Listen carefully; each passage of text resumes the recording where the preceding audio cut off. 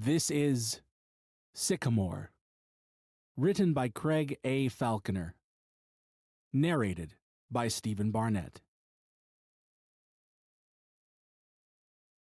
Chapter 1. The chip sits underneath the trackpad, and the trackpad is... Kurt's mental rehearsal was interrupted by a downpour so well-timed that it could only have been sent to test him. He was just 5 minutes into his journey, and there was a long way to go. His older brother Randy's house was still 20 minutes away, and there would be a similar walk to the auditorium from there. If the rain kept up like this, he would need an umbrella. But even then, he realized, the stupidly uncomfortable loafers he had to wear for the contest would be soaked by the water on the ground. Walking wouldn't do. Like it or not, he would have to catch a bus. He squinted at the bus stop a few hundred feet away. A message appeared in his vision, hovering in the air above the stop. Service 37, 4 minutes. He hurried along to the shelter and reached into his pocket for his wallet. No way. Surely it wasn't still in the jeans he wore every other day, when there was no draconian dress code to cause this kind of problem? He patted his suit jacket and felt something, remembering then that he had put the wallet in there earlier so he wouldn't forget it. He pulled the wallet out so excitedly that it fell to the ground and splashed into the shallow end of a rapidly forming puddle. He picked it up and dried the back with his sleeve. It was an old wallet. Too old. But he liked it. He liked the KJ emblazoned on the front, and he liked the scratch on the back. The popper was tight, but he liked that too. Kurt liked the wallet less on discovering that its change pouch was empty but for a few pennies, and even less on finding no notes in its fold. He rushed to take everything out in case any coins were hiding in the sparsely populated card compartment. They weren't. He might as well have left the damn thing in his jeans. This soggy wallet with its used Beanstalk's coffee gift card, 3 pennies, and a handful of lint was all Kurt had to show for his 23 years of life, the last 4 of which had involved nothing but long days of intensive study and longer nights of obsessive coding. It all led to tonight. Having just graduated into the weakest jobs market in history, Kurt's career prospects didn't look good. Wet, broke, and increasingly desperate, he quite simply had to win. But before winning the contest, he had to get there, dry. Randy hadn't been able to drive since the accident, and Kurt couldn't afford to keep a vehicle, so his only options were bus or foot. Now that the money problem had cropped up, he would need to return home first either way. The best-case scenario was that there would be a few dollars lying around within reach, and that he could catch a bus from the stop near his front door. Worst case, he could pick up an umbrella and a change of shoes for the walk. It would be so much easier if the rain just passed, though, so he decided to have a proper look at what the sky said. He stepped out from the bus stop shelter and looked straight up into the rain to find out. A second later, the unhelpful words appeared, bold and black against the gray clouds. Now, rain. Kurt's face was getting soaked by the downpour, but he had to stay where he was. This was the quickest way to find out whether he would need to run home in the hope of finding a bus fare, or if he could wait the rain out. He kept his eyes in the sky until the message changed. Later, plus 10 minutes. Clear skies ahead. Excellent news, but 10 minutes wasn't enough. He focused on the words for a few seconds longer, just to be safe. Later, plus 20 minutes. Clear skies ahead. It didn't matter that his ultra lenses then warned that the rain would resume in half an hour.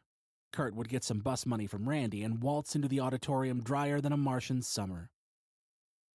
Many wearers believed that their ultra lenses were capable of interpreting visible atmospheric conditions to predict forthcoming weather patterns, but Kurt knew better. He knew that the lenses were simply broadcasting their location to the server, which then returned the appropriate forecast for them to overlay in the sky.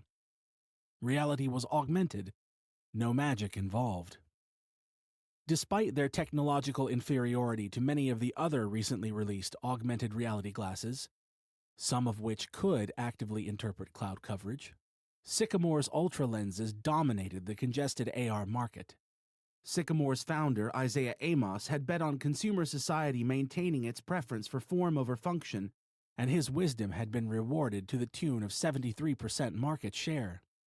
His image-conscious target consumers were loath to walk around with unfashionable glasses covering their eyes, even if those glasses had physical buttons for zoom control and photography that were infinitely more convenient than syncing the ultra lenses with a smartphone to control their function through an app.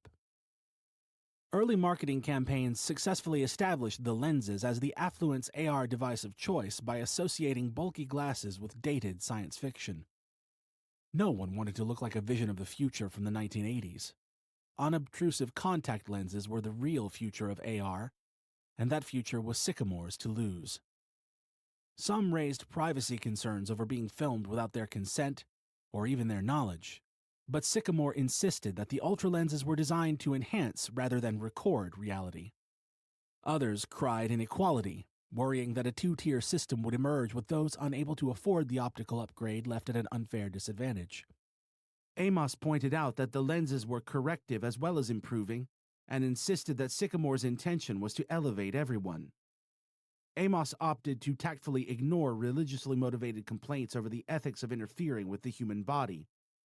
God had made it perfect enough, they told him. But the very idea of perfect enough disgusted Amos almost as much as it did Kurt. Perfect enough was an affront to progress. Kurt concerned himself with neither moral nor stylistic issues. To him, everything was subjective, bar progress itself. Having queued up for the ultra lenses because he saw unlimited potential in their future use, he quickly grew frustrated at their lack of practical applications. The message in the sky on launch night, the first anyone had seen, promised much.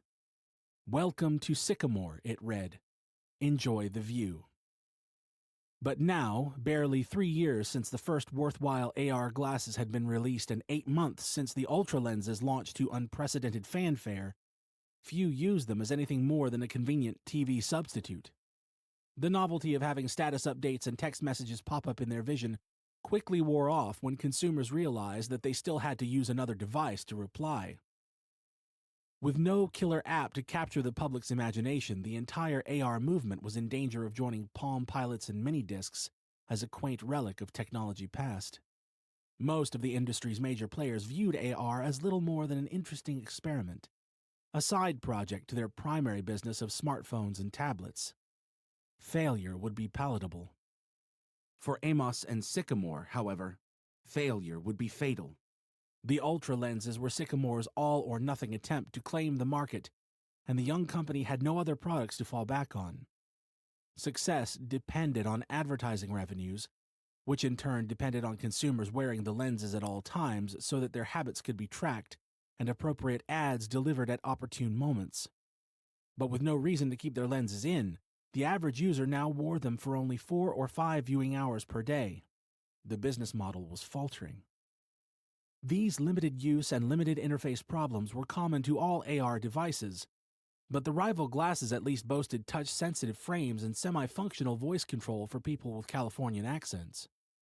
Sycamore's decision to launch a product with no physical or vocal interface whatsoever made the company an easy target for frustrated consumers and told-you-so industry pundits.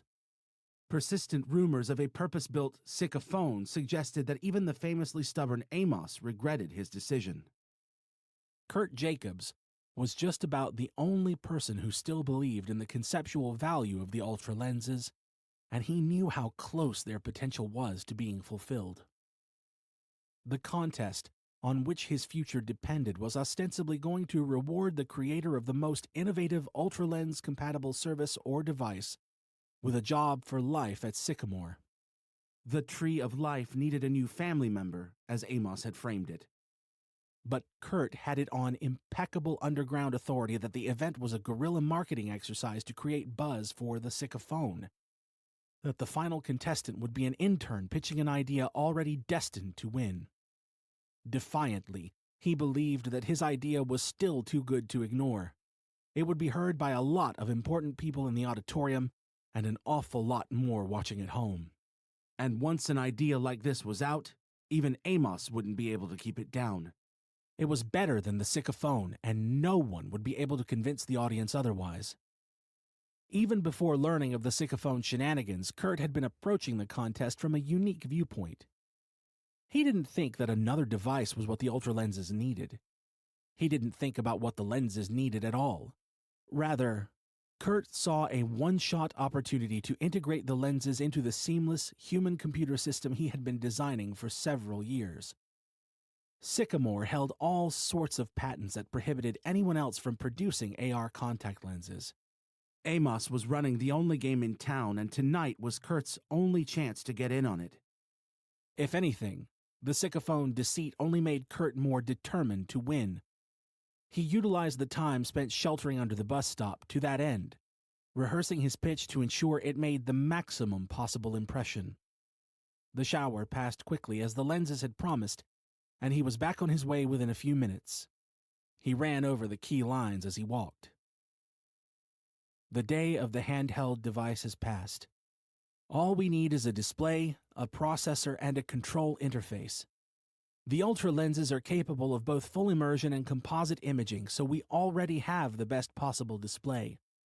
All we need now is a processor and an interface. The processor need only be a microchip, and a multi-touch trackpad is the best interface we have. The display is in your eyes, and the rest doesn't have to be any further away. You don't have to carry anything around. There's nothing in your pocket. Kurt would pause there to let the tension build. The audience would already be sold on the benefits of the recorded reality concept he would introduce first, and the next sentence would either clinch victory or ensure defeat. The chip sits underneath the trackpad, and the trackpad is... What the hell? A repulsive odor confronted Kurt as he turned the corner into Randy's street. He had never been interrupted by a smell before, but nor had he ever met one so strong. It was coming from the other side of the road, where he could see a puddle of blood behind a parked car. There was movement. He didn't want to look, but at the same time he wanted nothing more. Curiosity got the better of him, and he peeked around the vehicle. The remains of a ginger cat, evidently squashed while sleeping, lay flattened at the edge of the road. 2 black birds were on the scene.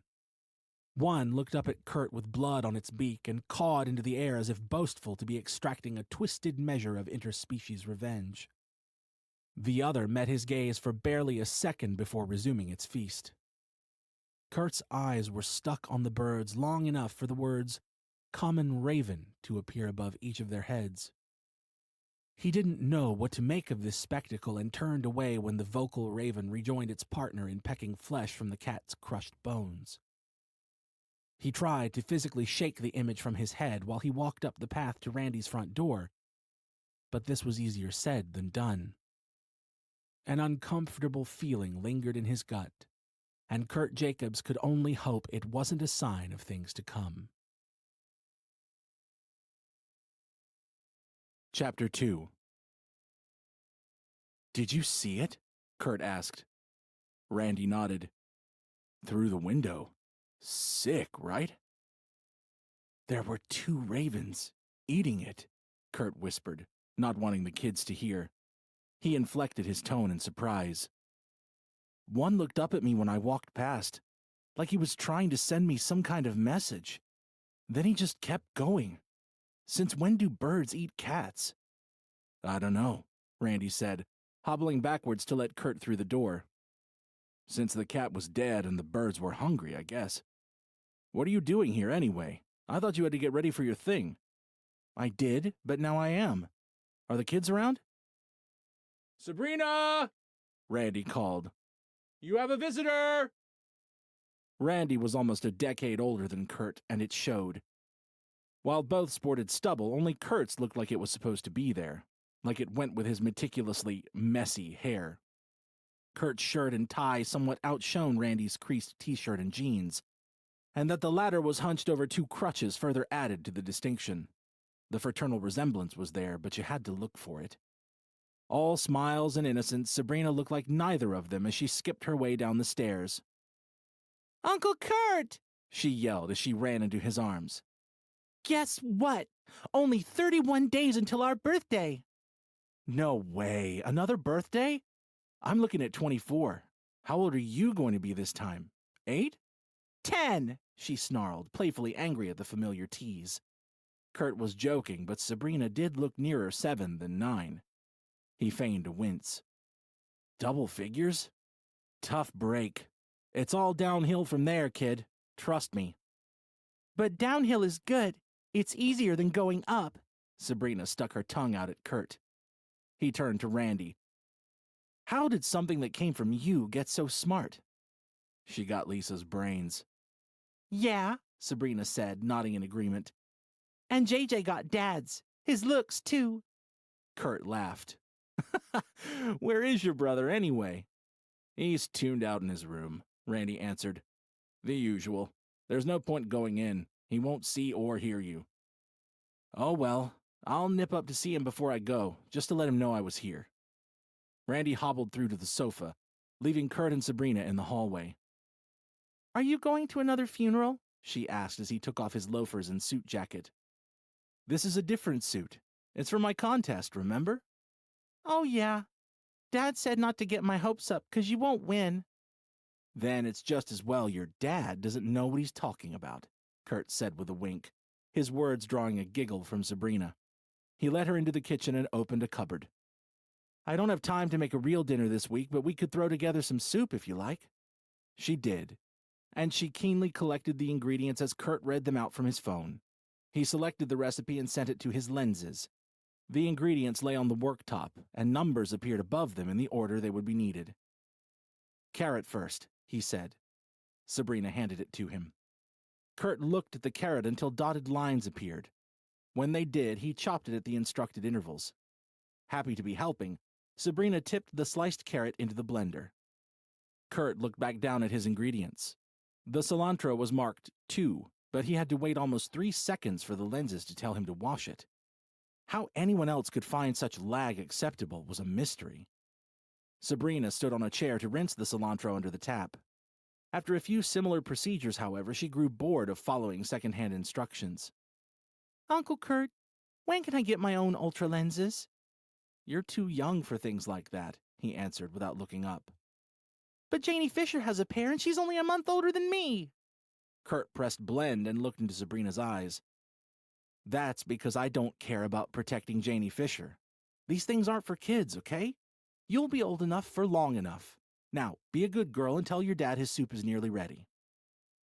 Kurt's idea of making soup was piling ingredients into Randy's industrial-strength blender and leaving it on until the motor made the liquid hot.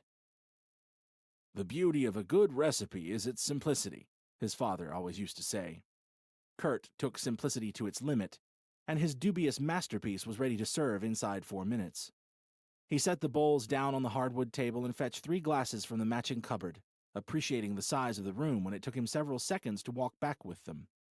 It was a far cry from his own dingy kitchenette. It may not have been in the best of neighborhoods, but Randy's whole house was much nicer than Kurt's. Randy had been high up at the Lexington Brewery before his incapacitation, a position which had enabled he and Lisa to secure a mortgage when the banks were turning almost everyone away. Kurt and Randy's parents had nothing to leave them after the crash, but the payout from Lisa's life insurance meant that Randy could afford to keep the family home despite his inability to work. How much longer Randy would be unable to work, and how much longer the insurance money could sustain the family were unclear, and Kurt wanted to win the contest for them as much as for himself. Sabrina returned with Randy just as Kurt was pouring the soup into their bowls, straight from the blending jug. Always a classy service when your Uncle Kurt's around, huh? Everyone laughed. Having been able to think of nothing but the contest all week, Kurt was glad of the normality. Welcome as it was, though, this normality lasted only until Randy brought him back to reality with a pair of difficult questions. So how are you feeling about tonight?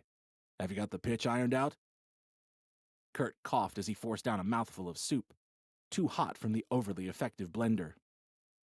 More or less, yeah. I know what I'm selling and I know how to sell it. I just don't know if it's the right way to sell it to them. It would be a lot easier for me to help you if I knew what you were pitching. You know I can't tell you, Kurt said. It's not that I don't trust you, obviously. It's just there's a lot at stake tonight. Everything. You know how long I've been working on this stuff? When the Ultra lenses came out, I took a few steps back to redesign the concept for full compatibility because they were so much better than any of the glasses on the market. And I'm finally there. Even if the game is rigged, I can't not win. And when I do, we'll be set for life. Randy waved a finger in the air. There's no we, hotshot. Your money will be your money. The only advice I can give you is to deliver the benefits of your idea in the present tense. All good pitches center around selling the benefits, and words like is and does do that better than will. Say, my idea changes everything, not my idea will change everything.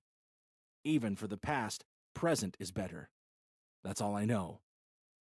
That's actually good, Kurt nodded. Sell the benefits like they already exist. Can I help too? Sabrina asked. Of course you can, Kurt smiled. She put down her spoon. Well, our teacher says it's a waste of time trying to make someone want something. You have to make them think they need it. What subject was that in? Marketing. Kurt turned to Randy. When did they start teaching 9-year-olds about marketing? Randy shrugged. It's good advice, though. It is, Kurt agreed. Thanks, kid.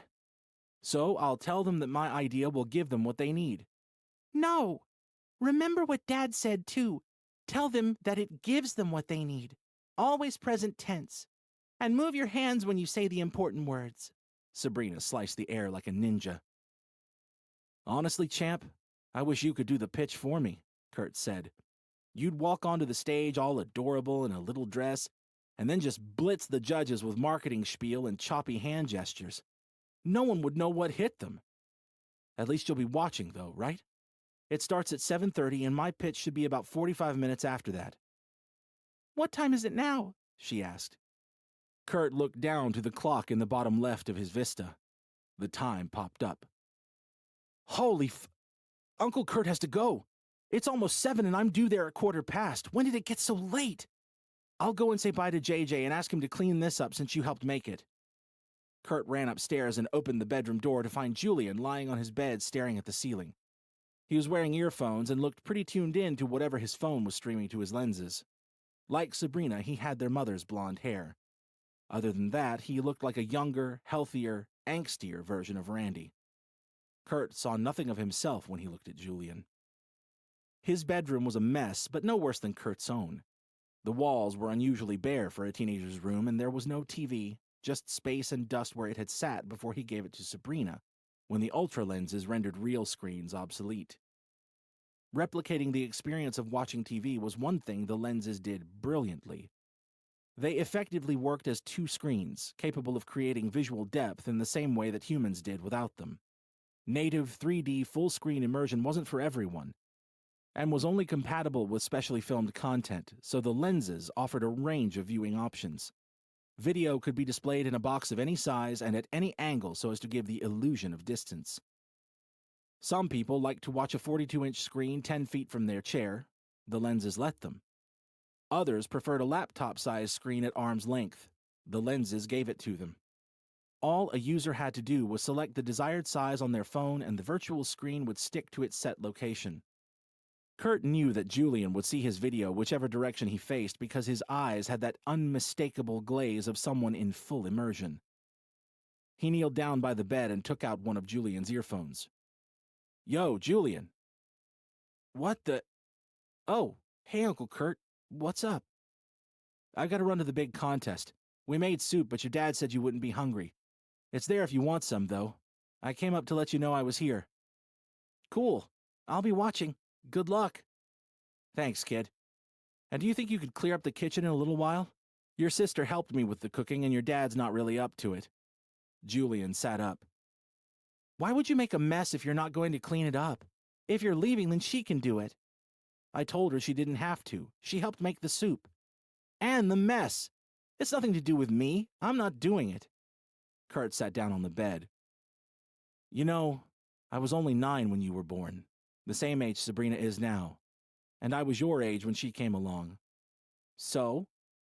So she had 2 parents and 4 grandparents, but I was still expected to help out. Now it's just your dad trying to raise the 2 of you, and you don't give him any help. Don't you think maybe he'd like to sit down like this now and again, staring at the ceiling like there's no one else in the world? He sits around the house all day. What do you think he does when we're at school? Even you do more than him. Julian lay down and put his earphones back in. Kurt pulled one out again. What's that supposed to mean? Well, you don't work either, but at least you've got your computer stuff. So you would rather I spent the last 4 years working at Tasmart or in some other dead-end job instead of studying? Is that your idea of how to get ahead? Other people work while they study. Other people weren't building what I've been building until 3 and 4 every morning. I could have had loads of money if I'd spent that time working, but sometimes rewards have to be deferred. You should be old enough to know that. Julian sat up to bring his face level with Kurt. What rewards? Your stupid homemade operating system isn't going to suddenly take over the world. Stop pretending it's anything more than a hobby. Maybe the OS was a hobby, Kurt conceded. But I'm not talking about that anymore.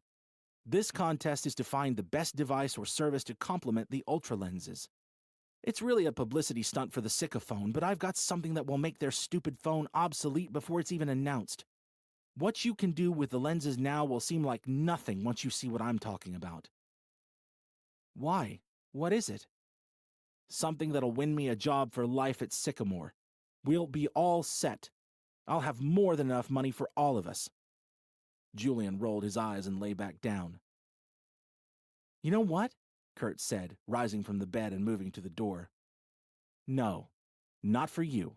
For me, Sabrina, and your dad. If you don't worry about anyone else, then why should anyone else worry about you? It's all right. I know that no one has worried about me since she died. Not you, not Dad, no one. You lost her that day, I know that, Kurt said, trying to sound relatively sympathetic over his annoyance at what he considered needlessly dramatic sentiments. But what about what your dad lost that day? He lost both of his parents and his wife, and the ability to provide for his children. Kurt saw that Julian seemed to be really listening for once, so he kept going. And now his son blames him for all of it. How do you think that is for him? Julian was quiet for a few seconds, then looked up at Kurt. Get out of my room. Kurt slammed the bedroom door and noisily descended the stairs. What the hell is going on? Randy asked. Your son is turning into an asshole, that's what. Everything is always about him. He's 14, Kurt. Of course everything's about him. You can't just go in and tell him you're leaving so he has to do the dishes. Did you even ask how his day was? Kurt ignored most of what Randy said. When I was 14, I was already... And Julian isn't you! Everyone else isn't Golden Boy Kurt, all right? Why did I even come here? Kurt shouted, inches from Randy's face. Sabrina tiptoed out from the kitchen to see what everyone was yelling at. Kurt kneeled down beside her and kissed her on the forehead. Watch the contest on Channel 43, he whispered. Okay? She nodded. I promise I'll win it. Just for you. Chapter 3. Kurt's anger took him beyond Randy's rusty gate before he realized that he had left without borrowing a bus fare. He was going to be late, and the rain was back. Returning to ask for money with his tail between his legs wasn't an option, so Kurt continued into the soaking night. His quick feet arrived at the dead cat's corner to find that the birds had been scared away by the rain. Kurt chose not to look at the cat for long, but he couldn't avoid the offensive smell. Even worse now that raindrops were lashing the corpse and carrying its blood into the sewers. Fresh death was pungent, and the air was full of it. His hurried walk turned into a run until he was clear of the smell. As soon as he could breathe without wanting to vomit, he slowed down, focused his gaze in the bottom left corner of his vista to call up the clock again. Its warning that he was due backstage in 10 minutes saw Kurt's pace pick up once more. He was a good runner, admittedly less so than normal thanks to the squelching loafers, so arrived at the university's ancient campus only a few minutes late. The plan had always been to visit Professor Winter before entering the auditorium. Everything else in Kurt's plan had gone woefully wrong. It had decided to rain, he couldn't afford to get a bus, birds had started eating cats, Julian had provoked him into snapping at Randy, he had made a foolish promise to Sabrina, it had decided to rain again. But he wasn't prepared to budge on this. Asserting control in the present would give Kurt a much-needed sense of control over the evening as a whole, however feeble such reasoning appeared to the more rational side of his brain. The visit the kids section of the plan was a write-off, but visit the professor and win the contest were still up for grabs. He was already late anyway. Kurt buzzed his way into the building and knocked on Professor Winter's door. He heard a muffled shout of, "Just a minute!" His eyes darted to a text notification as he waited. The message expanded. Sender, Randy Jacobs. Good luck, hotshot. Just keep your head. RX. Kurt reached for his phone to reply, but was startled by the door jerking open. "Jacobs!"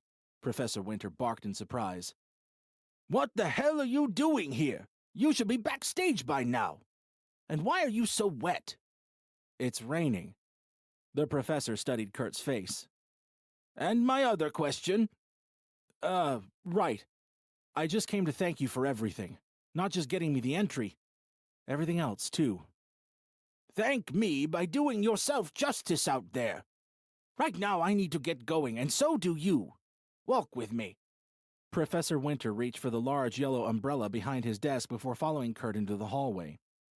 They hurried down the computer sciences building's 4 flights of stairs and arrived at its rain-splattered revolving doors. The professor held his umbrella over both their heads as they stepped outside. The campus buzzed with excitement, but the air between Kurt and Professor Winter was silent. Normally, the two were full of debate about some new app or piece of hardware. Not tonight. As hesitant as each was to let the other know, both were nervous. They walked past the duck pond, gleeful rain bouncing on its surface, and Kurt thought of something to say that would take his mind off the contest for a few minutes. "I saw 2 birds eating a cat today." Professor Winter came to an abrupt and concerned halt. "Jacobs, I don't even know what that means. Are you okay?" Kurt continued alone for a few steps, and with no umbrella to block his view, he belatedly noticed the massive announcement written in the stars above the city. #Sycamore, #Ultra Lenses Talent Search. Live on Channel 43 now. Brought to you by #Lexington. Amos advertised the event as a talent search rather than a technology contest in an attempt to capitalize on the public's insatiable appetite for televised talent shows and auditions. But Kurt didn't care what anyone called it. Winning mattered. Words didn't. Professor Winter seemed decidedly unimpressed with the message as he looked up to see what Kurt was staring at, and quickly refocused on his protégé's anti-evolutionary ramblings. "Birds don't eat cats, Jacobs. Have you been skipping sleep again?" "Well, yeah, but I still saw it. The lenses said they were common ravens, the cat had been run over, and they were just standing there pecking away at it. One even looked up at me when I walked past, like he was trying to send me some kind of Stop talking. Just stop. You need to get your head in the game. You know, if you win tonight, I'll have 2 former students working at Sycamore. I must be doing something right, don't you think?" The professor resumed walking, now sporting a broad but self-aware grin, and pulled Kurt along with him. "You mean Minter?" Kurt asked, clearly displeased. "He's a rat." "Come on now, Jacobs. He apologized for all that. And he's grown since then." "Yeah, into a bigger rat." "Fine. Let's not talk about Terrence. How are you approaching the pitch?" Kurt was much happier talking about this. "I'm going to sell the benefits of my idea as if they already exist, and be animated while doing it," he said. It sounded good. "The only thing I'm still debating is whether to frame those benefits in terms of power and money or innovation and progress. What do you think?" "Amos has the final say," Professor Winter said. "So go for progress. The ultra lenses already have most of the market. Now he wants to see what they can really do. That's the point, though. It's about what the lenses can do. Everyone else is going to be talking about what their innovation can do for Sycamore and trying to butter Amos up. Don't be like everyone else. When you get on that stage and look Amos in the eye, ask not what technology can do for Sycamore, but what Sycamore can do for technology. It was more or less the angle Kurt had planned to come from. Thanks, Professor. And remember that Amos likes to sail, and he likes to fish. If you need to hook him, well, hook him with something about the sea. What are you pitching, anyway? The future, came Kurt's automatic response. The professor laughed. You'll have to be more specific than that with the judges. I will be, and you'll hear the details when they do. You always said that patience was everything. Kurt grinned at his favorite teacher and patted his shoulder twice. No other student, past or present, would have dared even dream of behaving so casually with Professor Winter. But he had grown to expect and more or less accept it from Kurt. He shrugged it off. Patience might be everything to me, Jacobs, but I'm not Isaiah Amos. He doesn't suffer fools gladly, and I stuck my neck out in giving the wild card entry to one of my own students. I need you to grasp that. There was a sudden urgency in the professor's voice. Kurt sensed it and sought to reassure him. Relax, he smiled. You chose well. I'm going to win. This thing is too big not to. He felt sorry for Professor Winter caring about the integrity of a rigged contest, but didn't want to burden him with the explosive knowledge of the sycophone deceit. And I'm rooting for you, Jacobs, but there are 12 other brilliant minds sitting in there, desperate to impress Amos. Do you think any of them are 23-year-old kids who won't listen to advice? I know how much you've put into this, and I could give you tips on pitching the idea if you just tell me what the damn thing is. Kurt considered the professor's words, but decided to continue the mystery. Sorry, but I can't tell you any more than you already know. They reached the auditorium's side entrance as he spoke, the spot where all contestants had been due to arrive 10 minutes earlier. He pointed to his wrist, and then the door to excuse himself. Fine, Professor Winter said, more annoyed than he sounded. But can you at least tell me why you can't tell me? Kurt nodded and opened the door. If I told you what it was, you wouldn't let me pitch it. Chapter 4. A clipboard-wielding production assistant confronted Kurt as soon as he arrived in the backstage area. You are so late, she shrieked. There won't even be time for makeup. I don't need makeup, Kurt said. Just a towel. Fine. Stay here and I'll get one. He waited in the empty corridor until his helper returned. That was quick, he said. We're rolling in 3 minutes. Run through to makeup and try to at least dry your face. There's a mirror there, but you seriously have to be in your seat like right now. You're in the second row with the other contestants, 8 from the middle. Whenever someone is called to the stage, the rest of you move along 1 seat. Understand? I'm sure I'll manage, Kurt replied. He opened a door marked Makeup and entered the small changing room. It was deserted but for a pretty girl of around his age and the stylist who was working on her. The girl had red hair and two cute freckles on her nose. Kurt walked over to the wall-length mirror and saw that his hair and face looked even wetter than they felt. A furious once-over with the soft, sycamore-embossed towel made him fairly presentable. As Kurt tried to move a detached eyelash from the top of his nose, his lenses recognized their own reflection and a short annotation appeared beside his head in blue writing. Kurt Jacobs, 23, single, unemployed. Focusing on the words for 3 seconds would have called up more detailed social information, but Kurt knew himself well enough to skip it. The girl with the freckles was more of a mystery, though, so he studied her eyes. She, too, was wearing lenses. Kate Pinewood, 22, single, occupation undisclosed. Hey, Kate, he said, holding her gaze via the mirror. Nothing else appeared. Kate's head shot round accusingly. What the hell are you looking at? Nice, Kurt chuckled. I was just noticing that you don't seem to be in much of a rush, for all they're telling me about how late I am. What's so special about you? I'm the last pitch, she explained, turning back to the mirror. I can sneak in at the end of the row any time after the contest starts, like it's any of your business. Occupation undisclosed. The last pitch. Aha. So you're the Sycamore girl, Kurt realized aloud. Best of luck out there. A look of horror crossed Kate's face. Kurt winked at her via the mirror. Don't worry, I'll warm them up for you. Kurt departed the changing room, pleased to know what he was up against. The corridor was still empty and a bell began to ring. He opened another door, this one marked contestants. It brought him to the side of the stage. He excused his way past his rivals to take his seat. The Renaissance-style auditorium was an imposing building inside and out. Its domed structure was iconic, and the interior harked back to a lost age of artistic decadence with murals aplenty, joined by an inscribed reading from Proverbs. Having recently graduated in this palatial building, Kurt enjoyed the advantage of not being overawed by his surroundings. And, after all that worrying about being late, he was in position with a full 7 seconds to spare. He even had time to tighten the knot in his tie before the lights suddenly died, taking the audience's chatter with them. Darkness, silence. Showtime.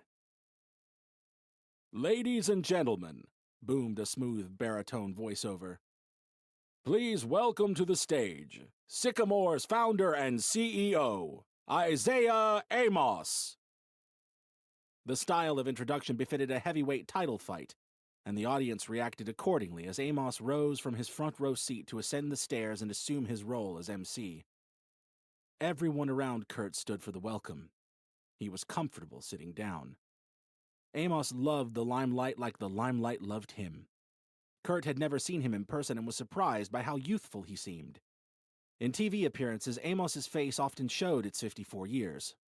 Tonight, however, his dynamic stage presence drew all of the attention. From a distance, he could have passed for 30. This is an occasion to be savored, Amos began, lowering both hands in front of his stomach to encourage a resumption of the silence. And savor it we shall. Tonight we welcome millions of viewers on TV Bites, available on Lens through any internet device, and apparently also on Channel 43 of those quaint little teleboxes. Most of the audience laughed, mainly out of social obligation. We welcome them to our Sycamore Ultra Lenses Talent Search, brought to you by Lexington, in which we aim to unearth a talented innovator and give him, or her, the opportunity to realize their potential at Sycamore. Each contestant will be judged primarily on their innovation, but also on the quality of their pitch. There are 13 contestants in all, 12 of whom have been selected as the most promising from almost 10,000 serious online entries. The field is rounded out by a wild card entrant selected by Professor Dale Winter, our way of thanking this famous university for hosting the talent search in its magnificent auditorium. They will each be given 5 minutes to pitch and a further 5 minutes to answer questions from the board.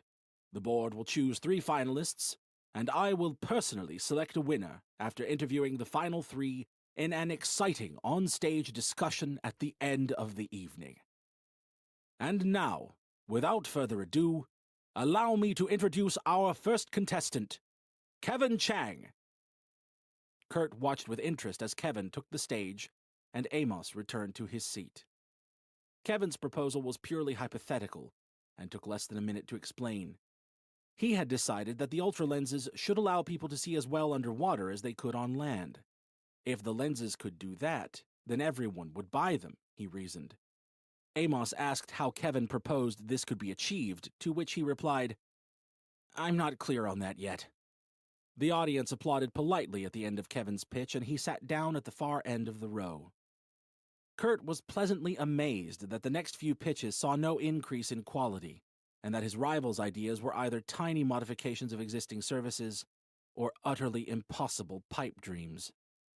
The first reasonable suggestion was that Sycamore develop commercial lie detection software. 100% accuracy wasn't beyond modern facial recognition services, the contestant claimed, but he too failed to capture the board's imagination. Before long, the seventh entrant was introduced, and Kurt felt his nerves building. He had been using the time during the previous pitches to finalize his own, and knew that it was as polished as it was going to get. The seventh pitch was by far the strongest so far. It was the first specific and plausible idea, and Amos seemed interested in the new concept for an elegant home and workplace security system. A user would set a 6-digit combination as usual, but the twist was that the pressure-sensitive keypad fitted on their door would have no visible numbers.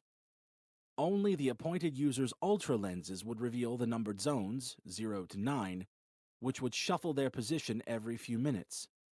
In the contestants' words, "It doesn't matter if someone learns your passcode. To get in, they need your eyes."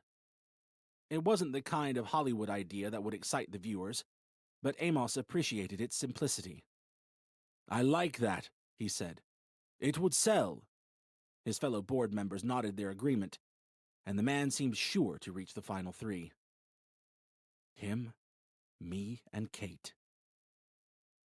"And now for the wild card entrant, Kurt Jacobs." This announcement drew more cheering than those for any previously introduced contestants, since many of the audience were students and faculty who knew that Kurt himself was a former student of their university. When Kurt had graduated on that very stage only 2 weeks earlier, his brother Randy had been there watching on. This time he searched the room for a friendly face without knowing exactly where he'd find one, but before too long he spotted Professor Winter near the middle. The professor mouthed, "It's yours," and Kurt's nerves evaporated. Because Professor Winter was right. It was his.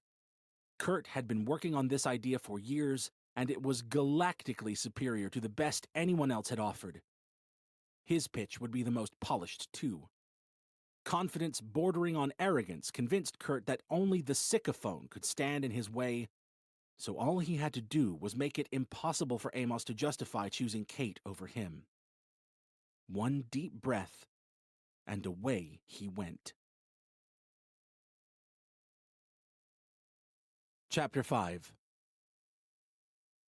I'm here to tell you that the ultra lenses are capable of far more than we use them for, Kurt began, addressing what was by far the largest audience of his life. The size of the crowd was intimidating enough, with the TV viewership too vast to even think about. Much of his initial focus was spent on controlling his nervous breathing. These lenses have the ability to change the way we interact with the world and each other on every level. The question we should be asking, therefore, is not, what kind of device can make the most of the lenses, but rather, what kind of system can the lenses make possible? The answer? Let's find out. Amos looked at Kurt with an intensity that was simultaneously frightening and encouraging. Whatever he was thinking, he was interested. When you look at something like a QR barcode for a few seconds and end up seeing a movie trailer in your lenses, what's really happening there? Basically, the lenses are capturing the image and sending it to the server, where it's recognized as a link. Whatever content is hosted at that link is then displayed. As soon as I got my hands on the ultra lenses, I went to work on passing the images they were capturing to my computer. Obviously, that required intercepting the communication between my lenses and the server, but that wasn't less than a minute into the pitch. Amos interrupted Kurt. "Do you mean to say that you illegally discovered and exploited a vulnerability in Sycamore's transfer protocol?" he asked, stern and straightforward. "No," Kurt said. "The word exploit implies something black hat, and I wouldn't call what I found a vulnerability." "So what would you call it? A hole?" Kurt shook his head and tried not to smile. "Try Canyon." His audacity silenced Amos and engendered disbelief throughout the audience. Anyway, let's just say it wasn't as difficult as it should have been. Before long, I worked it out and managed to send images to my computer instead of the server. Randy's advice about the present tense came to Kurt's mind, and he put it to immediate use. "So, picture the scene," he said, falling into a more confident cadence now that he was well into his pitch and had already dealt with an unexpected interruption from Isaiah Amos himself. "While I'm in my room playing around with everything, The lenses are recording my field of vision and sending it to the computer. But rather than a single frame, I'm capturing 60 of them per second. And rather than analyzing the images for linkable content, the computer is storing them. Everything I see is being recorded. I've turned the lenses into the streaming video camera they should have been from the start. A cry of, "That's impossible!" came from one of the contestants who had already pitched. Kurt couldn't remember what his innovation had been, so it couldn't have been anything good. Amos turned to the complainer angrily in an appeal for silence. "Please." "No," the man said. "I won't be quiet. How come Mr. Wildcard is allowed to make these baseless claims? It's easy to win people over with fantasy." "How come no one else was interrupted like this?" Kurt asked. Amos answered, "Well, no one else was making claims like yours. I certainly hope you can back them up. I haven't finished explaining it yet, but if you want a demonstration..." Amos looked along his front row, then back to Kurt. "I'm sure I speak for the millions watching around the country when I say that we do, Mr. Jacobs." "Then watch this," Kurt said, flipping open his laptop on the table beside him. "Can you bring that camera in closer?" he asked a member of the production crew. The cameraman obliged, and as well as going out live on Channel 43, his pictures appeared on the auditorium's big screen. A command line filled the laptop's display, and Kurt typed something too quickly for anyone to read. Mere seconds later, the screen was filled with a never-ending image loop of itself within itself. Kurt's vision was being transmitted to the computer and replicated in real time. He spun around to the audience and they appeared on the big screen. He welcomed their gasps. Next, he focused on Amos, who smiled at the sight of himself. He had doubted Kurt, but was happy to be proven wrong. Kurt had only one word for him. "See?" "Incredible," Amos said. Kurt shook his head with carefully affected nonchalance. "Child's play." Amos whispered something to the man seated to his right. Kurt tried not to let it distract him. "We can transfer either the raw feed, like this, or the augmented vista. There are a few extra steps for the latter, but..." Kurt typed away on his laptop. "Here we go." The clock and everything else that Kurt saw through his lenses was now on the screen. The audience had been amazed by the initial demonstration, but this additional step hugely impressed even the front row. "Okay," Kurt said, taking a second to recompose himself amid mild surprise at just how well everything seemed to be going. "The purpose of that demonstration was to show that we can record the totality of our visual experience. Fine. But when we start streaming the images to a portable device, well, that's when it gets exciting. We need something powerful enough to handle the data, but portable enough to always be with us. Think of a DVR. Before DVRs, a TV could only display what the antenna was giving it, in the same way that our lenses can only see through to reality and augment it with whatever the server delivers. But if we had a small processor that was always near the lenses like the DVR is always near the TV, it could record what we're seeing and relay it at our pleasure. We could literally rewind real life. Today, portable device is synonymous with smartphone. A system needs a processor, a display, and a control interface. That used to mean a PC, a monitor, and a keyboard-mouse combo. Then came the era of the touchscreen, a display and an interface rolled into one. Smartphones house the processor under that touchscreen to give us portability and efficiency. So what did the Ultra lenses add? An invisible and unobtrusive intermediary. The lenses added lenses. Kurt paused. Why are we adding things? "Where are you going with this?" Amos asked, unhappy with Kurt's tone. Exactly. Where are we going with this? Sycamore was supposed to change everything. I've been wearing these things for the last 8 months, and my life is the same. So where am I going? Let me finish, and you might find out. That's the idea, Mr. Jacobs. Where was I? Kurt mused in silent frustration at Amos's increasingly frequent interruptions. Mercifully, his train of thought returned after only a few awkwardly silent seconds. Anyway, let's talk about glass. I'm not a big fan of glass. Whatever we do, we're always looking at glass. Families in their living rooms looking at glass. Children on the school bus looking at glass. Half of you in this room looking at glass.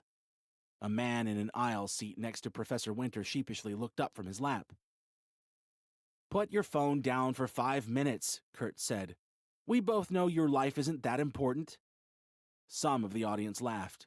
Amos smirked, Kurt saw. "I'm not a fan of glass screens because we no longer need them. We don't need TVs now that we have these excellent lenses. So why do we persist in carrying smartphones around? Some of the cool kids don't. They use smart watches. But what's the difference? They still have to wear a bulky watch and look down at it to see their data. I can't accept that. I won't accept that. Obviously, the Ultra lenses lack a sufficient interface and processor to fully replace phones and watches. But I'm sure we can all agree that they represent the best means of displaying data. Therefore, the Ultra lenses are our system's display. Now, onto the interface," Kurt went on as he turned to his laptop. As it continued to relay his vision, he began performing gestures on its trackpad. Something like this. Look how easily it controls the zoom of my Ultra lenses. Having this with me all the time would be like having binoculars with me all the time. I'm not suggesting that we should carry around a trackpad in place of a smartphone or watch, because that wouldn't achieve anything. What I'm suggesting is that we turn something else into a trackpad. I shouldn't have to say that this is possible, but just in case, this is possible. A small chip can attach to the bottom of all sorts of surfaces and turn them into virtual trackpads. I couldn't afford to buy a chip like that to demonstrate, but it's real. They sense pressure and vibration to determine the nature of the gesture and, as long as whatever the chip is attached to isn't too thick, it works as well as a physical multi-touch trackpad like this one. With touchscreens, we used to use styluses. People said a finger would never be accurate enough. Those people didn't consider the infinity of human ingenuity. All we needed was a different kind of screen. We used to walk around with a device in one hand and a stylus in the other. Hand to stylus to device to hand. The stylus fell in the wake of progress, and the device is about to join it. And I haven't forgotten about the processor, in case you were wondering. It's the chip that lives under our virtual trackpad. I say chip for ease of understanding. We have a microprocessor and a vibration/pressure sensor. Both are very, very small and can be contained within a bubble of sorts, no larger than a few grains of rice. Think of the bubble as a chip. Kurt looked down to Amos and saw him tracing a circle in his left palm. He was following. Everything I'm saying tonight is important, but this is the most important part. The day of the handheld device has passed. All we need is a display, a processor, and a control interface. The Ultra lenses are capable of both full immersion and composite imaging, so we already have the best possible display. All we need now is a processor and an interface. The processor need only be a microchip, and a multi-touch trackpad is the best interface we have. The display is in your eyes, and the rest doesn't have to be any further away. You don't have to carry anything around. There's nothing in your pocket. The chip sits underneath the trackpad, and the trackpad is... Kurt swallowed hard and wondered whether the words he had rehearsed so many times really were the best way to deliver the final piece of his puzzle. The piece that would either delight the judges with its ingenuity or disgust them with its recklessness. He searched for support in Professor Winter's direction but found only bulging eyebrows, which suggested that his deliberative pause had lasted longer than he realized. So, as I said, the chip sits underneath the trackpad. He swallowed again and found himself falling into a familiar pattern. Professor Winter silently shouted the word, "Speak," and Kurt managed to choke it out. "And the trackpad is the palm of your hand." The crowd, previously leaning forward as one, sat back in shock. Kurt looked only at Amos, who began to pensively itch his nose. Kurt was sure he could see a grin trying to escape. "We need a microchip, and we need it under our skin."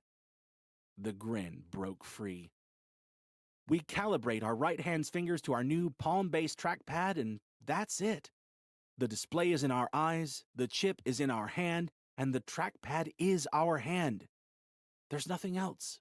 We are the device. Gesturing on your palm will bring up the operating system on your lenses, exactly as though you were looking at a smartphone or a tablet screen. It can take up as little or as much of your visual real estate as you like, at whatever level of transparency you desire. Think of the chip as the computer that it is, and you'll realize what all of this means. The chip does everything that your existing devices can do and so much more. Your chip will function as your ID, your credit card, your keys. And it's not like a barcode scanner or something that has to be lined up perfectly.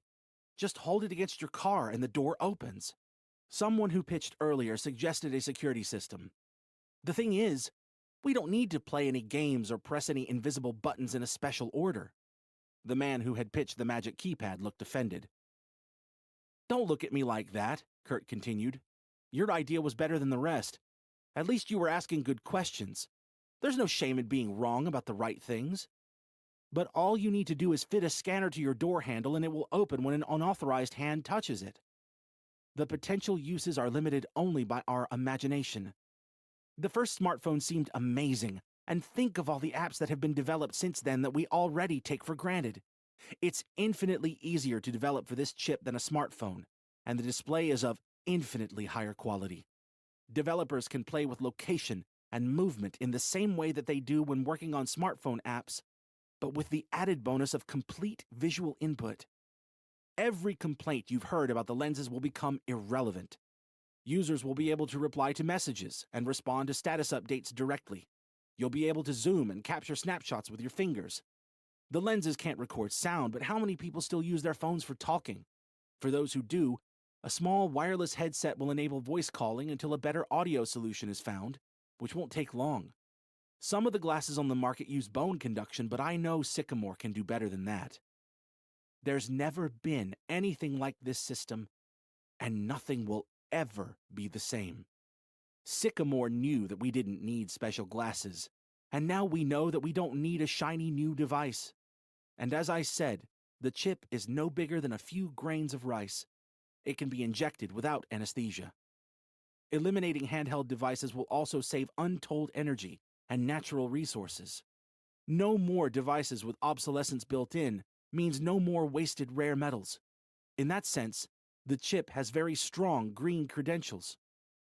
A lot of powerful interests will stand in our way. The phone networks and manufacturers, the credit card companies, the people who make cables and fix electronics. Whether we press ahead depends purely on whether we want to let them win. Amos was nodding. Kurt felt like he almost had him. This, right now, is a moment in time. Think for a second about social networks and smartphones. They exploded at the same time, and not by chance. Suddenly, a lot of people had a reason to be online 24/7, and suddenly they had a device that let them be online wherever they were. Now, equally suddenly, the best display ever devised has been integrated within the ultimate concept for portable computing. Sycamore's serendipitous moment is now, and by supporting this chip, Sycamore can have the advantage of owning both parts of the puzzle. Imagine if Steve Jobs had invented Facebook, or Mark Zuckerberg had come up with the iPhone. Kurt, again, made a point of looking at Amos. That can be you. Kurt clasped his hands and bowed to the audience to signal the end of his pitch.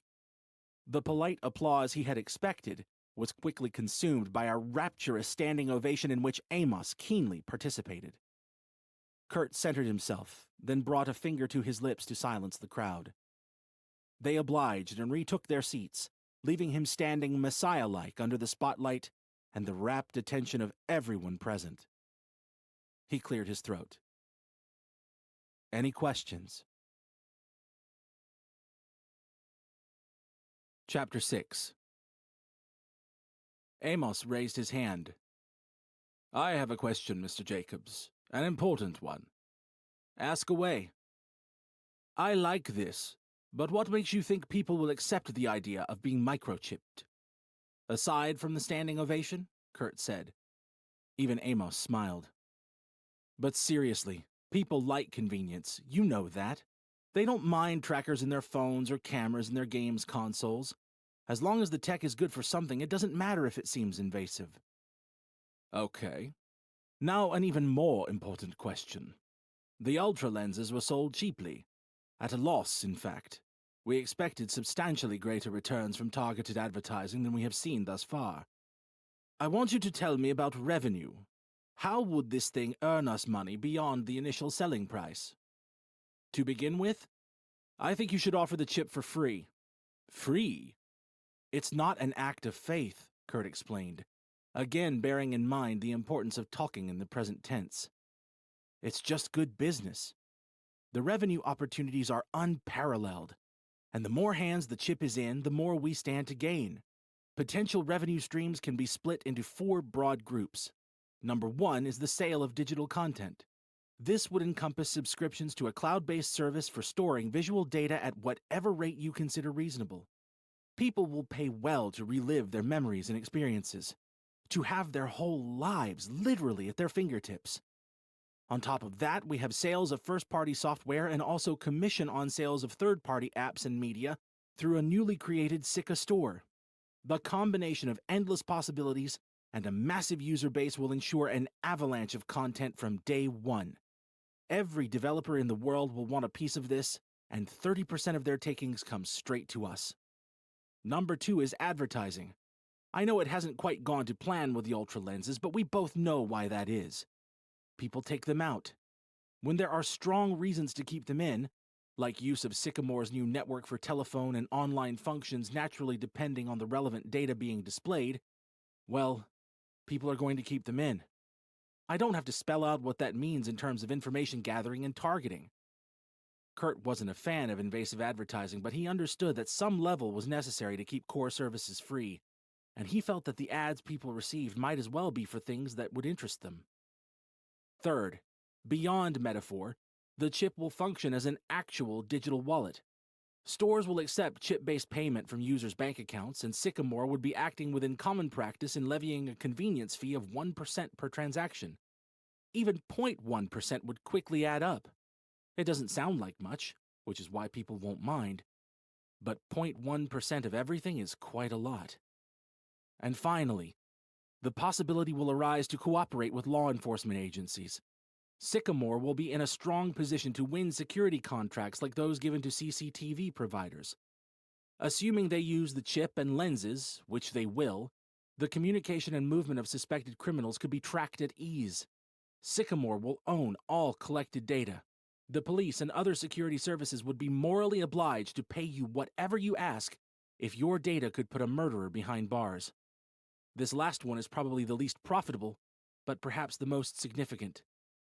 We can do good while we do well. Amos nodded and wrote something down. Operationally speaking, he said, what powers the chip? Kurt answered without hesitation. A tiny battery. It recharges wirelessly, automatically. And the sensor. How do you know that it works through skin? I don't know that it does, Kurt admitted. But I know that it could. I admire the honesty. Now, as for selling a subscription to this cloud-based service for storing visual data, as you put it, the kind of storage necessary for that quantity of HD video would be prohibitively expensive. Do you not agree? That depends on your prohibition threshold. Oil pipelines are expensive, but they get built. They get built because oil is profitable enough to justify invading other countries. Never mind building a pipeline. You can charge whatever you want for the video storage. I mean, really, who wouldn't want on-demand access to everything they've ever seen? We're talking about building a billion-dollar pipeline to service a trillion-dollar contract. The decision makes itself. Amos again whispered something to the man on his right, who sat in a conspicuously red tie, entirely at odds with the more somber black worn by the rest of the front row. The red tie man had concerns about the digital wallet aspect of Kurt's pitch. Very exciting, he said. But I think I speak for the majority when I say that I would not welcome a full switch to digital currency. I never mentioned currency digitization. This is just the same as what we have now. You've all got contactless credit cards, right? And you all use your phones to pay at restaurants and withdraw cash from ATMs? Kurt took the audience's silence as a yes. Well, this is exactly the same, except you don't need a card or a phone. You can never forget your wallet because you'll never need to bring it. ID on the chip. Money on the chip. House keys and car keys. Unnecessary. Only your chip can unlock your doors. It's all safe. Safer than before. You can't lose your digital wallet or keys and no one can steal them. I know this all works because none of these applications are new. The only difference is that one thing now does it all. This chip does everything. The questioner, who Kurt had taken to thinking of as Red, continued to badger him. If the chip does everything, Mr. Jacobs, we'll quickly become dependent on it. So what happens if the chip stops working? What if your heart stopped beating in the next few minutes? Kurt said, visibly frustrated by the increasing stupidity of Red's questions. Same answer. It won't. Amos interjected with another question of his own. It's all very intriguing, I'll give you that. But as far as I can tell, there is nothing beyond that initially intriguing idea. There is no design, much less a prototype. I gather that you don't like having to carry a bulky smartphone around everywhere you go, and I'm not entirely inimical to your goals of eliminating that need. But while it's one thing to criticize incremental decreases in size and weight, it's quite another to suggest that we can eliminate the device altogether. With no supporting evidence, why are you so confident that we can? Once we do away with a smartphone's screen and the battery power needed to light it, you'd be surprised at how little we're left with, Kurt said. Ribbons connecting components to the screen, speakers, the battery, a SIM slot, a case that has to be tough enough to survive a fall. All of those become unnecessary. Give me the processor and keep the rest. Amos seemed satisfied with the answer, and Kurt was pleased with his question. While the other judges were wasting everyone's time with baseless hypothetical concerns, the man who called the shots was wondering whether the chip could actually function at the suggested size. He liked it. Red didn't, and he pressed further. I'm sorry, but no. This is all pure speculation and counter to the spirit of a contest intended to reward feasible innovation. Well, I'm not sorry, Kurt snapped, pointing at the naysayer. But no to you, too. None of this technology is speculative. The only speculation I offer is that my chip will be in every left hand in the country within 12 months. By far, the youngest man in the front row, the well-groomed but snake-like creature Kurt recognized all too well as Terrence Minter Minion, took joy in dismissing this prediction out of hand. Don't be ridiculous, Kurt. The internet, MP3 players, and just about everything else took years to catch on. Often the better part of a decade. This isn't like that, Kurt insisted. This is something everyone will buy straight away. It's like if we were fish and someone came up with shark repellent, we would all buy it. So you're pitching shark repellent? Minion asked, making no effort to hide his disdain. I'm pitching the future of the human race. A chip that will change the world while it's taking it over. If Sycamore doesn't want a piece of that, fine. Have fun missing out. Amos tried to restore some civility to the proceedings. Mr. Jacobs, please compose yourself. The ability to handle criticism and field difficult questions is an important one. These aren't difficult questions, though. They're stupid questions. And it's baseless cynicism, not criticism. People always say it can't be done. If I had told you I could stream video from the lenses, they would have said it. In fact, they did. Someone said that was impossible, because to them it was. But I'm not them. They're not me, and I'm not going to let their doubts stop me. Skepticism has a place, but not when it's based on fear. People fear progress because they don't know what it means, or even worse, because it could render their own work obsolete. But every so often, something comes along that doesn't just disrupt industries, it changes history. Kurt intensified his stare at Amos, and prodded his left palm with his right forefinger 3 slow times. "This is one of those things." Minion spoke again. "It's really not, Kurt. You've wasted enough of our time, and this is genuinely impossible. So if the next contestant could get ready to take the stage, that'd be great." Kurt had tried to stay calm, but Minion's words and tone were too much. "You're not just wrong," he snapped. "You're stupid." Kurt then ran his finger along the front row, closed his laptop, and stormed from the stage, shouting as he went. "If you can't see what we could have done with this, you're all idiots! Dinosaurs and idiots!" Blind rage carried Kurt down the auditorium's central aisle, and only spite stopped him at the front entrance. With nothing to lose, he felt like he might as well take Sycamore down with him. "Oh, and by the way," he said to everyone and no one in particular, "the girl who's pitching last is going to tell you about the Syca phone. Her name is Kate Pinewood. She already works for Amos, and he's been planning this for months. I'll post his pre-written press release online when I get home. This whole night has been a sham, and I dare anyone in the front row to deny that with a straight face." No one followed Kurt outside. It was still raining, but he couldn't feel it. All he felt was stupid for throwing away such a golden opportunity. Snapping at the judges wasn't like snapping at Randy. This time Kurt wanted to go back inside, but he couldn't. So, that was it. Everything for nothing. Back in the depressingly familiar situation of being out in the rain with no bus fare and no umbrella, Kurt had no option but to traipse home. The shortest route from the campus didn't involve passing the flattened cat, so at least there was that. A text alert popped up in Kurt's vista, and he hesitated to open it after seeing it was from Randy. But it would have taken more effort to dismiss the flashing icon than expand it, so he read the message. "What the hell did you just do? You're such a goddamn child!" Oh well. Seconds later, another flashing envelope appeared. What is it this time? Kurt wondered. Did he forget to tell me how much I let everyone down? A glance at the icon revealed that this message was from Julian. He would probably be gloating after their argument, but Kurt read it anyway, thinking he could hardly feel any worse. In reality, however, the message from his only nephew went a long way towards cheering him up. "I thought it sounded like a good idea. Maybe the world just isn't ready. JJ." Kurt smiled in the rain and reached into his pocket for his phone. He typed a response and hit send before quickening his pace to get home while he could still feel his feet. "Thanks, kid," read his reply. "Tell Sabrina I'm sorry I couldn't keep my promise." Chapter 7. Soaked and frustrated, Kurt tossed his wet clothes into a pile in the corner of his bedroom and started running the shower.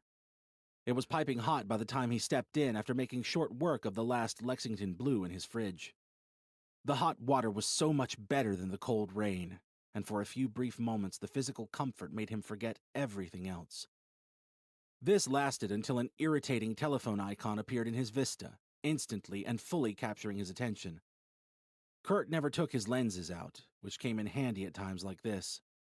Although he couldn't hear or pick up his phone, it was on his bed. A quick glance at the icon identified the caller as Randy. Randy's text after the pitch had made his feelings clear, and Kurt was in no mood for another argument.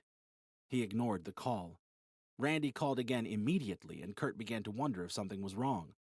At this point, though, his wonder remained insufficient to merit leaving the warmth of the shower. Some ponderous minutes later, he stepped out of the bathroom and picked up his phone with the intention of calling Randy back. Before he had the chance, it started to vibrate in his hand to signal another incoming call. But rather than Randy, this one was from Professor Winter. What did he want? "Hello?" Kurt answered. "Jacobs, switch your TV to TV Bites, channel 43. "I don't have a TV. I can watch it on the lenses through my phone, but I'll need to hang up first." "Skip that and just get back down here, okay? You're in the final 3. "What?" "Amos sent a taxi. It should be there. Everyone is waiting for you. We assumed you would be watching, but your brother just called the station to say he's been trying to reach you and you keep ignoring his calls." "Is this a joke?" Kurt asked. Professor Winter was hardly known for his humor, and certainly not for mean-spirited pranks. But the possibility that his words were true didn't make any more sense than the alternative. "I'm not even dressed." "Then get dressed and get in that taxi. Amos wouldn't be asking you back after that petulant stunt, unless he was seriously interested in this chip of yours. What do you think about it?" Professor Winter chose his words carefully. "I think you should be dressed and in the taxi by now." "Fine," Kurt said. "Tell Amos I'll be there when I'm there and that it's his friend's fault I left in the first place. Just get back down here and grow up on the way, will you? I'll see you soon." Kurt's relaxed attitude to laundry meant that the only clothes that were ready were those he had never worn. The suit and loafers from earlier were soaked through, and his normal shoes and the jeans he thought the wallet might have been in were still outside waiting to be hosed down after yesterday's forgotten meeting with a steaming pile of brown goodness. Only 3 items lay in Kurt's wardrobe, but he was thankful that they would at least make some kind of outfit. There was a black t-shirt Sabrina had given him on Father's Day, old jean shorts Randy had been going to throw out, and a pair of yellow espadrilles that he had no recollection of ever obtaining.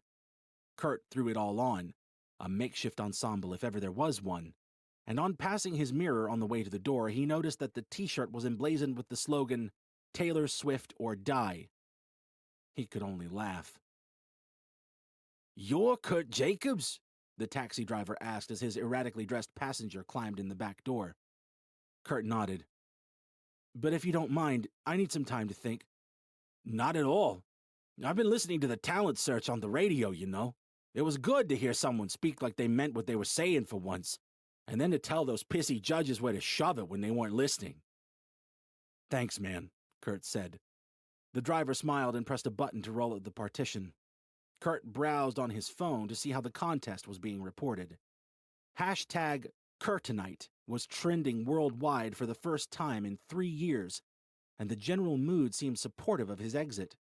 An unnamed group had already discovered and leaked the Sycamore press release following Kurt's reveal, and he was being praised for raising the issue. It always warmed his heart when the internet came together to get something positive done. He put his phone away after reading through the initial reactions and realized he had almost arrived. The taxi pulled up in front of the auditorium, and Kurt explained to the driver that he would get someone to come out and pay. He didn't know what to expect on the other side of the entrance. He would just have to see what happened and run with it. Kurt re-entered the packed auditorium and walked back down the aisle through the audience. A murmurous hush accompanied his journey to the stage, as everyone waited for him to say something.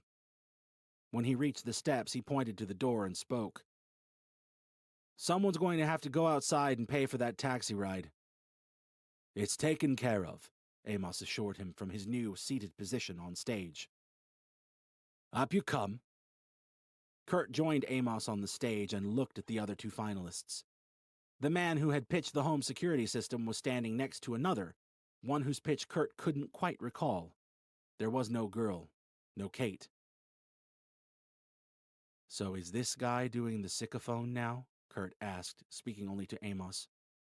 Amos shook his head dismissively. "I don't know what you think you knew, Mr. Jacobs, but it was never our plan to announce a smartphone this evening, or at all. You're going to look like a fool if you keep rabbiting on about it." "Are we really doing this?" Kurt asked. "You know I know." "Even if that were true, how would you know? How did I intercept the Ultralens's transfer protocol? It's not my fault that none of your systems are protected in any serious way." The silence was real now. So quiet were the crowd, Kurt couldn't help but wonder how they managed it.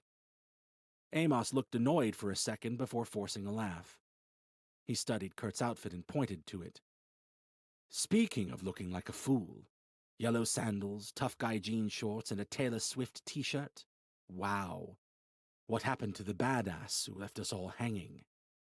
First of all, they're espadrilles. And look, the fact that you called me back here after what I said shows how much you need me. I was only in such a rush to get dressed because you were so desperate to see me again. Millions of people are watching. It's not like you can steal my chip and pretend it was your idea, so don't try and turn this around by putting me down. I'm in charge here. Amos fought to suppress his admiration for Kurt's tenacity. You certainly are a feisty one, Mr. Jacobs. All I meant was that you don't really look like a computer guy. And what do computer guys look like? Well, your fellow finalists, Amos said, tilting his head to the two other men. One was tall and thin, the other, not so much. Both stood awkwardly. Computer people don't have a typical look, Kurt said. Those are just stereotypes. But I don't think of myself as a computer guy anyway. I'm more of a... His sentence trailed off. It's okay, Amos said. You can say it.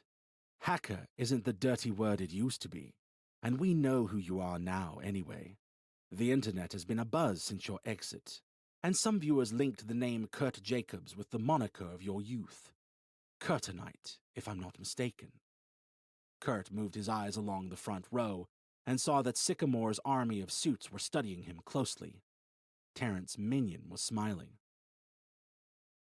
You're not mistaken, he eventually replied. But I haven't been involved in any of that for years. And yet, your reputation still precedes you. No doubt because your antics caused an awful lot of headaches for an awful lot of people. I helped a lot of people too, Kurt said, somewhat defensively. Real people. If corporations didn't plan for obsolescence by selling us premium products made of years-old tech that ship with pathetically closed operating systems, then maybe there wouldn't be a need for the community's antics. But you don't think like that, do you? You just push for more laws to restrict how people can use the things they pay for. Justice isn't supposed to be a weapon of the powerful. You can't steamroll over a user base and then complain when it throws a few jailbroken stones back at you. We don't do that, Amos said. I didn't mean you as in Sycamore. I meant the industry. Apart from the whole lying about the Sycophone thing, you've actually been all right. Why, thank you. It's good to know the community is on our side. I can only speak for myself, Kurt qualified. Of course, Amos grinned. And I have to say, this ADHD want-it-now hacker mentality, it's the best thing your generation has to offer the world. Most of your peers sit at home moaning about how much everything sucks, and how the world just doesn't understand them. But people like you take that as a challenge to change things. You buy a phone and it's locked, challenge accepted. Because it isn't enough to take things apart and see how they work. You have to put them back together better than they were. You get frustrated when people don't understand you too, but on a tangible, specific level. If someone asks a question and you answer it, you're annoyed when they ask again, as we all just learned. Because you can't accept that other people aren't as quick as you are. You can't help but wonder why everyone and everything isn't better than it is. Kurt shrugged. To be honest, I can't help but wonder why you've been wasting so much time and money developing the Sycophone when it's such a slight improvement on what we already have. The Sycophone is a revolutionary device, Amos insisted, too affronted to realize he was tacitly admitting to having rigged the contest. You haven't even seen it. How can you dismiss it? Because I've just seen the spec and it's garbage. Professor Winter's head fell into his hands. Elsewhere, Randy, Sabrina, and Julian sat huddled in front of Sabrina's TV, begging Kurt to take his words back, begging him not to throw it all away again. Amos looked at the arrogant child before him through newly narrowed eyes. What do you mean, garbage? The Sycophone is transparent. It has a multi-touch screen on each side, and they're the sharpest screens ever made. You know exactly what I mean, Kurt said, returning Amos's gaze unflinchingly. He wasn't pitching anymore, just having a tense, one-on-one conversation that the world happened to be watching. A slightly lighter phone, with a slightly sharper screen and a slightly longer battery life? That's the best you can do? Really? Lighter, sharper, longer? It's all progress. At a geological pace. When your two options are changing the game or squeezing out 1% refinements like everyone else is doing, refinement isn't progress. Relative to nothing, I guess it is. But relative to what you could be doing, relative to what you should be doing, it's stagnation. You're coming at this with the myopic view that the only place for an ideal system's necessary components is inside a handheld device. Your eyes are on making the device better, but my eyes are on creating something that squeezes every ounce of potential from the ultra lenses. Your something is a new phone for users to pick up when their next upgrade date comes around. My something will change their lives. My something will enable users to record their experiences, with the lenses acting as a display for a holistic system. An implanted chip does that better than a phone. Fact. So don't even try and tell me otherwise. As weird as it sounds, I saw two birds eating a cat today, and if I had a chip in my hand, I could show you that whole scene exactly as I saw it. Since when do birds eat cats? Amos asked. Since the cat was dead and the birds were hungry. Amos studied Kurt's blank face. So, what? Are you the birds? Am I the cat? It's not a metaphor. I actually saw it. The blood was flowing into the sewers and... Anyway, the point is that I should be able to rewind the footage and effortlessly share it with you. I would pay to be able to do that. I understand what you're saying, Amos sighed, appearing almost submissive. But you have to take a step back and see this from my perspective. The Sycamore represents a huge commitment for Sycamore. We can't just write it off. No, you have to take a step back and appreciate how big this could be. It's not just about recording our experiences. This is about digital currency, personal security, next-gen social networking, and genuinely useful targeted advertising. Sometimes ideas are too big to take in at once. It's like trying to explain the internet. This will be bigger than the internet. Amos scoffed at the notion. Come on now. Kurt felt confident that he would win the job for life at Sycamore. Why else would he have been called back after what he said? But he wanted to make sure that his work would involve developing and releasing the chip that had utterly dominated his focus for so long. These were the crucial moments. Really, he said, slicing the air with a two-handed gesture that even Sabrina would have been proud of. Abandoning the Sycamore means you've wasted X number of hours and however much money, but money comes and goes and the clock always comes back around. This chip is a once-in-a-lifetime opportunity. If you ignore it, you miss out on everything. Within a year, there will be a chip in every American's left hand. You have to ask yourself whether Sycamore wants a monopoly on the biggest thing ever. You make good points, Mr. Jacobs, but... Something Professor Winter said came to Kurt's mind, and he decided it was time to strike. He had to hook Amos, and he had to do it now. Look, he said, staring into Amos's eyes. The Sycamore might be a big idea, and you might have been pursuing it for a long time. But now there's a bigger idea in your sights, and you owe it to yourself to go after it. I guess what I'm trying to say is, when you catch sight of a marlin, to hell with the catfish. Amos nodded a decision and announced that he had 2 more questions for each of the finalists, after which he would crown the victor. He started on the right, with a tall, bespectacled contestant whose pitch had come early in the night.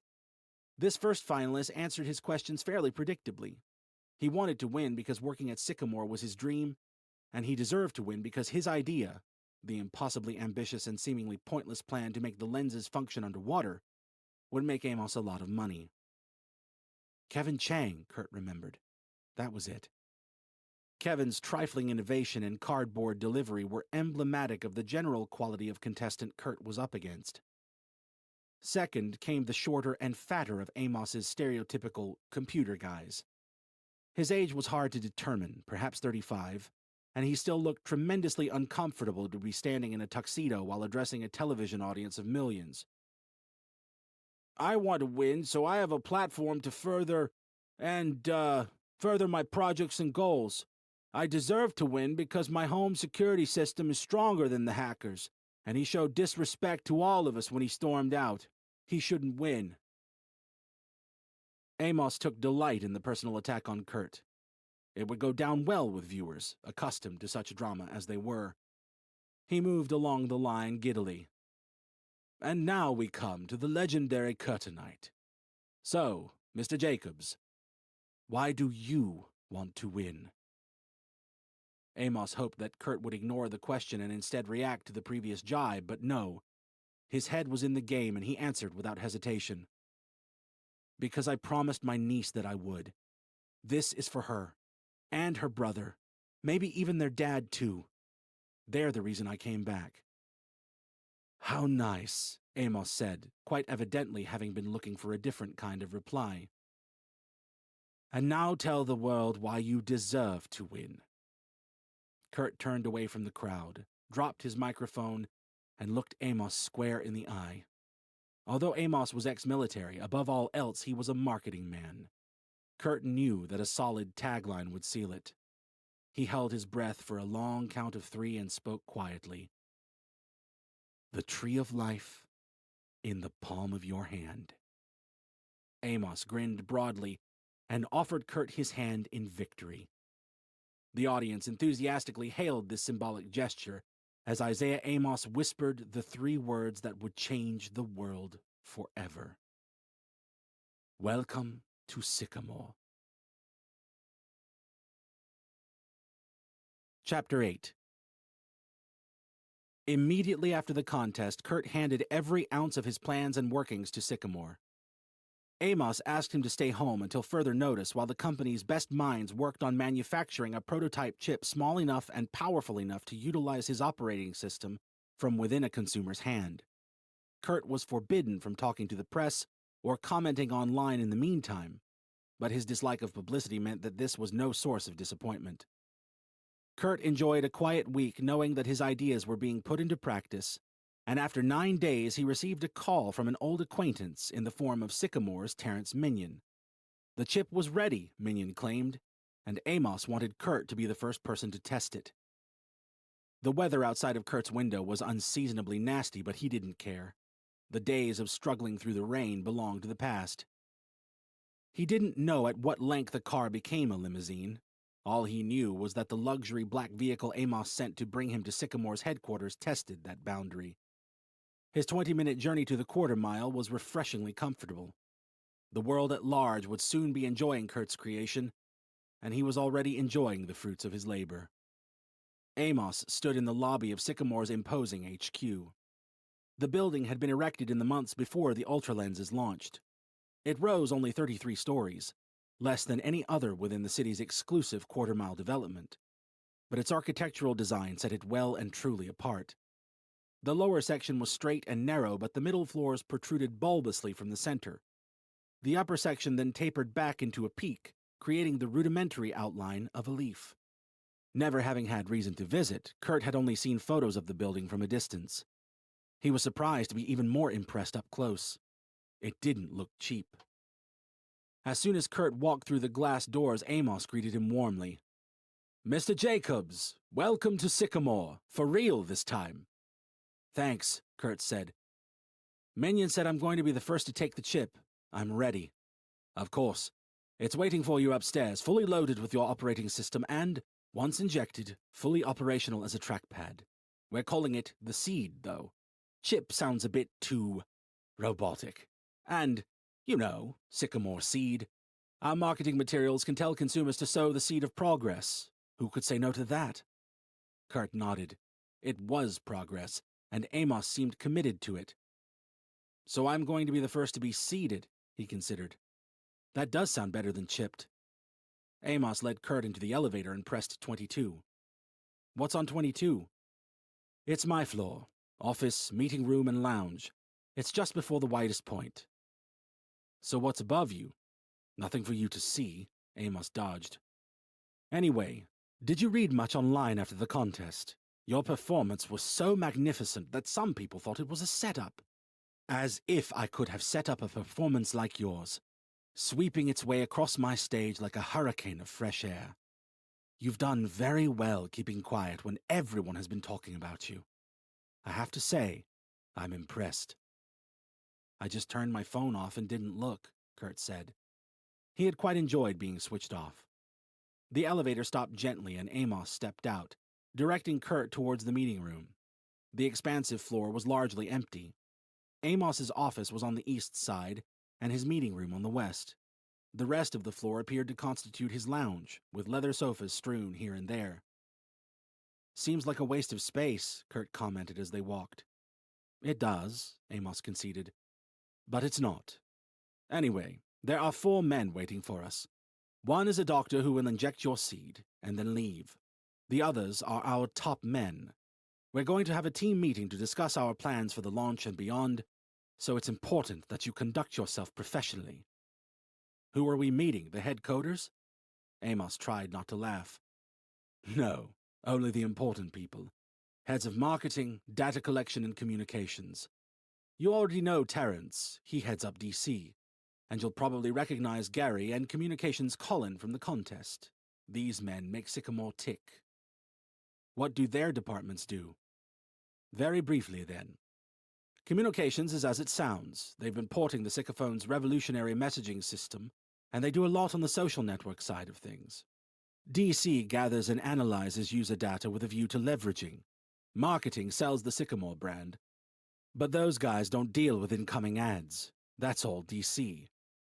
DC sounds important. It is. Most of our operations go through Terrence. He's brilliant. I see a lot of you in him." Kurt looked disgusted. Minion had been 2 years ahead of him at university and was not a man he enjoyed being compared with. "I don't like him," he said. "Just so we're clear on that going in. He's a snake." "I don't particularly like Terrence either," Amos said. "But we don't have to. He's the best in the world at what he does, and that's what counts. Civility is all I ask, Mr. Jacobs. We're a team." "I can be civil. By the way, does that Kate Pinewood girl work in this building?" "Not anymore," Amos replied bluntly. Neglecting to dwell on this point, he then opened the door to the meeting room and ushered Kurt inside. It was a small room dominated by a wooden table. 3 of its seats were taken by the department heads. Minion sat alone at one side, and there was a space at each end for Kurt and Amos. The doctor stood in the corner clasping a black briefcase. He opened it after a signal from Amos and produced a short needle. "The seed is in that?" Kurt said. "Yes," the doctor replied. "You're not scared of needles, are you?" Minion answered. "That's Kurt Knight you're talking to, Doc. He's not afraid of anything." "No, I don't mind needles," Kurt said, ignoring Minion's attempt to annoy him. "I just can't believe it's so small." The doctor took Kurt's left hand and asked him to relax. "Please squeeze your wrist tightly with your right hand. Good. Now keep squeezing and extend your fingers." Kurt did as the doctor said. His left hand shook under the opposing stresses as the needle reached his palm. "Look into my eyes," the doctor said. "No, I want to see." The doctor held the syringe at a slight angle and pressed down on the top. A moment later, a sharp intake of breath signaled Kurt Jacobs becoming the first man to be seated. Almost disbelieving how quickly the procedure had been completed, Kurt released his wrist and stared at his palm. Time seemed to stop, as everyone in the room waited for him to do or say something. Amos eventually broke the silence. "So, how does it feel?" "You know when you get an itch under your shoulder blade, and you just have to wait until it goes away? It felt like that, except inside my hand, and it stopped straight away." "And now?" asked the doctor. "Now it sort of feels like really intense pins and needles. That'll stop too, though, right?" Amos and the doctor looked at each other and collectively shrugged. "You're the guinea pig," Amos said. "It's starting to fade," Kurt replied with more than a hint of relief. "Definitely fading."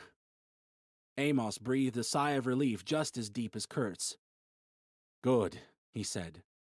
"Now we just need to take care of the sound. There's a tiny speaker for each of your ears. We're calling them in-earphones and giving them away free with the seed. They sit far enough inside the ear that nobody else can hear your seed's audio output. They record sound, too, so this completes the system with no need for a headset. You're not injecting anything in my ears, no way." "Oh, come on. It's just a little prick.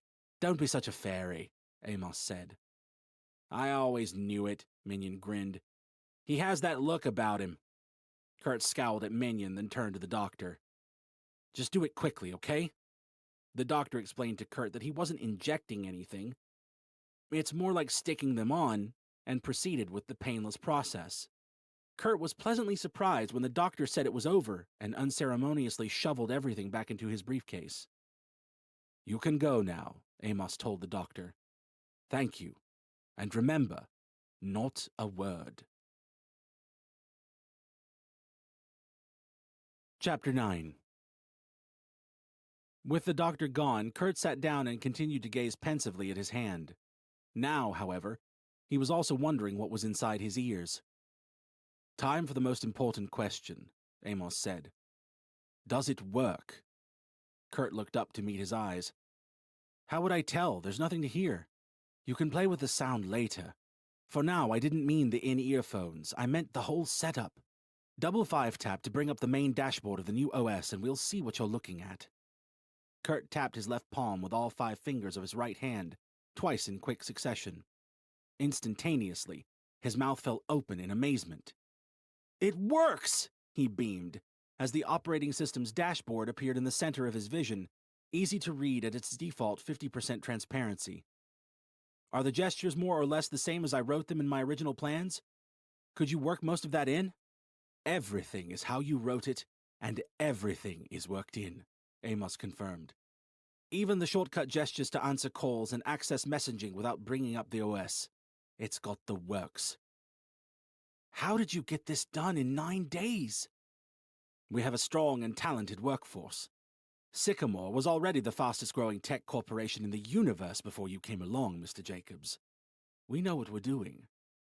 Kurt was impressed. He pinched his thumb and index finger inwards on his palm, performing this gesture to reduce the size of his dashboard. A 3-finger downward swipe gradually increased the transparency until the dashboard faded out and his vision returned to normal. He looked at Amos with no effort to contain his joy. You actually did it! We did. Amos smiled, delighted by Kurt's positive reaction as much as by the technical success that underpinned it. Naturally, the available apps are limited at the moment, though. Feel free to explore. Kurt swiped 3 fingers upwards and the dashboard returned. It was a standard tiled interface, designed for simplicity. There was room for 16 tiles on the first page, but only half were occupied. Settings, Syca Store, Syca News, Forest, Video Call, Voice Call, Messaging, and Relive.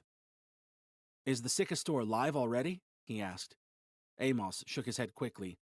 Not until the seed launches. Fair enough. And what are Forest and Relive? And where's the web browser? Forest is our new social network. Relive is the app from which consumers can, well, relive their previous experiences by accessing their Ultralens recordings from Icarus.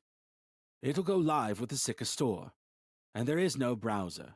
We have no plans to support web browsing.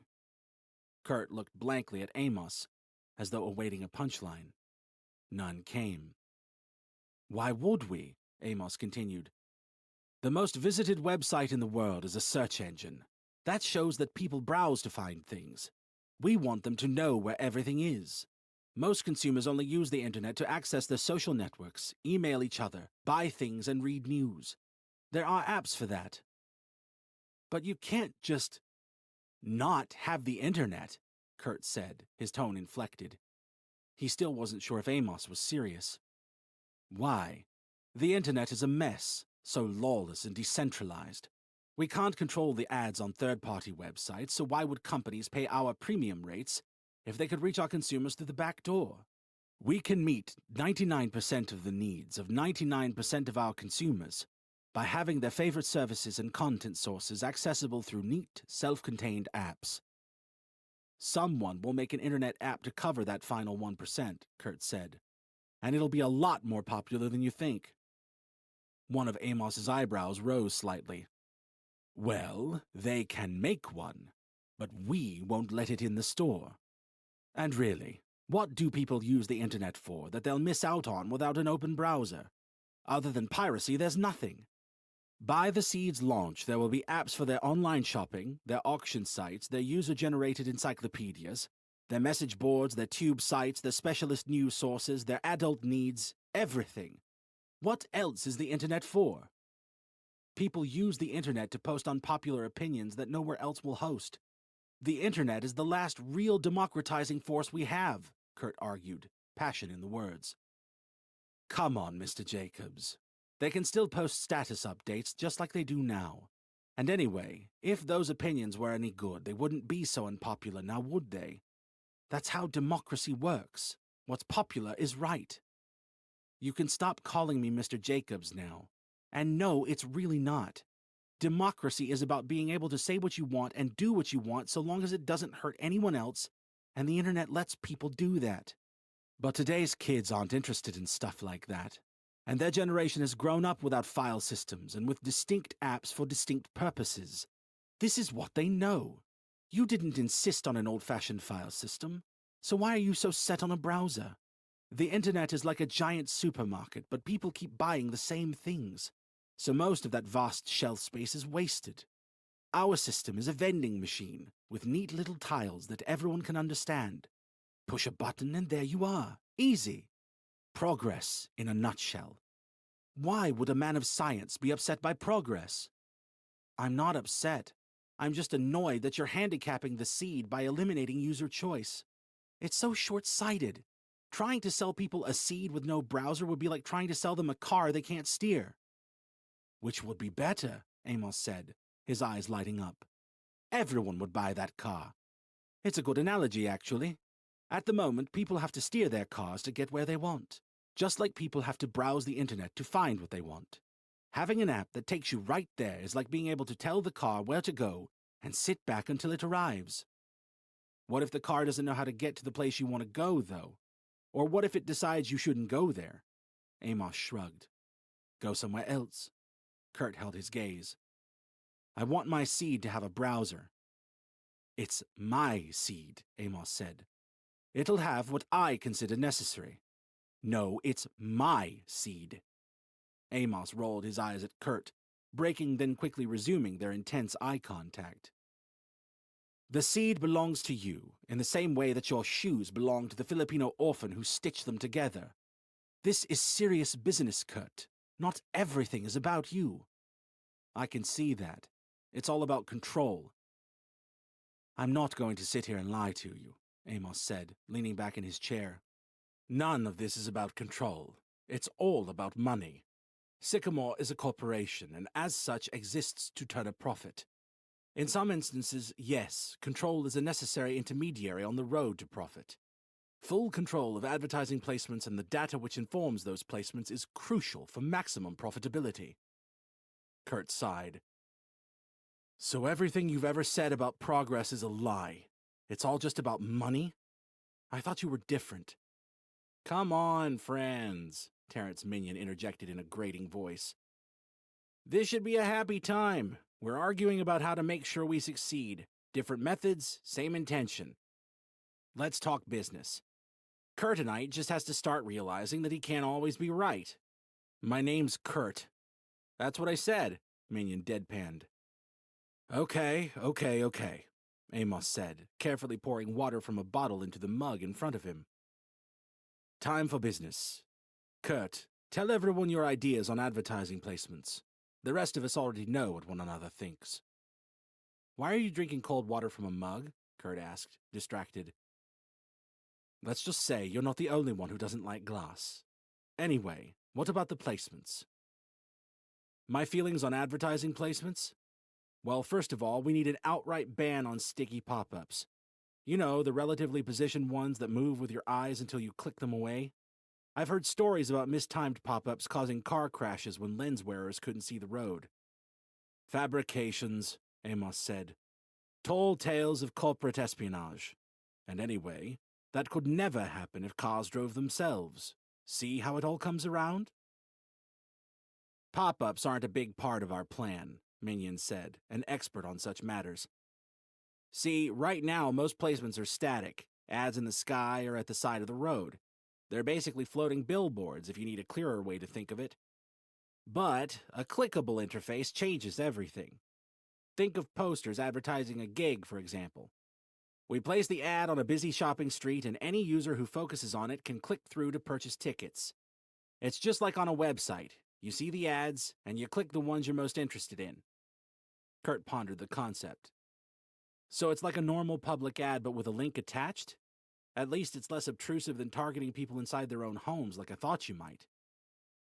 Well, Minion sighed, that's the strength and weakness of public ads. They're public. Everyone sees them, whether they're part of the target audience or not. Premiums and super premiums are the next step.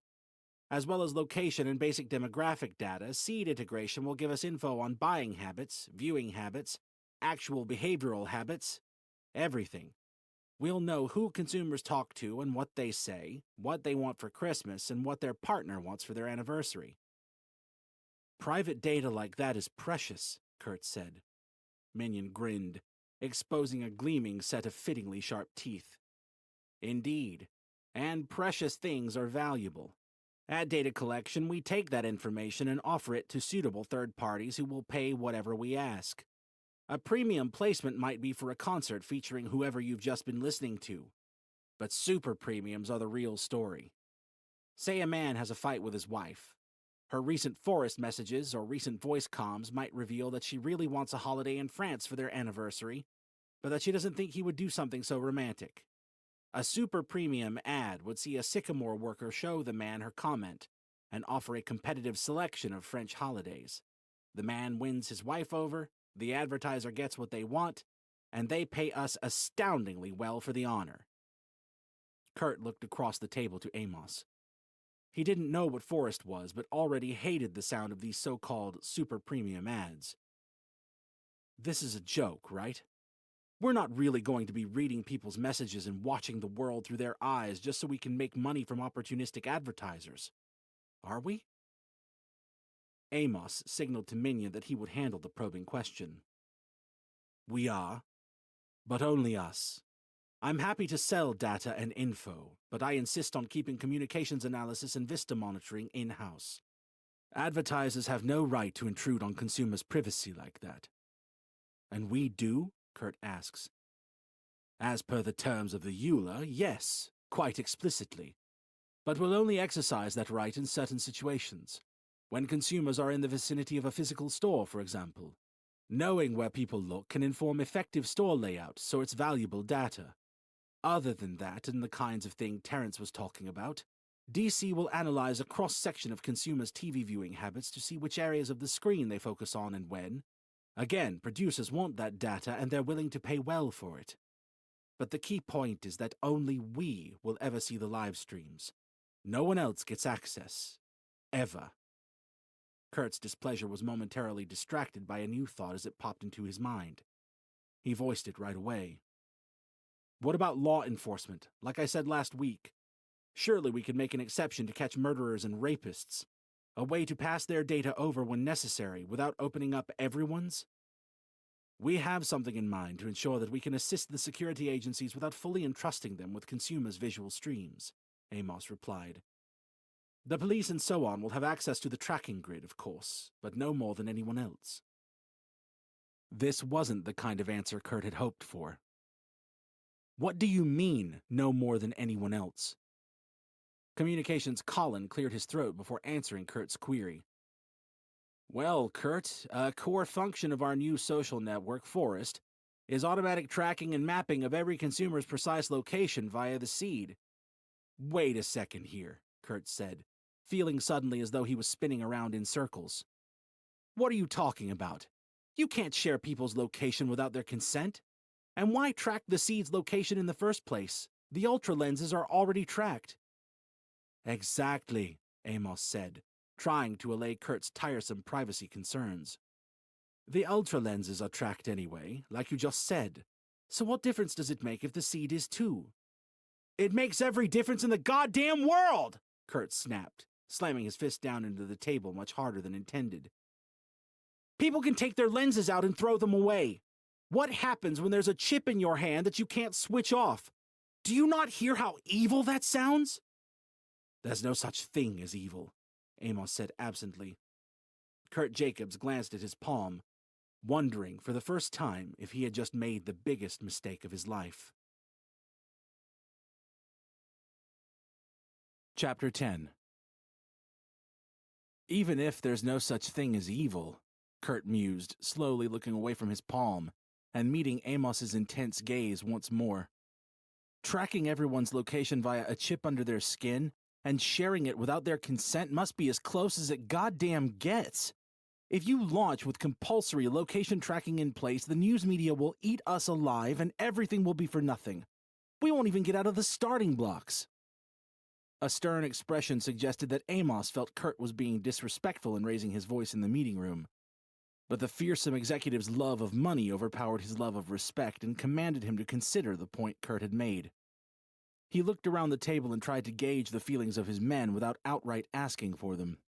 Minion's face rarely reflected anything, and Communications Colin utterly lacked the capacity to stand up for his opinions, so Amos concentrated his gaze on the hitherto silent head of marketing. "Gary, what do you say?" he asked. Red Tie Gary from marketing, no friend of Kurt's at the contest, was candid in his response. "I think the kid's right about this one, sir. Compulsory location sharing is the one thing that our research suggests people aren't likely to stand for. Even having it activated by default will garner a lot of negative attention for our launch. The data we have at the moment strongly suggests that we should opt for an opt-in system." "Fine," Amos conceded. "We'll ask users to opt in. Everyone will, though. I'll ask nicely." "Good," Kurt said.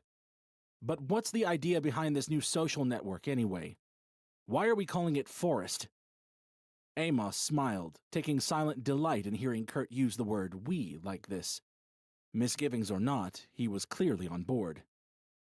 Communications Colin answered again, taking obvious joy in talking about his dearest brainchild. "With Forest, we're aiming to connect everyone more deeply than any social network has done before. But we're also aiming to represent those connections visually in a unified way that no one else has even attempted. Each user will have their own publicly visible tree. The tree will grow branches as the consumer connects with others, and its branches will grow twigs to represent indirect relationships. Imagine I'm forest friends with Terrence. If someone looked at my tree, they would see a branch containing his info, which would be a clickable link leading straight to his full tree. At the end of the branch I share with Terrence, there would be twigs representing all of his friends who weren't also mine. Twigs will grow from twigs, on, until the world is connected as one. Before long, any one consumer's tree will contain a link to everyone else's." "So, a tree is a profile?" Kurt asked. "Not in the traditional sense," Colin replied. "Think of the tree as a visual representation of your relationships. It's a good social graph, if you will. Familiar-looking profiles will be accessible as normal, but the tree is a far more immediate image. My branch to Terrence will grow thicker the more we communicate, and my tree will grow taller the more people talk about and communicate with me. Think of your tree as a vivid depiction of your social relevance, because its size is a direct reflection of how much you mean to the rest of the world." Kurt already hated things like social graphs, and the reductionist metrics behind them more than any other aspect of social networking. So hearing that Forest was going to amplify them to all new levels hadn't exactly been music to his ears. "And what kicked this off?" he asked. "Did you wake up one morning, look out of your window, and think that what the world really needed was more social networks?" "Not at all," Colin replied, quite typically missing the question's sarcastic tone. "The world needs fewer social networks. The world needs one social network. Within hours, consumers will have their wall, their friends, their status updates, their microblogging, their photos, and their videos, all in one place. It's the best of all current platforms combined into one and greatly expanded." "But do you really expect people to make new profiles and abandon the ones they've been using for nearly a decade?" Kurt asked. He found himself doing little else but asking questions in this conversation, curious as he was about every thought process that Colin's plans implicitly rested upon. "People have literally built their lives around this stuff. Walls, timelines, friends. None of you seem to understand. Kids these days live on their profiles. They are their profiles. Getting them to move on to a new platform for the sake of convenience isn't something that's going to work, because moving off the old platforms where they've put so much time into establishing their presence isn't something they're going to do. These are good points, but you don't have to worry about them, Colin said. I've been doing the worrying about how we can implement Forest for a very long time. Ever since it was decided that we were going to run with this on the— We don't have to talk about any of that, Amos interjected. Kurt doesn't care about the specifics of the plans he torpedoed with his seed. Do you, Kurt? All that's going to happen is that a whole suite of features we intended to debut alongside the Sycamore are instead going to debut alongside the seed.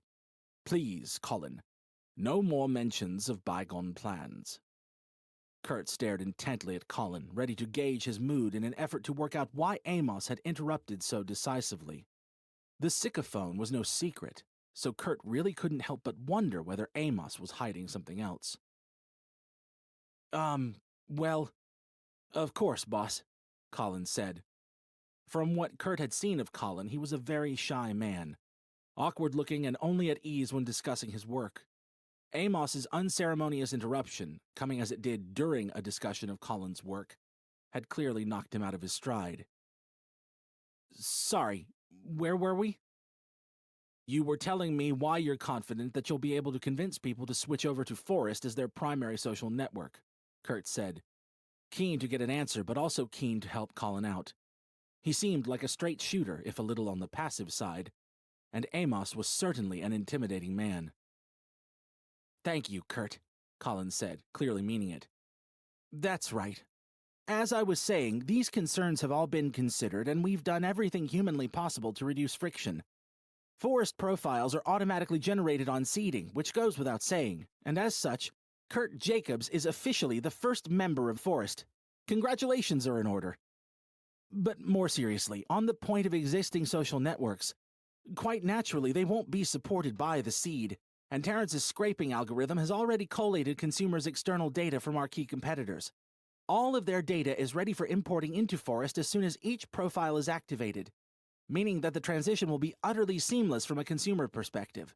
Existing relationships will already be in place, ported over from their old profiles, and this will be fully reflected in the thickness of forest branches, the height of trees, and so on. I know Mr. Amos doesn't want us to talk about previous plans, so I won't, but it's because of those old plans that we're ready to move ahead like this on such short notice. Kurt looked away from Colin and towards Amos, confounded by what he was hearing. But while the consumer won't have to change anything, Forest will change everything, Colin continued, back into his excited flow. Imagine looking into someone's eyes, Kurt, and having your seed search for that person's data so that it can be relayed in your lenses instantaneously. Picture it. While you're looking at this person, everything is written in the air beside them. Age, interests, friends, dating history, popularity, political and religious views. Everything.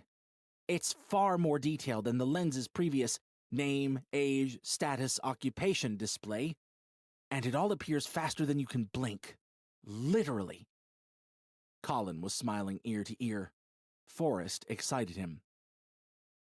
And it gets better, Minion chimed in. Down in DC, our systems will aggregate and compare one consumer's data with another's to formulate a compatibility metric for a premium app called Aura. A good romantic match will be surrounded by a white aura when you look at them, almost a halo, and a potentially excellent friend will be blue. Imagine walking into a bar and knowing straight away who's worth your time. It's the stuff of dreams. You only approach girls who are right for you, and you instantly know what they're interested in. There's no more, so what kind of music are you into? You just look her in the eye and say, have you seen how high our musical compatibility is? It's going to be huge. Kurt didn't particularly like the reductionist sound of Forest, but nor did he expect the public to be as ready to move on as his new colleagues postulated, despite the impressive-sounding scraping algorithm. I still think people will use their computers and phones to access their old profiles like they do now, he said. Even when a platform makes a tiny interface change that consumers don't like, a lot of them take deliberate steps to avoid updating to the new version. And that's a slightly different interface, not an overnight transformation. Wrong, Amos said, very bluntly. Once consumers see and feel the seed in action, they won't go back to those old devices. You said it yourself at the talent search, Kurt. Devices will become obsolete. Right, he admitted, but not straight away. Yes, they will, Minion countered, his words ringing with utter certainty. The phone networks will be gone in a few months, and the internet as you know it will be dead within weeks. Watch and see. The turnaround in Minion's position was remarkable. It was now utterly apparent that he knew something Kurt didn't. The seed hasn't even launched yet, and you're all acting like we've taken over the world, Kurt mused, turning once more to Amos. Like Terrence said, give us a few weeks, Amos smiled. He shifted his weight and shuffled some papers on the table in front of him, making clear that the meeting was drawing to a close. I think I've kept all of you late enough for a Sunday afternoon. Tomorrow, Kurt and I will be hosting a Meet the Press event to ensure favorable exposure in the week leading up to our big launch, which, as you know, is scheduled for next Monday. This was the first Kurt had heard of either the press event or the imminent launch, but he paid little attention to it. The other part of Amos's double announcement was even more surprising, with 8 days striking Kurt as awfully soon, given the amount of convincing that would be necessary to win consumers round to the seed. Given the secretive plans to launch a Sycamore within this time frame, and given the relatively limited amount of work needed to effectively pair a processor with a Palm-based trackpad instead of the new device, Kurt could just about comprehend how the seed could be released so quickly. The technology had always been there, as he himself had successfully argued at the talent search, and all that was truly new was the synergistic method of combining his new system's various parts. But while he understood how it could launch within a matter of weeks, Kurt was having a hard time understanding why Amos thought it should. In simple terms, the smartphone market had long been a crowded one, with a handful of giant players who endlessly sued each other on pathetically flimsy grounds for alleged patent infringements. Sycamore's arrival as a genuine contender for their collective throne, however, had seen the industry unite as one against a common enemy like never before. Rumors of an ambitious new Sycamore had been mocked for the past year, but the tone of anti-Sycamore sentiment saw a marked overnight change following Kurt's presentation. Now, collaborative attack ads were running on TV almost incessantly to discredit the concept of a consumer biochip. The ads had been everywhere, and Amos had done nothing to respond, which only confused Kurt even further. The volume, intensity, and breadth of such opposition was sure to skyrocket as soon as a launch date was announced. So just how did Amos hope to win the public over in such a short space of time? A hidden clock chimed, decisively ending the meeting. Kurt knew his presence was no longer required, and when he used his hand to zoom in on Amos, largely to test out the remarkable smoothness of the zooming action, he saw 2 eyebrows twitching in a manner that was clearly evident, having been impossible to discern without the aid of the zoom function. Unsure if this twitching was born of excitement or impatience, Kurt zoomed back out. I've got one more question, he said. It's 5 o'clock, Minion replied out of turn. Time to go back to your ghetto. Terrence, behave yourself, Amos scolded. Ask away. He then smiled at Kurt before turning to Minion with a second scowl.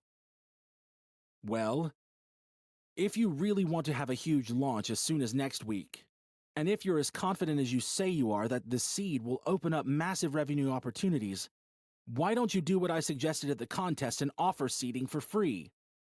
Minion laughed heartily, as out of turn as his last interjection. Shut up, Kurt snapped. Ignore Terrence, Amos said. I've been thinking about free seeding since you first mentioned it, and it's actually a far sounder idea than he thinks. But our world has 2 laws that trump all others, Kurt. Freedom is everything, and price is value. Kurt didn't follow. How does that relate to this? If we made the seed compulsory, the people would resist it, Amos said. If we made it free, the people would ignore it. Amos paused to make sure Kurt was listening. And when we charge $500, they'll take the day off work to line up around the block. Chapter 11. A familiar black car arrived to collect Kurt at 8 o'clock on Monday morning. Amos greeted him in the back seat with a smile and a question. "So, how is it?" "Amazing," Kurt replied. "The zooming and everything is just how I wanted it. I'm getting the hang of using the trackpad to navigate the OS, too. Most of the time, my index finger moves the cursor and my middle finger does the clicking. I know my design was for multi-touch, but to be totally honest, I wasn't sure that a virtual trackpad could do it as well as this." "There's very little this seed can't do, Kurt. Once the Sycamore and Relive are up and running, you'll start to see just what we've done here." "Speaking of the Sycamore," Kurt said, "can I transfer my old music purchases to the seed, or will I have to buy it all again? Because people won't like losing their libraries." Amos let out a slight sigh. "That's a tough one. You see, onboard storage really isn't necessary since everything will be accessible through Icarus at lightning speed. On top of that, local storage wasn't really possible. Music files have to be of extremely high quality given the nature of the in-earphones, and general storage requirements increase so quickly that it would have been suicide. We can't have customers needing to be reseeded every 2 years. Personally speaking, though, you don't need to worry about having to pay for content. I've loaded you up with infinite credit." "Infinite credit? Really?" "Of course, really. And as for what's about to happen at this Meet the Press thing, other than anything about privacy and currency, you can field whichever of the questions you want. If they ask anything else that I don't want them to badger you about, I'll step in without making a scene. Are you ready?" "Always," Kurt said, and he enjoyed the rest of the journey wordlessly. It was a sunny day, and a horde of excited reporters were already camped at the entrance to Sycamore's HQ when Kurt arrived. This was evidently where Amos had arranged for the informal press conference to take place, and it certainly seemed like a good spot. The first order of business was Amos's live public seating. Sycamore staff had set up a connection between Amos's lenses and a huge TV screen on the street, designed to allow the crowd to see his new dashboard appear in his vista for the first time, exactly as it would appear in their own when they were seated a week later. A doctor, familiar to Kurt from their previous meeting, quietly instructed Amos to squeeze his wrist and extend his fingers. In front of a dozen cameras and millions of TV viewers, the needle pierced through the skin of Amos's left palm as he smiled easily at the crowd. "Totally painless," he exclaimed, barely even lying. Amos continued to commentate until the doctor had finished implanting his in-earphones, at which point he asked for the crowd's undivided attention before double five-tapping his palm to bring up the new dashboard. The gathered reporters oohed and awed at all the right moments during a live demonstration that more than lived up to its hype. Amos clicked video call and scribbled Kurt Jacobs into his palm. There were more efficient ways to type. Most would use the standard virtual keyboard, which accurately dealt with rapid input based on the relative positions of the keys. But Amos wanted to show off the seed's handwriting recognition. There was only one Kurt Jacobs registered with Sycamore so far, naturally enough, and a ringtone suddenly filled his ears. Only he could hear it. Once Kurt walked out of sight as instructed, Amos clicked a button that said Transvista. A small window on the TV relayed everything that Kurt could see, showing the reporters that Amos was currently seeing the world through Kurt's eyes in breathtakingly high quality. "He could be anywhere in the world," Amos said, "and I would be seeing it." This was the most impressive feature of the seed so far, its ability to share one user's live vista with another. Every single thing that Kurt's lenses were taking in was streamed to the server and delivered back to Amos, with absolutely no discernible delay. The image on the huge outdoor TV, that of two windows side by side, evoked webcam chats familiar to most of the crowd. The key difference was that rather than pointing at the users, the cameras in the ultra lenses were pointing out into the world. Participants in Transvista chats didn't see each other, they saw what the other was looking at. The possibilities were endless. But for now, the crowd were too stunned by how well this worked to think about how broadly it could be applied. When Amos ended the call, his point well and truly made, Kurt returned to the front of the crowd. The two men looked at each other directly for the first time since Amos's seating. and this meeting of their eyes caused Kurt's basic social information to appear on the giant screen exactly as Amos could see it. Everything that either of them had ever posted on their social network accounts had already been imported and collated by Minion's esoteric profile scraping algorithm. But Kurt's knowledge of this did nothing to temper his amazement at what came next. Rather than a few words, a dozen rows of data floated beside each of their heads, representing everything from familiar social data to an all-new measure of their interpersonal compatibility. Their base score was 58%, with the caveat that their complementary skill sets and temperaments might create a formidable professional partnership. "The metrics never lie," Amos smiled, pointing to the compatibility score. Kurt didn't know exactly what Minion had done with the raw data from other services to generate this score, or even how he'd accessed that data in the first place. But he had crossed paths with Minion enough times during their university career's 2-year intersection to know how good the man was at what he did. As detestable as Minion was, Kurt was glad to be on his side rather than in his sights. Next, Amos asked Kurt to demonstrate the seed's glance function. Kurt obliged, looking Amos in the eye while writing something in his own palm. With glancing, there was no need to select a recipient. The ultra lenses and seed took all but the most fleeting eye contact as an intention to communicate. Kurt's message thus arrived real-time in Amos's vista, letter by letter. "This is amazing," it read, and the crowd watching the giant screen very clearly agreed. Amos hoped that two consumers glancing across a room would look like they were communicating telepathically, and ad campaigns were already planned to highlight this visually impressive process. Everyone would want a piece of that, Amos reasoned, and after the briefest of glances, Kurt found it hard to disagree. Kurt's night had been a sleepless one, full of tossing and turning as ethical doubts about some of the seed's features and the potentially fatal implications for consumer privacy that came with them. But the sheer awestruck wonder he felt while playing with Transvista and Glance had left these prior concerns in the shade. If the pros were as good as this, he was starting to think he could overlook the cons after all. Chapter 12. Prior to the well-attended Meet the Press event, Amos had explained to Kurt that it was conceived as an exercise in winning over a potentially hostile media, after which that very media would assume the job of selling the seed for him. Now, with the visual demonstration seemingly complete, Amos invited questions. It immediately became apparent that the practical and ethical issues surrounding the seed's launch had utterly distracted everyone from the Sycamore fiasco, which in itself could have proven a very difficult faux pas to sidestep. There were more ways to sell the seed than to escape criticism for having effectively planned to rig the entire talent search. So Amos was in fact heartened by how quickly the crowd had forgotten this issue in favor of another. For this part of the event, Amos and Kurt took their places in two directors' chairs positioned by the front door of Sycamore's Grand HQ. None of the symbolism was either accidental or incidental. Like everything else that went on behind the scenes at Sycamore, all of this had been meticulously planned. The crowd's number had swelled since the first demonstrations, and everyone present jostled for a view of the men behind the seed.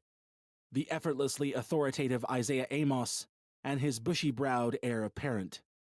Handsome in a square-jawed, old Hollywood kind of way, and wearing the new suit Amos had provided for the occasion, Kurt Jacobs looked and felt sharper than the doctor's seeding needle. The first non-technical question to come at them regarded the seed's lack of bundled software, and it led Amos to defend what he termed a clean slate approach. He described the Sycamore as, quote, democracy in action, end quote, and claimed that since app development was now easier than ever, there would soon be an avalanche of content. Consumers were better off picking and mixing than paying for software they might not want, he reasoned. "Okay," said the questioner, a young man in a TV Bytes vest. "But I have a question for Mr. Jacobs." Kurt signaled for him to fire away. "At the talent search, you decried our independence on too many devices. A human and a smartphone was too much, apparently. Yet now we have a human, a biochip, 2 ear implants, and a pair of ultralenses. It's not a chip, Kurt said. It's a seed. And these aren't devices, they're improvements. A soundbite won't swing me, the man replied. And it won't impress anyone else either. We all know that this isn't about improvement. It's about turning human beings into cybernetic advertising receptacles. And we're guilty of tossing around soundbites? Amos laughed. Listen, unavoidable public advertising is not a new thing. Look at all the bus stops, phone booths, and highway billboards plastered with underwear models for evidence of that. Only the medium is changing, and with that comes great advantage. The ads will now be targeted. We sell women the underwear, and we sell men the model. Most of the assembled journalists chuckled.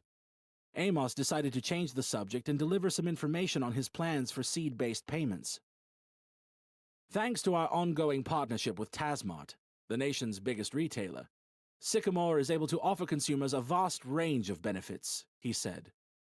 All Tasmart stores will be fitted with new seed-only aisles, which will massively expedite the queuing process. Special weekly offers will also be available exclusively to customers paying via their seed. And, saving the best for last, all in-store transactions paid for via the seed will enjoy an unconditional 20% discount. That's right, 20% off everything from groceries and clothing to electronics and home supplies. The average American family spends $5,000 a year on groceries. The seed will save you $1,000 within 12 months, paying for itself twice over. Amos smirked at the TV Bites reporter who had hassled Kurt. Even you have to be impressed by that. The crowd were well and truly on side, applauding Amos's announcement of the Tasmart tie-in. The questioner, however, remained unimpressed. Clap, clap, clap, he said. Like so many mindless sea lions, anyone who takes this chip is setting themselves up to be controlled by a corporation who will have all of their data and is driven by nothing but profit.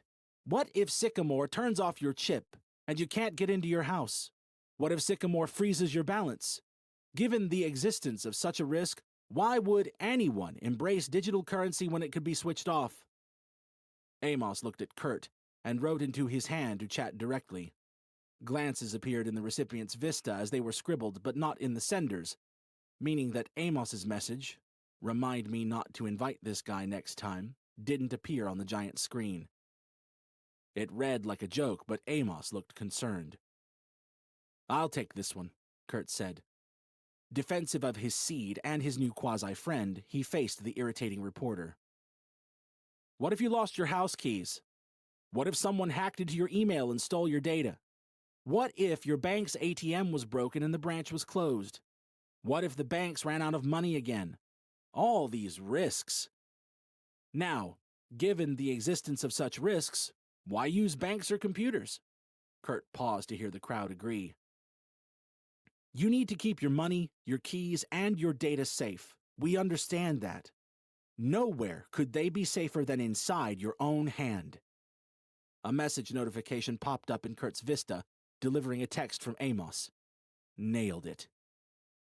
Kurt turned to him and winked, but his triumph was cut short by an egg landing on the ground inches from his own left foot. Everyone looked up to one of the small sycamore trees lining the path and saw a bearded man sitting between its branches. They're climbing trees to see you, Amos beamed. You're the new Jesus, a voice roared down from the tree. No! Kurt Jacobs is the Antichrist, a false idol. Ignore his promises and reject his mark. Two security guards approached the tree. Amos, amused, called them back. Revelation, chapter 13, verses 16 and 17, the man yelled, climbing down as he spoke. He causes all, both small and great, rich and poor, free and slave, to receive a mark on their right hand or on their foreheads, and that no one may buy or sell except one who has the mark or the name of the beast.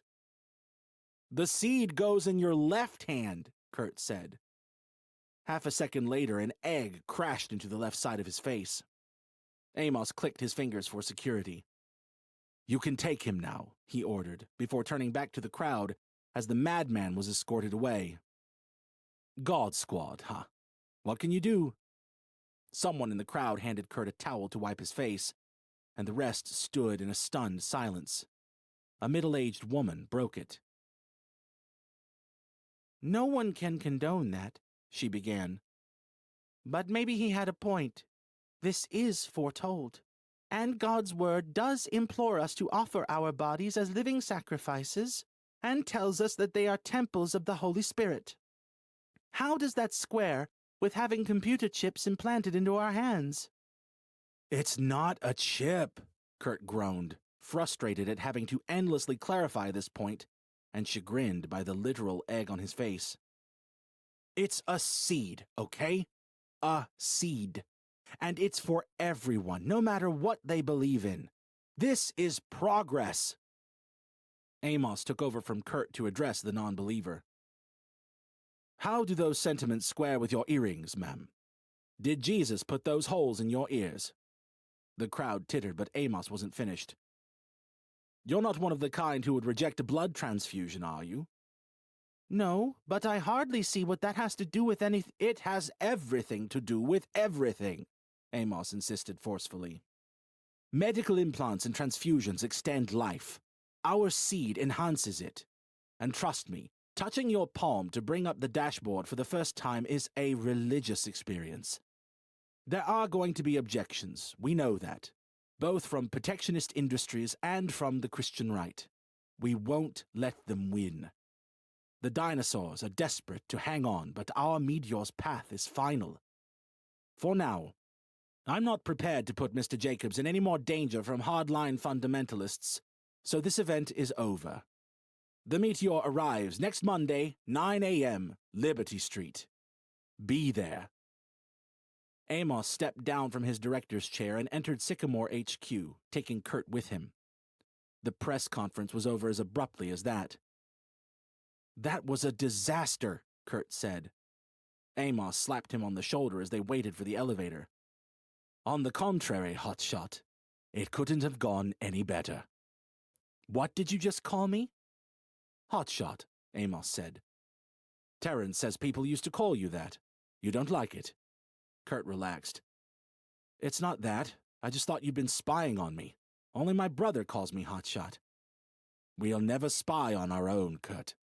But anyway, as I was saying, that was dynamite. Not only did they go wild for the Tasmart tie-in, and not only did you handle yourself impeccably, you were physically attacked by a crazy person. We're the victim, and we're going to milk that for all it's worth.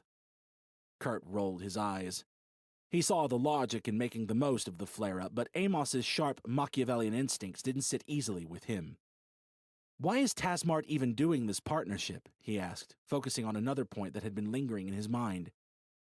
I mean, 20%? How much did you have to pay them to get that level of discount? Not a penny, Amos insisted. Combining customer bases is in our mutual interest. A lot of the people who queue up for the seed are young and tech-savvy, you see. And that's a lucrative demographic that Tasmart wants more of. It stands to reason that our consumers are going to shop somewhere where they can get 20% off. On the other side of the fence, Tasmart already does well with older family types, the ones we would have most trouble selling the seed to. But if those family types already shop at Tasmart, and the seed will save them 20%, they're going to take it. Everyone wins. Kurt couldn't find a flaw in the logic, so moved on to another point. But this victim thing, what about it? I don't think we achieved victim status out there. I think we just made a lot of religious enemies. No, Kurt. We highlighted a division in their ranks. There are the reasonable ones who worry about sanctity, and then there are the hardliners who hide in trees and protest at funerals. Wait a minute. That's it. Yes, that's it.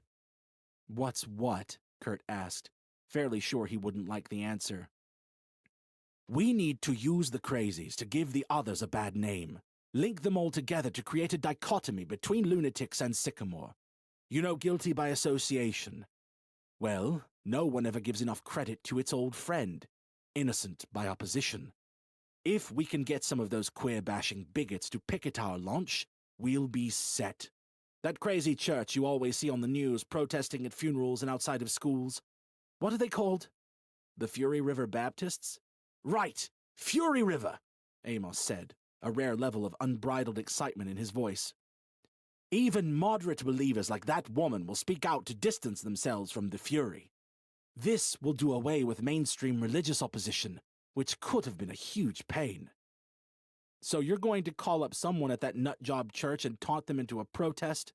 Something like that? Amos shook his head. We'll do something to force their hand, and make it seem like it was their idea. We, as in Sycamore. I'll put Minion to work on it. You and I won't be getting our hands dirty on things like this. Kurt was relieved to hear the last part. Fine, he shrugged. But did we do enough to defend against that TV Bytes guy and his concerns? Amos sighed. I'm annoyed at that, you know. We're good enough to give TV Bytes exclusive coverage of the talent search, and in return they send a muckraker like him to our press conference. It's not okay. I know, Kurt said, but it's done now. The question is, how do we react? Maybe throw in some defensive points along with the selling points on this week's commercials? No. Only people with something to hide have to defend themselves, Kurt. We try to stay positive. There's a Positive Sky campaign launching in a few hours, in fact. Obviously, that's aimed at existing lens wearers, since they're the only people who can see an augmented message in the sky. But it's going to be a good one. What's the message? Kurt asked. Amos pondered something for a few seconds. Screw it, he decided. Let's just do it now. It's not like we have to pay ourselves by the hour. He led Kurt out of the elevator and over to the north side of his enormous personal floor. You look out while I set it up. It's good. We really care about our advertising here. It's an art form, you know. Kurt's eyes explored the clear Monday morning sky, which seemed notably more tranquil than normal. After a short time, he turned to Amos, who was busily prodding away at his palm while his eyes darted around at seemingly nothing. A few seconds later, Amos came out of his full-screen trance and pointed Kurt to the message. A giant rainbow of text filled the sky, spelling, Demand More. A straight line ran underneath. Sycamore. Chapter 13. As with the week between the contest and his seeding, Kurt followed Amos's instructions to stay indoors and refrain from posting anything online until the seed's launch. Kurt frequently spoke with Randy and the kids, but by Sunday evening it had been 16 days since he had seen them, the longest stretch of time ever. Randy, unable to wait in line all day, planned to hold off until Tuesday to get his seed, when the launch would be extended from Sycamore's flagship Liberty Street branch to its stores around the country, as well as some 400 Tasmart superstores. Ever eager to please, Amos opted to throw in the necessary ultra lenses, RRP $299, free for everyone who didn't already own a pair. Kurt's week had been slow, with no direct contact from Amos since Monday's press conference. As Sunday evening wore on, the last night before the world would change forever, Kurt sat twiddling his thumbs in impatience for the seed's main online functions to go live at midnight. Forrest was already up and running, so he decided to have a look around. His profile contained frightening amounts of data, all of it accurate and some of it undisclosed. But there was no point in worrying about it, he thought, because everyone else would be in the same boat. A mournful message greeted Kurt when he clicked out of his profile. You have 0 friends. Kurt then browsed the All Users section, where he unsurprisingly found only one other member in the form of the only other individual to have been seeded so far. Kurt added Amos as a friend and closed Forrest. 6 seconds later, he heard a ping in his ears and saw a new notification in his vista. Friend request accepted. You have 1 friend. Kurt clicked this link and arrived instantly back at his tree. An angelic sound filled his ears as the tree began to grow. It thickened and rose in an eye-catching manner, and a branch simultaneously emerged from its side. Kurt followed the new branch's link to Amos's profile and quickly noticed a new data field. Popularity, joint, first of 2. He checked his own profile and saw the exact same thing. While he was there, Amos sent him a message. Sycamore opens at 8, hotshot. Fill your boots. Kurt grinned widely. This was way earlier than expected. He looked down to the time and saw 18:59. This proximity to the turn of the hour pushed him towards clicking into the Sycamore News app to catch the hourly bulletin. Unsurprisingly, the headline story was the Seed's imminent launch. More specifically, it touched on the threat of a significant and potentially dangerous protest. Terrence Minion sat in the news studio to represent the so-called Seed Development Team, as the on-screen graphic put it, and after the main piece ended, the news anchor turned to him and asked what message he had for the public. My message is a simple one. We cannot, and we must not, live in fear of a hateful minority, Minion said. And let me tell you, we will not live in fear. The Fury River Baptists have never done anything of note this far north, and they know they aren't capable. The people of our fine city will run them out of town if they dare show themselves tomorrow. I encourage everyone of sound mind to come on down to Liberty Street at 9 a.m. to show solidarity with those patriotic Americans who wish to embrace this new technology and won't be bullied into staying at home. The Fury River Baptists have a constitutional right to free speech, and so do we. Tomorrow, therefore, we all share a collective responsibility to exercise that right on Liberty Street by telling these terrorists loud and clear, not in my town. Kurt clicked out of the Sycamore News, feeling glad that Minion had delivered. He tried to open his Relive app, but found that it still wasn't ready. Midnight felt a long way away. A new notice filled Relive's holding page, at least. Something about the Icarus service, which Kurt vaguely remembered Amos mentioning a few times. Icarus was here described as, quote, the final destination in supracloud storage, end quote, and claimed to be capable of storing lifelong Vista recordings for each user, accessible for just $14.99 per month. The server requirements for such an undertaking blew Kurt's mind, and he couldn't even estimate the setup costs involved. All he knew was that Amos had listened to his billion-dollar pipeline metaphor, and that the trillion-dollar oil field was primed for exploitation. He spent the next 50 minutes doing nothing but waiting until suddenly another text arrived from Amos. Okay, hotshot, it's up. Kurt clicked into the Sycamore store and liked what he saw. Like the dashboard and everything else he'd seen within the operating system so far, the Sycamore store's layout was clean and familiar. Charts on the right, large tiles of highlighted content to the left, categories along the top. Most pleasing of all was the balance display in the bottom right corner. Kurt Jacobs. Balance. Infinity. There were 5 categories: video, music, games, apps, and subscriptions. Kurt explored the first 2 very quickly, just long enough to see that they had seemingly everything available to either buy or rent, then took a longer look in games. Many of the titles were familiar from his phone and computer, but now they came with the tantalizing promise of full immersion. The featured game was something called Happy Pigs, and Kurt downloaded it out of curiosity. The file size claimed to be 4.5 gigabytes, but Happy Pigs was available to play as soon as Kurt clicked the newly enlarged icon. He came straight out. There was too much to see to waste time playing games. The apps section was empty, much to Kurt's annoyance, with a holding page promising quality over quantity and the appearance of life-changing content within a few days. Auctions, message boards, and something called Happy Fun Casino Party would be available for free at launch. Subscriptions proved almost as uneventful. Consumers could access the endless music library for $12.99 per month and receive a selected daily movie for the same price. It seemed expensive, but Kurt purchased both for convenience. His balance remained infinite. He didn't like the Sycamore Film Club's first selection, so bought a few nature documentaries from the Sycamore store's impressive video section and added them to a playlist. The picture quality was incredible, and controlling the viewing options via his palm was significantly more intuitive than using a phone. A 2-fingered pinch/spread changed the virtual screen size, and dragging 2 fingers and a thumb moved it around the room. Kurt locked the screen to the wall facing his bed, as big as it would fit, and fell asleep watching two lions eat an ostrich. Chapter 14. Right beside the "Jesus laughs when homos burn" placard, proudly held by a girl of no more than 8 years, was another reading, "Satan loves Sycamore."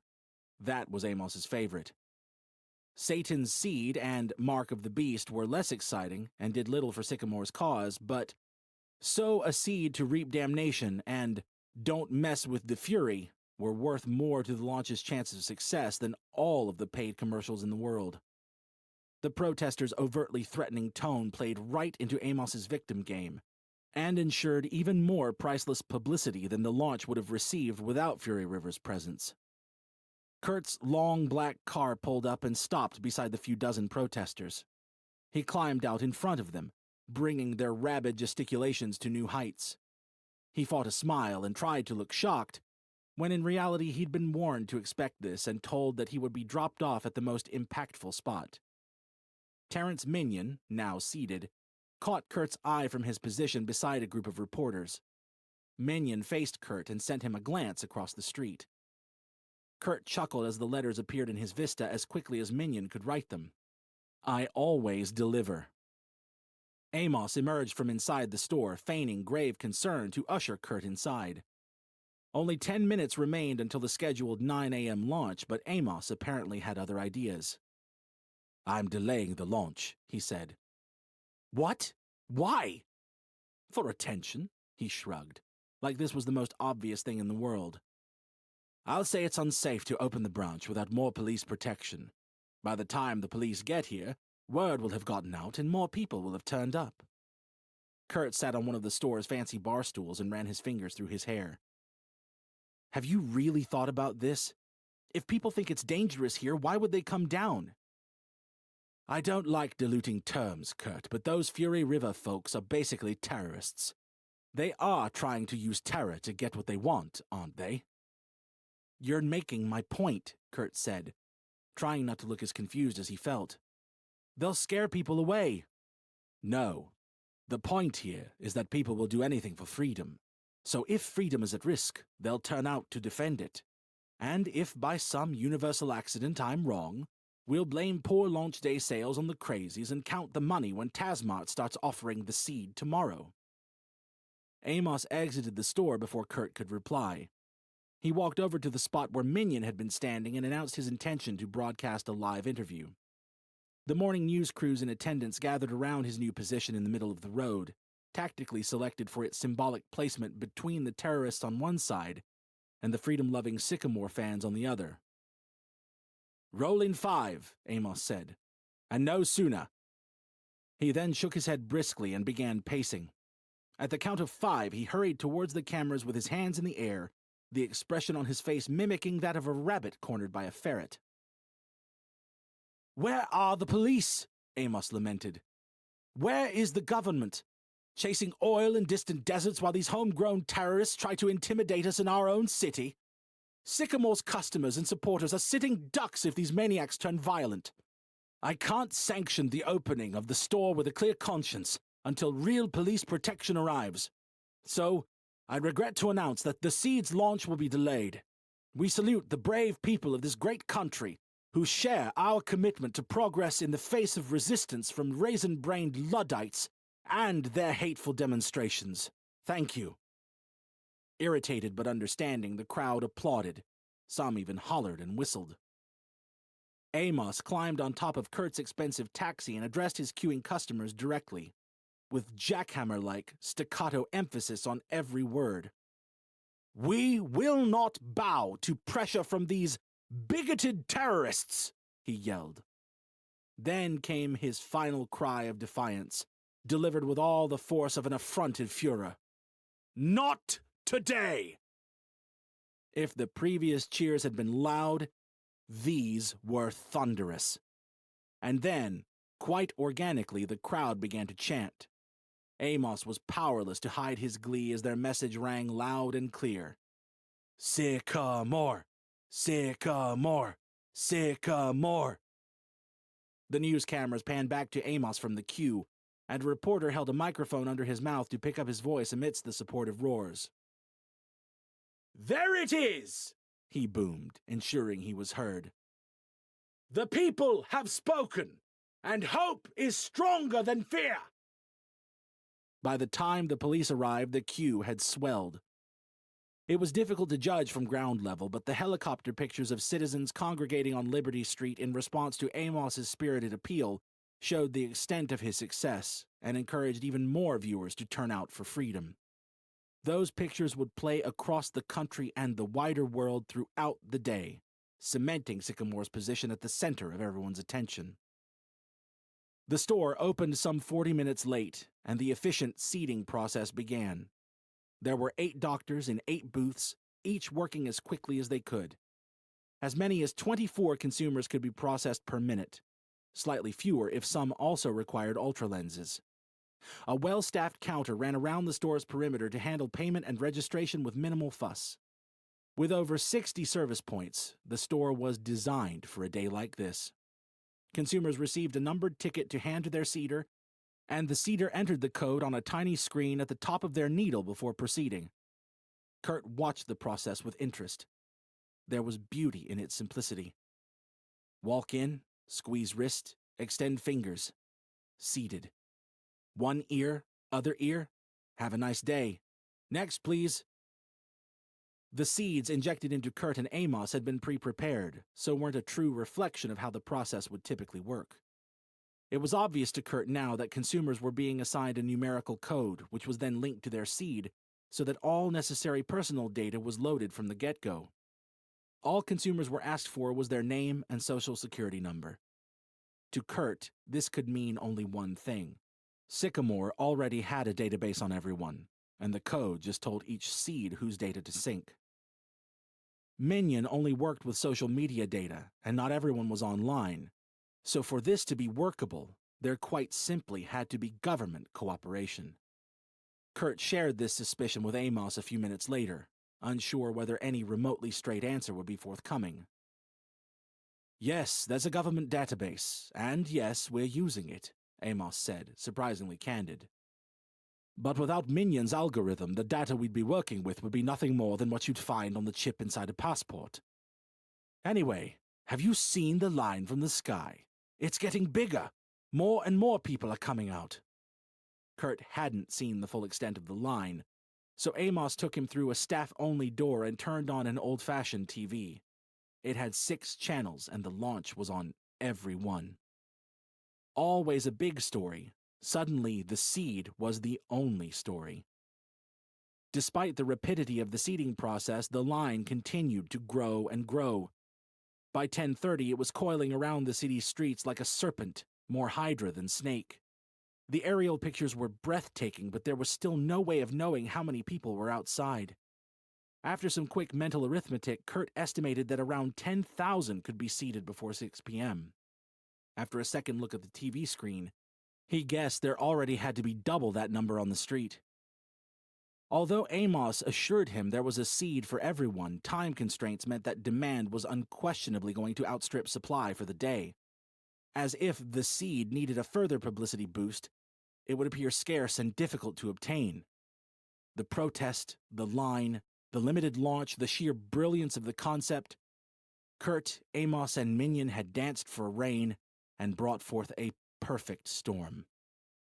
The reporter for the station Amos and Kurt had tuned into was walking the length of the line and interviewing its more interesting-looking members. There were babies in pushchairs and old men in wheelchairs, workers and lovers and hipsters and mothers. Everyone had their own reason for being there. The reporter moved towards the head of the queue, where people had obviously been waiting longest and hence would be most rabid in their anticipation. He settled at a teenage boy who looked a little like Julian. "What are you most looking forward to with the seed that's brought you out so early this morning?" the reporter asked, somewhat clumsily. "Me?" the boy said. "It's just like the best thing ever. I can watch anything and talk to anyone without carrying a phone around, right? And the data is free, unlimited use.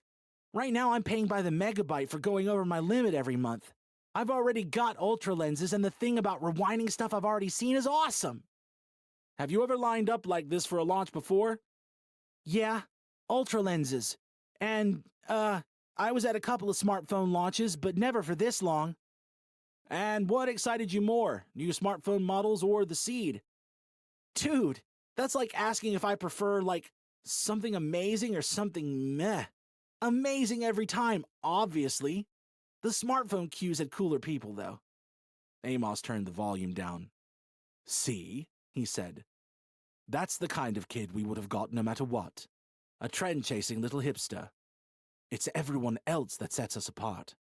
If the camera crew went to the back of the queue, they'd get better stories from the folks who are just turning out. The seed has become more than a product. It's a cause to be defended. With the camera still on him, the teenage boy then dumped his smartphone in the rapidly filling Cycle box in front of the door and took his voucher for 50% off the cost of seating. It looked like somewhere around 2/3 of eager buyers were trading in their old smartphones for this generous $250 discount. Old was a misnomer, of course. Most of these discarded phones were less than 2 years old, merely the latest models in the planned obsolescence production cycle that Sycamore was about to break. What are you going to do with all of the abandoned phones? Kurt asked, turning to Amos. If you're collecting them at every store when the launch expands, there will be millions. Is it for recycling? Amos grinned. I have a somewhat grander gesture in mind. You'll see next week.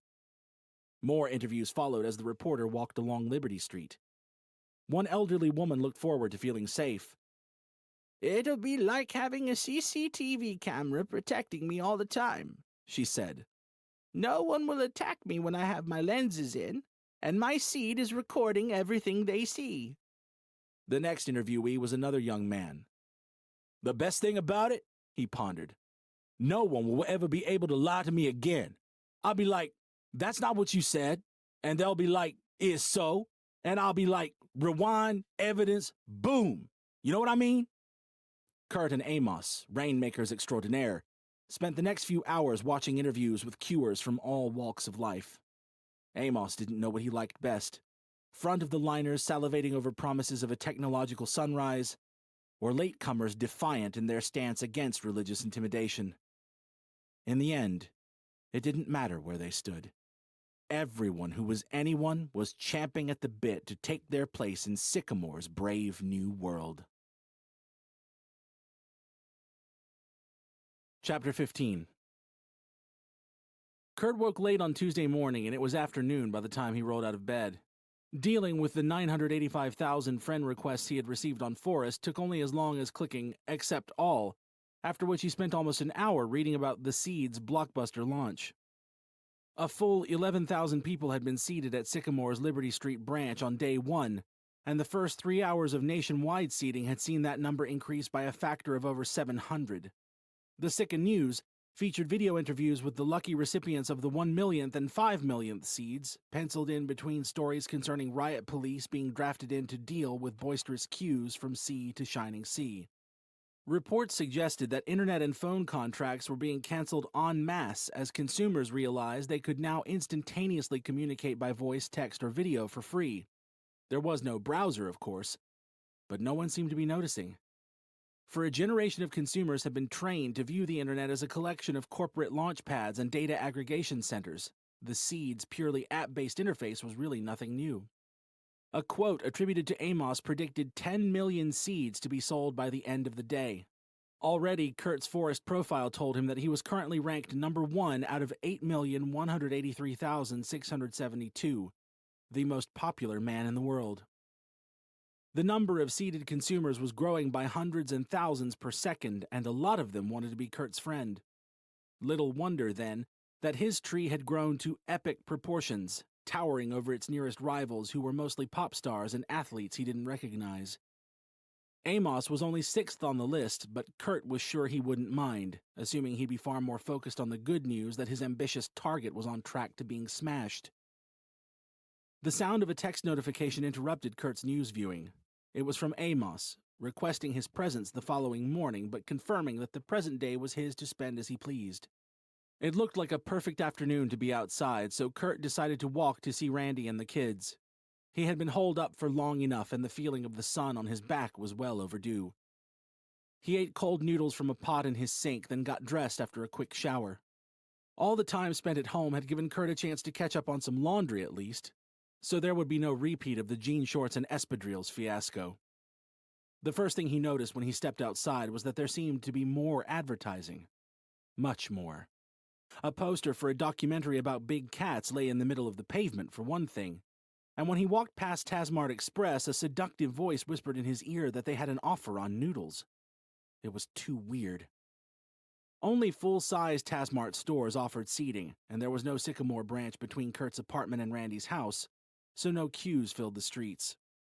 Relatively unsettled by the invasive advertising, he listened to music for the rest of his walk. He arrived at the house and knocked on the front door. It took a while for anyone to answer, quickly leading Kurt to wish he had let himself in to save Randy the not inconsiderable effort of hobbling to greet him. Randy appeared with only one crutch and hugged Kurt with his free arm. "Hey, bro." "Hey," Kurt said. "Good job on the leg, one crutch. Are the kids around?" "It's Tuesday afternoon." "So?" "So they're at school," Randy said. "Obviously." "Oh, right." Randy closed the door behind Kurt and studied him with concerned eyes. "Geez, how hard have you been working?" "I've hardly been doing anything," Kurt said. "You know I wasn't allowed to go out, and even when I've been at events like yesterday's launch and last week's press conference, I've only had to talk to a camera for a little bit. What day it is doesn't really matter in my world right now. How's your seed, anyway?" "You know how good it is, hotshot. It's so damn good that I'm actually proud of my idiot brother for coming up with it. At the contest, when those suits were telling you it wouldn't work, I believed them. I mean, you know my hand is a trackpad. I'm basically a walking computer. It's not something you can believe until you see it and feel it all for yourself." Kurt smiled. "You're welcome. So, chess?" "I thought you'd never ask." Kurt downloaded chess from the Sycamore's game section. Randy needed the game too, so he paid the $9.99 asking price in a single click. Like everyone else, he had linked his bank account to his Sycamore account during his seeding. $9.99 seemed steep for a basic game, but such was life. Sycamore prohibited competition with its first-party offerings, and Amos could charge whatever he wanted. The game itself was admittedly excellent, offering a range of visual options similar to those available for virtual TV viewing. Kurt and Randy chose the tabletop mode, which overlaid a beautiful marble effect chessboard onto any surface. "I would pay $500 just for this," Randy said, half serious. The brothers had always been big on chess, a trait inherited from their father, and they competed so carefully that barely 20 moves were made before the kids arrived home from school. Sabrina sprinted over to Kurt and threw her arms around him. "Uncle Kurt! Everyone is talking about you at school since you were on TV so much." Kurt always took Sabrina's delight in his presence for granted, but was pleased to see that Julian looked happy to see him too. "Hey, kids," he said. Julian smiled truly. "That was some launch, right? Tell me about it." "Was the whole Fury River setup your idea?" Kurt spent a few seconds deciding how to answer, then led Julian into the kitchen and closed the door. "You're one hell of a smart kid," he said. "But no, that was all Amos. How did you know Sycamore was behind it, though? No one in the media suspected a thing. Even the protesters thought it was their idea. 3 people in the world know we planned it. Well, 4 if you do. What was the giveaway?" "The man from Sycamore who was talking about it? I guess he's the 3rd guy? He's a terrible liar. Terrence Minion. He looks so familiar. Isn't he the one who—" "He was," Kurt interrupted. "But now he's not. Anyway, you need to keep this quiet." "Of course. I wouldn't do anything that could get you in trouble." Kurt nodded. "You're a good kid. You know, I've not seen you since that night before the contest. There have been a lot of empty hours since then. Enough for me to realize that I'm sorry for being so hard on you. I won't pretend that you'll understand this one day, but you might. All I want is for you to be better than me, so sometimes I might push too hard." "It's okay. I know. You were right anyway. I guess everyone's right now and again." They both laughed. "Seriously, though? I'm sorry too. I know how hard you must have been working to come up with this seed. I guess those deferred rewards are piling up now? I think we're going to be all right, Kurt said. Put it that way. Are you coming to the park with me and Sabrina? No, I've got way too much stuff to work on for school, the boy replied, sighing out the words. Before you go, though, I just want you to know that I don't blame my dad for anything. I know the accident wasn't his fault. Kurt stood and patted Julian on the shoulder. I know that too, JJ. If only he did. Sabrina was ready quickly and skipped alongside Kurt on the short journey to the park. They passed a young mother pushing a baby. Talking into the air in an old-fashioned voice call, the woman's ears were sufficiently occupied to ensure that her child's cries went unheard. There were ads scattered here and there, and Kurt was glad Sabrina didn't have to see them. What's wrong with him? She asked. Kurt looked where she was pointing, towards a middle-aged man on a bench. He was sitting there with an empty dog lead in one hand and a ripped shopping bag in the other, staring dead-eyed into the distance and laughing like a crazy person. Nothing. He's just watching something. He looks stupid. He is, Kurt said. It's not polite to go full immersion in public, and it's not safe either. He can't hear or see a thing. Some people misuse everything, though. That's just how it is. Even the seed? Especially the seed, I'm afraid. Sabrina looked at him intently. Why are you afraid? Isn't it as good as you hoped? Will I not like it when I get one? Kurt sat down beside the absent man. It's really good, he insisted. And it'll only get better when the number of ads goes down. You can't buy anything in the store until you're 10, though, and I think that includes a Relive subscription. Relive is the best part. It saves everything you've ever seen and lets you watch it back later. I know, Sabrina said as she took a small skipping rope from her bag and began to jump over it. Our principal told us about all the different things the seed does.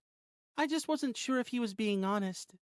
He said Sycamore calls you a sapling until you turn 10, which is still 13 days for me, but that we all have to get seeded on Friday at school. He said we need it for classes.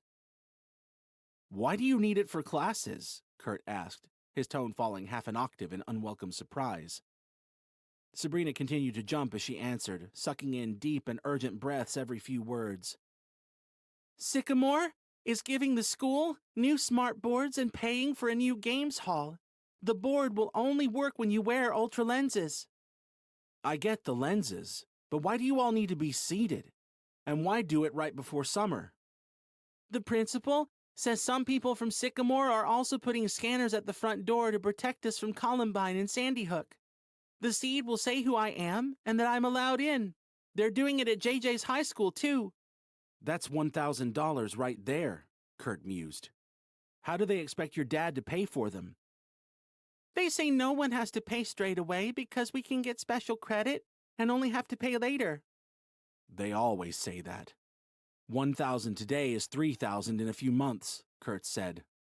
Troubled by this development, he sent a quick message to Amos asking if he would still be in his office in a few hours and received instant affirmation. I'll make sure you get them for free, he told Sabrina. The sudden seriousness of Kurt's tone took her concentration from the skipping rope, and she tripped onto the grass. How come you can do that? She asked as Kurt helped her up. He shrugged. Isaiah Amos owes me quite a lot of money. Chapter 16. Sabrina played for another hour until Kurt realized it was time to take her home for dinner. Exhausted from all the running and jumping, she didn't protest. Randy was sitting on the small bench under his front window when Kurt and Sabrina arrived.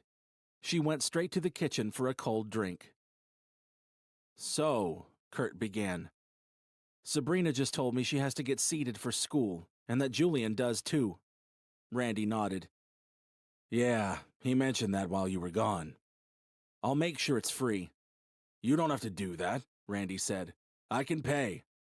I'm not saying you can't, but you shouldn't have to.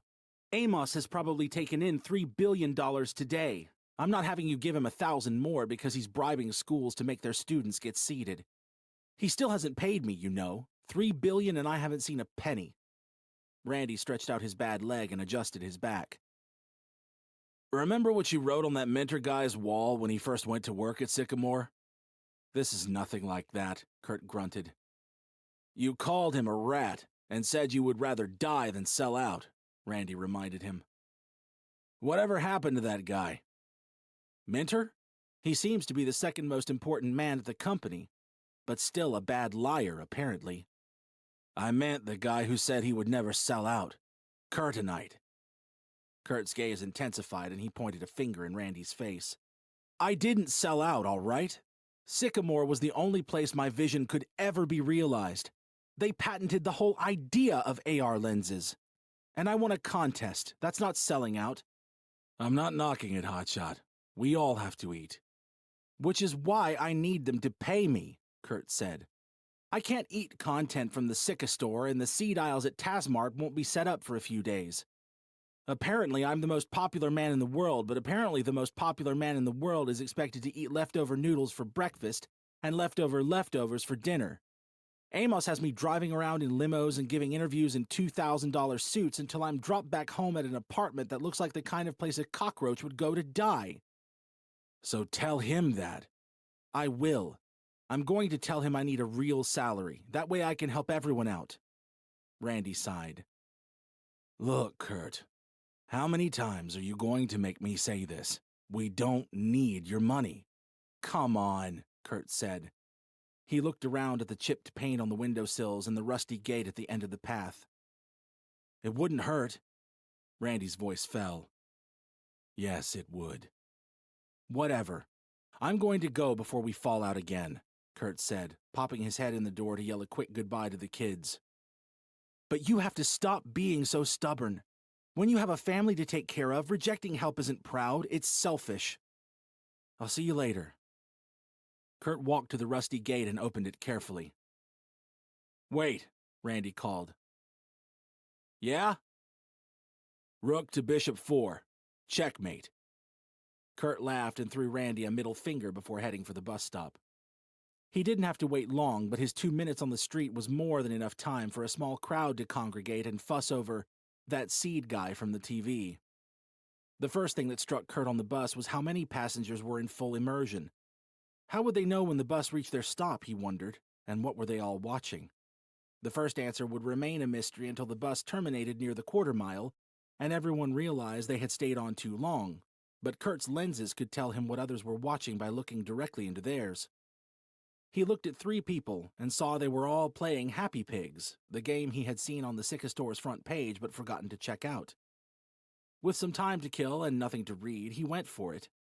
Its positioning as a killer app led Kurt to believe that Happy Pigs would be a game of quality, innovation, perhaps even ambition. Disappointed didn't even cover it. Clicking into Happy Pigs transported Kurt to a virtual farm, where he was surrounded by oinks and grunts. The audio was delivered so convincingly by the in-earphones that he turned around to hear where it was coming from. Doing so made the camera turn, revealing a technically impressive 360-degree environment. A muddy field. Kurt looked down at his legs. He was a pig. On-screen instructions taught him how to roll around and control the first-person camera. There was no stated objective. If pressed, Kurt would have guessed that the objective was simply, be a pig. He clicked out of the game and looked with newfound disdain at the people who seemed to be enjoying it greatly. To take his mind off Happy Pigs, Kurt then directed it back to his game of chess with Randy. He opened up Relive and watched the last few moves, disbelieving at how totally he had played into Randy's hands.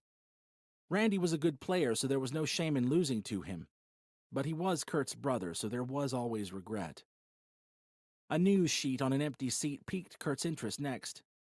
Having replaced free newspapers on the city's buses, news sheets had been cutting edge until roughly 33 hours earlier. The single sheet of paper had a QR barcode in the center which activated the news content. No device was required. This was one of the few applications that made the most of the lenses before the seed came along. News sheets had been groundbreaking in their day, but after a few minutes of reading, Kurt soon appreciated his seed. How had he lived without the convenience of zooming and controlling the font size from the palm of his hand? The news sheet included a notice about important changes to the bus service, but Kurt didn't bother reading it. Instead, his eyes were drawn to a small piece of news he hadn't seen in his Sycamore News app. The article revealed details on Sycamore's handling of location services, revealing that location tracking was indeed opt-in like Amos had promised him. This was a mild surprise, but nothing compared to the claim that a truly overwhelming majority of users were saying yes. Kurt studied the opt-in screen pictured in the article, which made clear that only those who agreed to be tracked would be able to track others. Aha! He thought with begrudging admiration for the evil genius of it all. It was dirty, and it had Amos written all over it, but the worst part was that Kurt knew it would continue to work. Privacy was funny like that. People would readily give up their own for a chance to infringe everyone else's. Kurt looked out of the window and found his distaste evaporating at the sight of an impossibly enchanting girl hurrying along the street.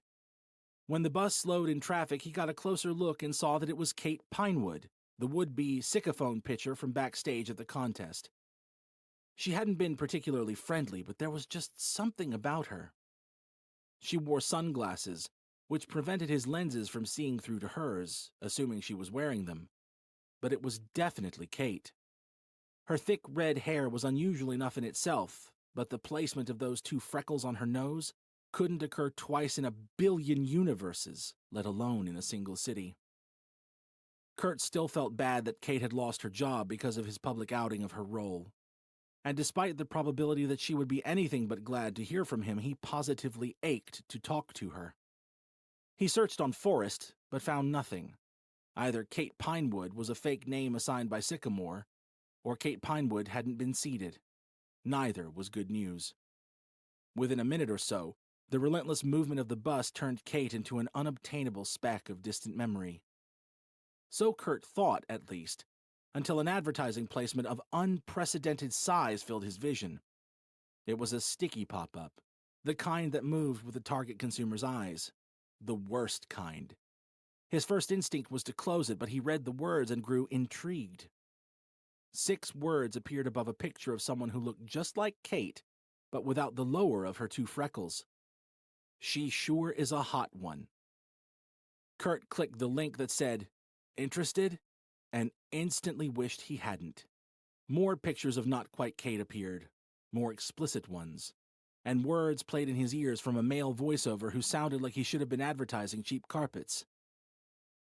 "We saw you stare, and we felt your heart pounding. You can't have her, but here's the next closest thing. Triple X-rated pics and videos of this spitting image lookalike are available from just $4.99. Or treat yourself to a mind-blowing, full immersion, pre-recorded cam show for only $29.99. If you're the kind of guy, Kurt Jacobs, who really likes to party, we can arrange a more intimate encounter with your dream girl at a time of mutual convenience. Select your choice below." Kurt's choice was to exit. Apparently, Sycamore had entered the pimping business. Several things about the bus journey had annoyed Kurt, but this one disgusted him. The 5-minute walk to HQ from the terminus offered just enough time for him to regain composure in preparation for a meeting with Amos, which now seemed like it was going to be more of a showdown than a discussion. Chapter 17. "Kurt, you made it!" Amos boomed. "I was about to give up and leave. What brings you anyway?" The man sat comfortably on one of his floor's randomly placed sofas, patting it in an invitation for Kurt to join him. Annoyance, mainly. Amos furrowed his brow. "With anything in particular?" "Well," Kurt began, "I was coming here because I was annoyed, but then I got annoyed at loads of other things on the way. Some of the things are less important, but I'll start with them before I forget. I got the bus here. Everyone was playing Happy Pigs. So I didn't spend 4 years designing this thing so that people could pretend to be pigs and play it rolling around in mud. That's actually what you do in the game. You roll around in mud, like a pig. Like evolution was wrong and we should be happy rolling in mud. You don't have to like it, Hotshot, but it's been selling like nothing else. It's like we're fish, and it's shock repellent. Sorry, I couldn't resist. But really, there's no sense in getting annoyed that people like stupid things. Their lives are pointless and difficult. Why begrudge them a little game on the bus ride to work if it makes them happy? Happy like pigs in mud, Kurt said. Happy being pigs in mud. A member of the building's cleaning staff emerged from the elevator, but Amos shooed her away with a wave of his hand. Tell me then, he continued. What else was annoying you? More serious stuff, Kurt said. Like the fact that you're running facial recognition on normal girls and trying to sell men prostitutes who look like them. We don't do anything of the sort. The kind of adult placement I assume you saw only relates to women you've looked at for more than a few seconds, and only if the seed detects that they caused a spike in your pulse. There's no prostitution involved either. Consumers can view images, watch a pre-recorded cam show, or enjoy an interactive video call when the girl is next available. That's it. Kurt looked at him, stunned. Do you honestly not hear how perverted this all sounds? Tracking guys' heart rates to sell them look-alike cam shows. Sex sells, Amos shrugged. Why not sell sex? It's not like these are women who have chosen to be models, though. You're selling the fantasy of an innocent and unknowing girl on the street. You can't tell me that's not wrong. The girl was Kate, by the way, the one you fired after the contest. Amos grinned. I should have known you had a thing for her. But she never really worked here. Considering the audacity of your big play at the talent search, it's a goddamn miracle that we managed to keep collateral damage down to just one intern. Whatever. The suggested adult partner looked crazily like her. How many girls are on this thing? A couple of thousand, I think. I'd have to check. 1,000? It's a big world. Lots of girls who like money. Sick of whores, you might say. Amos chortled, amused by his own line. See, Kurt sighed. This is it. The seed can do anything, and it's doing this. It's doing happy pigs and cam shows. In all honesty, I think the cam whores are a temporary thing, Hotshot. There's a team working on something that will eliminate the need for them. It's a virtual wingman to help men communicate effectively with the girls they're lusting over. I can't explain it much better than that, but you'll see soon enough. Can't wait. When I pitched a microchip that turns you into a computer with your hand as the trackpad, I always dreamed it would come down to helping people get laid. I don't need a lie detector app to tell that you're being facetious, Hotshot. But trust me when I tell you that it doesn't suit. Look, you're just going to have to trust that the future will be better than the present. It's a long road, and there might be troughs before there are peaks. Troughs. Pigs. See what I did there? Anyway, descent into sex and inanity is as good a 5-word summation of human history as we can get. These are old habits. But you're facilitating the descent. You're pushing people towards a precipice and pretending to be surprised when they fall. Right now, it's about making sure people are taking the seed and using it in ways we can monetize. The details aren't important. This is business, Hotshot. If something is worth doing well, it's worth doing poorly at first, right? How do you think those genius Scotsmen who gave us TVs and phones would have felt if they lived to see the crap that passes for TV these days, or hear those bogus "you've won a cruise" calls we used to have to put up with? Their brilliant inventions, wasted, turned to pointless ends, tools of inanity.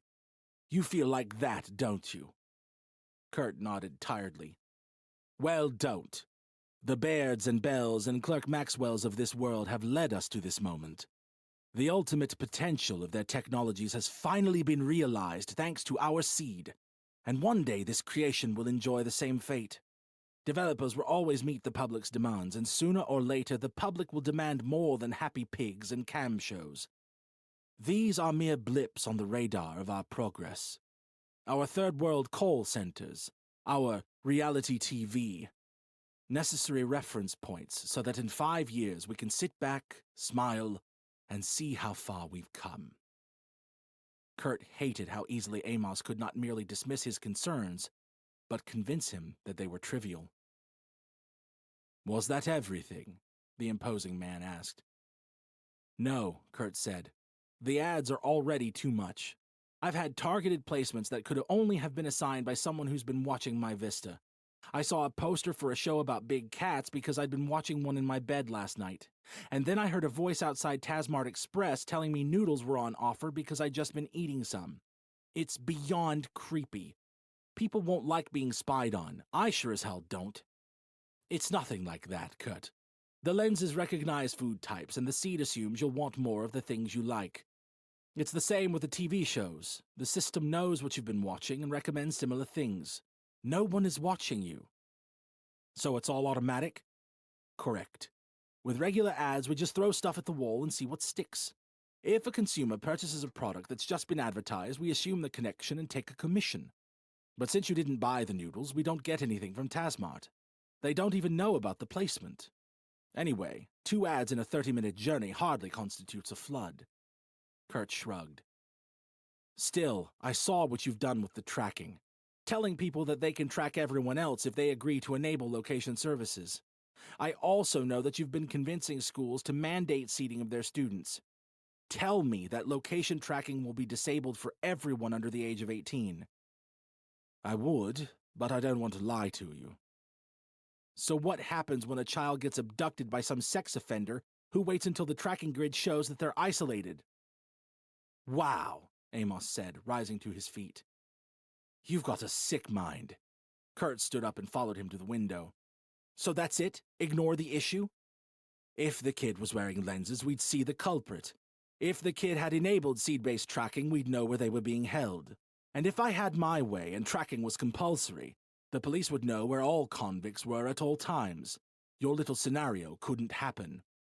Only if the convicts were seated in the first place, Kurt said. People with something to hide aren't going to let you put a chip in their hand. And that's exactly the point. In a few months, everyone will be seated apart from those with a nefarious reason not to be. Hence our forthcoming push for compulsory seating of all criminals. Criminals and school children, no? Amos grinned. It would stop them going missing, wouldn't it? Kurt didn't see the funny side, but Amos continued unperturbed. Anyway, at the contest, you stood in front of the world and told me that the seed would be in every American's left hand within a year. Were you lying? Is your position at my company based on a lie? No, but I expected us to be giving people reasons to get seeded, not forcing it upon them. Come on, hotshot. You can't reason with children or criminals. People who are seeded and wearing ultra lenses can't go missing, and they can't commit crimes without being caught. Before long, the law-abiding masses will be marching in the streets to demand compulsory seating for all. You're insane if you believe that. It doesn't matter if I'm insane, Amos said. He made the stylistic decision to finish his thought with a silent glance, looking into Kurt's eyes and scribbling in his hand. I'm right. He then walked away towards his elevator. Hold on, Kurt called after him. I'm not finished with you. Amos stopped in his tracks and looked back without turning his body. Who are you speaking to, Kurt? It can't be me in that tone. Shut up and listen. If my brother's kids have to get seated, it's going to be free. And while we're on the subject of money, I should have known, Amos said, turning all the way around and walking unusually close to Kurt. Money does this to people. I didn't think it would do it to you, but what do I know? Kurt didn't reply. Well, at least now I know what you've been upset about, Amos continued. All these fantastical frustrations about people playing games, children getting a safer and better education, too many ads, poor little murderers and rapists being seated against their will. They're nothing but distractions from the truth behind your visit. Cool Kid Kurt is all about the cash. No, it's the principle of the thing, Kurt spoke up in his own defense. I want a job for life. Jobs come with responsibilities and salaries. You had me hiding in my house for 2 weeks and I'm not being paid. How is that a job?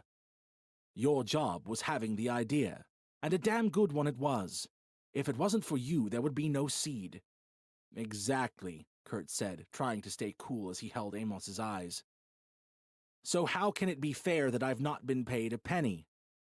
You have infinite credit on your seed, which I can't even spend in one store yet.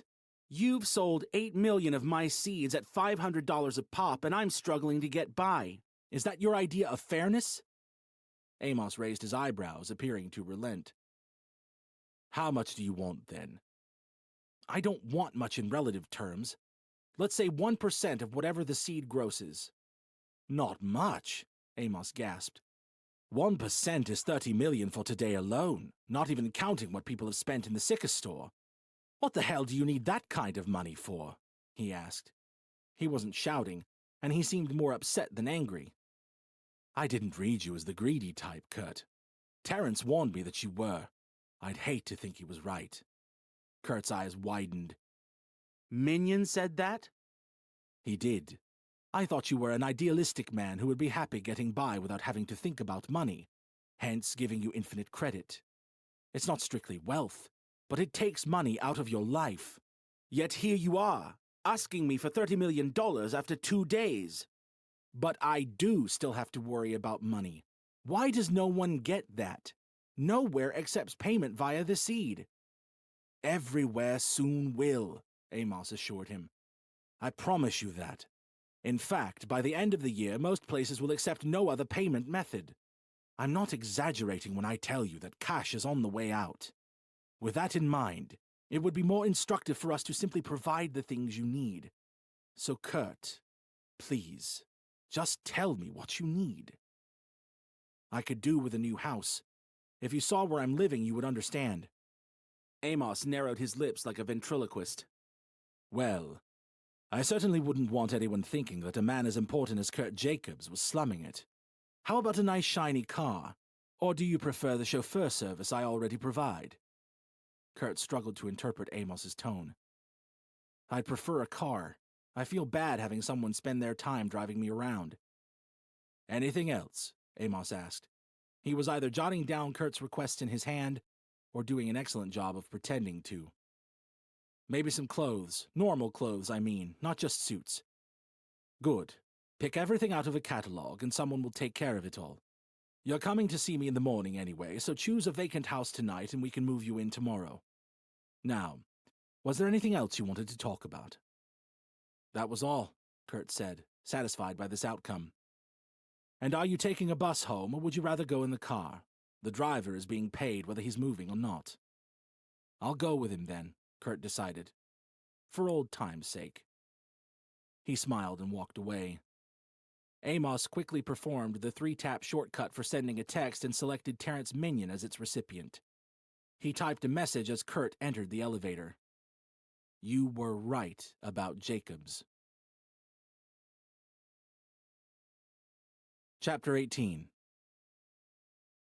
An expansive 4-bedroom property in the leafy borough of Longhampton immediately jumped out at Kurt from the real estate listings, while a $600,000 Prendico Finale did similar from the auto catalog. He messaged Amos with his selection straight away, but didn't receive a reply until the morning, along with confirmation that a driver would shortly be arriving to bring him to Sycamore HQ. Amos greeted Kurt in the lobby, immediately indicating that his visit would be a short one, and wasted no time in explaining the present state of affairs. Good morning, Kurt. The house and car have been registered to your seed. You know where the house is, and the car will be here tonight. Thanks, Kurt said, and he meant it. Not at all. It's a beautiful house, very classy. And a finale. I was not expecting that.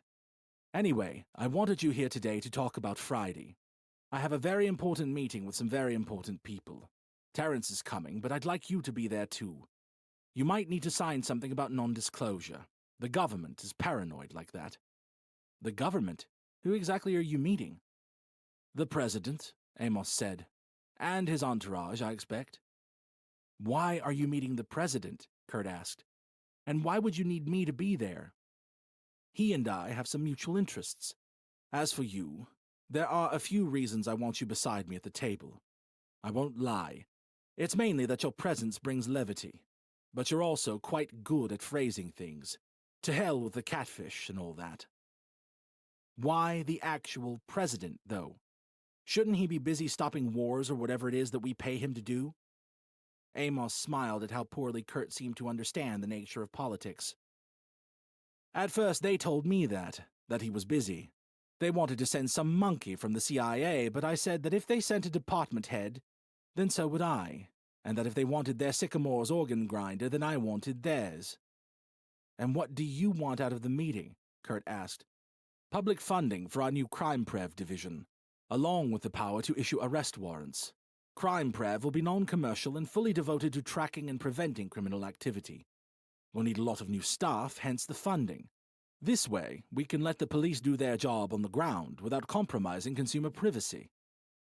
Kurt didn't know where to start.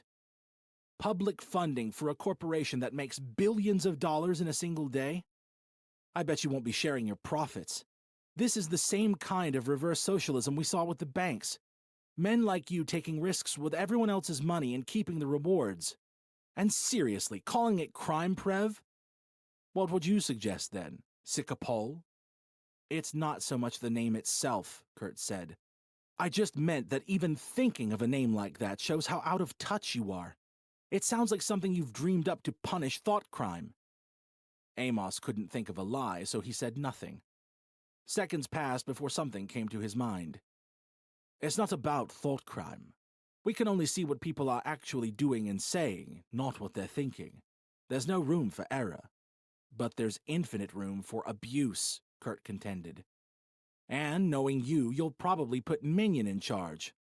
The board will consider all well-qualified candidates. Much could be read into Amos's non-denial. Do you know what your good friend Terrence used to do before he started working here? Kurt asked. Why do you think I recruited him? Amos said, grinning horribly. Look, Hotshot, we have the technology to eliminate crime, and it would be a sin to ignore that. This is one of those times where ability implies duty. We can, so we must. Aren't people already using their recorded footage to prove what did or didn't happen in difficult situations, though? Kurt prodded. Why do we need all of these new powers? Amos nodded.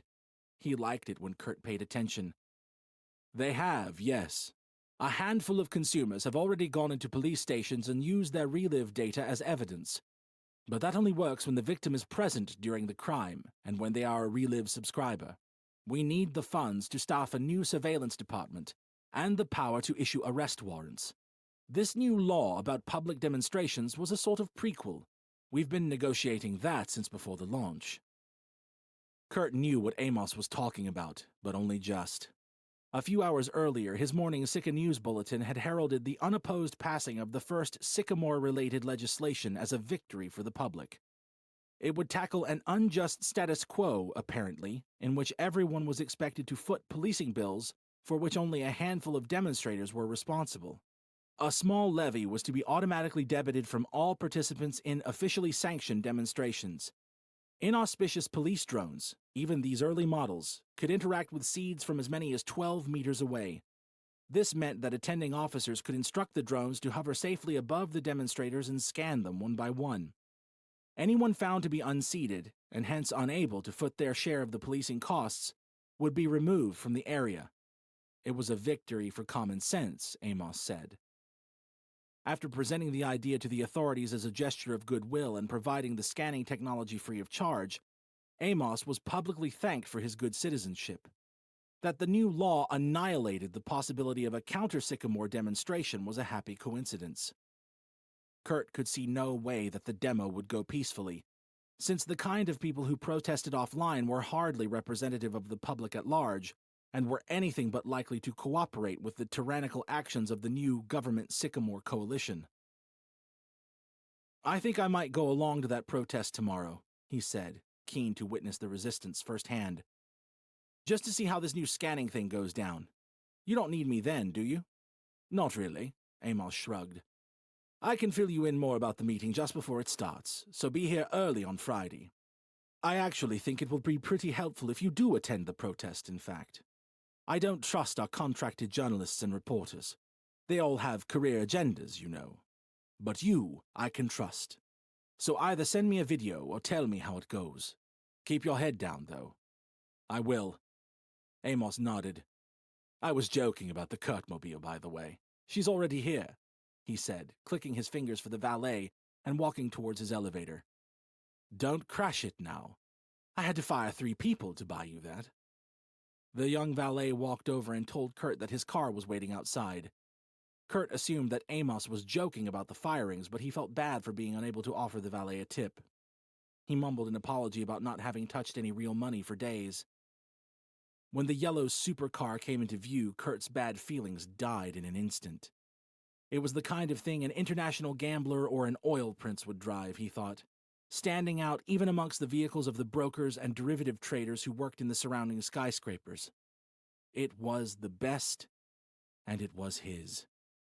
Kurt hadn't driven anything in over a year, and this wasn't just anything.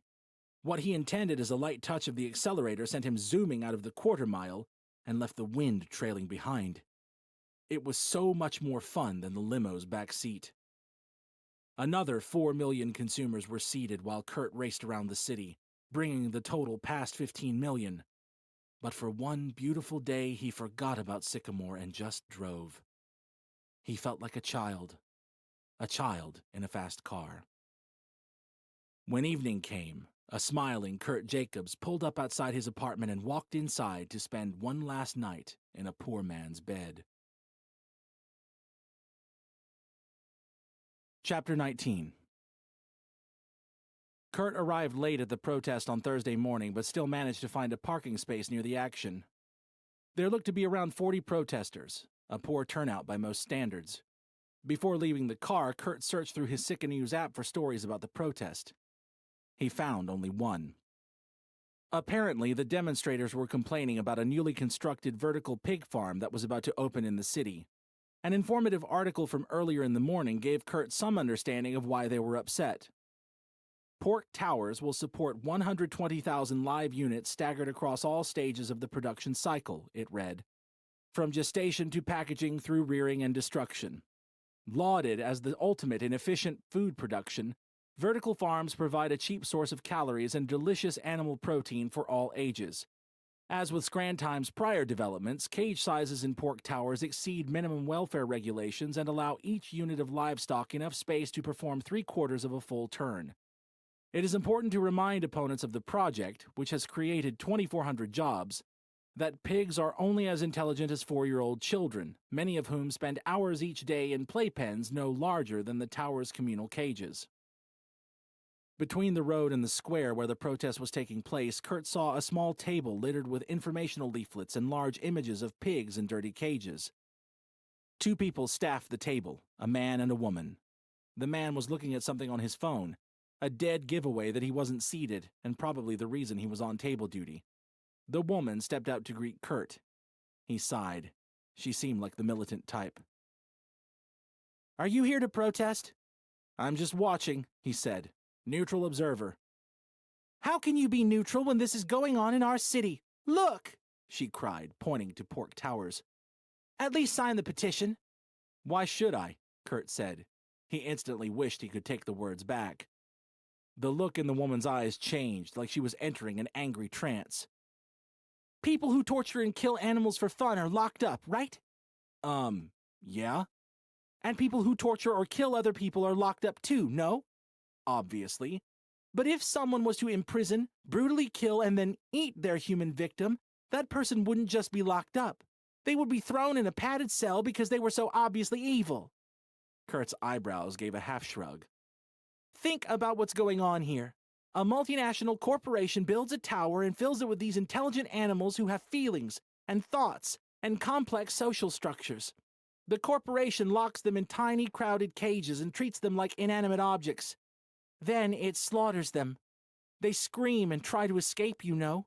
But we're supposed to act like that doesn't mean anything because it would be too inconvenient to think of livestock as sentient beings.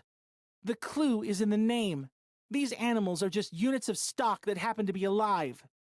The woman paused for breath and continued. "Anyway, the pigs are imprisoned, mistreated, and then brutally killed. Sounds familiar? Except the corporation doesn't eat its victims. It chops them into sausages and markets them to children. Yet this corporation, created and operated by people, remember, is somehow immune from morality. If Scrantime's CEO was to kill a dog, he would be in trouble. But when his company builds a killing tower for 120,000 of that dog's social and intellectual superiors, Our city gives him massive tax breaks and thanks him for his business." The woman inhaled sharply again after the long and rambling rant, then shook her head to compose herself. "Everything is wrong here." "You're right," Kurt said. "A lot of things are wrong. But in my hierarchy of global problems, pigs aren't on top." "That's how the money men want you to think," interjected the woman's calmer male partner, finished with his phone and keen to win Kurt over. "That they're just animals. When a child hurts an animal, it's cause for concern. So why here, when the corporate establishment does it, should we look the other way? Because their cruelty is driven by the profit motive? Shouldn't that make it worse? First, it doesn't matter how we treat animals. Then it doesn't matter how we treat enemy combatants. Then it doesn't matter how we treat criminals. Guess who's next? Me, I suppose. I'll be chopped into sausages unless I sign a petition against vertical farms," Kurt said. He hadn't set out to offend the well-intentioned campaigners, but to his mind they were being ridiculous. The man pointed to the imposing tower. "That is not a farm." "And I am not a pig," Kurt said. "Good luck," he added as he walked away, more or less meaning it despite having found little common ground. He retired to his car side of the road and watched the demonstration from there, zooming in for a great view. Much to his surprise, no one was being ejected. Either the drones were broken or the seed had spread wider than he realized. It was certainly true that a disproportionate percentage of people were already seated within big cities, where there was never a shortage of trends to be followed and appearances to be kept up. But he certainly hadn't expected so many political activists to have joined Sycamore's ranks. And then finally, some excitement. Without warning, 4 police officers approached the demonstration and each unceremoniously removed a protester. They marched them to the edge of the square, just opposite the point from which Kurt was observing with his arms folded, and explained that the protesters would be committing a crime if they re-entered the square. 3 of them argued half-heartedly, and relented when the police raised their batons. The 4th, the only female in the group, slapped one of the police officers in the face. Kurt didn't know what she was thinking, but he was instantly excited by the escalation. This was the kind of action that could spark something big, he considered, with more than a little hope that it would. The other 3 unseated demonstrators fled while they still could, leaving the woman in a circle of 4 affronted police officers. 2 tackled her and held her hands behind her back, while another reached for his taser. Kurt knew that if they went through with this, there would be a riot when the video surfaced. But as much as he wanted to see a backlash against the draconian and borderline fascistic new anti-protest legislation, his subconscious also seemed to know that it was wrong to stand by as an outmatched young woman fell victim to police brutality for a slap that hadn't done any real damage. His mind wanted to be quiet, but his voice wouldn't listen. "I'm recording this," it shouted to the police. "And I don't think Isaiah Amos or anyone else would be pleased to see it." "You stay the hell out of this, son." "Son?" Kurt asked, crossing the road and looking straight at the recalcitrant officer. The man stared back and gasped when Kurt's info appeared in the air beside his head. "Oh my God, Mr. Jacobs. I didn't know it was you. There's no need for this to escalate." Without any hesitation, the officer then turned to the woman he had been about to tase and sheepishly apologized for his actions. He and his colleagues then quickly walked away with their tails between their legs, not a backwards glance between them. Kurt Jacobs had no idea what had just happened. Chapter 20. Kurt hurried towards his car, realizing that he had broken Amos's sole instruction to keep his head down. As it went, he could hardly have garnered more attention if he had tried. From nowhere, a hand landed on his shoulder. "You!" a female voice yelled as the hand spun him around. "This is all your fault." As if he needed any confirmation, his eyes gave it. It was the woman. She still looked angry, but face to face she looked a decade younger, Kurt's age or thereabouts, and she had the darkest eyes he had ever seen. Wary of staring too long, he said the only thing he could think of. "I don't know you." "And I'm fine, thanks for asking. See what you've done with this stupid chip?" "It's not a chip," he said automatically. "It's a seed." "That's all you have to say?" Look, he sighed. None of what's happening over there is my fault. I only found out about this new anti-protest law yesterday, and I came down hoping to see resistance. You were the only one who put up a fight, and if they hadn't been so rough, I would have let it go and kept filming from a distance because an overreaction could have been good for bringing more attention to all of this. The anger in the girl's face faded. I suppose you did sort of save my ass. So did you sign the petition? Pork Towers is symbolic of everything that's going wrong these days. Just total disregard for anything except money, right? Kurt couldn't face another argument about pigs, happy or otherwise, and especially not with as lively a firecracker as this one. He exaggerated his concern. Yeah, it's a bad idea. Slippery slope. Anyway, how did you know who I was? I mean, I know the cop said my name, but how did you know the seed was my idea? You don't seem like a Sycamore fan. I'm a journalist. Well, student journalist. And I covered the talent search, she explained, a hint of amusement creeping through the words. Man, that was some outfit. Yeah, I thought so too, Kurt laughed. But did you like my pitch? You mean the pitch as distinct from the idea you were pitching? I guess. It definitely had more spirit than any of the others. But I couldn't help but feel that a concept as horrible as a consumer microchip didn't deserve as impassioned a defense as you gave it. And you did give Amos some pretty messed up ideas about how to maximize revenue. You even said the seed would change the world while it's taking it over. See? You're more than complicit here. You're responsible. I said what I said to make sure that I won, Kurt admitted. But he would have come up with it all anyway. Honest, if nothing else, she said, a slow smile creeping across her face. So I'm going to the bus stop. Are you going to wait with me? Kurt nodded and followed. He wasn't sure if any of what she had just said was a compliment, but the invitation to the bus stop tipped him towards a maybe. The concept is still sound, he insisted. It's just being poorly applied. I had nothing to do with this new law. I just wanted to make people's lives easier. You know what they say about the road to hell and good intentions, the girl said. This fascist law against public protest might be the worst thing so far, but it's only the start. The worst thing so far is the ads, Kurt argued, ignoring her warning of things to come. I can only imagine. He shook his head definitively. No, you couldn't possibly imagine. It's advertising gone wild. They have girls whispering in my ears when I walk past a store, telling me to buy more of what the lenses saw me eating for breakfast. Then they have girls who look like girls. Kurt trailed off.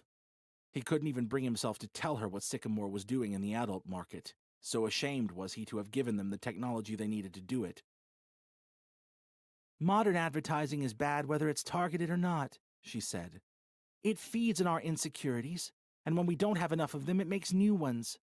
They tell us we can't be happy without whatever garbage they're trying to sell.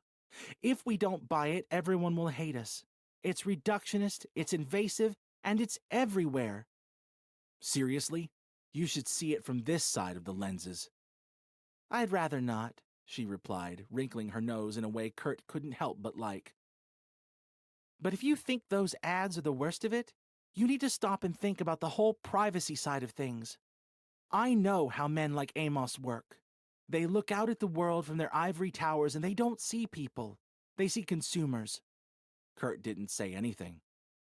Consumers and their privacy are easily parted, she continued. Look at the tracking. First it's opt-in, then it's opt-out, then you don't have a choice. What then? I don't even want to think what it'll be like when they try to digitize the money supply. Kurt's eyes narrowed. The more the conversation ran, the more this girl seemed to know an awful lot about things that hadn't been announced. Do you have someone on the inside? He asked. Not yet, she said, as though these two short words carried far less weight than she realized. But don't you worry about these things too? Like what might happen if they decide to turn someone's chip off, and the person couldn't buy anything? And the keys. What if someone at Sycamore decides they don't want you getting into your house one night, or into your car? Everyone is giving so much power over to this corporation without even realizing it. I've asked those questions to Amos, and I've answered them for the press. There's no danger of Sycamore cutting people off, Kurt said. The consequences would be dire. It would be CR suicide. What the hell is CR? Consumer relations. She rolled her eyes. Anyway, did you ever stop to think about the consequences of your actions when you were designing the chip in the first place? Of course not, Kurt said, like this answer should have been as obvious to her as it was to him. I'm a how guy. I was focused on the problems. Which were? Where should I start? Inefficiency, protectionism, technological stagnation? Those weren't problems, she replied. Those were abstract concerns, dreamt up by people with nothing more important to worry about. And in tackling them, all you've done is create real problems. It hardly seemed possible that power could be any more concentrated, but you've managed it. People who won't take the chip are going to be treated like criminals, and people who do take it are selling themselves into slavery. Hell, they're buying themselves into slavery. Once you're chipped, Sycamore owns you. They literally own your memories. And once Amos pushes for cash to be abandoned, he'll be in full control of your assets. Kurt wanted to remind her again that it was a seed, not a chip, but the look in her eyes hinted against doing so. He stayed quiet. Those are problems, she reiterated, and not the kind you can hack your way out of. By the way, how come no one has tried to hack Sycamore? If someone got in, they could put all sorts of stuff in the sky and mess with the ads. It seems like too good a target for people to ignore. Kurt had the answer to that one. The guy who did the security is the best in the world. He's an asshole, but the kind you're always sort of glad to have on your side. I know him from before. As Kurt finished speaking, the bus arrived and the girl stepped forward. Interesting meeting you, she said. Likewise, he smiled. What's this keypad? The girl asked the driver. He replied automatically. New security measure. Just read the numbers on the front window and type them in. She looked at him, confused. What numbers on the window? Sorry, he grunted. You can't ride without lenses. Next. What? She asked, stunned. Since when? This morning. Next. Kurt saw what was happening and pushed his way past the rest of the queuing passengers. It's okay, he told the driver. I'll read them for her.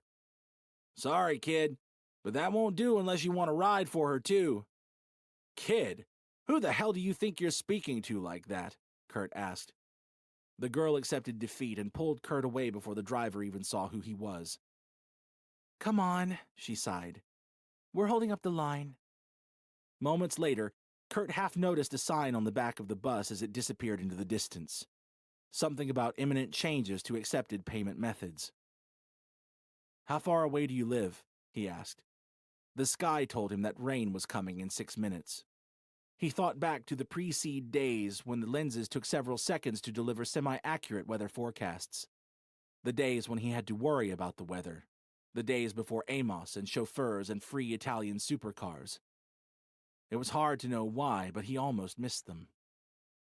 It's like a 35-minute walk, she said. Kurt shook his head.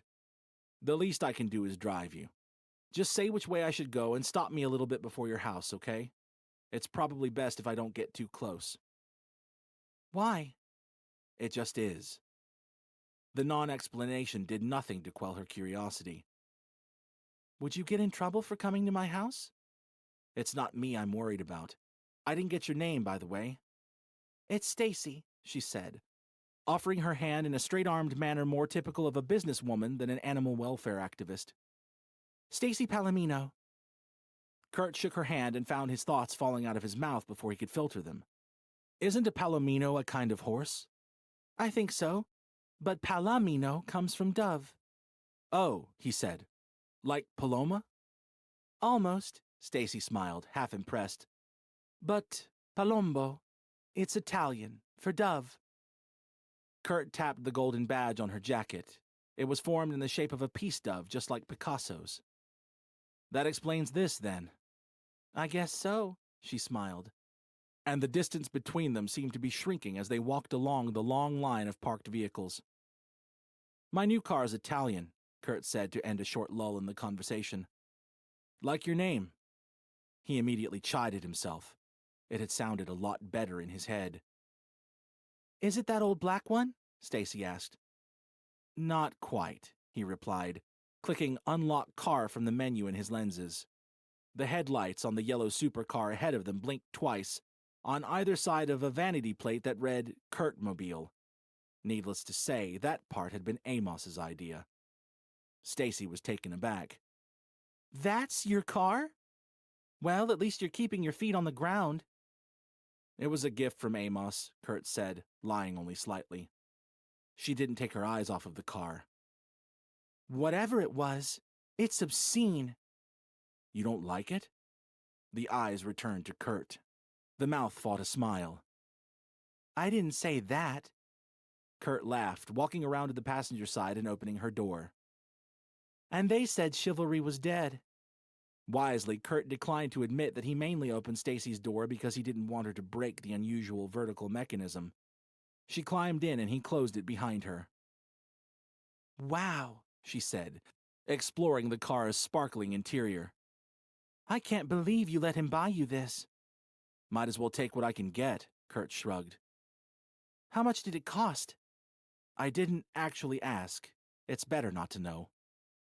35 minutes on foot translated to 9 in the car, and it seemed like they had just gotten in when Stacy interrupted their idle chatter to tell Kurt he was getting close to her house. She reached for the door handle when the car stopped. I'll get that, he said. Stacy pulled her hand back but remained insistent on letting herself out. There's no sense in both of us getting wet.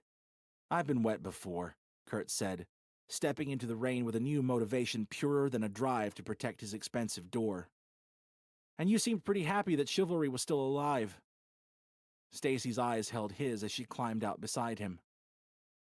So, will I see you again? Kurt wasn't expecting her to say that, and he didn't know how to answer. I don't think that would be a very good idea. It's okay, I get it. Too caught up with the digital girls in your virtual reality world, right? She jibed. It's not virtual, it's augmented. You keep telling yourself that, Stacy said. She had an uncanny way of saying sharp things softly. When do you want to see me again? He asked, turning the question back on her. How's your tomorrow? She replied, now having to shout over the sound of the lashing rainfall.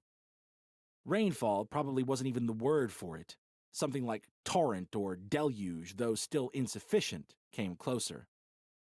The downpour was severe enough that Stacy and Kurt were the only people on the street, where they stood looking into each other's eyes and talking small as if the sun was shining. Had a division existed between romance and insanity, this would have tested its boundary.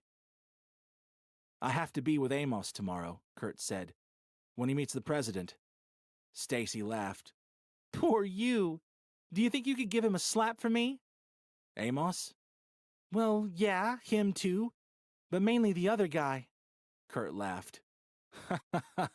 I don't think even I would get away with that.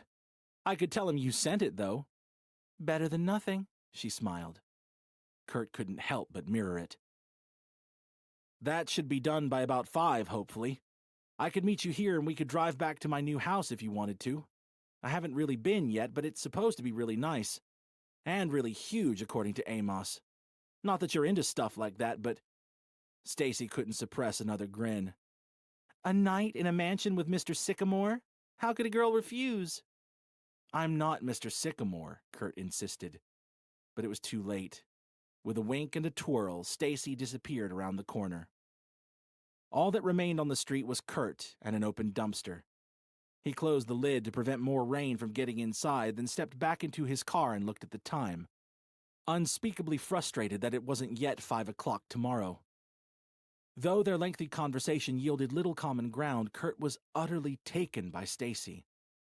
It was about more than how good she looked, especially in the rain, and it went beyond her attractive strength of conviction and what seemed like a stereotypically irrepressible fiery Latin temperament. He liked Stacy for all of those reasons, of course, but also for the way she was making him think about himself, challenge his role, question his complicity, wonder what he would have to do to become the kind of guy who would have a real chance with that kind of girl. Her presence hit him hard, chipping away at his blasé front with a relentless barrage of insights that seemed to arrange themselves on the surface of his soul like a line from Rilke. "You must change your life," she told him without telling him, and he knew she was right.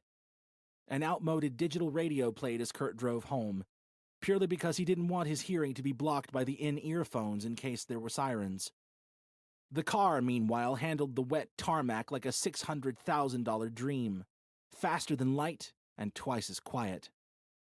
It rounded a corner and Kurt suddenly jumped in his seat, simultaneously panicked and infuriated by a pop-up ad that obscured his view of the road. He slammed his foot on the supercar's brakes and it ground to a halt mere inches from the vehicle in front.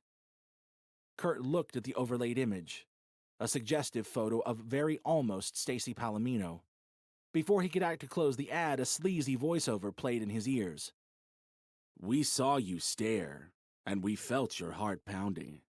You can't have her, but here's the next closest thing." Chapter 21. Too shaken by his close call with the pop-up ad to think about moving house, Kurt drove to the safety of his old apartment and spent one more night there.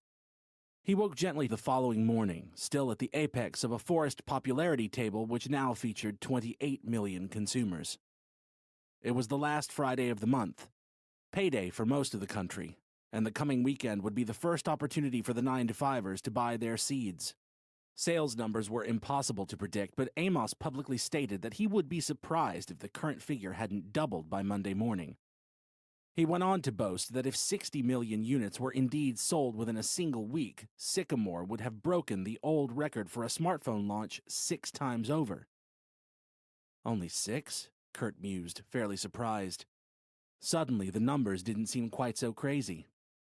He packed some clothes for his new house and drove conservatively towards Sycamore HQ, wary of pop-ups after the previous night's incident. Amos was going to get an earful about that when Kurt arrived. A frustrating delay near the edge of the quarter-mile gave Kurt time to notice the old-fashioned billboard by the side of the road. It was a static, as they had come to be known, so displayed the same image to everyone. It was a typical beer ad, which featured a majestically airbrushed 18 to 24-year-old bikini model tilting her head above the crude slogan, "Lexington, I want you to want it." Kurt wasn't sure exactly when subtlety had died, but it annoyed him to an irrational extent that some idiot in a suit had been paid to think of that slogan. The drawback of statics had always been that the advertiser had to pay to advertise to everyone when only a portion of the audience might be interested in their wares. Targeted placements had the obvious discriminatory advantage in that regard, but Kurt found himself wondering how necessary they really were, given that half of the city's statics seemed to be selling Lexington, and that a good number of his placements had been too. The past few weeks had made Kurt think about advertising in new ways, and he now realized that the cancer had always been pervasive enough to ensure that most people wanted the same things anyway. Apparently, Kurt's lenses had looked at the static billboard for long enough to convince his seed that he might be interested in buying some Lexington. And just in case the model didn't quite do the job, here came a pop-up to make sure. The new image was overlaid in his Vista seconds after he parked. This timing was better than last night's, but still far too close for comfort. Once again, Stacy was the woman of choice. But this time it was different. This time, Sycamore wasn't selling Kurt the idea of Stacy. This time, they were using Stacy herself to sell him Lexington. The ad looked like it had come from the same template as the static. The most seductive shot of Stacy from Kurt's Vista recordings had been selected. Presumably, it came from the moment his heart rate was most elevated. She was half biting her bottom lip and half smiling in the rain as her hair clung to her neck. Taken out of context like this, it looked like an overtly sexual pose. The slogan under Stacy's unconsenting face somehow managed to trump the last one for classlessness. "I only do dudes who do Lexington." Kurt would have rolled his eyes if the pop-up wouldn't have followed them. What was it with Lexington and terrible ads? What was it with Lexington and ads? He just didn't get it. After all, they were already the most successful drinks company in the world by an immeasurable distance, with 8 available flavors that catered for the whole market. beer, red wine, white wine, cola, pineapple, strawberry, princess, and, of course, Kurt's favorite from his student days, blue. Lexington was a strong drink, stronger than real wine, but didn't taste it. It was the quickest and cheapest way to get buzzed, available in both cans and plastic bottles from an outlet near you. Lexington Jr. was a gateway brand targeted at underage consumers. Its containers looked the same as the grown-up ones to ensure an easy transition, and its advertising campaigns made sure that all those future alcoholics dressed up as school children counted down their days to adulthood with glee. "Be like Daddy," the mascot said. "It's what big boys drink." Do-gooder types had tried to get Lexington Jr. commercials banned from children's TV shows, but nothing ever came of it. The company invested a few $1,000s in alcohol awareness programs and a few million more in the relevant decision-makers' campaign funds. When Kurt stepped inside Sycamore HQ, Amos wasn't awaiting him in the lobby. He did, however, move towards his floor's elevator as it ascended, clasping a mug full of blue liquid as he prepared to greet Kurt. "Morning, hotshot," he boomed as the doors parted. Kurt smelled Lexington and saw blue. "Jesus, it's early for that." "Junior, of course," Amos said. "I don't mess with the hard stuff." He winked, but Kurt was in no mood for fun. "I got a Lexington pop-up in my car this morning. I had just parked," he said.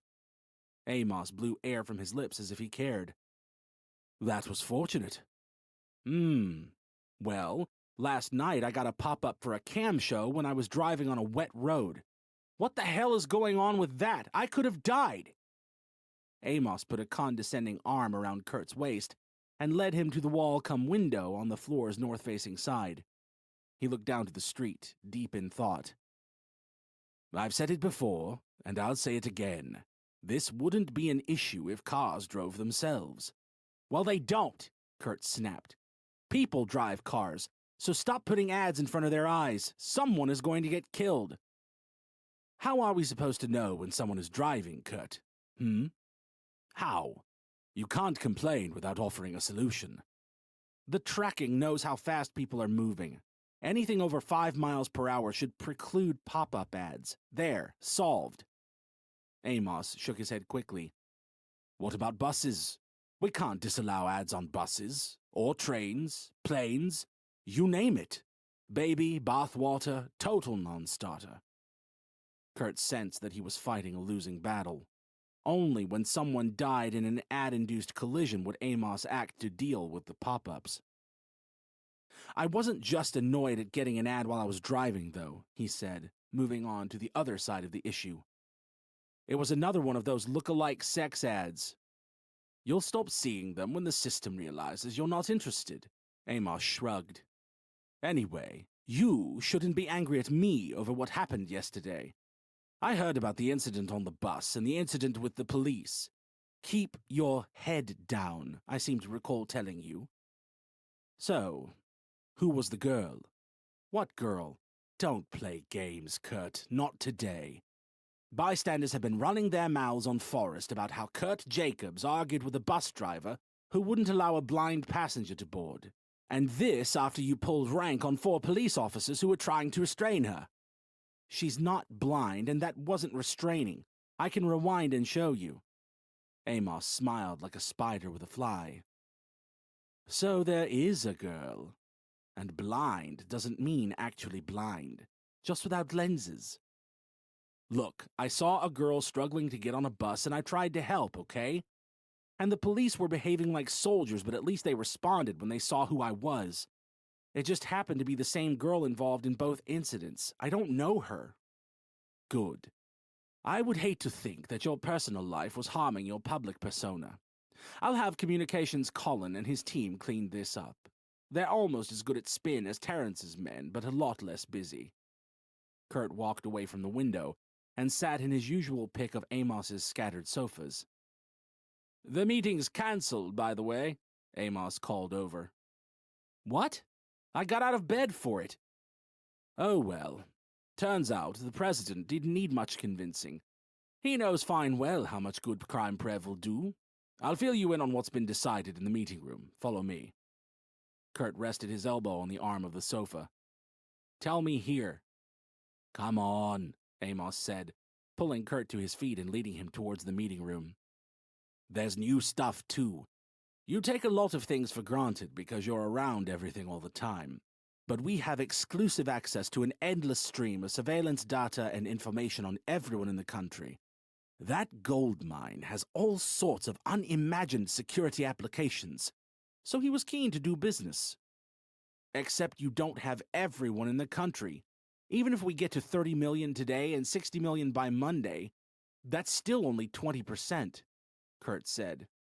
He heard himself say only and realized how foolish it sounded. In a single week, Hotshot. 1 week. And anyway, it wouldn't matter if we never seated another consumer.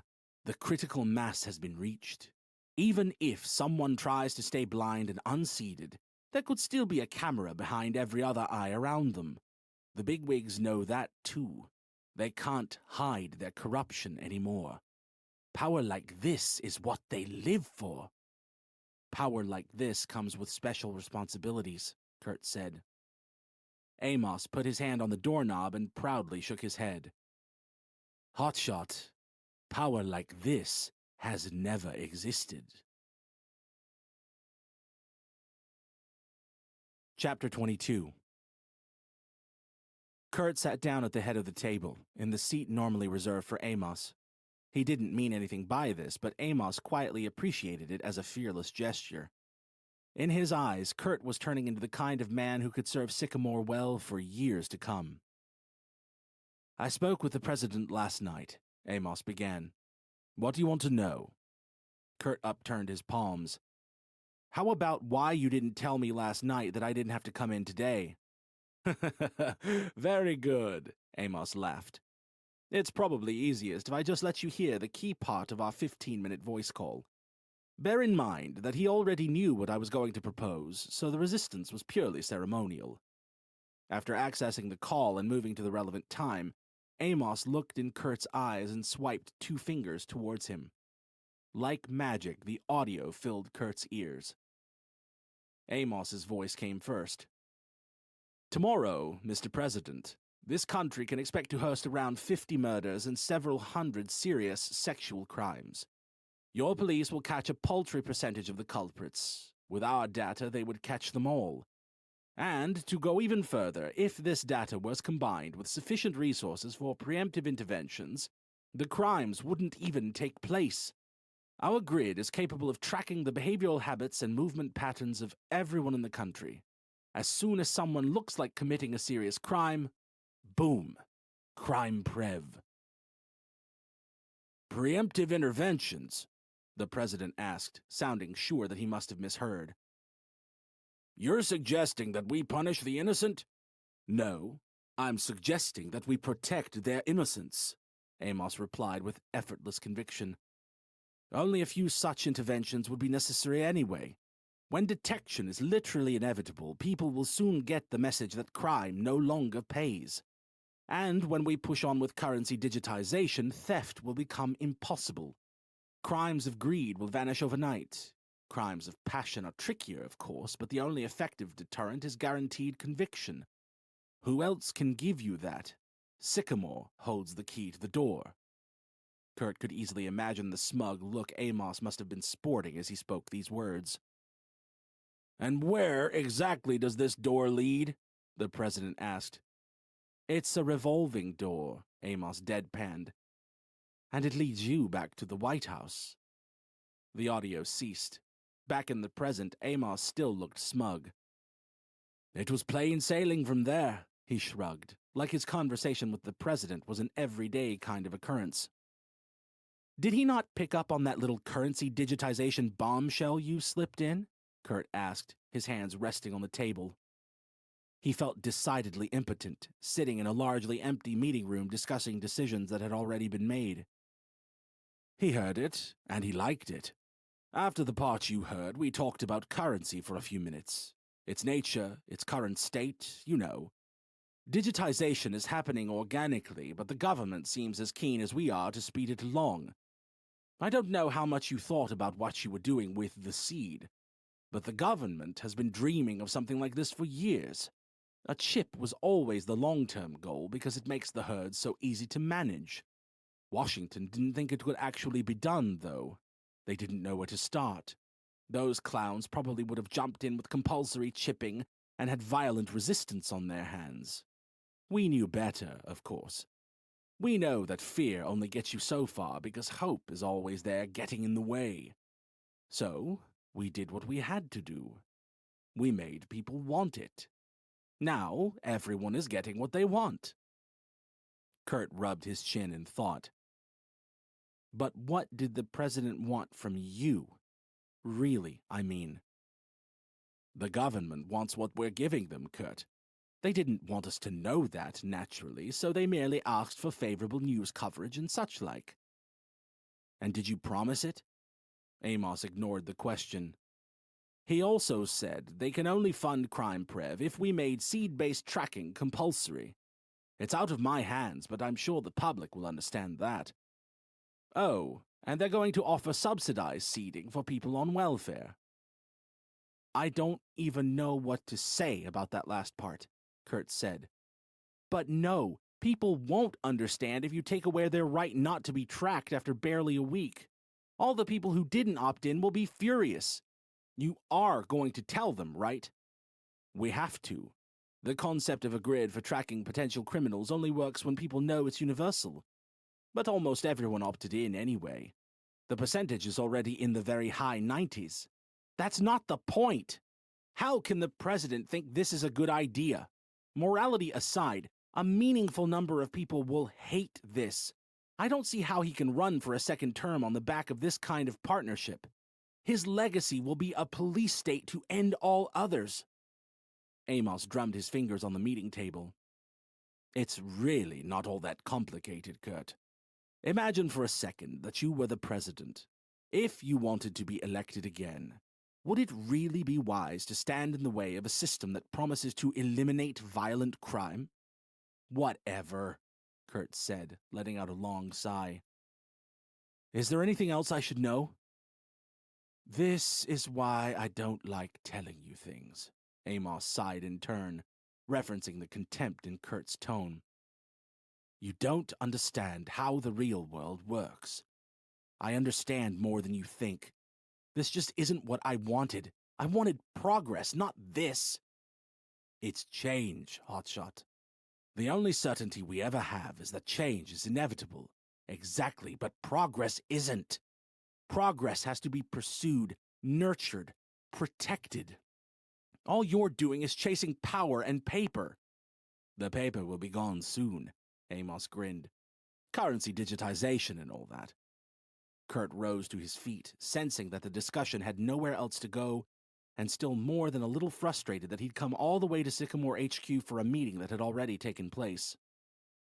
I'm going to head over to the new house with some of my stuff, he said, since it seems like there's nothing else. Amos followed Kurt into the elevator without speaking, and Kurt watched on as Amos's eyes lost focus and the dumb glare of full immersion took over. Here it is, Amos said, finding whatever he'd been looking for just seconds before they stepped out onto the ground floor. I don't know how fast word travels, and you know how I don't like to mention our competitors. But those Californian hipsters we're going to crush with the phone dumping stunt are planning to announce a chip of their own at their stupid little conference thing next week. What? Kurt shrieked in automatic reaction. Another chip? But I thought we had patents for AR contact lenses. What use would their chip be without lenses? Evidently, the threat of a rival to the Seed knocked Kurt's other concerns to the back of his mind in the way that only an external enemy could. Amos was heartened by this evident concern. I thought that too, Hotshot, but apparently we were wrong. We're only protected for certain applications of AR lenses, the ones we had before the Seed. But things like recording live input, enabling direct chat, those concepts didn't exist before you came along, so none of my men had thought to patent them. So what's going to happen? Kurt asked. Did the president offer some sort of protection against the other chip as a sweetener? Amos smiled as they reached the front door and the valet set off to fetch Kurt's car. See? You're better at this than you thought. I'll give you the exact quote, he said, swiping across a second extract from the call. Once more, the president's recorded voice filled Kurt's ears. Don't worry, Mr. Amos, it said. We'll tell the media that Sycamore has invested heavily in our country, and hence your intellectual property rights must be protected. Your monopoly on subdermal consumer technology will last as long as my establishment. The extract ended there. They're on our side all the way, Amos beamed. An assurance of protection against the rival chip had been what Kurt thought he wanted only seconds earlier, but actually hearing it rustled up discomfort. I know this benefits us right now, but is it a precedent we want? The government supporting anti-competitive action is a slippery slope. The political and economic systems we have are bad enough, but if you take away the competition and leave everything else, then we're looking at corporate fascism. Is that what you want? Amos wrinkled his nose in indifference. I don't care what you call it, hotshot. An easy win is an easy win. Chapter 23. Although Kurt's new car had its own navigation system, it couldn't compete with the one built into his seed. Sycamore's app was called Take Me There, or TMT, with its title keeping up the not-at-all annoying habit of capitalizing words with no spaces in between. Thanks to TMT, a long green arrow appeared on the road to tell Kurt where to drive. The distance and time fields updated an unnecessary number of times per second, but unlike dangerous pop-up ads, these data points didn't interfere with his view of the road. He figured that this new method of on-road navigation might even be safer than the device-based kind it was replacing, since drivers no longer had to glance away from the road to view the correct route. TMT worked on foot as well as within a vehicle, and to Kurt's great unease, the app had offered him the choice of person or place when it came to selecting his desired destination. He tried not to think about this too much, for now at least. Kurt's new home in Longhampton lay at the opposite end of the city from his old apartment, with a lightning bolt of social mobility suddenly lifting him from the plebeian doldrums and dropping him near the city's southwestern limits. It wasn't that he wanted to live with the upper crust. That was just where the good houses happened to be. Kurt had been driving south from Sycamore HQ for what seemed like no time when TMT told him that his new home was only 30 seconds away. A huge black gate came into view before long, causing Kurt to let out a slow sigh. He was going to be one of those gate people. The gate opened as he approached, allowing him to continue right on to the end of the cul-de-sac. Kurt couldn't see himself liking any of his new neighbors, so was pleased that there were such big gaps between the houses. Once his seed unlocked the front door without any drama, his first reaction to the house's interior was open-jawed wonder. It lived up to the pictures, and then some. Whoever had designed the house clearly had Kurt's kind of taste. Marble floors, high ceilings, a master bedroom with a waterbed in the corner and a hot tub in the middle, a kitchen that made Randy's look like a closet, and closets that made the old apartment look like a sick joke. Kurt decided not to bother collecting any more of his things for now and dumped the few boxes he had in one of the rooms upstairs. He returned to his new bedroom and sat in a fancy seat by the window. With a crystal glass of Lexington blue in his hand and songs about the good life in his ears, Kurt kept his eyes fixed on the white viewing wall, unable to bring himself to admire a beautiful rainbow over the world his seed was ruining. Crime Prev and Forrest and everything else ran through his mind until he dozed off to somewhere more peaceful. The next thing Kurt knew, the time in the corner of his lenses was blinking 16:35, and it was time to get ready to meet Stacy. He opened the curtains and looked out over a meadow he never knew existed so close to the city. The sky was clearer than it had any right to be. Kurt was refreshed, and it was a good day to be alive. He went outside to his car, and a man in a driveway across the street yelled over to him. "Nice one, neighbor!" yelled the man.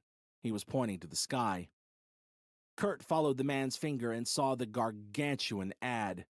Virtual clouds formed a giant face, not unlike the two-tone revolutionary who adorned innumerable college dorms. The face floated above Sycamore's latest slogan. The face was Kurt's. The words weren't. Change is inevitable. Progress is Sycamore. Kurt shook his head and climbed into his shining car, determined not to let Amos and his games ruin the evening. The radio provided little respite as a no-mark host discussed the changes to the Seed's location tracking feature with none other than Isaiah Amos himself. What Amos was doing on the old-fashioned radio, Kurt didn't know, but the whole thing sounded like a highly contrived communique rather than an interview. To Kurt's amazement, the host, seemingly with a straight face, complained that compulsory tracking would ruin games of hide-and-seek, as if this was an issue to rival the emergence of a publicly funded human grid.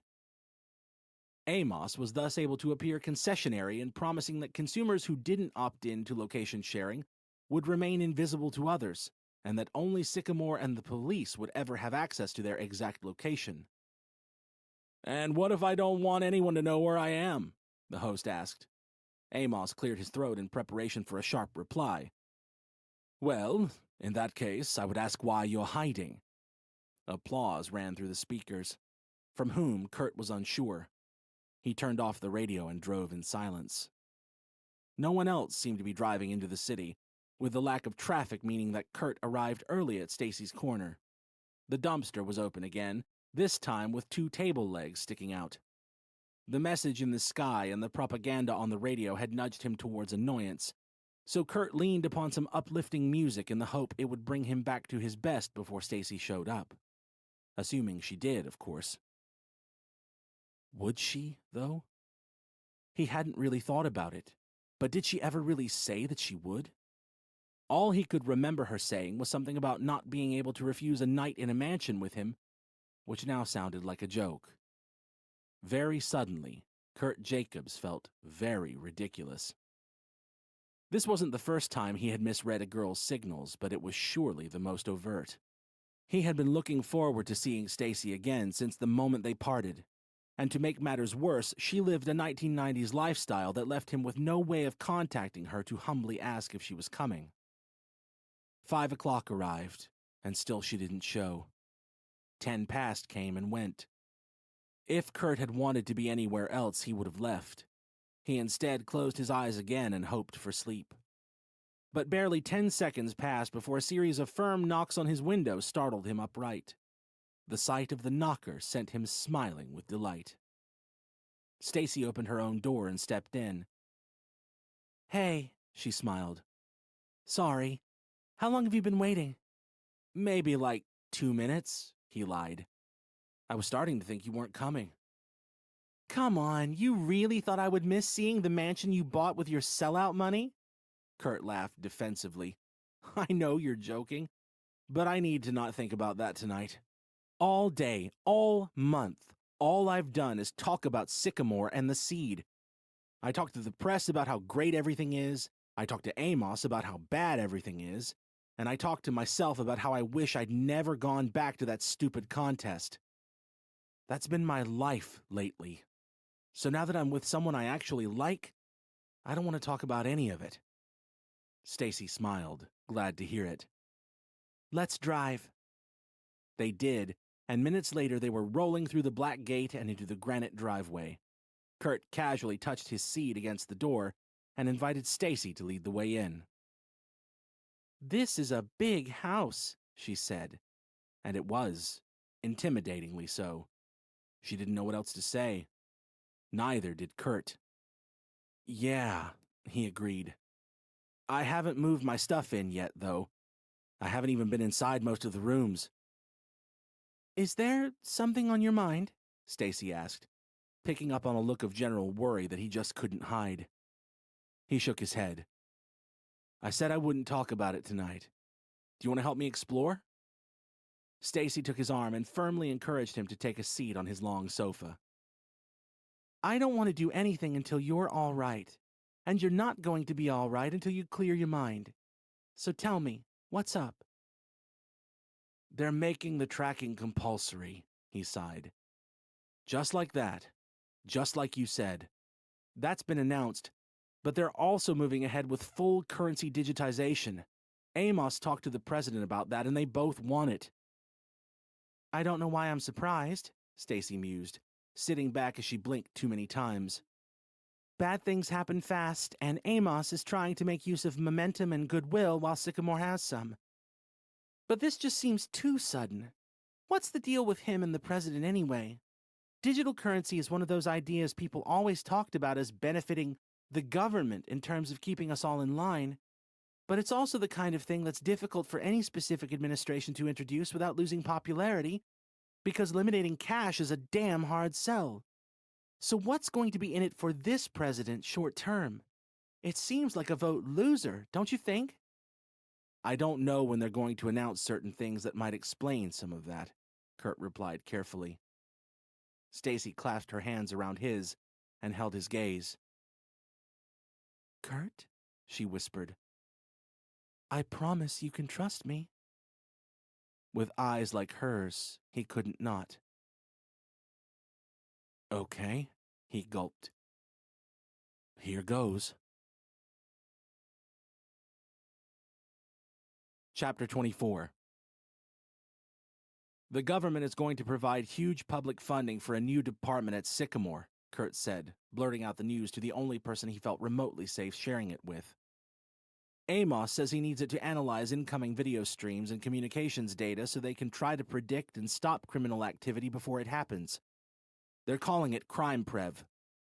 Stacy's jaw fell in shock, leaving her mouth as wide as her eyes. That's what I said, Kurt joked, trying hard to lighten his own mood. Yeah, she replied, her face relaxing. I can imagine. So, do you think they'll have a big wall full of everyone's vistas and that they'll be sitting there in big recliners smoking cigars while they spy on you? Kurt laughed along, appreciating Stacy's use of humor to process the situation. I don't think there will be an actual wall, but I wouldn't put the rest past them. I just know that Minion is going to get his paws all over this. And let's just say he doesn't play well with privacy. Terrence Minion? He's the guy who was in the news a few years ago about getting kicked out of university, right? Yeah, Kurt sighed. Professor Winter put his neck on the line to get him back in. Then he ended up dropping out to work for Sycamore. I don't know for sure what he actually did, but I have an idea. I knew him for a few years, and that whole time he was trying to blackmail people, and not over childish stuff. He was always sneaking into places he had no right to be. I can't exactly preach on that front, but he's not like me. He didn't do it for good, or even just for the chaos. He's not like Amos either. At least with Amos, you know it's about money. Minion is all about the power. I don't know much about him. What's he like? For the first time, Kurt didn't like the tone of Stacy's question. Why do I feel like you're working right now? He asked, eyeing her with newfound suspicion. Are you recording this? Are you going to try and publish what I'm telling you? Because if you did, we would both be finished. No, she said, signaling to a lack of pockets and running a hand down her chest and stomach as if to prove she wasn't wearing a wire. I want to see Sycamore burn, Kurt, but I'm not insane. I know how serious all of this is. We're talking about military surveillance disguised as consumer electronics. The concept might not be new, but the scale sure as hell is. This isn't military, Kurt dismissed. People always said the same kind of things about old social networks, that they were designed as phishing operations for federal intelligence agencies. But in the real world, it's the other way around. Things get successful, and then the agencies want in. Well, that's usually how the story goes. But this time it's different. How much do you actually know about Amos? Kurt shrugged. Enough. I know he used to be in the military, if that's what you're getting at. Tip of the iceberg, Stacy said. His work was in managing communications and tracking enemy movements. Sound familiar? That's when he took an interest in the multi-focus HUD lenses the Army were developing. He formed a company called Unifield and started working on what became the Ultra lenses. The funding came from serious people, Kurt. The kind of people who buy legislation. Anyway, they decided that Unifield sounded way too unfriendly, so Sycamore was born. But it's the same damn company, built on the same damn oil money and arms deals. How did you think Amos was able to afford that ridiculous tower before they launched a single product? Kurt stopped to think about that for the first time. Are you saying Amos is a pawn? I wouldn't call him a pawn, Stacy replied, sounding more and more authoritative. In chess terms, he's more like the queen. You're the king, a figurehead with no real power. But although the queen is powerful and dangerous, at the end of the day, she's still just a player in someone else's game. You see, Amos's backers contrived an American dream fairy tale about one man and his big idea coming from nothing to rise to the top. I don't think people ever bought that, but then you came along, and it sort of came true. Because even if someone else had invented the chip, someone like you was exactly what Sycamore needed. If you hadn't showed up, I think they were going to try the same kind of thing with the Sycaphone pitcher. After the day's message in the sky, Kurt saw a great deal of sense in Stacy's decisive analysis of his role. And now there's a huge silhouette of my face in the clouds, he uttered through gritted teeth. Beside words I never even said. Whatever I do, whatever I say, they're always going to hold me up as the friendly young face of Sycamore. What was the quote? She asked. Amos said change was inevitable, and I said that progress wasn't. In advertising land, that translated to change is inevitable, progress is Sycamore. It is a pretty good line. Kurt rolled his eyes at Stacy's teasing tone. Her expression then warmed into a truer smile. See, I know you said that you didn't want to talk about all of this, but it seems like it's taking a little bit of weight off your shoulders. This is heavy stuff, Kurt. What else is there? Nothing, he said, snapping the word out like a child. I want to talk about something else. Enough about me. What about you? What about your family and where you grew up? Like, normal things people talk about. We grew up here, in the city, me and my brother. Where is he now? North, Stacy said, this reply even more perfunctory than the last. She swallowed and looked at the ground. He moved away after my parents died in a car crash last year. I don't know what else to tell you. Snap. What? She asked, looking back up from the floor. My parents are dead, too, Kurt clarified. Another car crash. The room filled with a new kind of silence. It was total, without being overly uncomfortable, but after a few seconds, Stacy stood up and began to wander around. She paused at a door and looked to Kurt for permission. He nodded. Wow, she exclaimed, the hot tub in the middle of the bedroom floor catching her by surprise. Why exactly are we not through here? Kurt followed her in and found her standing at the head of the waterbed. It looks so soft, she whispered, sitting down on the bed and carefully feeling its surface. Kurt's heart, and every other part of his body, screamed for him to sit down beside her. But for better or worse, his head told him something else, and its warnings were too grave to ignore. This is a mistake, he said, forcing the words out in a single burst. We can't do this. Stacy widened her eyes and pulled her head back. I never said we were going to— I know, he interrupted. I mean any of this. You shouldn't be here. It's not safe. Kurt, you're starting to scare me. What's going on? He backed away, walking towards the door while still facing her. You said you want to see Sycamore die. So? So that's kind of a big deal. It doesn't matter that I don't agree with what they're doing any more than you do. In the public's view, I am Sycamore. We can't be together like this. Stacy stood up and shrugged. So I'm out of bounds, like a minister's daughter? We're not in high school, Kurt. Why are you so scared of what people might say? I don't care what anyone says. It's what Amos and his friends might do. If he knew I was spending my nights with someone who wanted Sycamore to die, and that she was asking me all sorts of questions, look, whatever I might want, this just can't happen. We can't happen. I know too much, and now you know most of it. It's one thing for me to kid myself that my life is still normal, but I can't drag you into this. Kurt sighed. He was rambling, realizing his thoughts only as he spoke them, but he had to get them out. I don't know what I was thinking bringing you here. I'm really sorry, but you have to leave. Without speaking, Stacy gave a half nod and walked to the front door. In the car, confusion and regret left no room for awkwardness. Stacy felt sorry for the position Kurt found himself in, but more than a little annoyed at him for wasting her night, while Kurt's anger was directed equally at the circumstances and at himself for causing them. When the car pulled up at her corner, Stacy scribbled something on a piece of paper and looked deeply into Kurt's eyes. "Why do you never take your lenses out, even though you say you hate what's happening?"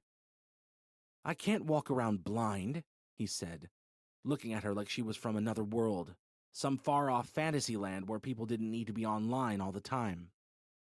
"What if something happens and I don't know? Or if someone needs to contact me?" "You know, Kurt, sometimes you sound just like everyone else." Kurt wanted to say he was nothing like everyone else, but in the moment he felt decidedly short on supporting evidence. He turned his hands upward to indicate as much, then got out to open the passenger door. "At least you've got more manners than the rest," Stacy said as she stepped out.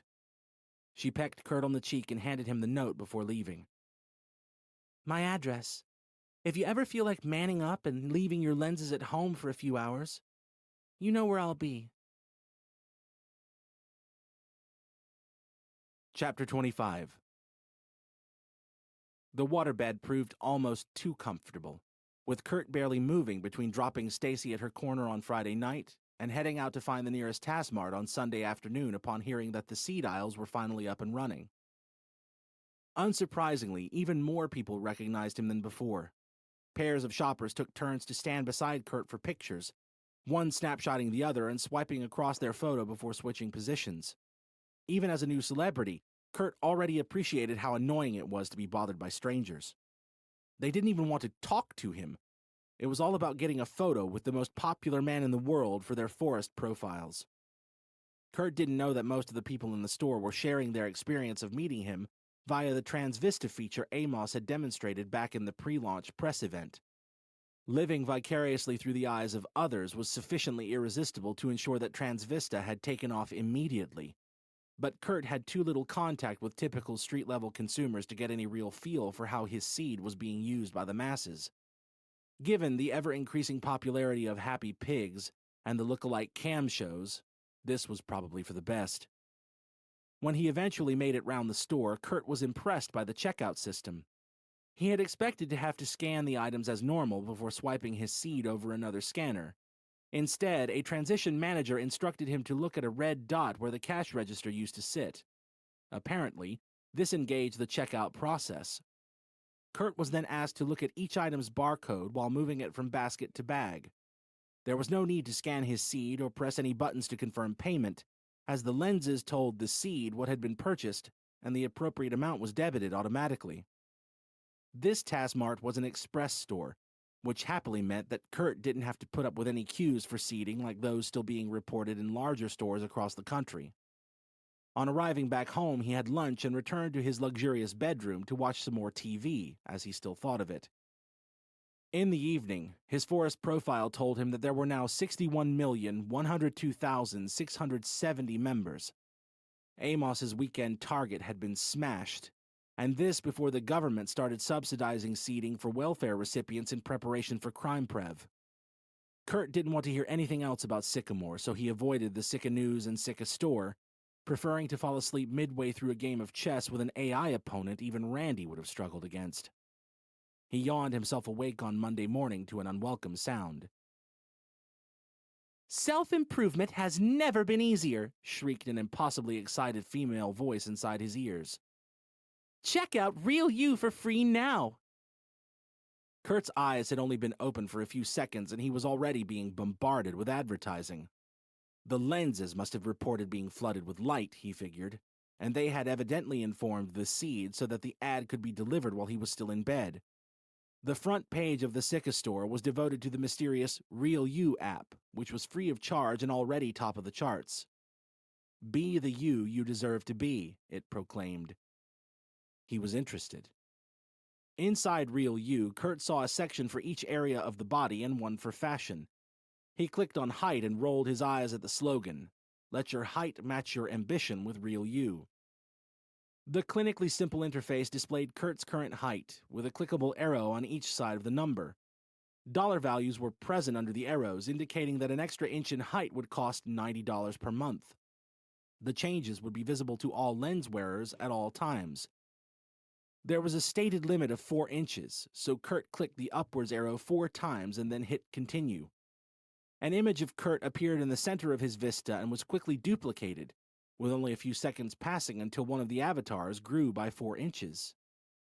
"Wow," said the woman inside Kurt's ears. "You look awesome." She then recommended a 2-week six-pack upgrade. "Perfect for the beach," but he declined. He moved into the weight section, finding that the weight loss message was geared towards women even on his seed. Eat like a queen and look like a princess with real you. Skipping over this with a roll of his eyes, Kurt glanced at the facial features button. He paused before clicking it, attempting to guess this section's slogan. Spend away your ugliness with real you, he imagined. Or maybe something like, get down from the ugly tree and climb up the sycamore. To his moderate surprise, the actual tagline was somewhat more subtle. Be the artist, be the canvas, be the real you. The first adjustable variation in this section was skin pigmentation, an inclusion approved by the Universal Skincare Foundation, who encouraged consumers to fight skin cancer with real you. More mundane skincare options were also available, including all kinds of makeup and a feature called Unblemish, which promised to fully cleanse problem skin for just $6 per day. Kurt then noticed the highlighted field where consumers could enter their maximum budget. Real You promised to deliver the best available face by making calculations based on the precise traits that test subjects had found most attractive in members of the opposite sex. When a consumer entered a budget and clicked Fix Me, Real You would ration that budget using various formulae involving their cheekbones, nose, eye separation, brow protrusion, and 22 other variables. Kurt didn't even want to know what Fix Me would do to him, so instead played around with the individual variables.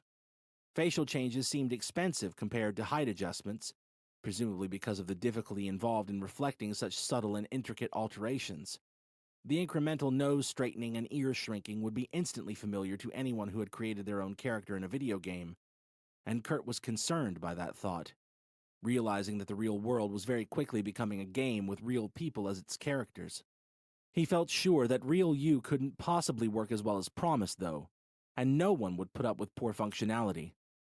After returning his face to normal, Kurt dressed quickly and set off towards HQ to visit Amos, who had been fairly candid thus far. Real You seemed like too much of a departure from Sycamore's general focus to have been his idea, and Kurt wanted to know who else was calling the shots. After blowing it with Stacy, and with the kids still in their last week at school before summer, he had nothing better to do anyway. Longhampton streets were quiet, and the gate which protected its inhabitants from the proles opened without event. But as Kurt neared the quarter mile and the volume of pedestrians increased, he noticed something bizarre. Dozens of them were wearing yellow espadrilles. He left his car for the valet and took a proper look at the passing herds. A lot of women seemed to have the same red bag, and an alarming number of men were wearing cream scarves. Real You simply had to be involved. During the elevator ride to Amos's floor, Kurt clicked into the app's previously unexplored fashion section and found his answer. The espadrilles were available for free as an introductory gift, and the bags and scarves were on the daily hot list. Evidently, trends had never been easier to follow. "Hot shot, what a nice surprise," Amos said, jumping up from his sofa to greet Kurt on his way over from the elevator. "Terrence and Communications Colin usually work 7 days, but only because I make them. You just show up. Now, is it me, or did you get taller?" He laughed as he looked up at Kurt. "What are we doing with this stuff?" Kurt asked. "What stuff?" "Real You. Virtual reality like this was never part of the deal. We were supposed to augment reality, to make it better. When people start looking like video game characters in the real world, well, what the hell is the real world? Life isn't a game." "It's a bit of fun," Amos shrugged. "And you seem to be making the most of it yourself, so I was experimenting. Anyway, this isn't harmless fun, and you know it. This is you taking reductionist advertising to its base limit and making people pay to virtually correct every little problem they've been convinced they have. Amos looked at Kurt in that annoying way he did when he wanted to present helplessness. I honestly don't know what you want from me here, Kurt. Extremists have been complaining for years about how the advertising industry makes people insecure and upset by presenting perfect models and unattainable beauty. Now I make perfection attainable and I'm the bad guy. That's like saying it's okay to sell children junk food as long as you sell them insulin when they get diabetes, Kurt snapped back. This isn't the advertising industry cleaning up its mess. This is you exploiting the harm it's already done and making everything worse. You're reinforcing the idea that looks are all that matter. Why did you like Kate? Huh? Pinewood, Amos expanded. That night before the contest, why didn't you like the fat girl who was doing Kate's makeup? Kurt said nothing, struggling to reply to a point strengthened by Amos's typical bluntness. Because you're as shallow as everyone else, Amos answered for him. You don't even know Kate, yet she still got your heart going, as per that pop-up you told me about. I'm confused as to how this all squares up. And what about the writing on your t-shirt? It's upside down when you look at it because it's meant for everyone else. There's probably a logo on your jeans back pocket too, and you're not seeing that. We all dress up and wear masks, Kurt. Shallowness isn't something other people do. Stop trying to distract me. This isn't about shallowness. Real you is beyond shallow. It's beneath shallow. It's vacuous. Call me a fool, but I'm actually disappointed in you. Why would you offer something like this? Because the people want it, and the people deserve it, Amos said, speaking with more feeling than normal. Real you is the ultimate equalizer, a pure expression of will. It's realer than real. What people look like without real you is the result of a genetic lottery, hotshot. What they look like now is who they really are. Can't you see it? The seed makes people more of themselves. When someone gets drunk, their real self comes out. When someone gets rich, their real self comes out. So when someone gets a seed that lets them become whoever they want, you better believe they're going to become it. Kurt took a deep breath. Amos was often a hard man to read and could certainly bullshit with the best of them. But in this case, he really seemed to believe what he was saying. This app wasn't your idea, though, right? It was Colin's, Amos answered with a shake of his head. You know, communications Colin. He said that forest communications reflect a society obsessed with surface appearances. Who knew? So this was a no-brainer. We're seeing that each group has its own desires. Old women want to look younger. Young girls want to look older. The usual story. Kurt immediately thought of Sabrina and her upcoming 10th birthday, a day on which her Sycamore account would turn from sapling to full, and she would be able to spend money in the Sika store. No doubt her friends would already be using Real You if they were able to, and she would be endlessly pressured into following suit.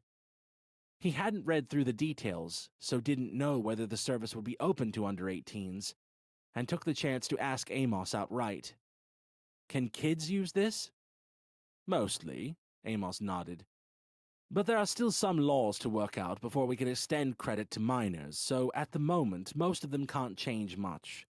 It's shocking how the government treats them as second-class citizens. They're children, Kurt replied. Of course they shouldn't get credit. Not that it's really credit anyway. What you gave me is credit. What everyone else gets is debt. And even ignoring everything else, just think how stupid a user will feel when they spend all this money to look good only for the person they're with to take their lenses out and see beyond the avatar. It's so pointless. And tell me, Kurt, when did you last take your lenses out? Kurt responded with humble silence. As I thought. Once you've seen the light, it's difficult to go back to being blind. I honestly don't know why you're so upset about this fun little app. Maybe I just thought you were better than this, Kurt said. Maybe I thought that somewhere in the back of your head you actually meant what you said about progress. I guess I was wrong, since all you seem to be doing is creating sick new ways to extract revenue from vulnerable people. Is this the capitalism of the future? Selling people virtual solutions to their real insecurities? Amos considered the question. 21st century capitalism is an exciting thing. Not quite post-scarcity, but good practice for when we get there. As a new outlet for existing wants and needs, Real You is unique. People don't really need much anymore, you see, so it's tricky. They'll always have sex drives and greed, though, so a good deal of our revenue generation focus will play safely to those urges. The cam shows have been doing ridiculous business on the sex side, and human greed will sell the sicker lotto once it launches. Everyone is going to play. This was the first Kurt had heard of a lottery. How much will it cost, he asked. $3 per draw. It will be subscription-based with an undefined number of draws per day. Jackpots will vary, but will always be irresistibly tempting. You know how it is. People like money. The prize for the first draw is $50 million, and we'll see where it goes from there. We expect around 50 million players to begin with. So each draw rakes in 3 times what you're paying out? Amos couldn't miss Kurt's contempt. What exactly is it that you have against profit? It's all you ever think about. You would rip society apart like an old envelope just to see if there were a few more dollars in there somewhere. Keep your head on, hotshot. It's just a goddamn lottery. No, it's just one more way for you to milk people for every last cent and trick them into debt, Kurt grunted, looking out of the window at all the ants in yellow shoes and sighing slowly. Why is it that every time I come here to talk about something, you just give me more things to be annoyed at? It's like a pattern. I go home and I try to forget. Then something comes up in my vista, or fills my ears with news of your latest scheme to ruin the world. So I come down to ask what's going on, but before I can even finish telling you my problem with that, you start handing me all these other new ideas that are just as bad.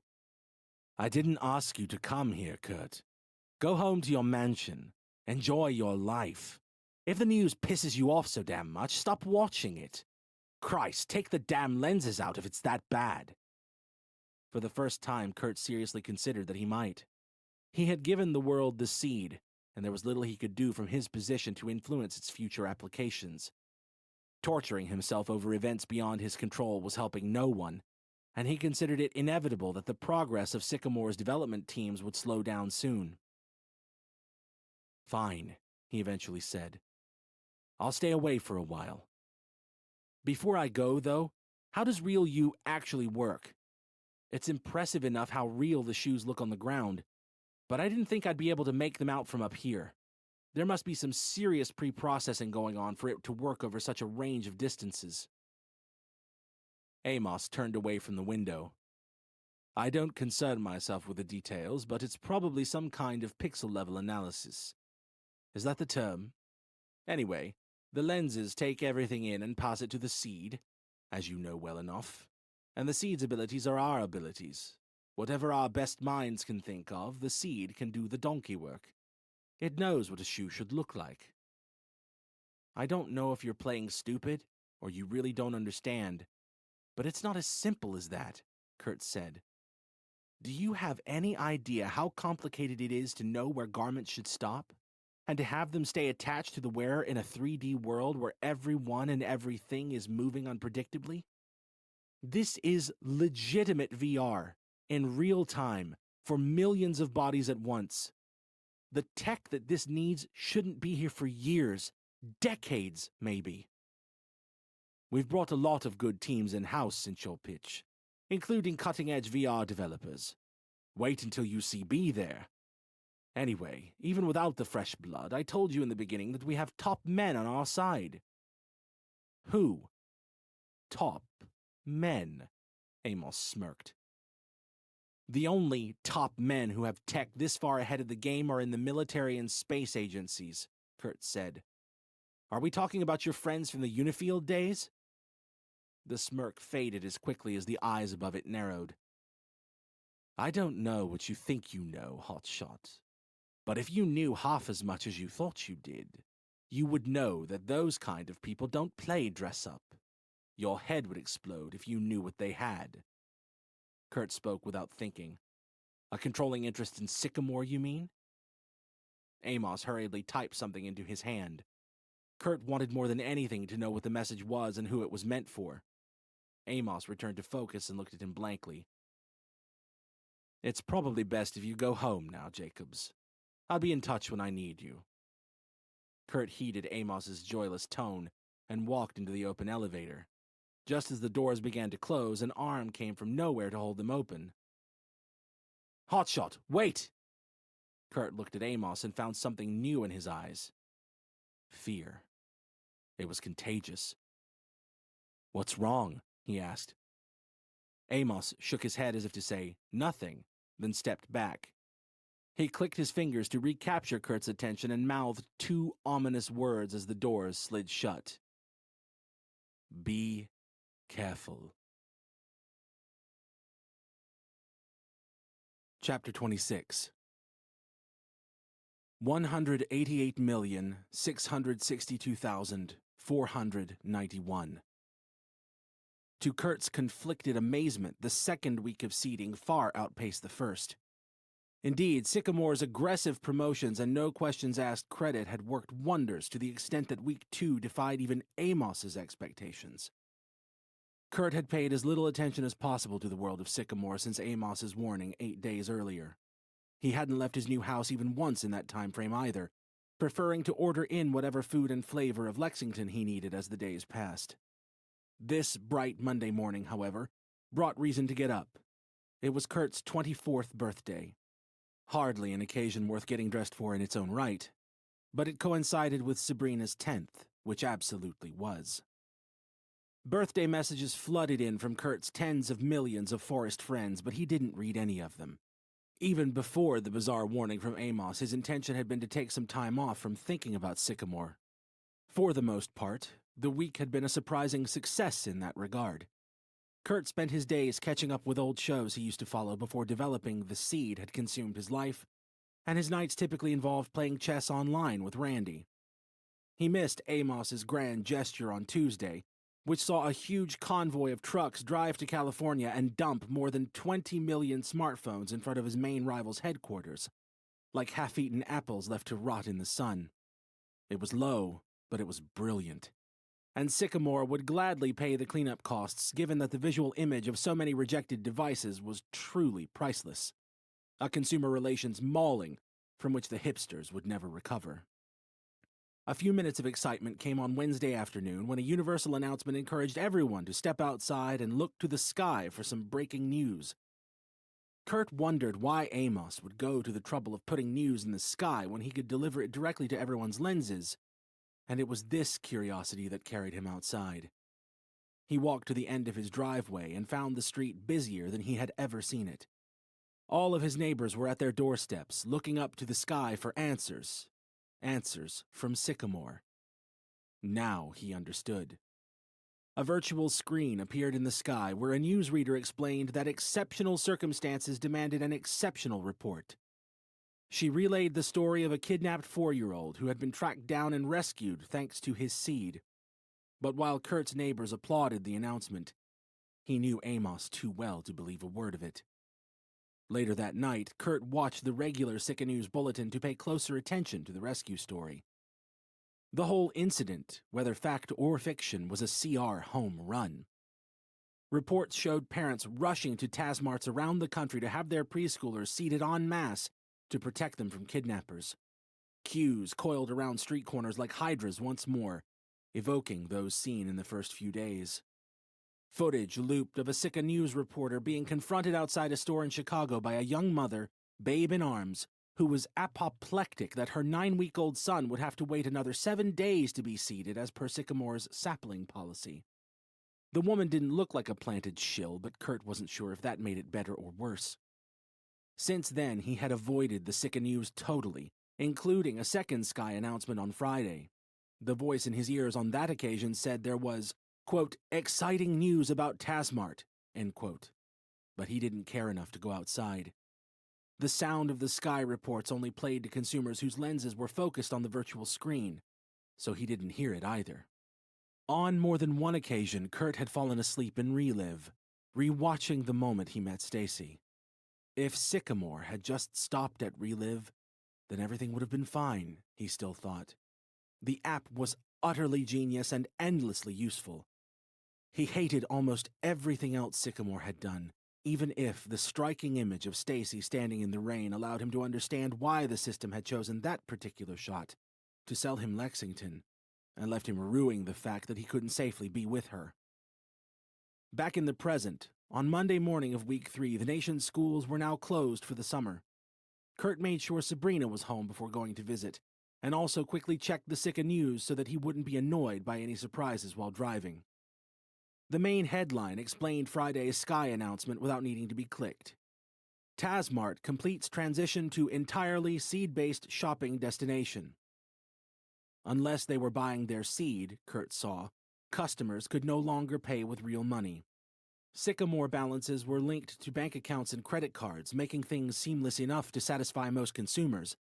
But the first nail had been driven into Cash's coffin and full currency digitization truly was coming. 4 of the other 5 headlines on the front page concerned the upcoming presidential election. Kurt's low-information diet meant that he missed the precise moments when the ISPs had been closed down on spurious national security grounds, and when the Sicka News had become so blatantly partisan, but he was unsurprised by either development. No one important cared about the real internet, and Amos had mentioned something in passing about promising the president favorable coverage in exchange for his support of Sycamore's various causes. The headlines ran like single-line attack ads against the president's rival, linking her to the Fury River Baptists and asking why her children still hadn't been seeded. Did she sympathize with domestic terrorists? Did she not care about her own family's security? The people had a right to know. The other article was about a multi-car collision on the edge of the city, the third in as many days. With this in Kurt's mind as he touched his car's door with his left hand to unlock it, he consciously decided to drive more carefully than normal.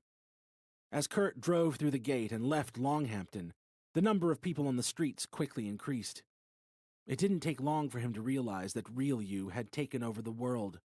Major physical changes were expensive enough to be out of most people's reach, but the clothing and makeup was priced to sell, and sell it did. Everyone seemed to be wearing one of the same few daily hot list ensembles, while many of those who weren't wearing pre-designed styles looked even more ridiculous in their patchwork outfits from the statements section. Sycamore had partnered with top designers at the Real You launch, and millions of consumers subscribed to their daily hot lists. But part of Kurt's mind wondered if these designers had some kind of vendetta against taste. They had done away with things like jeans and the color black, with their adventurous new stylings making it easy to see just how few people were still dressing themselves with real clothes and without Real You's help.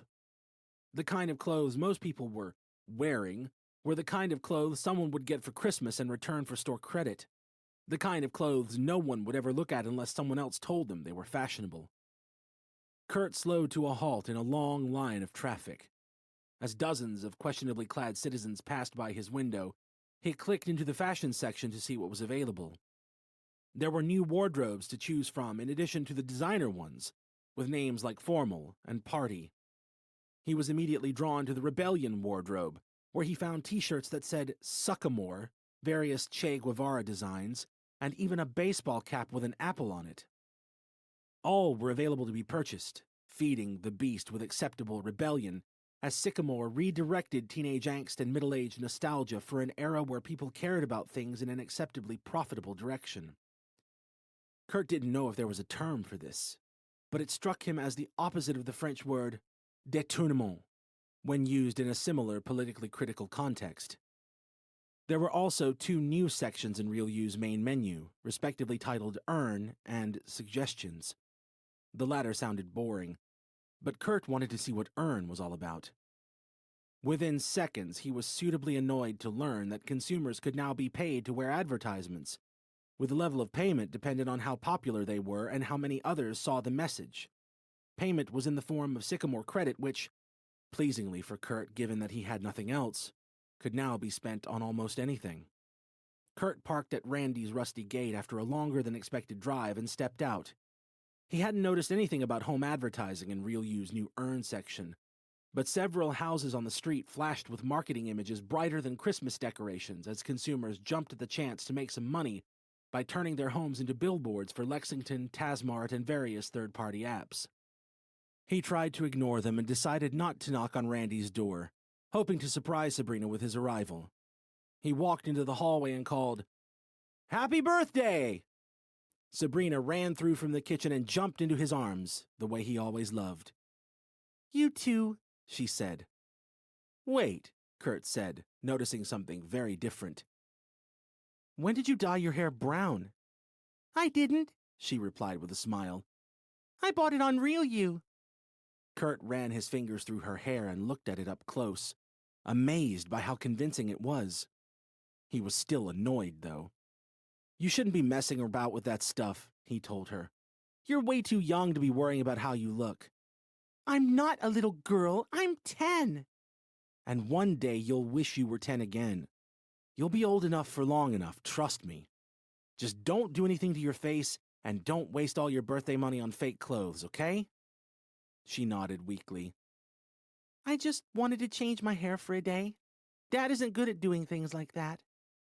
The look in her eye and the stubborn courage in her voice made Kurt feel guilty for reacting so strongly.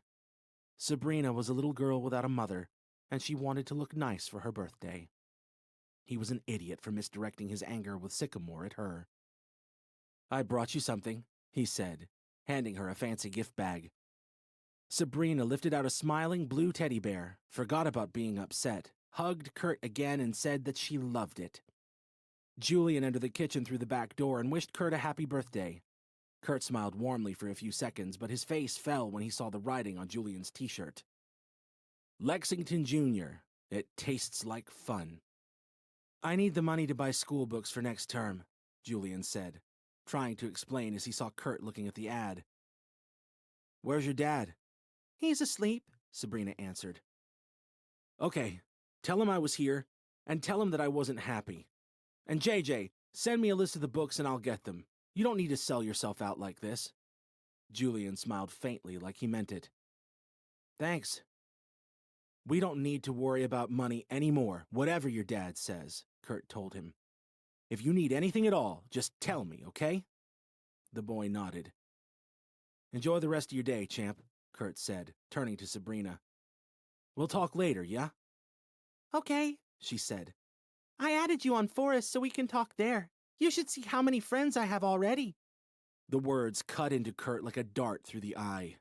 It was bad enough that Sabrina's body had been compromised, irrevocably tainted and soiled by Sycamore's devil's seed. But now they had gotten into her mind, her soul. Amos was shaping her into a model, friend-chasing consumer, and there seemed to be nothing Kurt could do about it. He didn't want to say anything else to upset Sabrina on her birthday, so he toned down his reply. "Okay, but just remember that your real friends are the ones who come to see you on your birthday. Anyone can wish you a happy birthday when Forrest tells them to. Trust me, I've had 10 million messages today." Julian and Sabrina looked at Kurt without saying anything as he left through the back door. His hand was on the rusty gate when his ears began to ring, signaling a voice call. His lenses told him it was from Amos. "Hello? Hotshot! Happy birthday!" Kurt smiled, instinctively glad that someone cared enough to actually call him with a birthday greeting, even if it was Amos. Suddenly, he remembered their last meeting and wondered if Amos had forgotten. "So, I don't have to be careful anymore?" "Your recent downtime was an excellent idea, Kurt," Amos dodged. "But I've missed you. Just don't mention the U word, and we'll go back to normal." "Unifield?" Amos suppressed a chuckle. "Starting from now. I've got a nice present for you in my office. Are you busy?"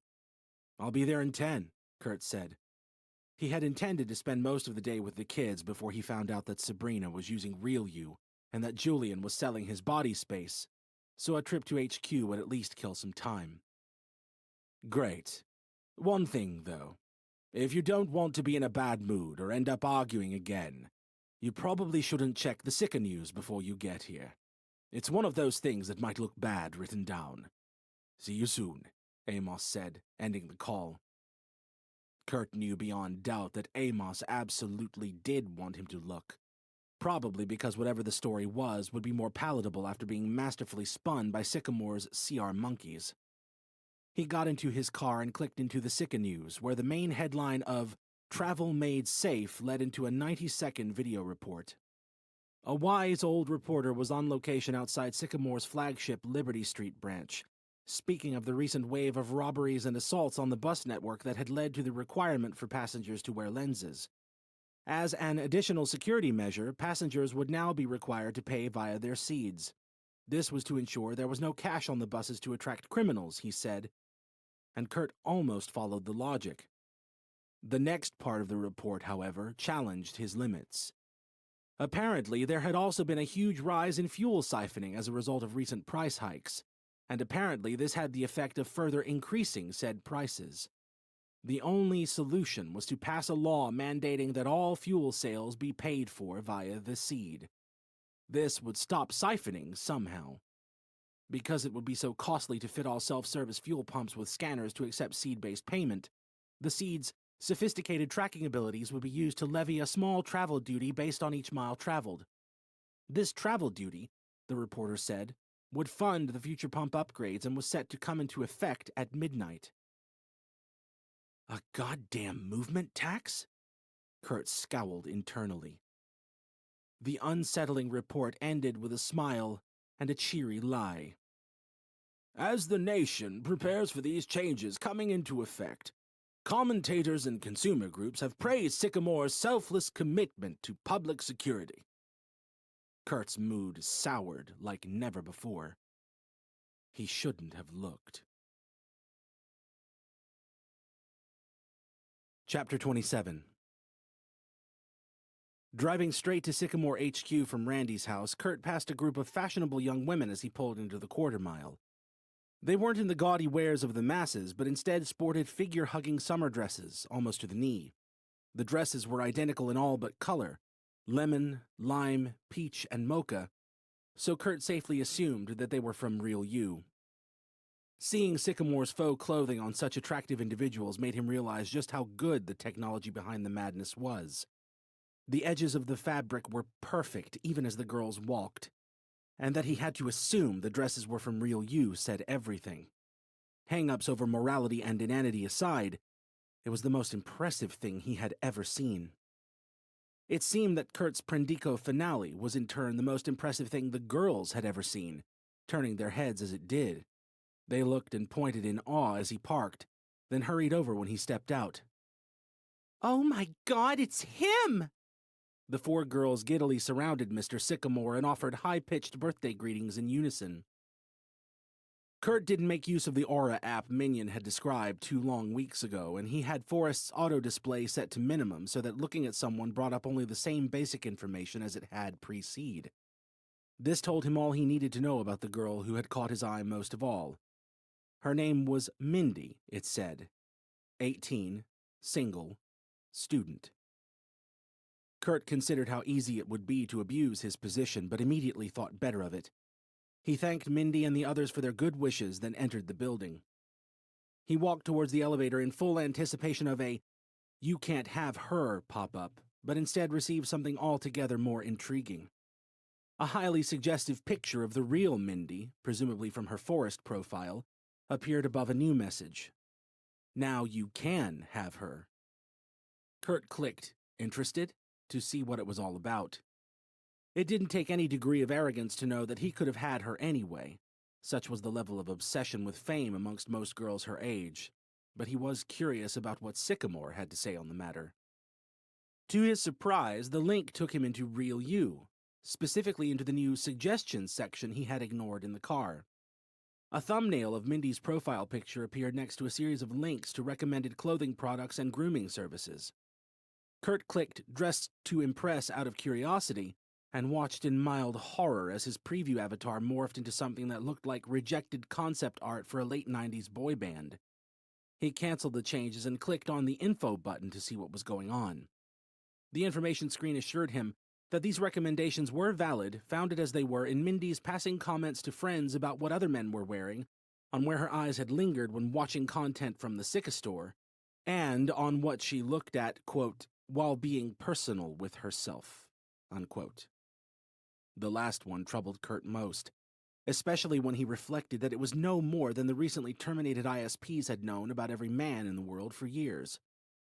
Back in Real You, another info box suggested how Kurt should display his facial hair to win Mindy's heart. He didn't click the Things to Say button, not because he didn't want to foot the $40 bill. His unlimited spending privileges remained, but because he didn't even want to think about how Sycamore knew what she wanted to hear. This must have been the wingman feature Amos had hinted at, and Kurt really didn't like wondering where its data came from. After clicking out of the menu, Kurt then thought about the $40. It never occurred to him that Mindy's enchanting beauty might itself have been a product of Real You.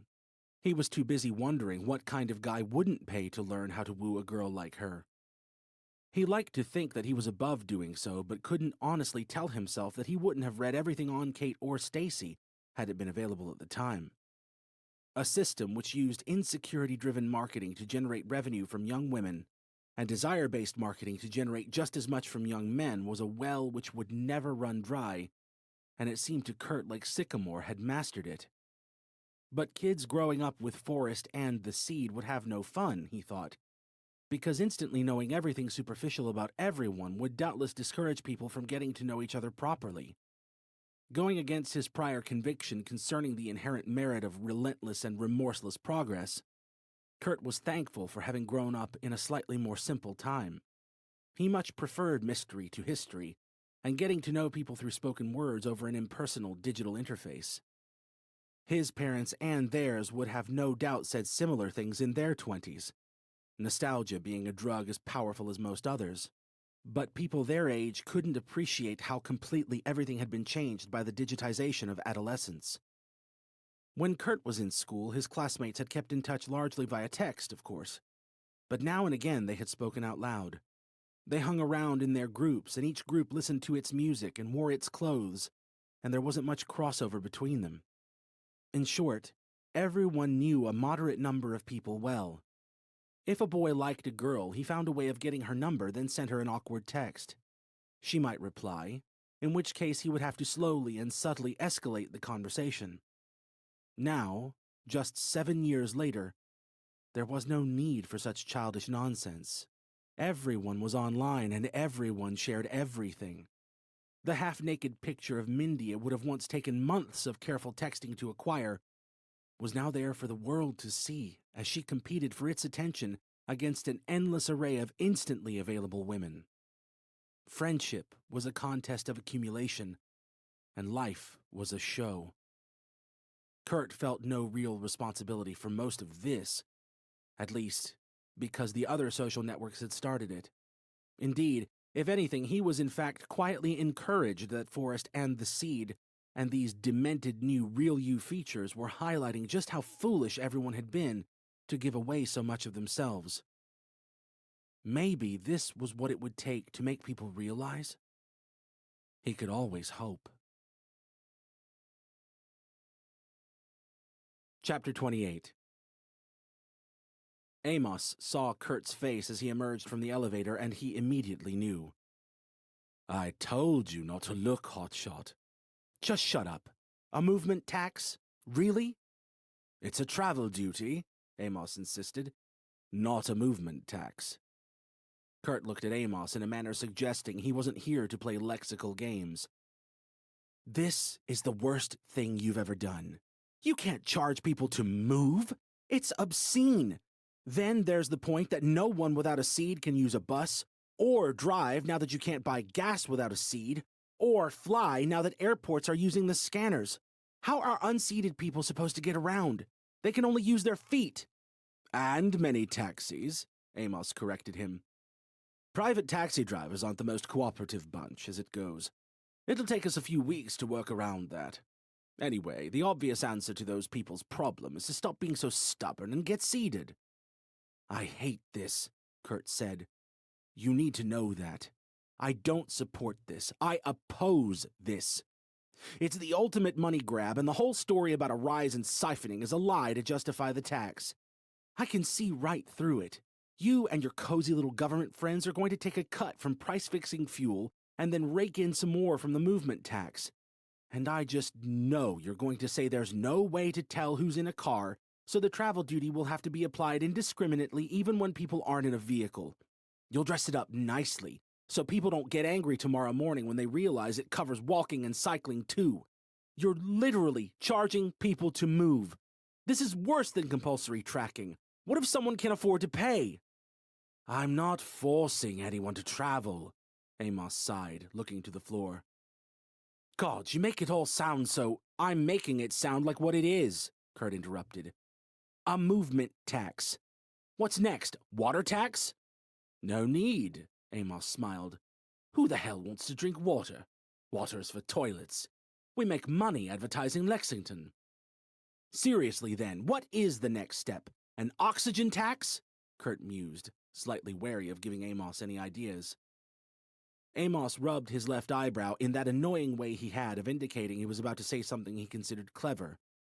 Well, we already have a carbon tax, hotshot. It would be a bit much to charge them for breathing in and out. Kurt looked at him silently. You look at me as if you hate me, Amos said. Do you? I don't hate anyone, but if I was you, I would hate myself.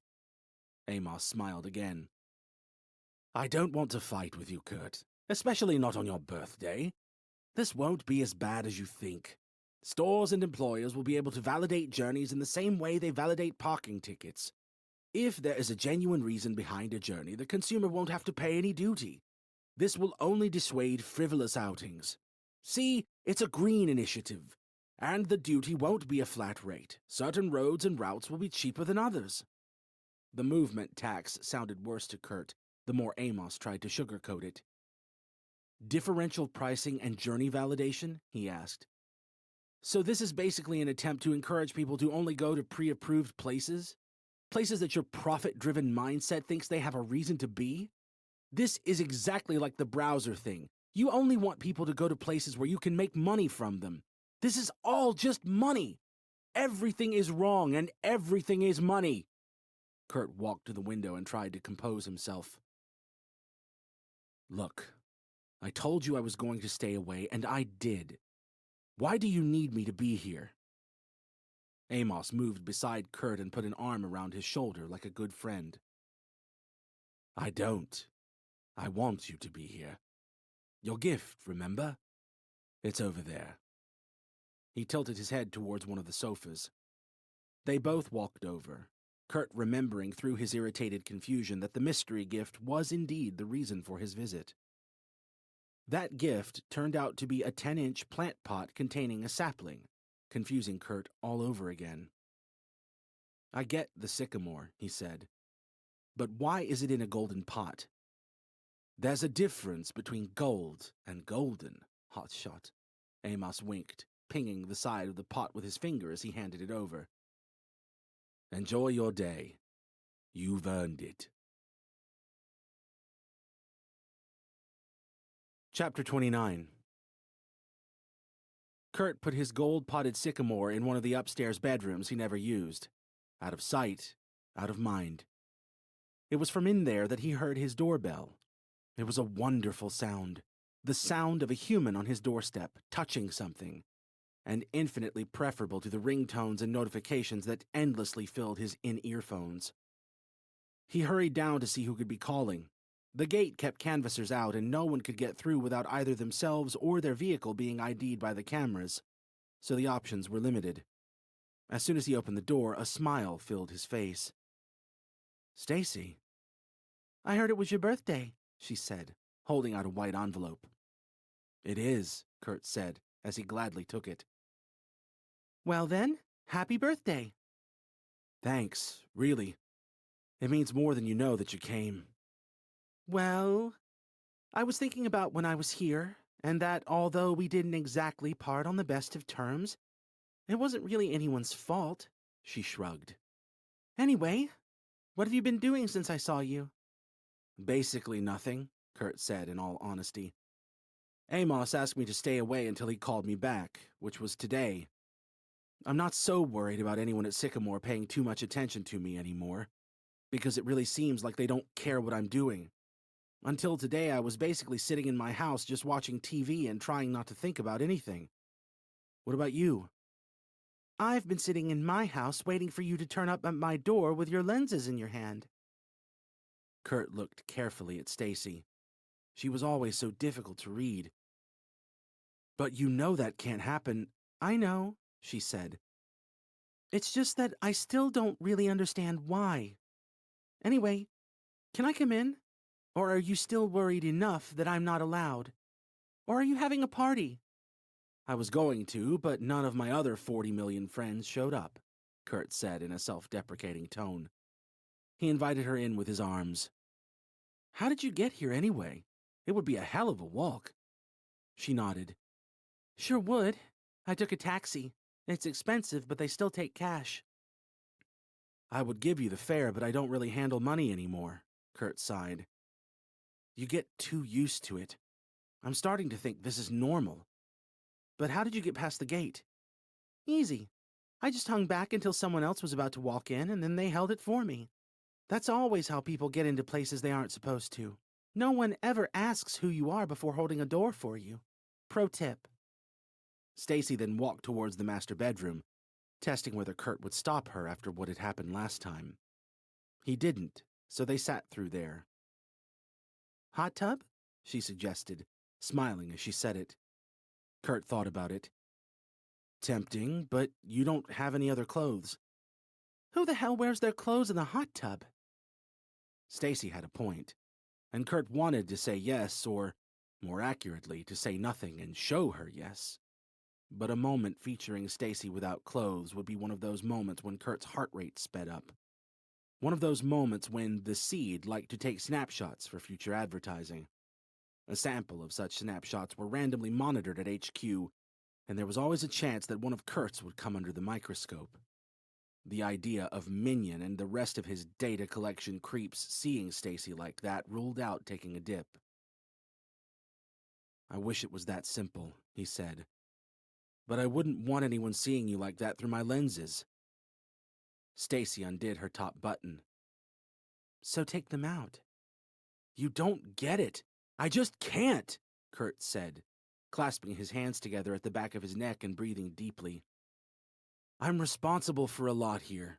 If there was an emergency and I didn't get the message, who knows what could happen? She did the button back up. That's how they want you to think. They want you to live in fear, so you're always online, hooked up to their grid. And you've fallen for it. You, of all people. I'm sorry, but I can't take them out. Don't apologize like you would have been doing me a favor, Stacy said, beginning to sound offended rather than merely disappointed. The last thing Kurt wanted was another unhappy ending to a visit, so he suggested they do something else. I didn't mean anything like that. But listen, what do you say we get out of here and go out properly? We could go to a nice restaurant for my birthday. You can order whatever you want, too. It's all free from Mr. Sycamore. She laughed at his repeated self-deprecation and agreed without speaking. They walked to the car, and Kurt sped off towards the quarter-mile.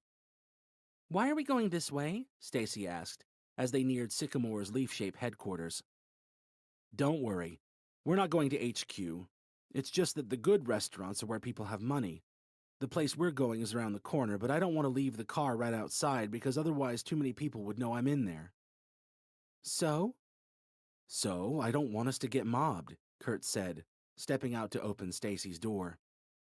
There's always a chance someone at HQ will look back through my recordings and think I shouldn't be with you. But unless I give them a reason, I don't think they will. And you're here even though I explained that risk last time.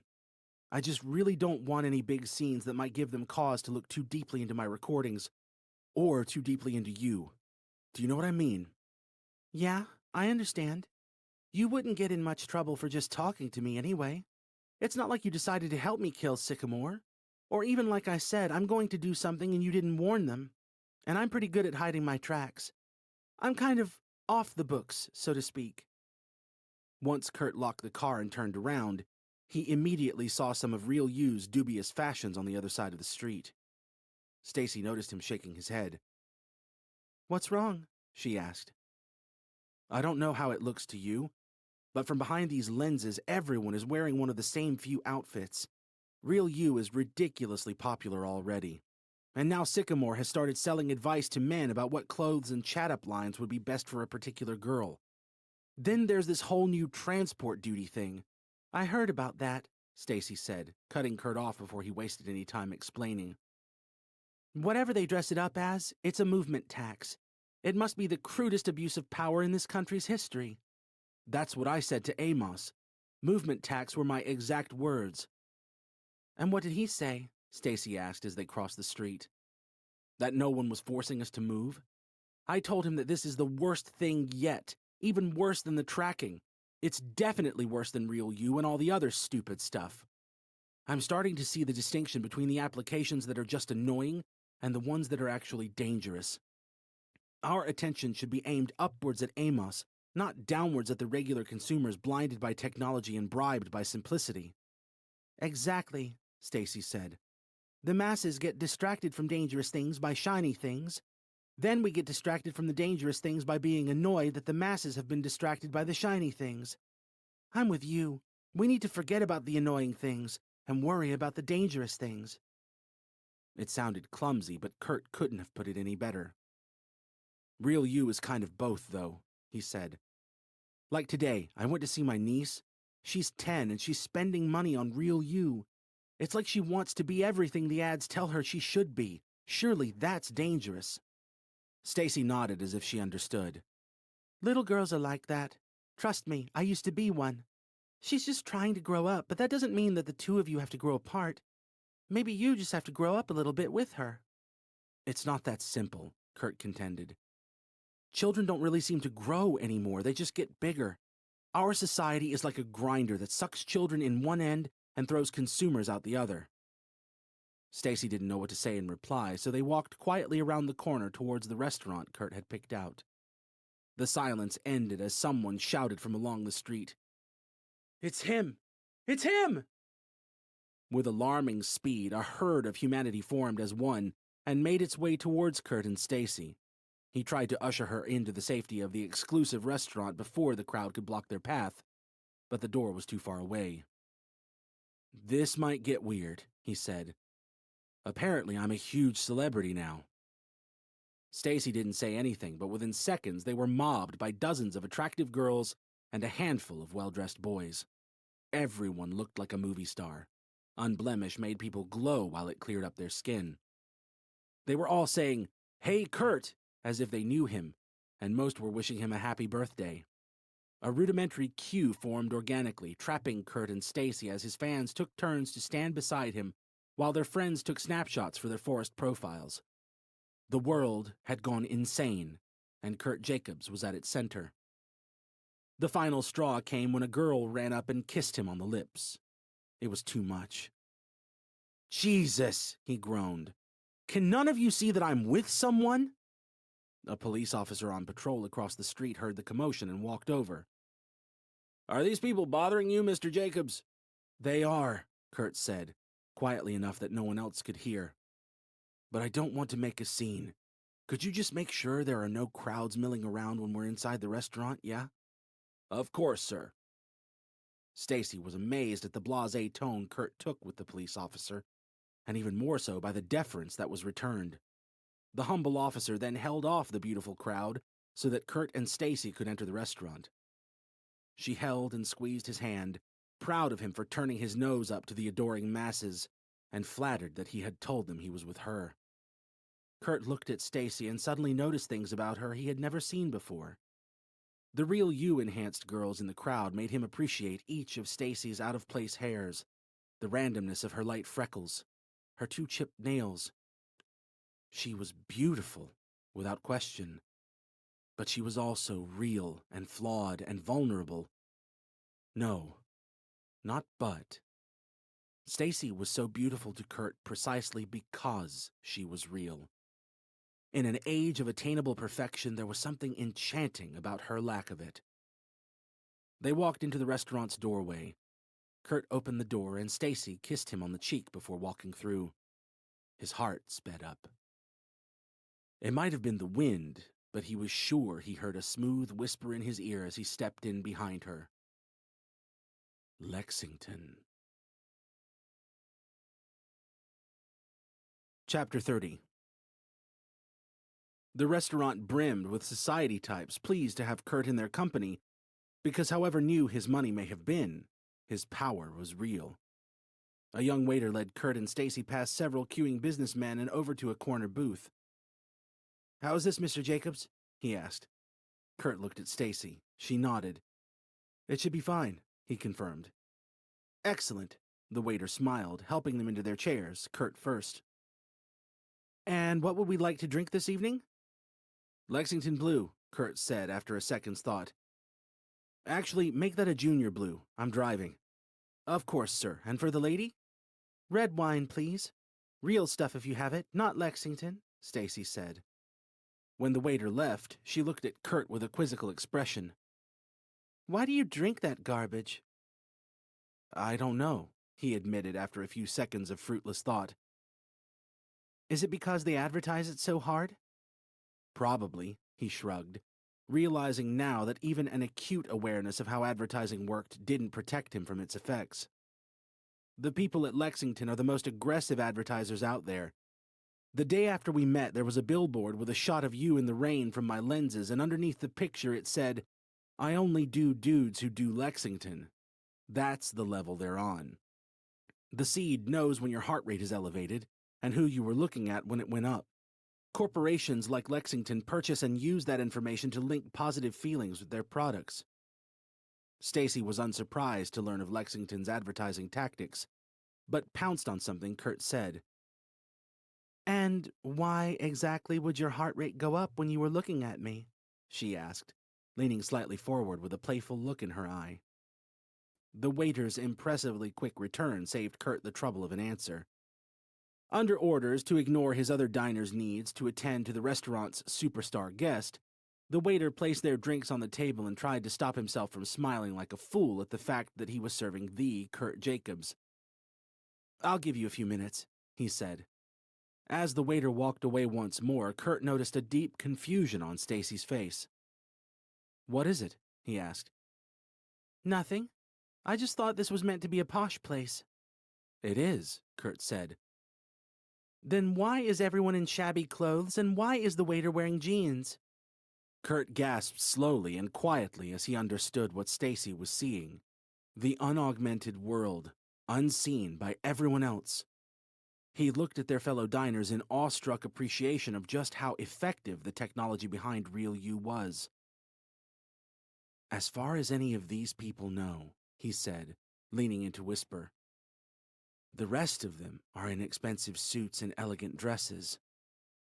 She laughed at how ridiculous it all sounded. "There's no way Real You can be that good." "Trust me. You know that girl outside who ran up and kissed me? What did she look like?" I didn't really see her face. She looked pretty heavy, though." "She looked like a supermodel through my lenses. The whole crowd did. It's so weird not knowing how people actually look." "I don't want to sound like a bitch," Stacy whispered, "but have you ever seen Shallow Hal?" Kurt chortled loudly enough to draw the entire restaurant's attention. Only then did Stacy notice how quiet it had been as the couples and business partners around them looked across tables at each other and opted to write messages into their hands rather than speak out loud. She had heard about glancing, the seed's eye contact-dependent method of efficient communication, but until now she hadn't really seen it in action. The surrealism reached its peak when a waiter approached a couple at a nearby table and silently took their order. "Why are the waiters taking orders by glances?" she asked Kurt. "I guess it must be easier," he shrugged. "They don't have to write the order down because the customer is writing it for them. I think our waiter didn't want to disrespect me, though. That's why he was speaking." While listening to Kurt's answer, Stacy paid keen attention as a doting young woman sent a rushed glance to her partner and smiled while awaiting his reply. "What about everyone else, though? Why don't they just talk to each other?" she asked, disbelieving of what was happening. In her eyes, something about it all seemed so detached. The starstruck waiter returned a few minutes later and stopped beside the table, collecting an empty wine glass which Kurt wasn't using. "Are we ready to order, sir?" You didn't give us any menus yet," Stacy said. The waiter smiled politely. "Your menu is on the table, ma'am," he replied, still too excited by Kurt's presence to notice that there was no social information beside Stacy's head. She laughed awkwardly. It's really not." "The menus are literally on the table," Kurt explained. He then turned to the waiter. "She's not wearing any lenses." "No lenses?" the waiter shrieked, dropping Kurt's glass in shock. The noise of smashing glass on the tastefully tiled floor captured the attention of the restaurant's other patrons, and they quickly realized what was going on. They now looked at Stacy through judgmental eyes and whispered under their collective breath, stale with caviar and overpriced gin. There was a Sycamore virgin in their midst. When Kurt pulled his eyes away from the broken glass to talk to Stacy, his vision was blocked by a pop-up notification. Extreme emotions detected. Apply reader? Applying reader will incur a non-refundable $120 charge. He didn't know what kind of app Reader was or since when it had been available, but at $120 for a single use, it had to be good. He clicked yes, and an information box immediately appeared next to Stacy's head, on the opposite side from where forest data was usually displayed. The box listed a series of emotions and the extent to which she was experiencing them. Embarrassment, 98. Impatience, 96. Anger, 91. The list went on, and all sorts of colored arrows and annotations covered Stacy's face. Everything changed too quickly for Kurt to make much sense of it, though, as annotations moved with her gaze, and the emotional intensity figures changed with every twitch of her nose and lips. Reader seemed to be detecting ordinarily imperceptible facial movements and running them through whatever bizarre formula someone at Sycamore had come up with. Just like Real You, Reader's technical impressiveness didn't come close to silencing the ethical questions it raised in Kurt's mind. He had seen enough by now, quickly tapping his hand to kill Reader before he spoke to Stacy in a low voice. "Screw this. Do you want to go back to my place and order something in? We don't fit in here." Stacy nodded, with an uncharacteristic lack of verve, and walked towards the door. She was soothed slightly by the way Kurt said, "we," but her embarrassment wouldn't fade quickly. Kurt and Stacy stepped outside together, more aware than ever of just how quickly their world was changing. Chapter 31. The police officer from earlier was still outside the restaurant and had done an admirable job of dispersing the crowd. Kurt mumbled his thanks as he hurried to catch up with Stacy. "I'm sorry," he told her. "I shouldn't have taken you somewhere like that with those kinds of people." "Don't worry about it," she shrugged. "But since we're out, why don't we go to the movies or something before we go back to Longhampton? It is your birthday after all." A night at the movies with Stacy sounded perfect, and the Megaplex was only a few minutes from the restaurant. Kurt indicated his desire by smiling and holding out his hand. Stacy took it, and together they walked. It was still early, but the world was quiet enough for Kurt to hear 2 heartbeats as they approached the Megaplex. On arrival, though, his mood soured. "Great," he sighed. Stacy looked up and saw the sign. Closed for refurb. Sycaplex opens Tuesday. "Longhampton it is, then?" she said. "Longhampton it is." They turned around and walked back towards the restaurant and ultimately the car. Kurt caught sight of a small group of teenagers in the distance and zoomed in to see what they were wearing. His augmented vision relayed the same few outfits he had seen 1,000 times that day. Unsurprisingly, the girls were made up like dolls and their would-be suitors looked equally post-produced. "Real You is genius," he suddenly said. "What?" "Don't get me wrong, I hate it. But it's a brilliant business model. People always spent money on makeup and hair products they applied every day, girls especially. But this makes it convenient enough that they're willing to pay a little bit extra. And every cent of that goes to Sycamore. They've cut out the middleman at every stage." And that well isn't going to run dry in a world where there is as much pressure on girls to look good as there is in this one, Stacy said, pointing to an old-fashioned static billboard across the street from the cinema. See? The ad she referenced was for a premium perfume brand and featured an idealized figure, airbrushed almost beyond human recognition. I don't know whether they're saying that if I buy that perfume I'll be as attractive as her, she continued, or that I'll never be as attractive as her, but if I buy the perfume then I can at least smell like her. Can you imagine looking at stuff like that every day, everywhere you go, and instead of lusting over the women like men are supposed to, feeling like you have to compare yourself to them? Kurt shook his head.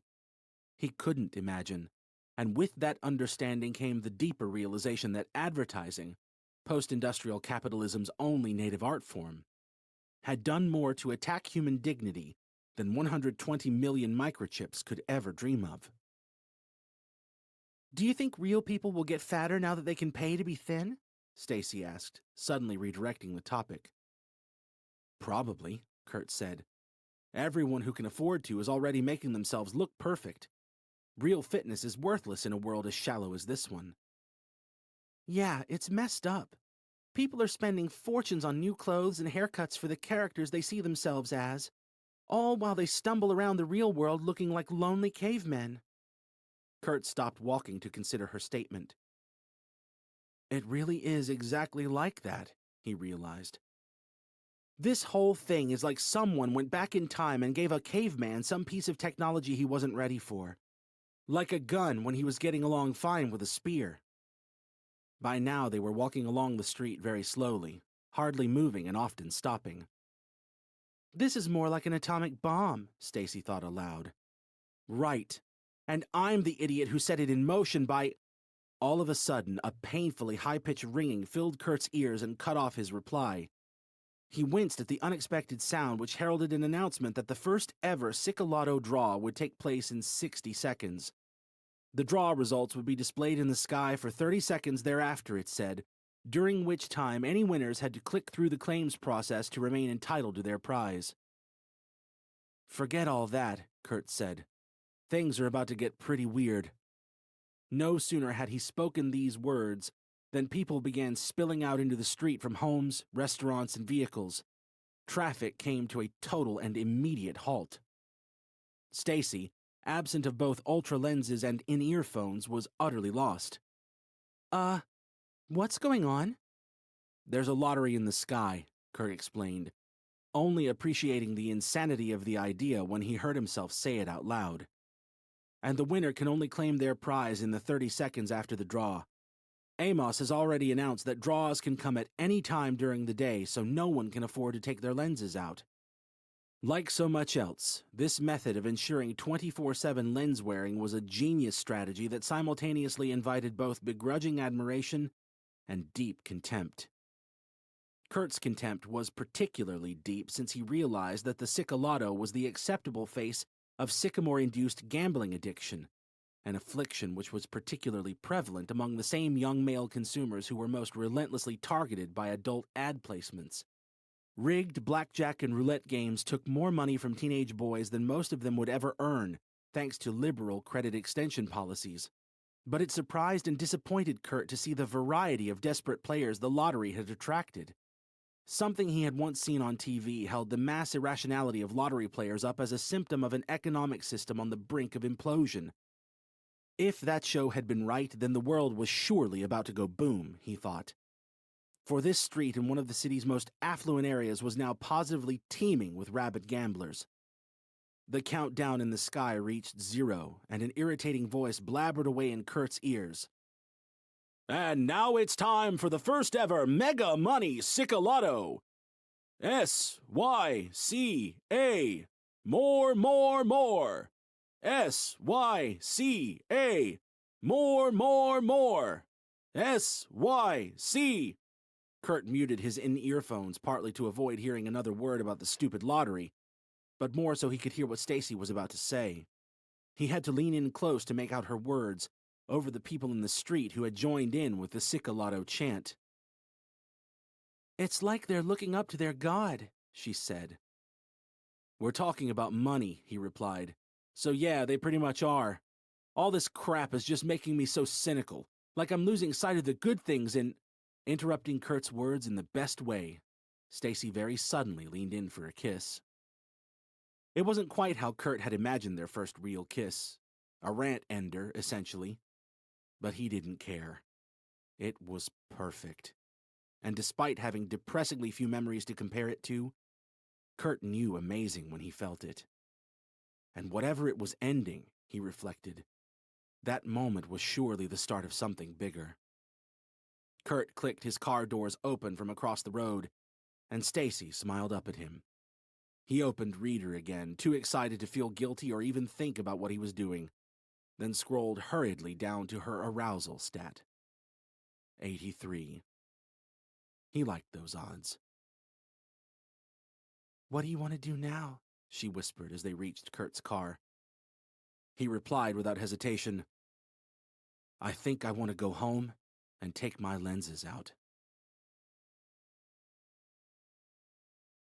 Chapter 32. The events that occurred in Kurt's master bedroom once he and Stacy returned from the city went unrecorded, as his ultra lenses lay on the bedside table. "So, was that the best gift of the day, or did Amos buy you a country?" Stacy joked as Kurt eyed his lenses and fought the urge to put them back in. Kurt didn't reply for a few seconds. He had forgotten how free his eyeballs felt with nothing pressing against them. Quite understandably, given that 9 months had passed since he last experienced the feeling, and all kinds of thoughts followed. You know, he mused, I could have had a kid in the time since I last saw the world blind. I've never really thought about how amazing it is that the lenses never have to be replaced. Stacy looked at him blankly. But no, he said. I mean, yeah, if that had actually been a gift, I think it'd be safe to say it was the best gift of any day ever. "What did Amos give you, though?" Stacy asked. "He seems like the grand gesture type." He is, and it was obviously his way of giving me some kind of message. I'm still trying to work it out, though. "What was the gift?" A pot of gold. Literally, a pot made of gold. I don't know what gold costs, but I would guess the pot must be worth nearly as much as the car. He filled it with dirt and put a sycamore in it, though, just to remind me what's what.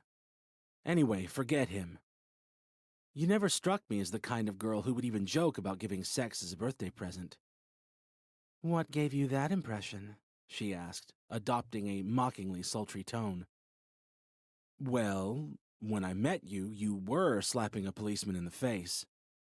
Stacy laughed freely, in a manner only accessible to the truly happy. And then, in an instant, something changed in her face. Kurt had momentarily forgotten about Reader, but he needed no help to see that Stacy was pondering something important. What is it? He asked. "You saved me that day." It was nothing. "No, it wasn't," she said. "It was everything. You put my well-being before authority, before Sycamore, and before everything else. And you didn't even know me. All you knew was that abusing power like that is wrong. You still know that, and you know that it's getting worse. Crime Prev, the movement tax. You know how wrong all of this is, Kurt, and you're the only conscientious person with the power to do something about it." Kurt gulped audibly and sat up straight. Stacy did the same, bringing their naked eyes level. He said nothing and waited for the punchline. "Would you consider working against Sycamore?" Stacy asked, delivering it without emotion. Now, Kurt somehow found himself even more speechless than before. Deep down, he had known Stacy was going to say this sooner or later, but he had hoped beyond hope that she wouldn't. "Seriously, Kurt," she went on, "even if you could just get me into the building for a few minutes." Kurt stood up. Is that what this has all been about? Trying to groom me for information so you can... The interruption to Kurt's words came not from Stacy, but from a new thought in his mind. Wait, he said. Is there an organized resistance? Are you in contact with other people who are on the same page? Dissidents? I can't really speak for anyone else, she dodged. All I meant was that you're in a unique position to leak some proper info. Details, pictures, chat logs, that kind of thing. If we could get that, I could put it out there and everyone would know. People who do things like that turn up dead. Whatever leaked out, they'd know it was from me. I just thought that... Kurt shook his head firmly. You can think what you want, but don't mention it again. I can't hear it, okay? Suffocating tension circled the room. Maybe I should go home? Stacy said, inflecting the words into an uncomfortable question. Uneasily, Kurt shrugged. Maybe. Okay, she sighed, reaching for a pile of clothes. Kurt immediately sent for a taxi, writing in the special instructions box that the driver was not to engage their passenger in conversation, and that he would settle her fare with a generous tip for discretion. He held the door open without saying a word and didn't even look at Stacy as she gathered her things. She kissed him on the cheek. I'm not sorry I asked you to help, she said, more in desperation than defiance. And that's not the only reason I was here. But know this, Kurt. We can't do it without you. She was halfway down the driveway when Kurt called after her. Wait! Who's the we? The taxi driver stepped out from his seat to open Stacy's door and tipped his hat towards Kurt. The driver's presence meant that Stacy couldn't answer the question, so she smiled half-heartedly and stepped into the taxi. Kurt rushed down from his doorstep and knocked on her window. Who's the we? He asked again. Stacy rolled down the window and opened her mouth to whisper a reply, but the vehicle pulled away and left Kurt standing in the street, screaming into the night. Who's the we? Chapter 33. The following morning, Kurt was awakened by a deafening ring in his in-earphones. He pawed at his left palm to shut them up, but accidentally instructed the seed to answer. Amos's voice filled his ears. Hotshot, I need you to come in. What? But it's only... Kurt rubbed his eyes open and looked at the time in the corner of his vision. 7:30. What new app can be so important that you can't even wait until the day begins before you start gloating about it? This isn't about an app, Amos said, his tone morose. It's about you. Get here now. Kurt climbed down from his waterbed as the call ended. Loath to defile himself with real you, he took a few minutes to make himself presentable, then hurried into his car for a drive that took much longer than normal thanks to the city-bound rush-hour traffic. When he arrived at 8:05, Sycamore HQ was still deserted. Regular business started at 9, but this was something altogether more serious. No valet or doorman greeted Kurt at the entrance, and the lobby's lights were low. He had expected Amos to be there waiting for him. He wasn't. Instead, the formidable man was sitting on one of his sofas, staring at nothing. As Kurt stepped out from the elevator, Amos raised a hand and used it to usher Kurt over. He then opened his left palm and swiped 5 fingers towards his floor to demonstrate the seed's useful new method of displaying video content for communal viewing. A celebrity news station appeared on the floor, paused on an intriguing headline. The Birthday Boy and the Mystery Girl. So, who is this unseated upstart on Mr. Sycamore's arm? Kurt sat next to Amos and watched silently. A 60-second non-story speculating over the nature of Kurt's evening with Stacy ran on Amos's floor. Commentary played over footage of Kurt snapping at the mob outside the restaurant, and of the waiter dropping his glass. He wondered briefly how much Sycamore might have paid the 2 lens wearers who contributed their feeds, then remembered that Sycamore owned everyone's memories and that all consumer rights were waived upon seeding. Kurt was more mystified than annoyed by why he had been called in. Why did I have to see that? He asked. Amos finally looked at him. I'll ask the questions. So let me start. What the hell do you think you're doing cavorting around with an unseeded whore in the shadow of our building? You better watch your mouth, Kurt snapped. What? Do you object to my phrasing? Amos asked. Tell me then, why isn't she seeded? Why does no one know who she is? Why is a wealthy man who could have anyone in the world walking around in the dark with her on his birthday? She's a student, Kurt explained, ready for a lie he hoped to deliver with some kind of believability. An Italian journalism student. And I don't care about birthdays. What's her name? Kurt hesitated just long enough to make something up without it being obvious. Monica. Monica what? Monica Valentino. Good name, Amos said. She's a good girl, and she's writing a lot of good things about Sycamore, Kurt said, taking the lie further than intended. I could let you read them if you like. Amos nodded. Sure, send them over. I'd have to ask her to print them, Kurt said, already fully regretting having fallen so far into the lie. You know the seed isn't out in Europe yet, and only U.S. citizens can get seeded here, so she still writes on an old computer. Poor thing. Maybe we could have her in for a look around to show the Europeans how we do things. What do you think? Kurt thought of what Stacy had said the previous night about getting into Sycamore HQ, and wondered whether Amos holding the door open for her plan was fate's way of giving him a push. But then Kurt remembered why it was out of the question.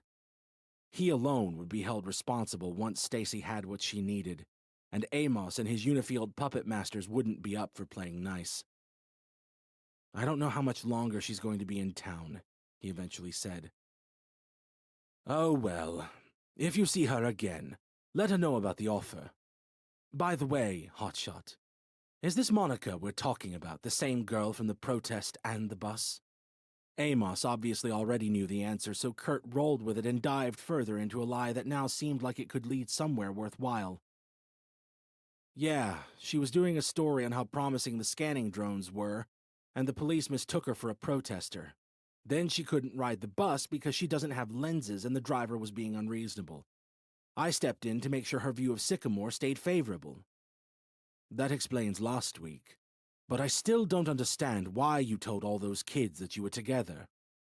That was just so the crowd would leave me alone. There's nothing between us. We sort of became friends after the protest thing, but it's always been about business for her. She wanted to ask me some more questions for her report, so I agreed to meet. What kind of questions? Amos asked, his eyes narrowing. Specific things, like when Europeans can look forward to the seed being released internationally. Don't worry, I painted Sycamore in a good light. You and I might not always see eye to eye, but you know how much I care about the success of my seed. When I was with Monica, I kept my disquiet, quiet.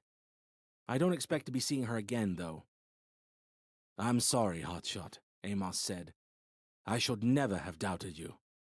Forget about it, Kurt replied, glad to have survived his own lie without slipping up, and also that the taxi driver seemed to have kept quiet, and that no one at Sycamore seemed to have noticed or flagged up the fact that he had removed his lenses the previous night. Amos patted him on the back and stood up. I have some things to take care of, but you look tired. Sleep here. No one will bother you. Seeing no reason to argue, Kurt settled down on the lushly padded white sofa. Sleep didn't come easily over thoughts about the door that had just opened, and where it might lead if he shared the news with Stacy, but his eyes eventually fell closed. He dreamed of simpler times. Chapter 34. The sun had reached Amos's southern window by the time he returned to find Kurt still sleeping. I didn't mean all day, Hotshot, he laughed. Kurt said, startled by the noise. Oh, how long was I out? A while. You were here before anyone else, so at least 3 hours. The Sycaplex is opening soon. Come and see the line snaking along the street. Actually, no. Wait. Download Tranquility first. It's incredible, and I don't use that word lightly. Kurt clicked into the Syca store, all but certain that Amos's approval meant Tranquility would be something abhorrent. He purchased the app and opened it. What the hell? He immediately gasped. Amos laughed out loud. I know, right? Where are you? Kurt asked, failing to see the funny side. He closed Tranquility and saw Amos standing no more than a few meters away. And that is Tranquility, Amos boasted. You can block out human noise, too. Kurt looked at him blankly. You don't see the irony in people spending a fortune to make themselves look good, only for everyone else to then spend even more money making sure they don't have to look at anyone else? Now that you mention it, Amos mused. But oh well. People have always ignored each other in the street. This just makes it easier. It used to be headphones and smartphones, and then it was full immersion. Now it's tranquility. And yes, collision detection is built in before you ask. But how does tranquility know what the object behind the person being made invisible should look like? Kurt asked. How could I see through you? Amos paused to think of a way to explain a process he didn't fully understand himself. He gave it a good shot. You know how you get those little drones that can map an area by flying around it? Well, we've had millions of pairs of cameras mapping the country for the last 2 weeks. We know how everything should look without obstructions. I don't think very many people will use this regularly, Kurt said, accepting the explanation and moving quickly on. Neither do I, to be honest, but tranquility came out of the development of something better. Be There. We've been working on it for months.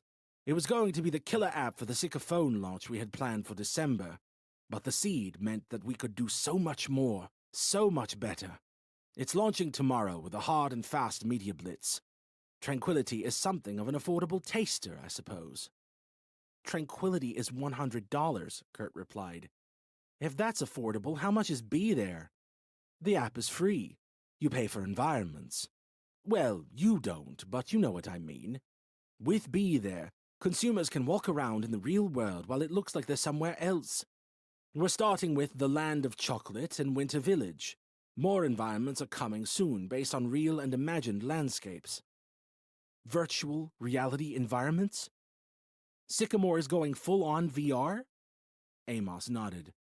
And now that it's ready to go, new environments shouldn't take us more than a few weeks. There's a dinosaur one ready to go, but we're saving it until people have played around with the other two. Won't people just walk into things? Kurt asked, unable to shake this expectation. They shouldn't, Amos said with casual confidence. Remember what I said about collision detection. It will be safer than them walking around in other full immersion apps or looking down at phones like they used to. It works like a car's GPS in that pedestrian pathways are recognized as such. If you're walking down a street in Winter Village, it will look like a lovely snowy path, and the road will be blocked off by snowdrifts so you don't wander into traffic. You can't really explore much since you're moving around in real space, but it certainly makes walking more fun. Good, no? Kurt didn't say anything. Against his better judgment, he actually thought that this particular concept was sound and could have all kinds of useful future applications. Could you make a running track? He asked. Like a stadium, so I could run somewhere quiet with stands full of spectators but no danger of running into anything? Could you do that? Amos smiled, pleased to hear Kurt's tone ascending with excitement. It's already done, Hotshot. A running track was one of the test environments. It will be included free of charge, but it's not as fully featured as the others. Still safe, though. Now, do you want to take a look at this line for the Sycaplex? Before an answer came, Amos pulled Kurt up and led him to the window. A huge line ran along the street between the Sycaplex and the restaurant Kurt and Stacy had visited the previous evening. Kurt zoomed in and saw the queue double back on itself around a temporary barrier like the ones he'd seen at theme parks. How many people does the theater hold? He asked. 4,000 per viewing zone, Amos replied. 3 levels, 1 zone per level. So if you're looking for the short answer, it's 12,000 viewers. When consumers don't have to look in the same direction as a physical screen, you can pack them in like sardines. Kurt didn't get it. But why have a cinema with no screen? People could just pay to watch at home, couldn't they? At a Sycaplex, you don't watch movies. You feel them, Amos explained in his best advertising voice. Each consumer straps themselves into a capsule which moves and provides all sorts of feedback. We don't like to use empty phrases like 4D or 5D, but this is basically as many perceptible dimensions as there can ever be. What's showing? Amos grinned.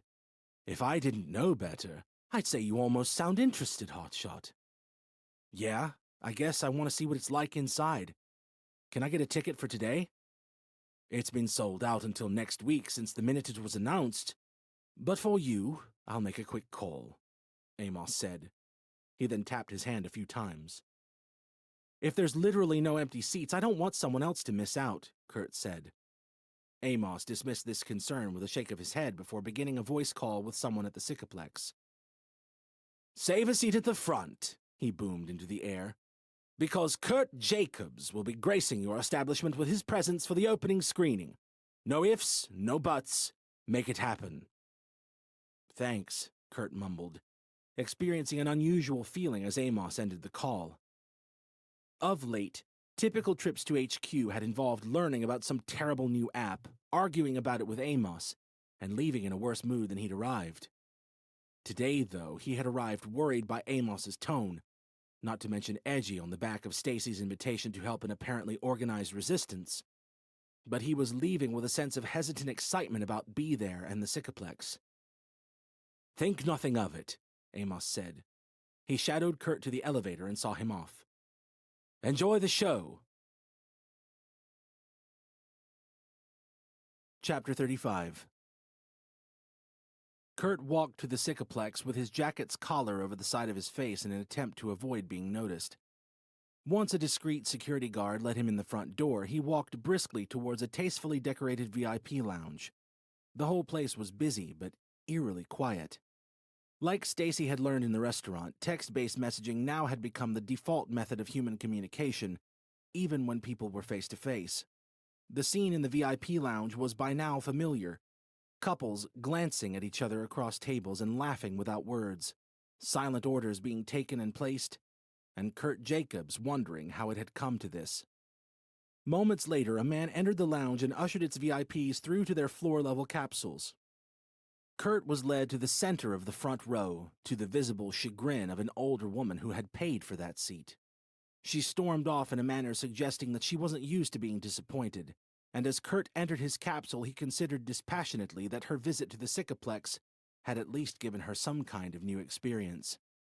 The wall at the front of the theater no longer boasted a screen, just a huge mural of a lone sycamore sapling in a grassy field. It looked nice, whatever it represented. Kurt's viewing capsule, although more plushly designed than those further back, was no larger than it had to be. Many override buttons filled a complex dashboard, apparently for controlling liquid dispersal as well as things like temperature, smell, vibration, and most surprisingly and impressively, anti-gravity. Several other dials were blank, leaving Kurt wondering what else to expect. All he knew for sure was that Amos hadn't been kidding with his "as many dimensions as there can ever be" quip. The movie chosen for the Sycaplex opening was an action flick called Blind Luck, and the trailers before the screening included a preview for the upcoming Happy Pigs adaptation. This involved the audience being shaken around in their viewing capsules and made to feel cold and wet as the characters gleefully rolled their way through various pungent farmyard substances. Within minutes of the main feature starting, Kurt realized that it was a shameless piece of propaganda masquerading as entertainment. Blind Luck hammered home the necessity of surveillance by lamenting the authorities' reliance on luck in finding a child kidnapped from a small southern town where Sycamore had been rejected. The audience assumed the first-person role of a crime prev agent tasked with reuniting the kidnapped child and his mother. The missing 5-year-old didn't wear ultra lenses and wasn't seated, so the kidnapper's identity was a mystery, and neither could be tracked. It was forcefully clarified that only criminals had any reason to go unseated, and that parents had an absolute moral duty to let Sycamore protect their children. The crime prev agent wasn't used to dealing with rescues, since in the cities of the film's immediate future everyone was seated, and crimes were stopped before they occurred.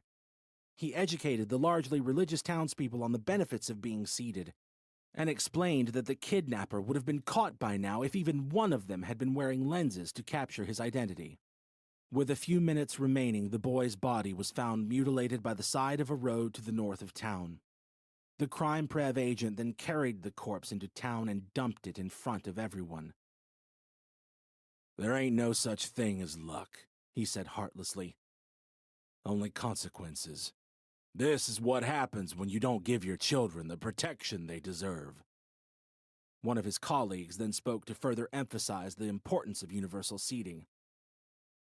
But even if y'all good folks have your little uns seated, the success of our crime prev program depends on everyone else being seated too.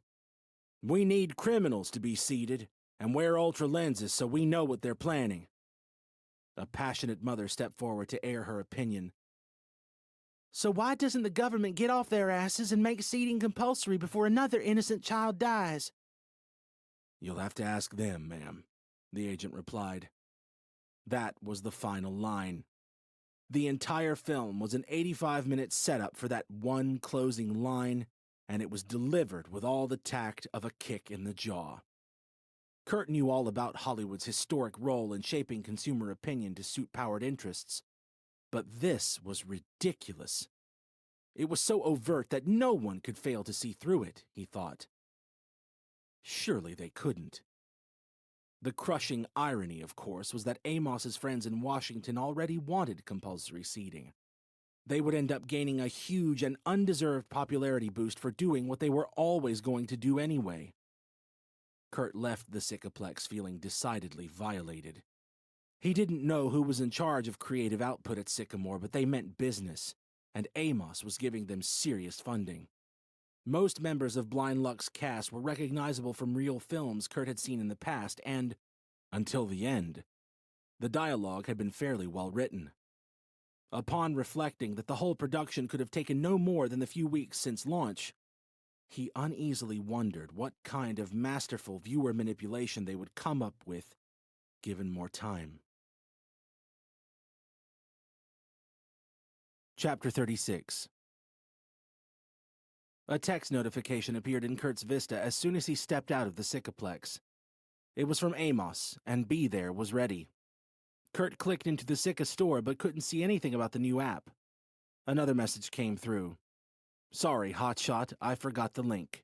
Click this, and keep it quiet until tomorrow. The link took Kurt straight into the app.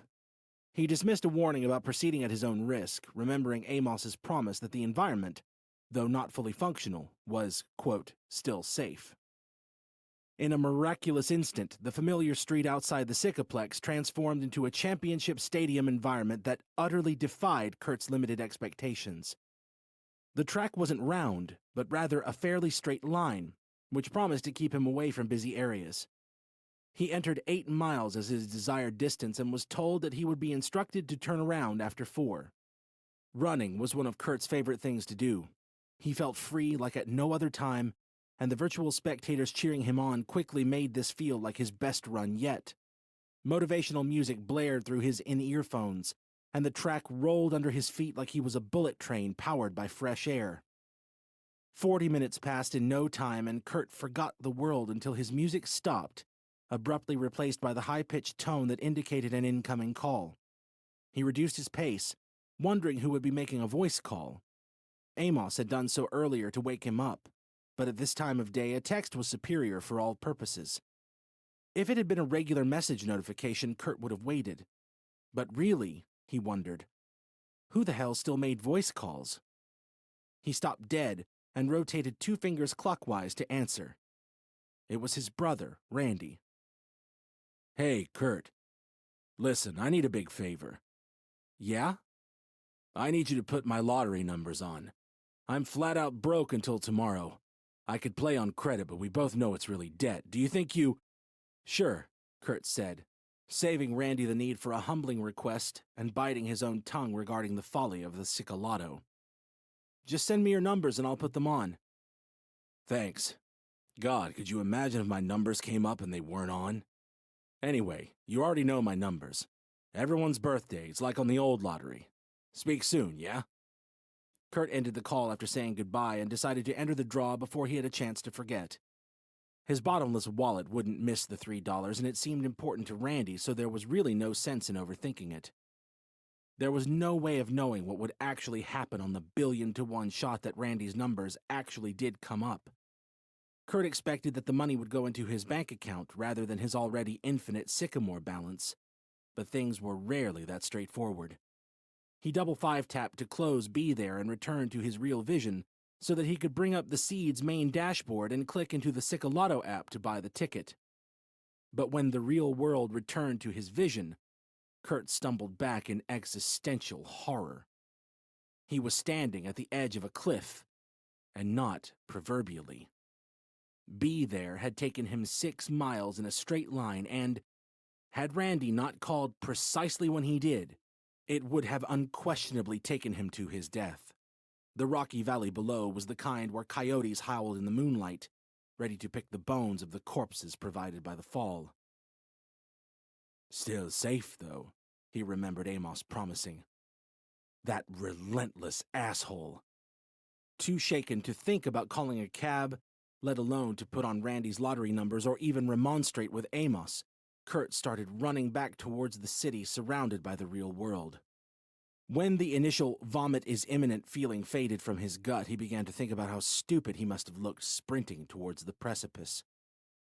After that, he wondered what it would be like to walk or run in Be There with one lens in and the other out. He would have to try that sometime. A mile or so from the quarter mile, Kurt's ears were filled by the Sycamore jingle. SYCA, more, more, more. He scrambled to try and play Randy's numbers, but it was too late. The draw commenced, and Kurt looked to the sky in prayer that he wouldn't see them. What if they came up and Randy called him to say, I won, only for Kurt to have let him down. A lamentable series of events had left Kurt in a position he hated more than any other. As a slave to money's power, fearful of the right numbers coming up at the wrong time. It was better than being dead at the bottom of a cliff, he convinced himself, but it was no way to live.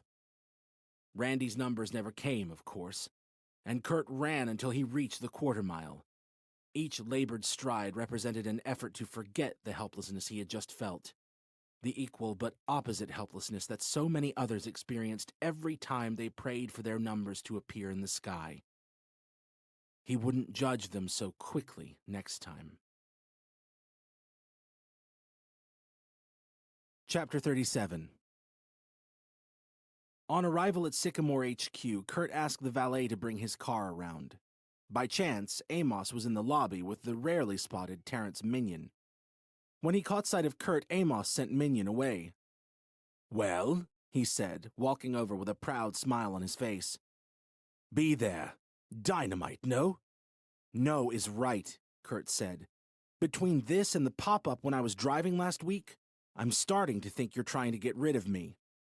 Amos displayed concern that struck Kurt as unusually genuine. Did it lead you onto a road? Off a cliff, almost. If I hadn't gotten a voice call exactly when I did... I'm truly sorry, Hotshot, Amos lamented, shaking his head in anger. The monkeys downstairs told me it was safe. Heads will roll, I can promise you that. But first of all, we'll have to put alarm activators near all steep declines. You can't be serious, Kurt said. The whole idea has just proven itself patently unsafe, and you're still going ahead with it? Why is it that someone almost dying is never enough for you? And why have we dived into VR anyway? We were supposed to be augmenting reality, making people's lives easier and richer, not putting them into a matrix. Amos took a deep breath. I hear you, Kurt, but you know I can fix this. I'll have them iron out the safety issues and delay the public launch until further testing of each environment. Is that what you want? No! No to the whole thing, Kurt snapped. You're completely changing how people see the actual real world. What's to stop you from laying subtler modifications over everyone's vistas? Once you start doing it in Be There environments, it won't be long until you start tinkering with things you don't like everywhere else. No one will know what is and isn't real. Sycamore remains committed to enhancing the physical world. Anyway, when a blind man is cured, does the world really change? Amos asked, raising his eyebrows and tilting his head to the side to emphasize the profundity of his words. Stop being so abstract. This is real life. It's not like people are sitting down at home and hooking themselves up to computers to control their avatars. They're walking around the real world as their avatars and seeing only what you want them to see. You're overriding an existing reality with a baseless spectacle. How is this progress? Progress comes in various guises, Hotshot. Not just the ones you like. If you just gave Be There one more chance, you'd see that it's not what you think, but rather an enclosed app designed to make mundane journeys more enjoyable. I better get back to Terrence. He's been working on some bits and pieces for Crime Prev. But I'll link you to the pre-release build of the Land of Chocolate. It's been extensively tested, but there might still be a few bugs. So don't go running around like a hungry cheetah. And remember that chocolate rivers are real rivers, so no Augustus glooping either. Kurt ignored Amos's attempt at humor. Why would I go back into Be There after what just happened? Because you want to, Amos called back on his way to the elevator. We both know that. He then turned to face Kurt as a new thought entered his head. Oh, and don't forget to see if your little friend Monica wants to come for a look around. Euro publicity is a rare treat. Kurt took care not to react to any talk about Stacy/Monica, knowing that even the slightest slip-up could land her in all sorts of trouble. He stepped outside without replying and took a morbidly curious trip into the Land of Chocolate. Viewing this virtual environment through far more critical and analytical eyes than regular consumers would, he quickly noticed the occasional glitch where paths stopped without fences and couldn't miss the unseated baby floating in thin air where the pavement used to be. It made no sense to Kurt that Be There could hide the pram but not the baby. And how could technology capable of turning buildings and cars into chocolate monuments and giant rolling coins not hide the unseated? Tranquility hid everyone, so he knew it could be done. He considered the decision to leave the unseated inconveniently visible in Be There might have been taken to give the Sycamore-loving majority extra incentive to support universal seating. As convoluted and Machiavellian a ploy as it was, that seemed like the kind of thing Amos would do. Other than the floating baby, there were only a few other people visible on the busy street. Kurt knew the area well and was reluctantly impressed by how convincingly the Sycaplex had been turned into a chocolate windmill and the skyscrapers of the quarter mile into towering red lollipops. Even on close inspection, it was by a huge distance the most immersive VR he had ever seen. Sycamore HQ was untouched, of course. An odd sight near the restaurant caught Kurt's eye. A flashing red arrow pointing down at nothing in particular. He swiped out of Be There and saw a man with his hands in the air being hassled by a police officer. Kurt ran over to see what was going on. Jacobs! This is all your damn fault! The man yelled. Kurt moved closer and saw that his name was Rocco Miller. 21, married, unemployed, account suspended. Kurt was used to being blamed for things that weren't his fault, but he recognized Rocco's face. Wait, he said as it came to him. You're the waiter from last night, right? Until I got fired for dropping someone's glass. And now this idiot is here to stop me from moving, all because I can't afford to pay the tax. It's a duty, not a tax, the police officer said flatly. And watch who you're calling an idiot, why don't you? Kurt put his hand on the policeman's shoulder. I'll take care of the fine, officer. You can leave. What did you just say? The officer asked, turning around. His face popped in familiar shock as Kurt's info appeared in his vista. Oh, Mr. Jacobs. I'm sorry, sir, as you were. The man then tipped his hat like a Dickensian lunatic and disappeared shamefaced into his car. Kurt noticed a newly placed Sycamore logo on the back of his collar, a sapling inside 2 concentric diamonds. Thanks, Rocco said through gritted teeth. But this isn't like everything else you can Kurt Jacobs your way out of. This isn't over. Sycamore will send more police after me.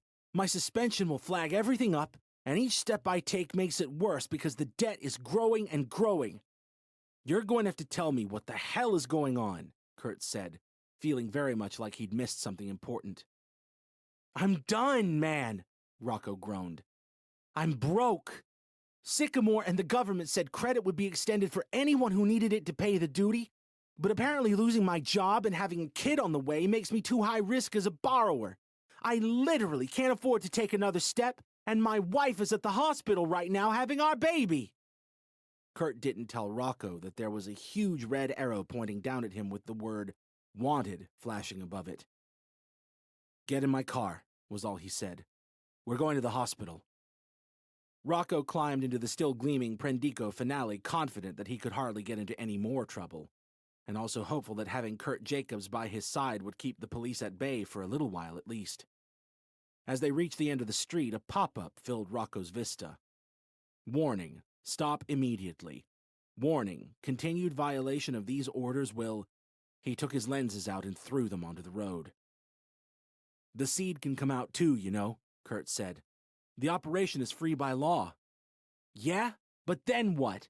Even if they dropped the charges, I wouldn't be able to do anything without the seed. Your boy Amos and his lapdogs in Washington are forcing currency digitization on us all pretty soon. And when that happens, you won't be able to buy food anywhere without a seed. Not just at Tasmart. And this time next year, we all know it's going to be compulsory to take the seed and wear your ultra lenses at all times. Land of the free, they say? Welcome to hell." Kurt couldn't disagree with most of Rocco's observations, but he took issue with the idea that Amos was at the top of the decision tree. "That's not how it is," he said. "The tail doesn't wag the dog. The government has wanted all of this for years. Surveillance, currency digitization, a population placated by inanity and taxed to the hilt. Sycamore is just a vehicle." "Well, whatever. Look where the damn vehicle is taking us. You seem like a nice enough guy, Kurt, but you don't have a clue what you've done here. What kind of world is my kid coming into when I can't walk around without some guy at a desk's permission?" Silence was Kurt's best and only answer. "I haven't eaten all day either," Rocco went on, sighing at everything at once. All of a sudden, a new kind of notification appeared in Kurt's vista. A small, flashing exclamation mark. He clicked on it as soon as he was stopped in traffic, and the resulting pop-up presented him with the 5 nearest fast food joints. He knew what this meant. Not only had Sycamore finally come up with effective voice recognition, it was running non-stop and scanning for key words. Directions to a restaurant after the mention of hunger seemed harmless enough. But what if he had been talking about something more subversive? Crime Prev agents would be all over him like... And then it made sense. This automatic voice scanning had surely come in too soon after Amos secured Crime Prev's public funding for it to be a coincidence. Just when he didn't think the whole thing could get any harder to swallow, the realization hit Kurt that Minion's team and data collection were already using the security tech for commercial purposes. A few silent and annoyed minutes later, the hospital came into view. Kurt insisted on taking Rocco right to the door in an effort to minimize his risk of being intercepted, so stepped out after parking to make sure the security guard would pose no problems. "You can't get through without a seed," the man said. "New security procedures." Kurt stepped in front of Rocco to answer. "We both have seeds," he said. "With respect, his appears to be permanently deactivated." "What?" Rocco said. "Suspended, yeah, not deactivated." "I'm afraid your account has been terminated as a result of your crimes against Sycamore," the guard explained. "It appears that your travel privileges were suspended and you ignored repeated orders to stay still. The punishment for such an offense is termination." "Come on, guy, my wife is having a baby." The guard stood defiant. "I can't let you in." Kurt, unbudging, looked into the man's eyes. "I'm not asking here, okay? I'm telling you to let him in. I really can't." "Do you know who I am?" Kurt asked. He felt dirty saying it, but these times were desperate enough to justify pulling rank. "Once again, sir, with respect, I'm just following orders. My position at Sycamore comes with authority that explicitly supersedes your prior orders," Kurt insisted, very firmly. This was a lie, albeit white, and one delivered with sufficient conviction to pass as the truth. "So once again, sir, let him in." More than a little reluctantly, the guard typed a code into the door's blank keypad and stepped aside. Rocco smiled his thanks and set off down the hall to find his wife and baby. "Wait!" Kurt called after him. "What happens tomorrow?" "As soon as someone comes for me, I'm done!" Rocco yelled in reply. "You heard the guy! My account has been terminated! Can't you make a new one?" Rocco sent a solemn shake of his head along the corridor. It's not like I can sign up with another email address, man! I am my account! Chapter 38. Troubled by the incident with Rocco, Kurt headed out the next morning with the intention of taking his niece Sabrina to the park in a bid to focus on something nice for a change. He left his car at the park and walked to get her, thinking it would be useful to have it there to drive her home when she was tired from running around. He enjoyed the walk to the house because it was another one of those good days to be alive and under the sun. A good day to enjoy the simple things in life, like fresh air, before Amos found a way to bottle it. Or, more likely, before he made the sky gray by default and charged for sunshine by the minute. The last time Kurt had walked through the deprived streets between Randy's house and the park had been just after The Seed launched, when Sycamore's real-world marketing was at its peak. There had been huge billboards for The Seed, the largest of which read, "Sycamore, the mark of the best," just across the street from a row of derelict storefronts interrupted only by convenience stores, fast food joints, and slot casinos. Almost all of the houses now sported some kind of corporate branding, some more elaborate than others, but the roadside was dominated by a huge Lexington static with a simple message: "Drink your dreams true." Something about it brought Kurt's mind to a documentary he saw in school about Lexington's textbook global expansion, in which a snazzily dressed executive had spoke of the corporation's commitment to the untapped African market and its hundreds of millions of potential customers. It didn't seem to bother the man that many of those hundreds of millions of potential customers, those hundreds of millions of human beings, lived without access to clean water. The implicit message of, "Why give them water when we can sell them this?" had irked Kurt at the time, but not half as much as it did now. By now, he was old enough to have realized that the story was always the same. The rich were only interested in dealing with the poor when it involved making them poorer. In that regard, Lexington executives were no better or worse than anyone else. As he turned the corner into Randy's street, a message flashed in his vista to notify him that a free surroundings update was now available. If the government had wanted to invest in deprived areas, they would have done so decades ago. But when Be There's technology arrived, the temptation to brush away the urban decay was apparently irresistible. Kurt clicked accept, and within seconds, Randy's street looked like a quaint Parisian boulevard. The ads were still there, and so was the poverty, but the latter had been brushed over by the artistry and genius of Sycamore's landscapers. The opt-in, opt-out, no choice release pattern made it all but certain that today's downloadable update would be tomorrow's universal experience. The sparkling storefronts and picturesque flower beds were here to stay. This is what everyone will see, Kurt realized. This is reality. He sped up, and soon arrived at Randy's, letting himself in to save anyone the hassle of answering the door. His first stop was Sabrina's room. Sabrina opened her door when Kurt knocked, and he immediately saw that she was wearing an ad t-shirt with a message that hurt his soul.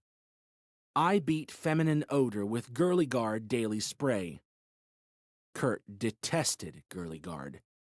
Before The Seed, there had been a jingle. "Girly Guard helps you work and play, keeps the smell away with a daily spray."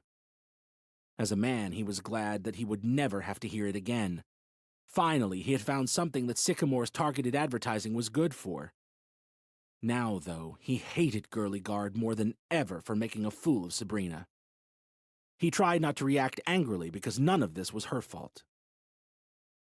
"I left my car at the park for us," he said, smiling when he saw that the blue teddy bear he'd given her for her birthday was still on her bed. "Are you coming out?" "I really need to do some stuff," Sabrina answered. "Not even an hour?" She shook her head. "Maybe tomorrow?" "Okay," Kurt said, but it wasn't. When Sabrina disappeared back into her room, he called down the stairs. "JJ!" His nephew's voice called back. "Yeah! What's going on with your sister?" Julian couldn't make out the words, so jogged upstairs. "Hey, Uncle Kurt." "Hey," Kurt replied. "What's going on with Sabrina? She's never too busy for the park." She's trying to earn some money, Julian explained in a deflated tone. Doing consumer surveys and looking for better sponsored clothes, you know? I think she's saving up to fix her nose and reel you. She said that? To fix her nose? Julian nodded. What the hell is wrong with her nose? Definitely nothing, I said. Probably someone at school said something once, and now that she can change it, you know how girls are. She's 10, Kurt said. That doesn't mean what it did when you were 10. It doesn't even mean what it did when I was 10. Kurt walked downstairs and stormed over to the couch to shake Randy out of the full immersion daze he was sitting in. Your 10-year-old daughter is in those damn consumer rewards apps saving up for a new nose, he boomed. How can you sit there and let this happen? What can I do? Randy shouted, raising his voice to an uncharacteristic volume to match Kurt's. It's not like I can ground her and take it away. If one of us is to blame here, it sure as hell isn't me. That's not my seed in her hand. There was nothing Kurt could say, because Randy was right. Chapter 39. Kurt walked to his car and soon found himself sitting behind the wheel, too angry to go home. He had to get some things off his chest, no holding back, and there was only one place on his mind. He arrived at Sycamore HQ and Amos's floor unannounced, but was greeted warmly nonetheless. Hotshot, Amos grinned. To what owest I the pleasure? Shut up, Amos sighed. Not another one of these visits. I thought we were past this. How many are there going to be? Children shouldn't be wearing advertising, and they shouldn't be buying virtual cosmetic surgery, Kurt snapped back. Is this guilt over your friend Rocco? Amos asked evasively. Guilt? On my part? That guy has a family, and your men are locking him up for nothing. I tried to help him. Your company, on the other hand. Terminating people for having the audacity to walk around the world they were born in? He committed a serious crime, Kurt. Which was? Ignoring direct orders. If people think they can disobey, they will. We can't have that. What kind of person tries to stop a man from seeing his wife and newborn baby just because orders say so? Kurt asked, derision dripping from the words. The guard at the hospital is more guilty than Rocco. Following orders isn't a crime. What is it with you, Hotshot? How can anyone be against the elimination of crime? Stop pretending you can eliminate crime. The Seed went as far as anything can to eliminate crimes of greed by making most people's money digital, but there will always be crimes of passion. Aha! But with Crime Prev there won't, Amos insisted. When the system is fully mature, all crimes will be stopped before they happen. Tell me then, are Sycamore men exempt? Are we safe from the eyes of the thought police? None of this is about thought crime, Amos said. Why do I have to keep telling you that? What's important here is that no individual is above the law. Indeed, as men of responsibility, we have a particular obligation to toe the line. You and I are important figureheads, and you're far more important than you realize. We're at 90.1% of the eligible population seeded, and you're still by far the most popular. That says a lot. Kurt hadn't checked the numbers for almost a week. He quickly navigated into Forest and saw that Amos wasn't exaggerating. And only prisoners and soldiers have been compulsory, Amos boasted. So everyone else thinks it's a good idea. School children were compulsory. You made my niece and nephew get seated so they could read the work on the board at school. That was a generous program to upgrade outdated equipment. Anyway, where was I? Oh yes, that 9.9%, the potentially criminal element, can only evade justice for so long. No, Kurt said. He had a horrible feeling where Amos was going. I won't let you make seeding compulsory across the board. You say that now, Hotshot. But what do we say when consumers flood the streets to demand it? What happens when there's a terrorist attack that universal seeding and lens wearing would have prevented? How can we justify not seeding the potentially criminal resistors? There is no reason for any law-abiding consumer not to participate.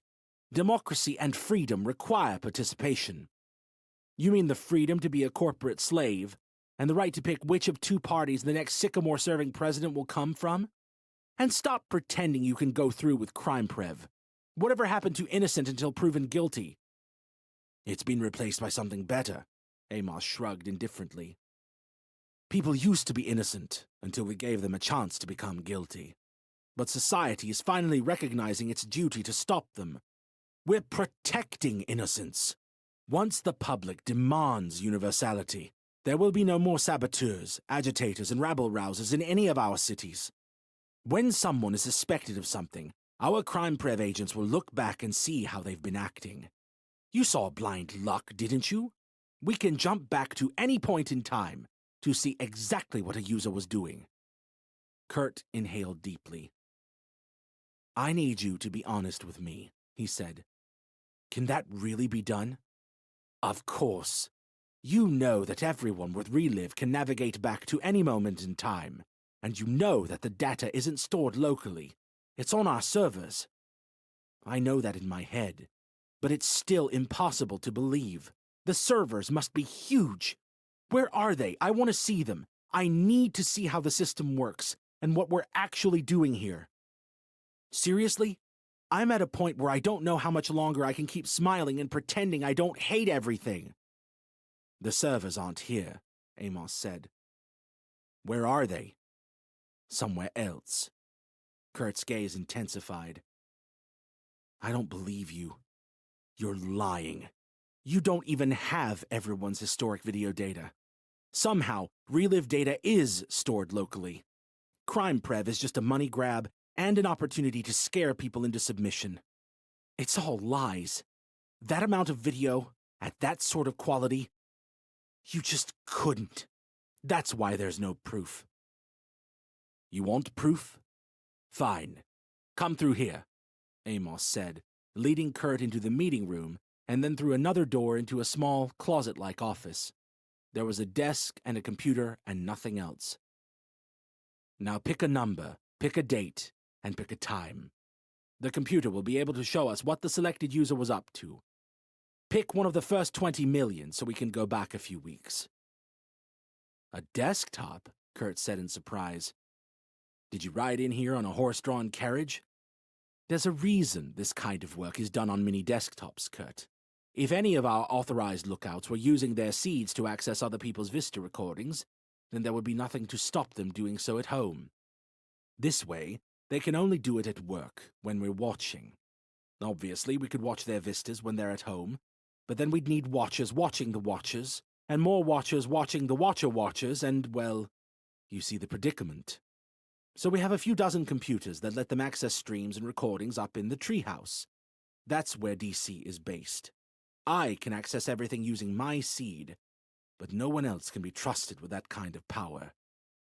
So why can you be trusted with it? Maybe I can't, Amos admitted caustically. But someone has to be. Anyway, we're getting sidetracked. Give me the time, date, and user. Before that, I know you're using crime prev tech to scan people's voices for keywords so you can deliver ads. What I want to know is if you can do that, why do you need anyone in DC spying on people at all? Amos nodded, somewhat impressed by Kurt's perceptiveness. Well, surveillance is an art. Computers can't do it all. The keyword scanning of text and voice comms is crude, like a hammer. Minion's staff are more like watchmakers, delicately working away. But tell me, have you picked your time, date, and user yet? Noon, on the 16th, user number 20,000,001. Amos rolled his eyes at Kurt's obtuseness. Okay, so we have a Miss Janie Fisher, age 10. We'll jump back to the date and time. Bingo. Here it comes. When Amos threw the video onto the wall, Kurt was immediately reminded why he knew the name Janie Fisher. She was in Sabrina's class, and at noon on the 16th, Sabrina's class had been in their school's changing rooms after swimming. Sabrina was standing directly opposite Janie, so Kurt could see her very clearly. Her hair was soaking wet from either the swimming pool or the shower, but she looked to be wearing an advertising t-shirt from Real You. She didn't turn 10 until the schools were out, Kurt said. How is she wearing an ad? Who? My niece Sabrina, he emphasized, tapping the screen. Right there.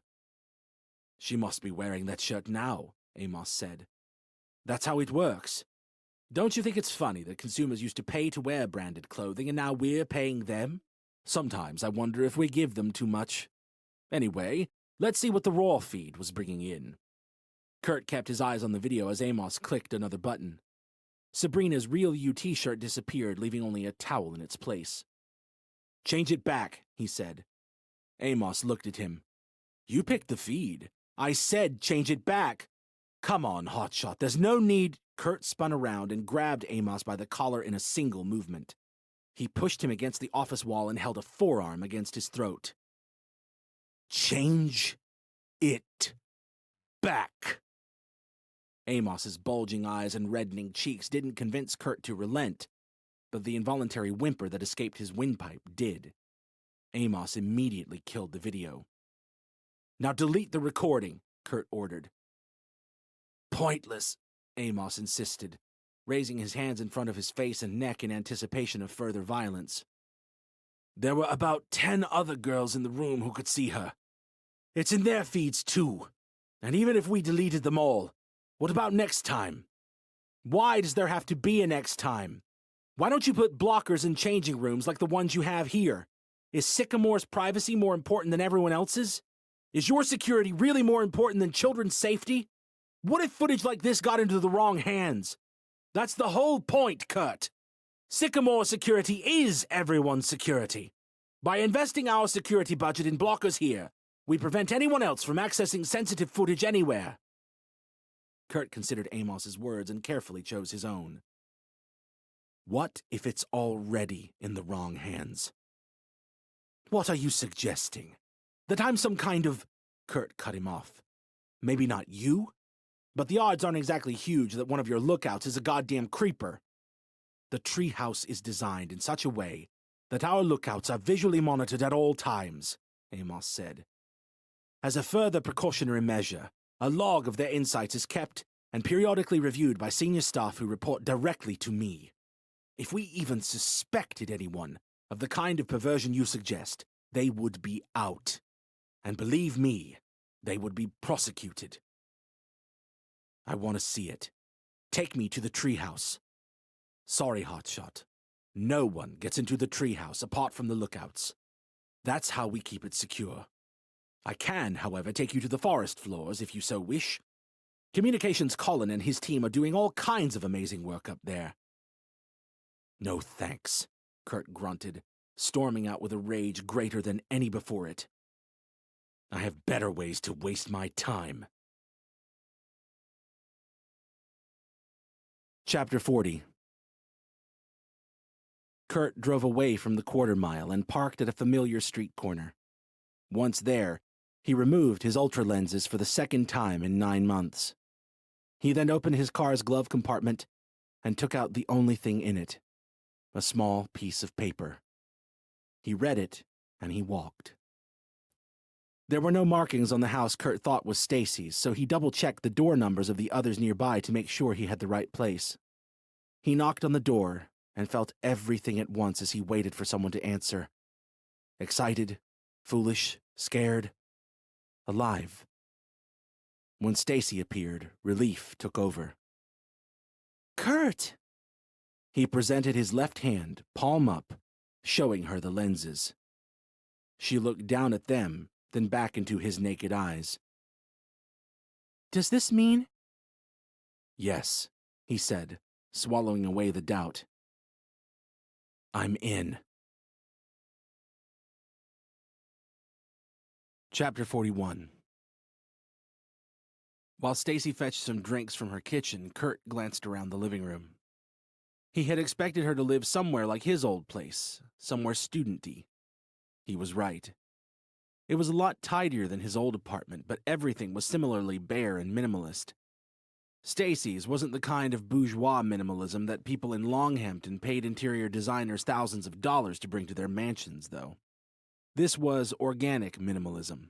The kind that manifested itself when people spent all of what little money they had on silly things like food and rent. Stacy reappeared with a tray and sat across from Kurt. In the absence of a sofa, they sat on wooden chairs at a small dining table. "So?" she said. "What happened?" "I don't even know," Kurt replied. "It wasn't just one single thing. It's been the longest 48 hours of my life since I sent you away in that taxi." "How about you start with what happened today? There must have been one final straw that broke the camel's back." Kurt inhaled deeply, audibly, and set out on trying to explain his eventual decision to bite the bullet and join Stacy in attempting to take Sycamore down. "Well, I went to see my niece Sabrina, and she was busy earning money in those stupid survey and focus group apps. Her brother Julian told me that she's saving up for a new nose. She's 10. Both of them were wearing ad t-shirts. It's like, what's even happening here? Then I went to HQ and asked for proof about the Vista recording because I started to think that it must have been a lie. It's not. Amos gave me a demonstration, and the one that came up was of all these little girls getting changed after a swimming class at school. Sabrina was there, and Amos was smiling. He's watching everything everyone does, everywhere, and no one seems to care." Kurt was venting, and forcefully. Stacy's charcoal eyes encouraged him to continue. "Before that," he went on, "last night I saw a guy getting arrested for not being able to pay his movement tax. I took him to the hospital to see his new baby, but he's going to jail. His account has been terminated. He's a non-person. It was our waiter from the restaurant. His name's Rocco. Sycamore wouldn't extend him credit to pay the movement tax because he'd lost his job, which makes him too high risk for lending. Everything I set in motion has led to a world where that kind of thing can happen." "Kurt," he shook his head. He wasn't finished. "And be there. Do you know about be there? Let alone crime prev? Locking people up for things they haven't done? I would rather die than live in a world like this. When Amos wouldn't kill the stream with Sabrina in it, I grabbed him by the throat and made him kill it. The anger is changing me. I didn't think I had it in me to be violent." "Everyone does," Stacy said, trying to reassure him. "It's there when we need it. Remember when I slapped that police officer when the four of them were roughing me up?" "That day, a big part of me didn't want to step in," Kurt admitted. "My mouth shouted out by itself. My lenses were recording everything, and if those guys had roughed you up for real, I would have shared the footage. I don't know what would have happened next, but it seemed like a good idea at the time. Footage of the right thing can make all the difference in turning the tide of opinion." Very suddenly, Stacy's eyebrows perked up and her spine did likewise. "Could you get some footage from inside Sycamore HQ? If you could get evidence of them watching people, especially kids, you could post it on Forest. Sure, Sycamore would take it down, but not before millions of people saw it. You have so many friends and followers, it'd be like broadcasting on every TV station at once." "I can't record anything fully in there," Kurt sighed. "There are blockers that prevent the seed from functioning fully in certain high-security areas. But if you had an actual camera..." "Me? How could I get near the place?" "Not just near. In," Kurt said, deliberately pausing to see how Stacy would react. She didn't give anything away, so he continued. "Long story short, after we were mobbed outside that restaurant, it was all over the gossip news and everyone was wondering who you were. Amos asked, and I said you were an Italian journalist who was doing a favorable piece on Sycamore. The Italian part was to explain why you're not seated and don't have ultra lenses. Anyway, your new name is Monica Valentino, and he asked me to invite you in for a look around." "Tomorrow," she said, and that was all. Just like that, it was happening. Kurt couldn't have stopped it now, even had he wanted to. History was in motion, and he was finally on the right side by side with Stacy, working against Sycamore. "I'll have to set it up with Amos," he said, which would have been a lot easier before I stormed out on him. "You should probably get right to it." Kurt thought for a second. I can't put the lenses in while I'm here, though. He would know where I am. If anyone wants to know, your chip will tell them, Stacy said. As long as they don't know this is my house, it's fine. Go into the closet and fire him a message. Stacy was right. And since she seemed to be in some kind of clarity-giving pre-war trance, Kurt did as she said without comment. He walked into her closet and popped his lenses back in. Within a few seconds, he quickly typed a message to Amos. The Italian journalist emailed me. She's staying an extra day and has some more questions. I mentioned visiting HQ and she wants in, desperate for the scoops. What time will I bring her? Need to know ASAP. Unsurprisingly, Amos replied as quickly as ever. Great, but you don't have to be here when she comes, Hotshot. Seeing the word Hotshot written down annoyed Kurt to an irrational extent. He had always liked the nickname when Randy used it, but Amos had ruined it. The pleasure of ruining everything Amos had worked for would make up for it, though. So Kurt made an effort to reply calmly. It will be easier if I bring her, he typed. She doesn't know the city. So what time? This time, too many seconds passed and Kurt began to worry that he had been overly insistent. But then came the welcome reply. Fine, come in for 10. We'll see you then, Kurt wrote, ending the conversation. He immediately removed his lenses again, by now getting quite used to doing so, and stepped out of the closet to rejoin Stacy. They had some serious planning to do. Chapter 42. Morning announced itself with a beeping alarm. It was 7:30, meaning that Kurt and Stacy only had around 2 more hours to plan and prepare for the ruse. Neither really knew how they had ended up asleep in her bed when there had been so much to do. But it was what it was, and the only way was forward. Are we still doing this? Kurt said. Stacy was disappointed he had to ask. Do you still want to kill the cat? He smiled and got up. Stacy, meanwhile, reached into a drawer and pulled out a tiny spy camera. Kurt was impressed by its size and confident it would go undetected unless Amos actively looked for it, which he would have no reason to do so. Do you have a bigger camera too? Kurt asked. Stacy couldn't hide her confusion. Why would we want a bigger one? When we get to the door, Amos is going to ask if you have any recording equipment. If you surrender a camera, he won't suspect anything. But what kind of journalist wouldn't have one? Saying you don't will be suspicious. Stacy's mouth opened in a moment of aha realization. He was right. Yeah, I've got a regular-sized camera in here, she said. Good, let's bring it. And bring your laptop too, in the car so we can go over the footage at mine later. It's safer there. Sure thing. Kurt mused as he walked into the bathroom and saw himself in the mirror. He looked rough. Or I could take it there now. I'm going to have to drive home and get changed before we do this anyway. No way, Stacy protested. You have to tell me what kinds of things to say to get where we need to be. You know him better than me. I won't be long. If I turn up looking like this, Amos will work out we've been together overnight. He might be ignorant, but he's not an idiot. It would take Kurt the better part of an hour to walk to his car, drive to Longhampton, make himself presentable, drive back to the corner, and walk back to Stacy's. They quite simply didn't have a spare hour, and Stacy wouldn't budge on that. Kurt, you can't go home. If we don't plan this thing right, it won't work. But if he knows we're involved, it definitely won't work. I have to look dressed for business. Just as she finished attaching the spy camera to its chosen spot, Stacy turned to Kurt in a rush of excitement. I've got it! What? Real you! Just pick some business clothes and do that thing to make your face look fresh instead of tired.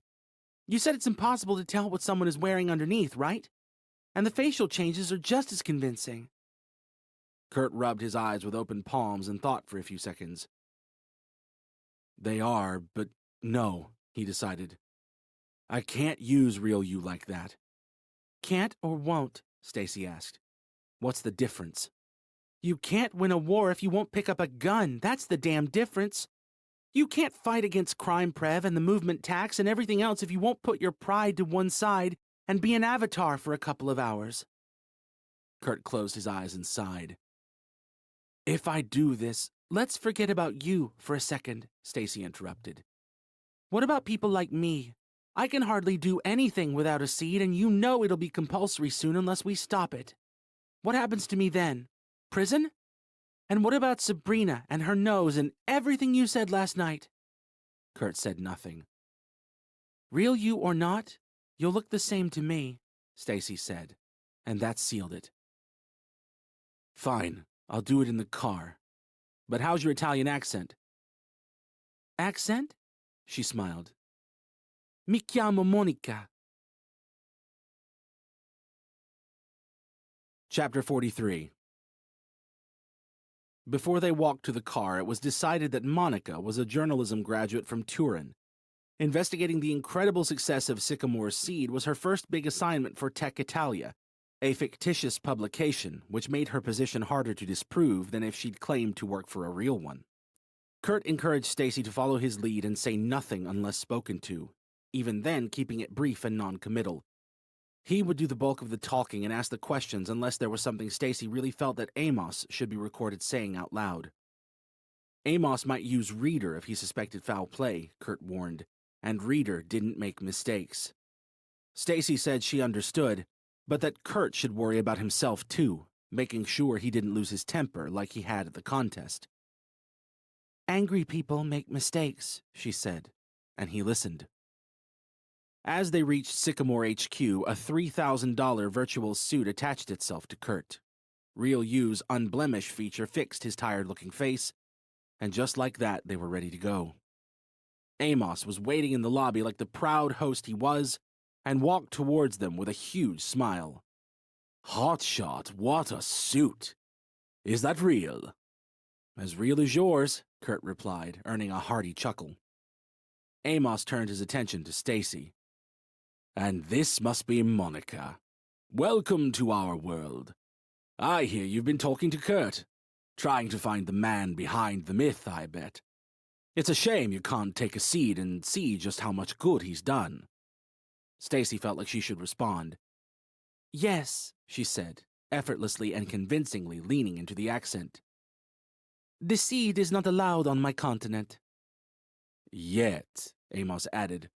But don't worry. It's coming. The nannying attitude of European governments doesn't help anyone. But in any case, you don't have a camera, do you? Of course I do, Stacy said. I came here to record your work and share what you are doing. Amos glanced at Kurt, confused at the misunderstanding, before looking again at Stacy with an unusually relaxed expression. Ah, that's a tough one. I would love the world to see it, but the security guys don't see it like that. Normally, no one gets in. Even Kurt hasn't seen anything above my floor. What's up there anyway? He interrupted. The treehouse, and you wouldn't like it, Amos said before turning back to Stacy. But yes, I'm afraid you'll have to leave the camera here in the lobby. Feel free to write down anything and everything you like, though. Your report is for a written publication, isn't it? Tech Italia, she nodded. Where are they based? Amos was asking Stacy, but looking at Kurt. Turin, she said. Amos nodded slowly. Excellent. If you're still here on Saturday, you can cover Kurt's recognition ceremony, too. I will try to change my flight. Wait, Kurt said. What recognition ceremony is this? You're getting an award, Hotshot, for your services to Sycamore. Now, let's go. Stacy handed her diversion camera to a man behind the lobby's security desk. There was a scanner on the desk marked Travel Duty Validation, which workers could use to eliminate the tax incurred on their commute. Amos and Kurt waited for her in the elevator. As soon as she rejoined them, Amos held down the buttons G and 23 at the same time. Where are we going? Kurt asked. Downstairs. Kurt's eyebrows rose of their own volition. There's a downstairs? Indeed. The studio is in the basement, Amos explained, primarily to Stacy. I'm going to show you where Sycamore's landscapers do their magic. When the elevator arrived in the basement, Kurt was awestruck by its size. Huge didn't come close. The studio must have stretched under at least some of the other buildings in the quarter-mile. Such was its expansive size. Near blinding white light shone down on the landscapers from high above their heads. Amos began explaining to Stacy how a be-there environment was created, and Kurt decided to walk between the rows of focused landscapers to see what else he might find. He stopped at one workstation and watched for a few minutes as a fresh-faced young girl put the finishing touches on a dilapidated building she had been tasked with sprucing up. After a while, she sensed someone behind her and looked around. "Oh my God, Mr. Jacobs!" she shrieked. Her voice was loud. Everyone looked. "I didn't know you were there. Normally I work harder than this," she said. Amos caught wind of the commotion and ordered everyone back to work. "Relax," Kurt whispered to the girl, who now looked too young to be there. "I was just watching. How old are you?" 17? "And you like doing this?" "It's the best job in the world," she said. "I'm really making a difference." Kurt walked back to Stacy and Amos, still amazed at the scale of everything going on around him. "How many are there?" he asked, pointing to the workers. Amos shrugged. "I honestly don't know the exact figure. 2,000 or 3,000. It sounded impossible, but Kurt looked around and saw there could well have been 20 rows of 100 workstations. What he really struggled with was the fact that all of these people had been working away under his feet without him having the slightest idea. The logistics of getting them all in and out via the only elevator he could see boggled Kurt's mind, but their work impressed him even more. To make everything in the world scalable and manipulable was no mean feat, and one thing that he couldn't begin to get his head around. Lamenting how much better the landscaper's obvious talents could have been utilized elsewhere, he turned away from the rows of desks that seemed to stretch forever into the distance and shook his head at the wall. An infinite number of artistic Shakespeares doing the bidding of one megalomaniacal monkey, he thought. How did we get here? "Seen enough, hotshot?" Kurt answered by walking into the elevator. Amos smiled at Stacy. "Next up, Forrest." Chapter 44. The elevator stopped on the 20th floor, whose function Amos introduced while holding the button to keep the doors closed. "The other Forrest floors house a lot of staff," he said. "But there's not really much to see. They all just sit at their desks running numbers. This floor is where the real communications-related work is done."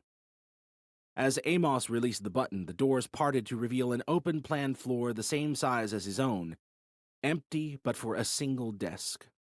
On the wall above the vacant desk was a huge slogan, "Freedom is connection." Kurt didn't know if Stacy would be able to see this, or if it was one of those expensive decorative placements that people could display within their homes. But it was the desk itself, and what its isolation suggested, that really caught Kurt's attention. "Colin has his own floor?" he asked. "Colin?" "He does important work, hotshot. I can't have him distracted." "Who is this Colin?" Stacy asked. "Head of communications," Amos proclaimed, "and one of my very best men. Third, probably, if we count Kurt. So, what do you want to know?" About Forrest, the true answer was nothing. Forrest was the least controversial piece of Sycamore's puzzle, given that most consumers already had a general understanding of how it worked and willingly contributed their data. Stacy had to seem interested, though, so she posed a general question. "What's the most important way that Forrest is changing how people communicate?" "Good question," Amos said, looking to Kurt and nodding. He liked Monica already. Kurt had done well to bring her. "Forrest has eclipsed the old big two of social media by offering an unmatched combination of networking and microblogging from the convenience of our consumers' hands. The typical consumer is more connected than ever with his 1,419 Syca friends and, On average, only 4 degrees of separation from anyone else in the country. Needless to say, these numbers are improving all the time. 1,400 friends today is 14,000 next year. Stacy turned to Kurt to see if she should say anything, but he was too busy being annoyed to notice. First of all, he said to Amos, those aren't friendships. And even if they were, how can connecting ever greater numbers of people in the shallowest possible way be construed as progress? What's your target? 0 degrees of separation? Amos's eyes lit up. Someday. But that's now. Everyone is already connected at such a spurious level. We all live in the same world and breathe the same air. Clicking accept as sick a friend doesn't suddenly mean that 2 people really know each other. It's just quantity. But quantity of what? 1,419 times 0 is still 0. Amos put his hand on Stacy's shoulder and addressed her directly. Kurt has the highest tree in the whole of forest, he tried to explain. Too many friends can be irritating, but I'm sure you can understand that most people don't have this problem. She nodded safely. The elevator's doors slid unexpectedly open once more, leading Amos to greet a familiar face. Communications Colin himself. Come on over. Stacy's eyebrows asked Kurt why Amos called this man Communications Colin. All Kurt could do was shrug. Colin, Amos continued, why don't you tell our guest about the SMEA? Ah, my social media extraction algorithm, Colin said, eager as ever to talk about his work. Well, it extrapolates a consumer's mood and susceptibility index from their recent posts and likes. We know what they're likely to buy, and we know how and when we can most effectively sell it to them. Reactions to carefully targeted ads are stored and fed back into the formula for future reference. In a nutshell, that is the very beauty of Sycamore. Our systems are self-improving. Amos smiled and hinted that Colin could get back to work. Colin stood there with his eyes closed and suddenly shook himself back into awareness. Ignore what I said. Don't quote that, he begged Stacy. Extrapolate is not the right word. It implies a margin of error. Like Mr. Jacobs said when he first pitched the seed, computers don't make mistakes. Our systems are incapable of error. Indeed they are, cawed Amos. And in fact, Colin, since you're still here, why don't you tell her about the social relevance values? Kurt had heard all of this before, but most of the ranking information was new to Stacy. Colin explained how a consumer's social relevance value was calculated through a combination of their number of friends and how many other consumers were talking about them. She pretended to think it was a great use of groundbreaking technology for consumers of higher social value to be paid more for wearing virtual advertising than others. Do you have any more questions before we continue upstairs? Amos asked her. Kurt widened his eyes to tell her yes, reminding her of the one semi-critical question they had agreed it would be wise to ask. Overt sycophancy, while safer than an adversarial approach, bore its own risks of inviting suspicion. Stacy addressed the question to both Amos and Colin. Surely you don't think we can reduce the nuances of all human interactions into metrics like these? We are complicated and complex creatures, no? Colin opened his mouth to answer, but Amos beat him to it. No is right. Consumers aren't complicated in our world, Miss Valentino. They are predictable creatures of habit and conditioned reflex. Convoluted bundles of likes and dislikes, zeros and ones, thoughts and actions. Consumers tell us what they like, they click what they like, and they ignore what they don't. We can tell what they're thinking by looking at what they're doing. There are a lot of variables, certainly, but not too many. Why is it believable that man can decode his own genome but not his own social behavior? There can never be too many variables. But these variables you are using to decide how valuable someone is, they have been arbitrarily plucked from the thinnest of air, Stacy said. She was maintaining the accent, but Kurt worried that she was nearing the line of speaking both too well and too frankly. We're not deciding anything, Amos insisted. The system does the work. Welcome to the future, Welcome to cyberocracy. Kurt could no longer even try to hide his disdain. This is nothing like cyberocracy. This is just clever people programming computers to make stupid decisions.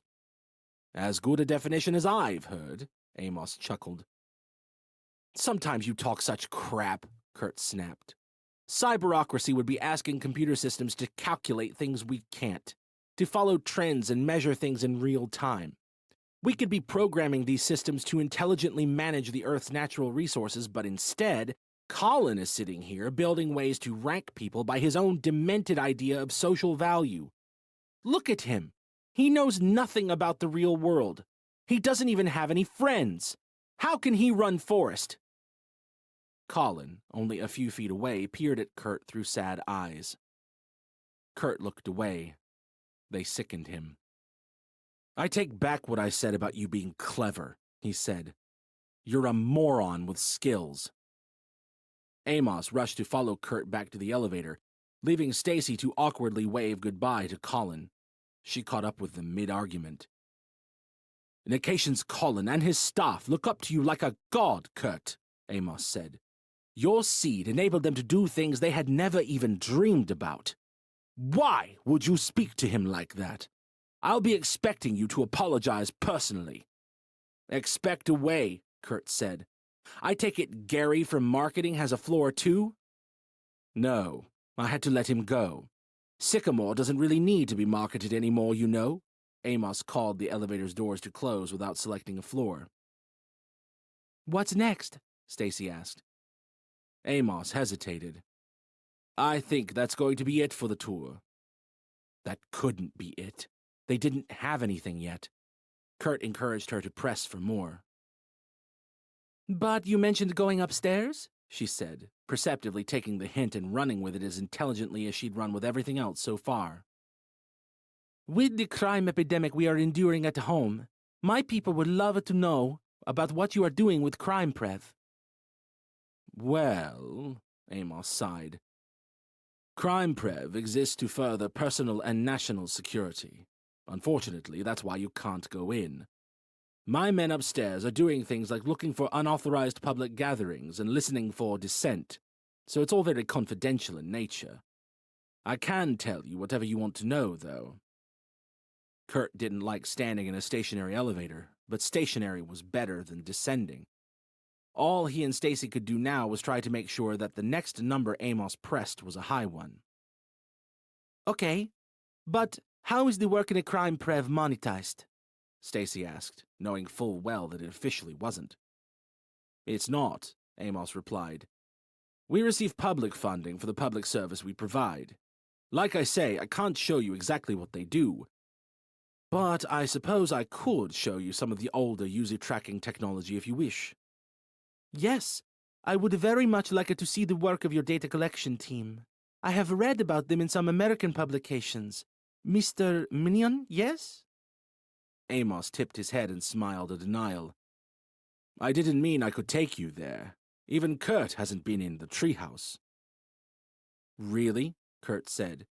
You want her to go home to Italy and tell them she came to Sycamore HQ and met some talented artists and a sad little man at a desk? We're so much more than that. The "we" caught in his throat, but it had to be said. We'll see, Amos replied. For now, try to appreciate that I'm taking her to the old tracking room, okay? Amos pushed 23, which was 3 floors higher than where they were, and 1 above his personal floor. The elevator moved in the right direction. Chapter 45. The doors slid open on the 23rd floor to reveal 2 men Kurt didn't know, standing in front of a wall-sized map covered in flashing lights. Before he got close enough to see what was on the map, Kurt wondered why so much space was wasted on every floor when the artists were hidden down in the basement, slaving away under the soulless lights, packed together like Japanese commuters.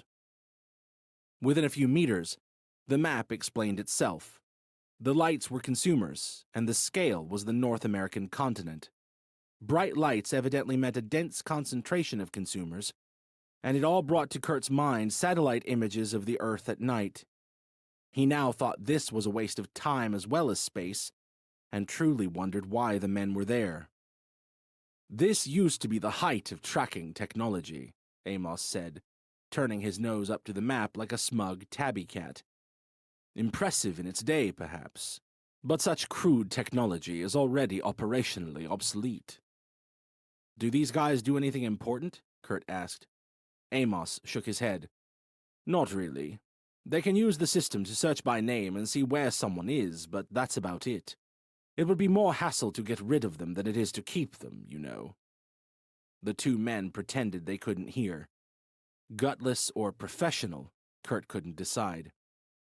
"Of course, nowadays consumers are no longer removing their lenses," Amos told Stacy as they walked back to the elevator. "So not only can we see where they are, we can see exactly what they're doing and seeing while they're there. We used our public funding to build a full nationwide grid for crime prev. It's a true reflection of human experience. The big European governments know what we're doing, and they want in." "What does the American public think?" she asked. Amos grinned. "Whatever we want." "What do you mean?" "Consumer opinion is highly malleable. On a broad scale, we ensure that society is supportive of Sycamore through our entertainment and news output. When quiet dissent does rear its head, a well-placed ad can appease, divert, or distract the problem away." "This treehouse must be some place," Stacy said. Kurt had instructed her to flatter Amos in hope of gaining access, and this was the make-or-break moment. "How is it even possible to monitor so many feeds, let alone deliver such precisely targeted advertising?" "Here's how it works. Consumers are assigned to groups," Amos said, seeming to enjoy getting down to the nitty-gritty. "Our matchers work at an individual level within the two most profitable groups, which amounts to 20% of consumers. That 20% merits 80% of our attention. The stream of a profitable consumer will be analyzed more than someone else's, but in return they receive the best-suited placements. If they stopped responding, then they would no longer be in the profitable 20%. Everyone gets what they want, you see." "And what kinds of groups are you talking about?" Stacy asked, scribbling in her notebook to maintain the pretense that everything Amos said wasn't being recorded by a tiny spy camera. Kurt was ready to pay close attention to the answer. He had never heard any of this either. "There are only 3 main groups," Amos explained. 2 small and 1 large. Spenders are targeted with expensive advertising for expensive products. Breathers just really watch TV, chat, and spend money playing games and changing their avatars. Losers are at the bottom. We make money from the people at the top and the people at the bottom. The rest, not so much. The breathers, some 80% of our seeded consumers, are largely an inconvenience in terms of profit maximization." "Why are you being so candid?" Kurt asked. Amos shrugged. "We have nothing to hide, hotshot. It's the European advertisers and governments who will decide whether to let us in, and once they see how we have everything nailed down, I'm confident they'll make the right choice. So anyway, on to the losers. We hit the perverts with sexual ads whenever they're alone, and we get them almost every time. When it comes to males as well as the perverts, we have the drinkers and the gamblers. They find themselves inundated with relevant placements. The click-through rates are just incredible. Advertising works on base needs rather than rationality, so we strike while the iron is hot." "Does Sycamore feel no negative responsibility for exacerbating these addictions?" Stacy asked, looking up from her notebook to meet Amos's gaze. "What I mean is, do you think it is right to profit from such human misfortune?" He was semi-annoyed by the question. "It's an issue of personal choice. I don't know how you Europeans like to do things, but here in America people are free to choose." "And on managing the ads," she began, "do you ever feel that the population is too high for best, how do you say, matching the placements?" "No. As I said, the feeds of the middle 80% are ignored most of the time." Stacy nodded. "And have you encountered any problems with reduced intelligence in the American public?" "Problems? No," Amos replied, smiling this time. More bodies plus less brains equals easy pickings. I don't follow. How can I put this? It's easy to fool 10 idiots, but it's easier to fool 20. Because after a while, they start fooling each other, you know? Stacy chuckled very slightly and wrote everything down. Amos liked that. Okay, he decided. You can come into the treehouse. He pushed 27, skipping a few mysterious floors, and stood quietly. When the elevator stopped, however, Amos blocked the closed doors with his arm. This is awkward, he said, facing Kurt. What is? Kurt asked. Well, you can't come. Kurt looked at Stacy, his eyes drawn to her effectively invisible spy camera. She was going to see everything. He didn't need to go in. But that wasn't the point. Amos didn't trust him. The suspicions were well-founded, of course, but that wasn't the point either. It's nothing personal, Hotshot. It's nothing but personal, you asshole. Stacy stepped back against the elevator's wall. I let you put a chip in my hand that had never been tested, Kurt said. My chip. My chip that paid for all of this. I put my life in your hands when I took that chip in my hand. And now you won't let me in? You'll let an Italian journalist we've known for a few days in, but not me? Stacy kicked Kurt in the foot to tell him to shut up. She was almost in, and his stupid temper was about to ruin everything. Fortunately, Amos didn't see it like that. By now, he had come around to actively wanting Monica to see the treehouse. She was interested, she was on side, and she was going to write nice things about it. Nice things that would help swing European consumer opinion further his way. The seed was coming to Europe whether those consumers wanted it or not, but they still had to be convinced to take it. Monica's article for Tech Italia was step one on the road to that destination, and Amos wasn't going to let Kurt ruin it. It was only Kurt, anyway. Okay, Hotshot, he eventually said. But I don't want to hear you moan about anything ever again. Deal?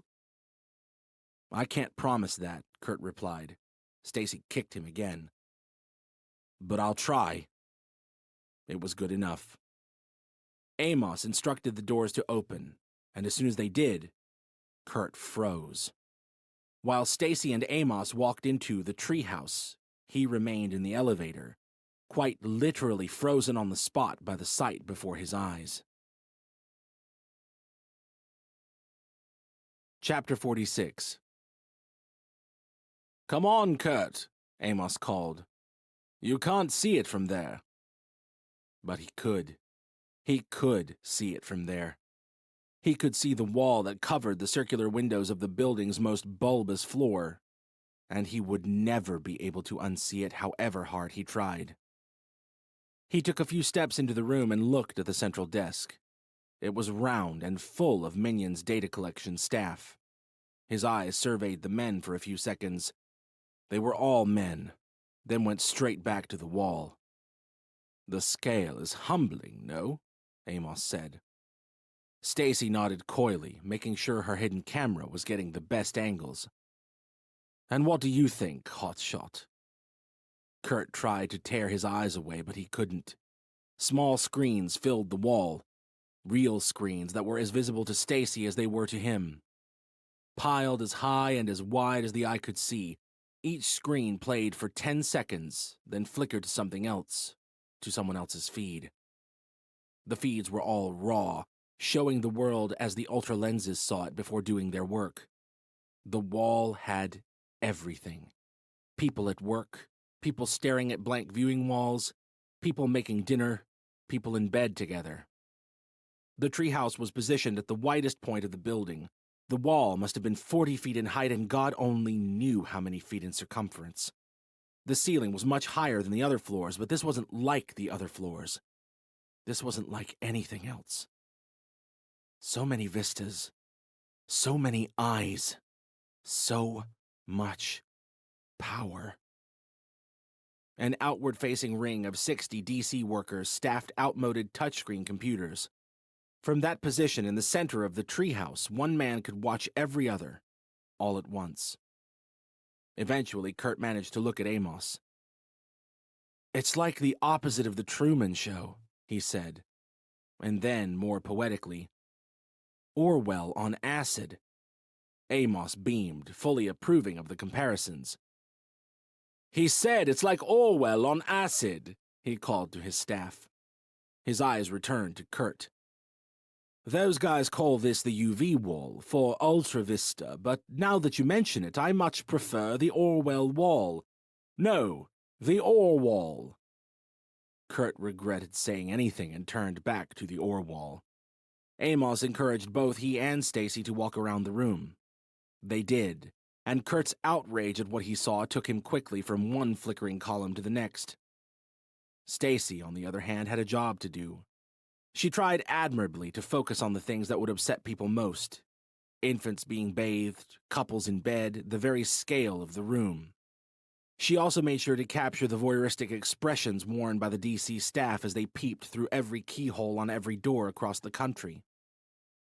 When Stacy squinted her eyes, the Orwall looked almost like a quilt, its ever-changing patches flashing private moments like an epileptic nightmare. This was Sycamore, and Sycamore was rotten. "So, that's that," Amos boomed from nowhere. "A damn good tour, if I don't say so myself." Kurt and Stacy both nodded despite themselves. Knowing that access to the crime prep floor was impossible, they started towards the elevator. After just a few steps, though, Amos pulled Kurt back. "I just need a second with Mr. Jacobs," he smiled to Stacy. She continued on. "Can we trust her to report the truth?" he whispered. Kurt looked at him with surprise. "Stacy? Yeah, she's a good girl." "That's good, then," Amos said. "But who's Stacy?" "Monica," Kurt gulped. "So why did you say Stacy is Monica's middle name? She prefers it." There was silence. "Monica Stacy Valentino? That's some name, hotshot. I don't think you could come up with anything better if you tried." As Kurt stood alone, cursing himself like never before, Amos walked over to Stacy and thanked her for coming. "What's upstairs?" she asked. "Above the treehouse is some empty space, and then the canopy."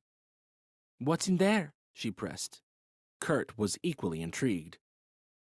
"You can't go up there," Amos answered flatly. Kurt held out an arm to stop the doors from closing. "That's not what she asked," he said. "Goodbye, Monica Valentino," Amos winked, decisively swatting away Kurt's arm and returning to the center of the treehouse. Seconds later, the elevator was gone. "Terrence," Amos called. Minion rushed over. "Yes, sir?" "I need everything you can get on this Monica character, and I need it now." "Why?" Minion asked. "Do I pay you to ask why?" "I only meant so I know where to focus my search, sir." "Fine," Amos conceded. "Jacobs is lying to us. They're both lying to us about everything from her name to her motives. They met 3 days after the launch, at the Vertical Pig Farm protest. I want you to look back through his stream and find out where she lives and what they're up to. It's Stacy, by the way." Minion didn't like the expression Amos was wearing. "What are you going to do to them?" he asked. "That depends on what you tell me, Terrence," Amos said, looking at the floor and slowly shaking his head. "Damn shame it's come to this. I liked that boy." Chapter 47.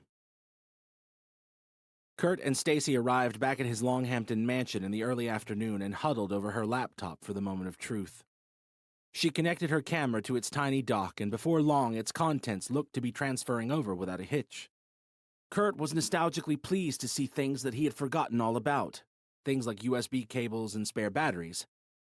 It all seemed quaint and somehow pure. USB's painfully slow data transfer hadn't been missed, though, and it brought unbearable tension. When the single video file finally transferred, Stacy double-clicked it and held her breath. The screen then filled with the view from the passenger seat of Kurt's car as it rolled through the quarter-mile when Stacy had started recording. It had worked. She skipped forward and smiled like nothing else as high-quality footage of the ore wall rolled. "That's the visual we needed," she said. "The smoking gun. But if that's just what's happening in data collection, what do you think Crime Prev looks like?" "I don't even want to imagine. But is there any way we can get what we have online outside of Forest?" Kurt asked. He was aware that legislation had been passed forbidding ISPs from doing business with American consumers around a week earlier, but he remained hopeful that there would be some kind of workaround. Stacy shook her head. "Not here anyway. But hardly anyone else in the country would be able to see it, even if we could get it online. The only people who still have real internet access are people who have old mobile contracts with foreign companies that they pay for with foreign credit cards, and there aren't many of those people." "Where are they?" "North." "Do you know where exactly?" Kurt asked, excited by the prospect of a resistance movement. "Are they the we you were talking about before?" "It's best if we let them do their thing and stay focused on ours. Online isn't an option for now, so what else can we do to get this out there?" "That award I'm getting in 2 days," he mused. "The ceremony is at the university. A notice about it popped up in my lenses when we were at HQ, so they're advertising it well, which means a lot of people will be watching. That would be perfect. Nice and public. People will hear what I have to say before Amos can pull the plug. And once people know, he can't snuff me out." "Will you have a screen behind you like you did at the contest?" Kurt nodded, growing more and more optimistic. "I'm sure I'll get one if I ask for it. We could run the footage of the ore wall. That on its own will be enough to wake people up." "Which is good, because it's really the only thing we have that isn't public knowledge. Most people already know a little bit about how Forest works, and the studio was pretty boring. Only the treehouse was revelatory." "I want to say something about Forest, though," Kurt said. "The whole thing is too huge a contradiction to ignore." "What do you mean?" "I mean that our society has a deepening addiction to human contact. But Forest contact is false, like everything else in Sycamore's world. The system sells us ways to meet our needs, but they're never really met, are they? Intimacy issues sell cam shows and pornography, which only fuels further intimacy issues. It's the same craving for human contact that lies behind the social networking boom. But social networks have only ever offered the illusion of human contact. They don't deepen our relationships, they reduce them to a series of the most base interactions possible. It's like I said to Amos, we feel isolated in a world in which we somehow manage to simultaneously have everything and nothing. So we lose ourselves in a meta world where we can enjoy popularity and relevance in the eyes of other people seeking the same. But people are we're more than status updates." Stacy nodded in full agreement. "But most people don't think so. However we feel about it, a lot of people like Forest. So I really don't think you should spend any time ranting about social networks. Just explain the lies Sycamore is telling. Maybe say something about how people started off being worried about privacy, and how everyone was careful what they put online because they never knew who would see it. But then they bought into the old line of, you decide who gets to see what. You can keep everything private if you want, without realizing that they had given the game away the second they entered their data. The company had everything." Kurt liked it. "Right," he said. "We were more concerned about having a secure password than about what we were sharing. As if a bored 15-year-old hacker motivated by chaos was more dangerous than a billion-dollar corporation driven by an insatiable lust for profit." Stacy nodded again. They made a good team. "And that was the point," she said. "We somehow felt safe sharing every aspect of our lives, whether through public posts or private messages, with a corporate entity that was A, legally bound by prior legislation to pass our data on to whichever government agencies desired it, and B, legally bound by a duty to its stockholders to share our data with advertising agencies and partners.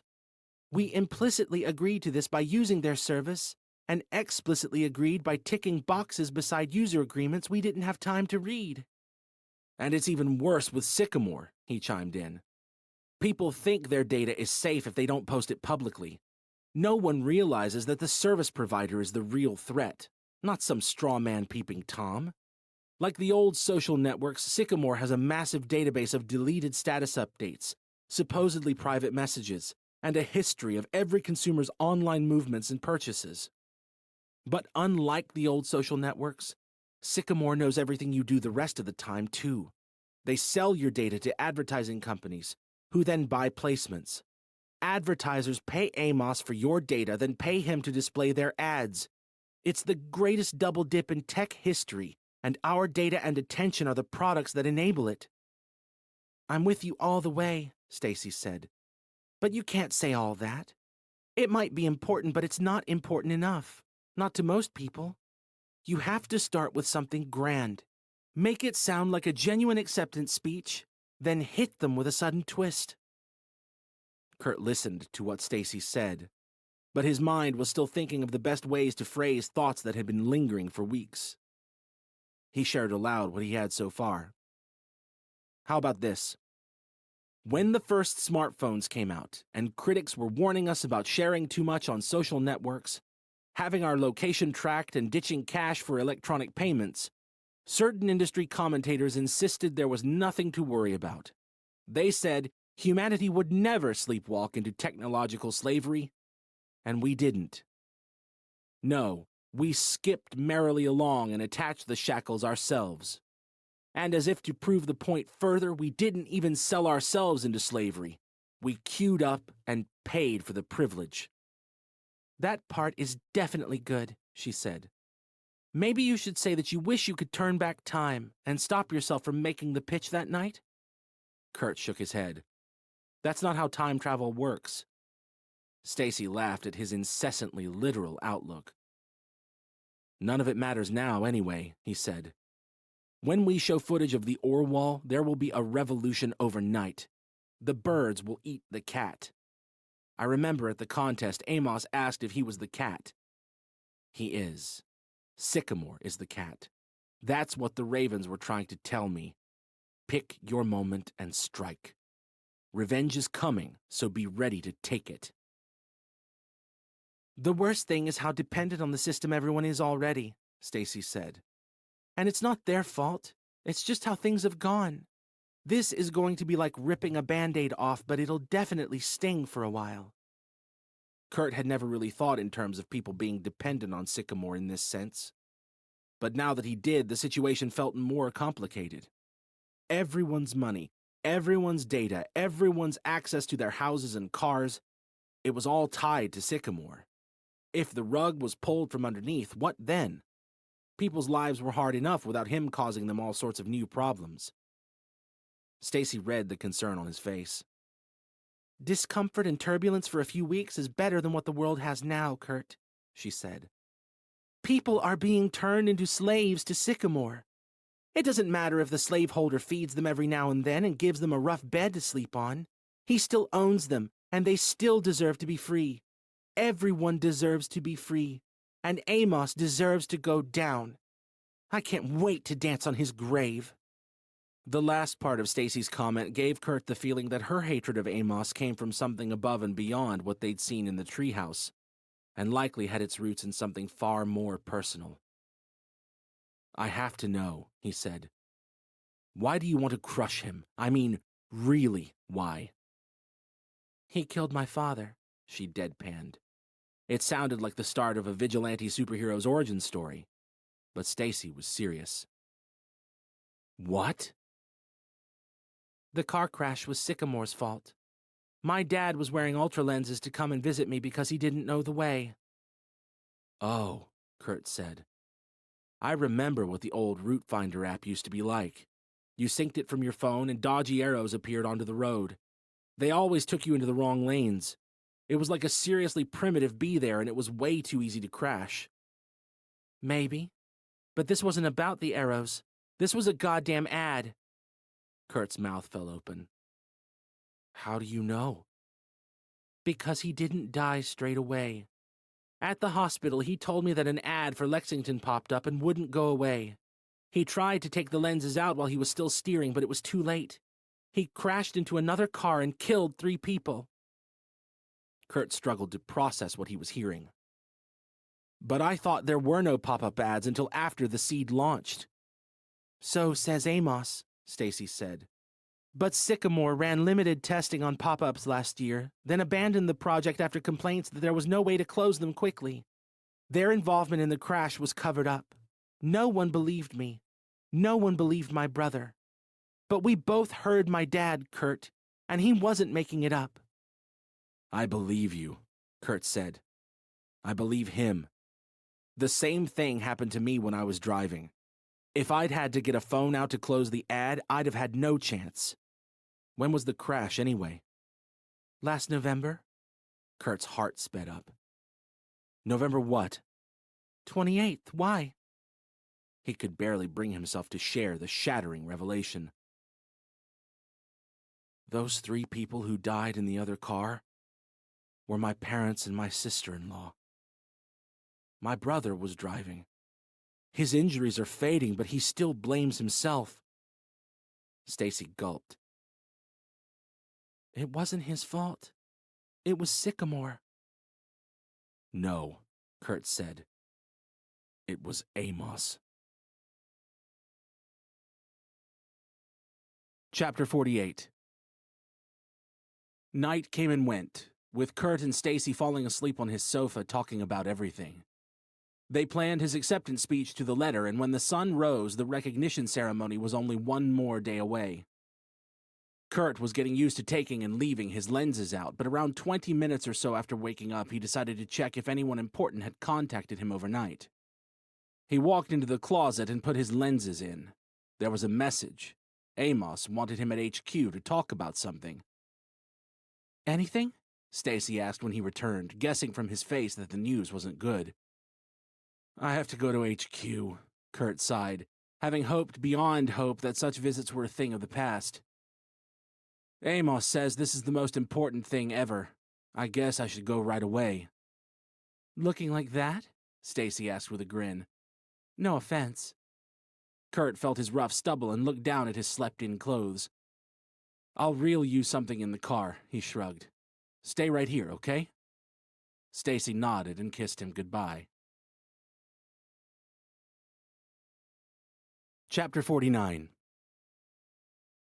Kurt and his fancy fake suit entered the lobby to be greeted by a security guard from the desk. Mr. Amos is in a meeting, the man said in a noteworthily gruff voice.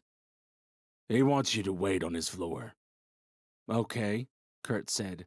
He stepped into and quickly out of the elevator and sat on a sofa near the window, hoping he wouldn't be waiting for long.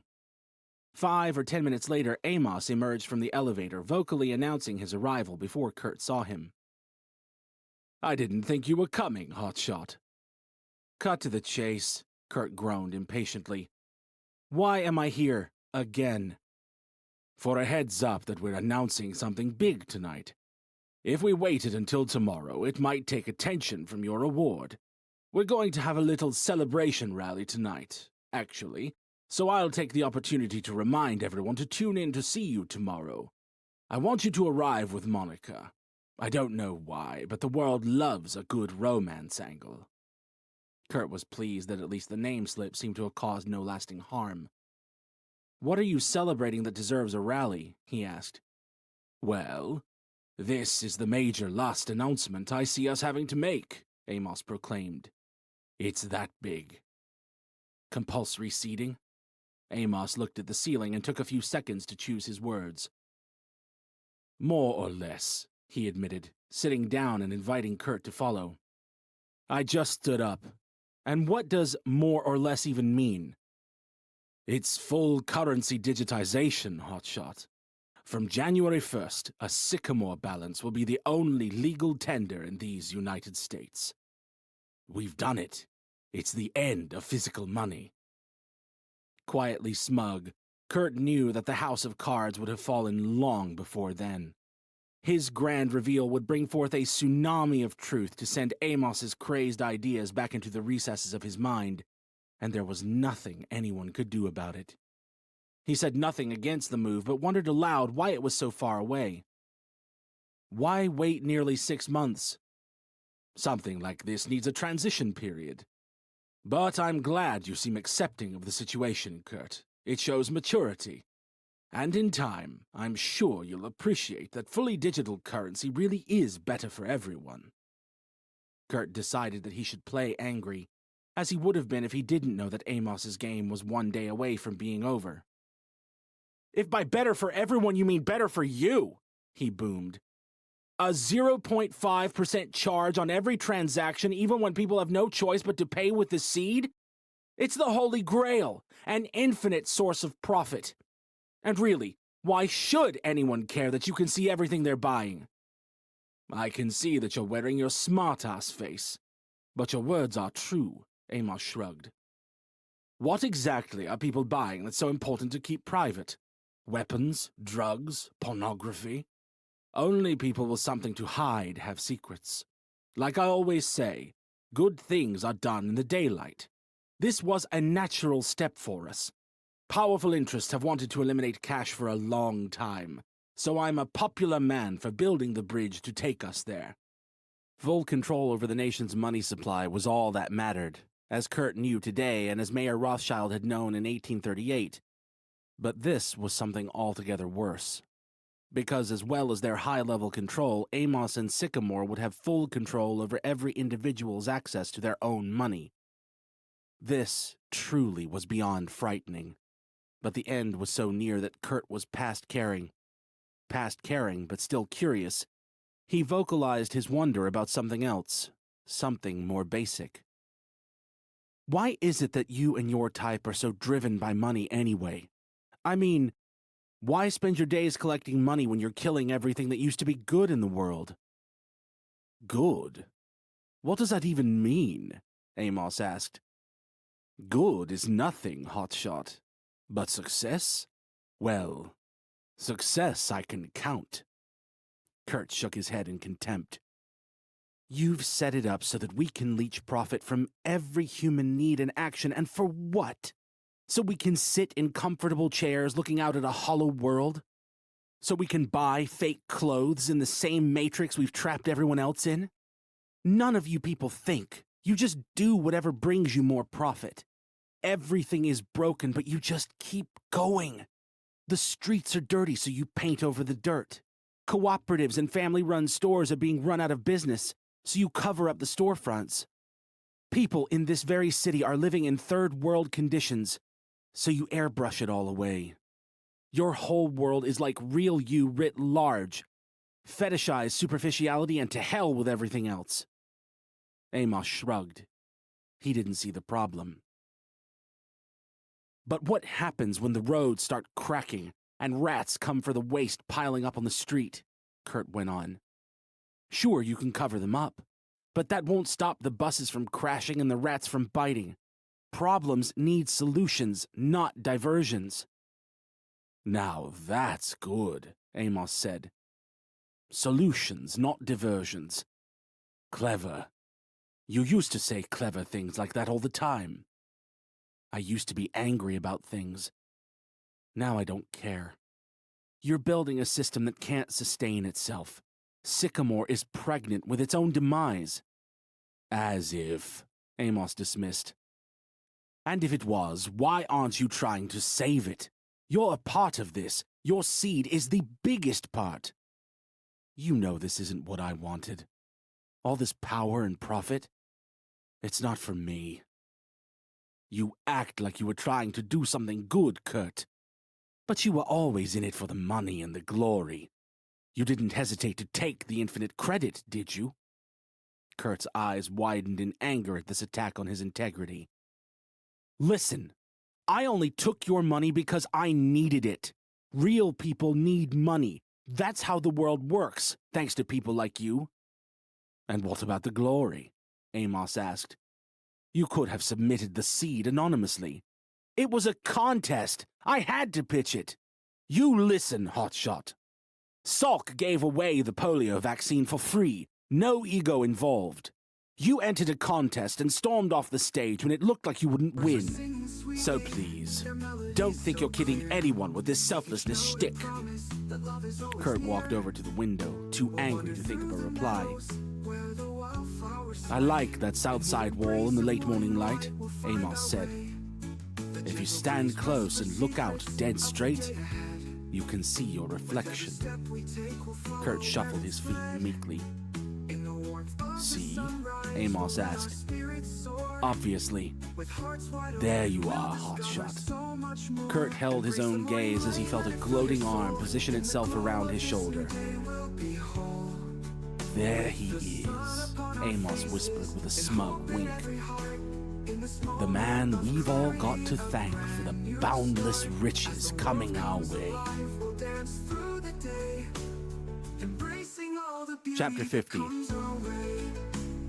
Amos's snide comments on Kurt's role in delivering Sycamore's boundless riches really got to him, creating an immediate need to regain his perspective. Going somewhere high up that wasn't Sycamore HQ would help him to see the bigger picture, Kurt hoped. And the perfect place was only a few minutes away. He had felt it all before and said most of it, but Kurt's feelings of disillusionment were stronger now than ever. From the top of the Jobs Monument, he zoomed in on the crowds of consumers sauntering along the street below, pointing and gasping at things that weren't there, their open eyes looking at one another without seeing. It was like a herd of wildebeest, mindlessly moving. But what was their watering hole? A Tasmart? A massage chair at home waiting to be fallen into for the evening's viewing to commence? And it couldn't be properly described as a herd, each moving independently and oblivious to the others as they were. So what was it? Not a sea of humanity, he thought, for there was beauty in the sea.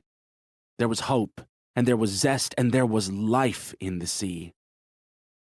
The people almost looked like germs to Kurt, like Sycamore had projectile vomited onto the street after consuming one too many consumers.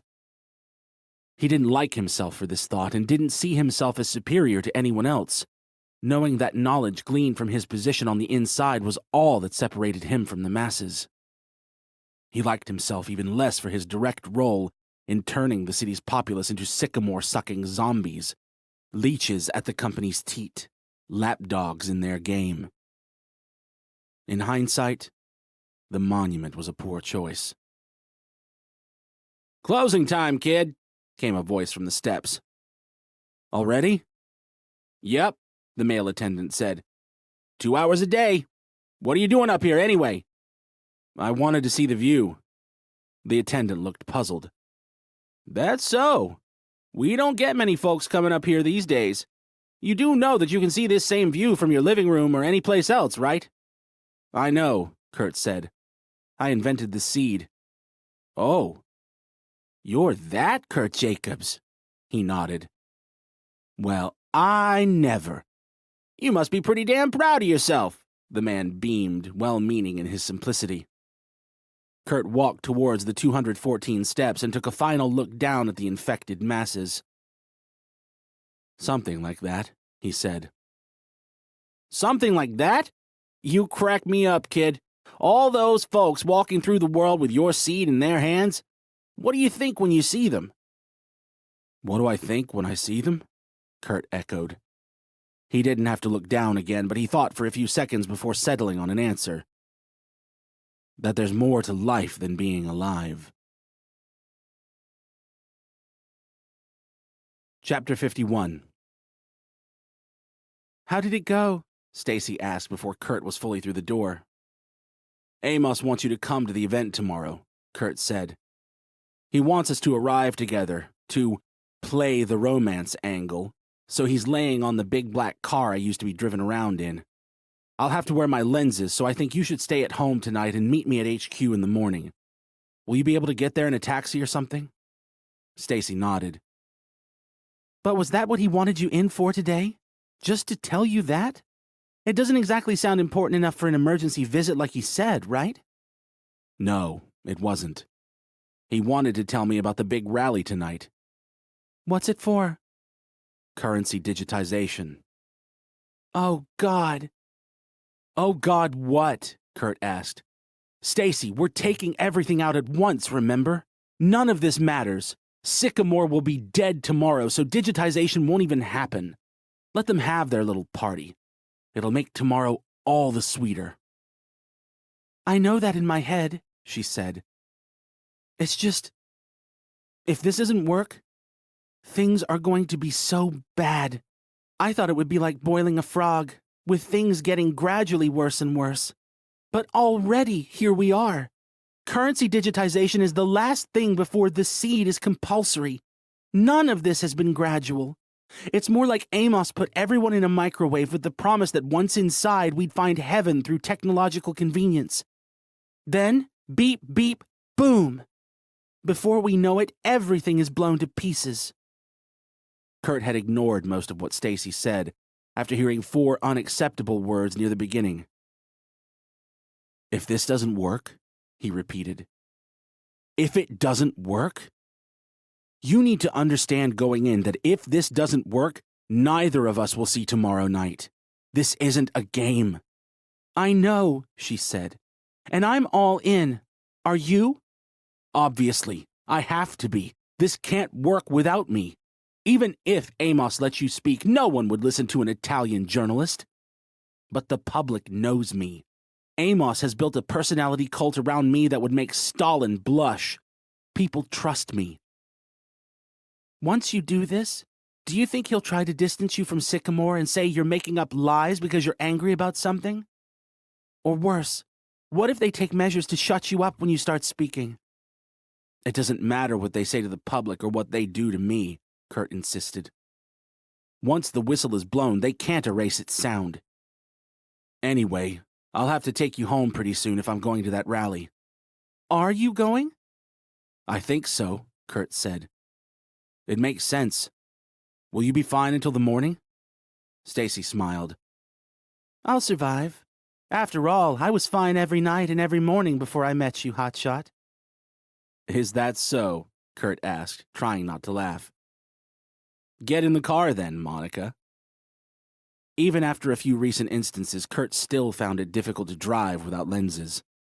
On arrival at Stacy's, he briefly popped them back in, unable to shake the message-checking habit, but wisely kept his eyes inside his jacket so that no one in D.C. could see his vista.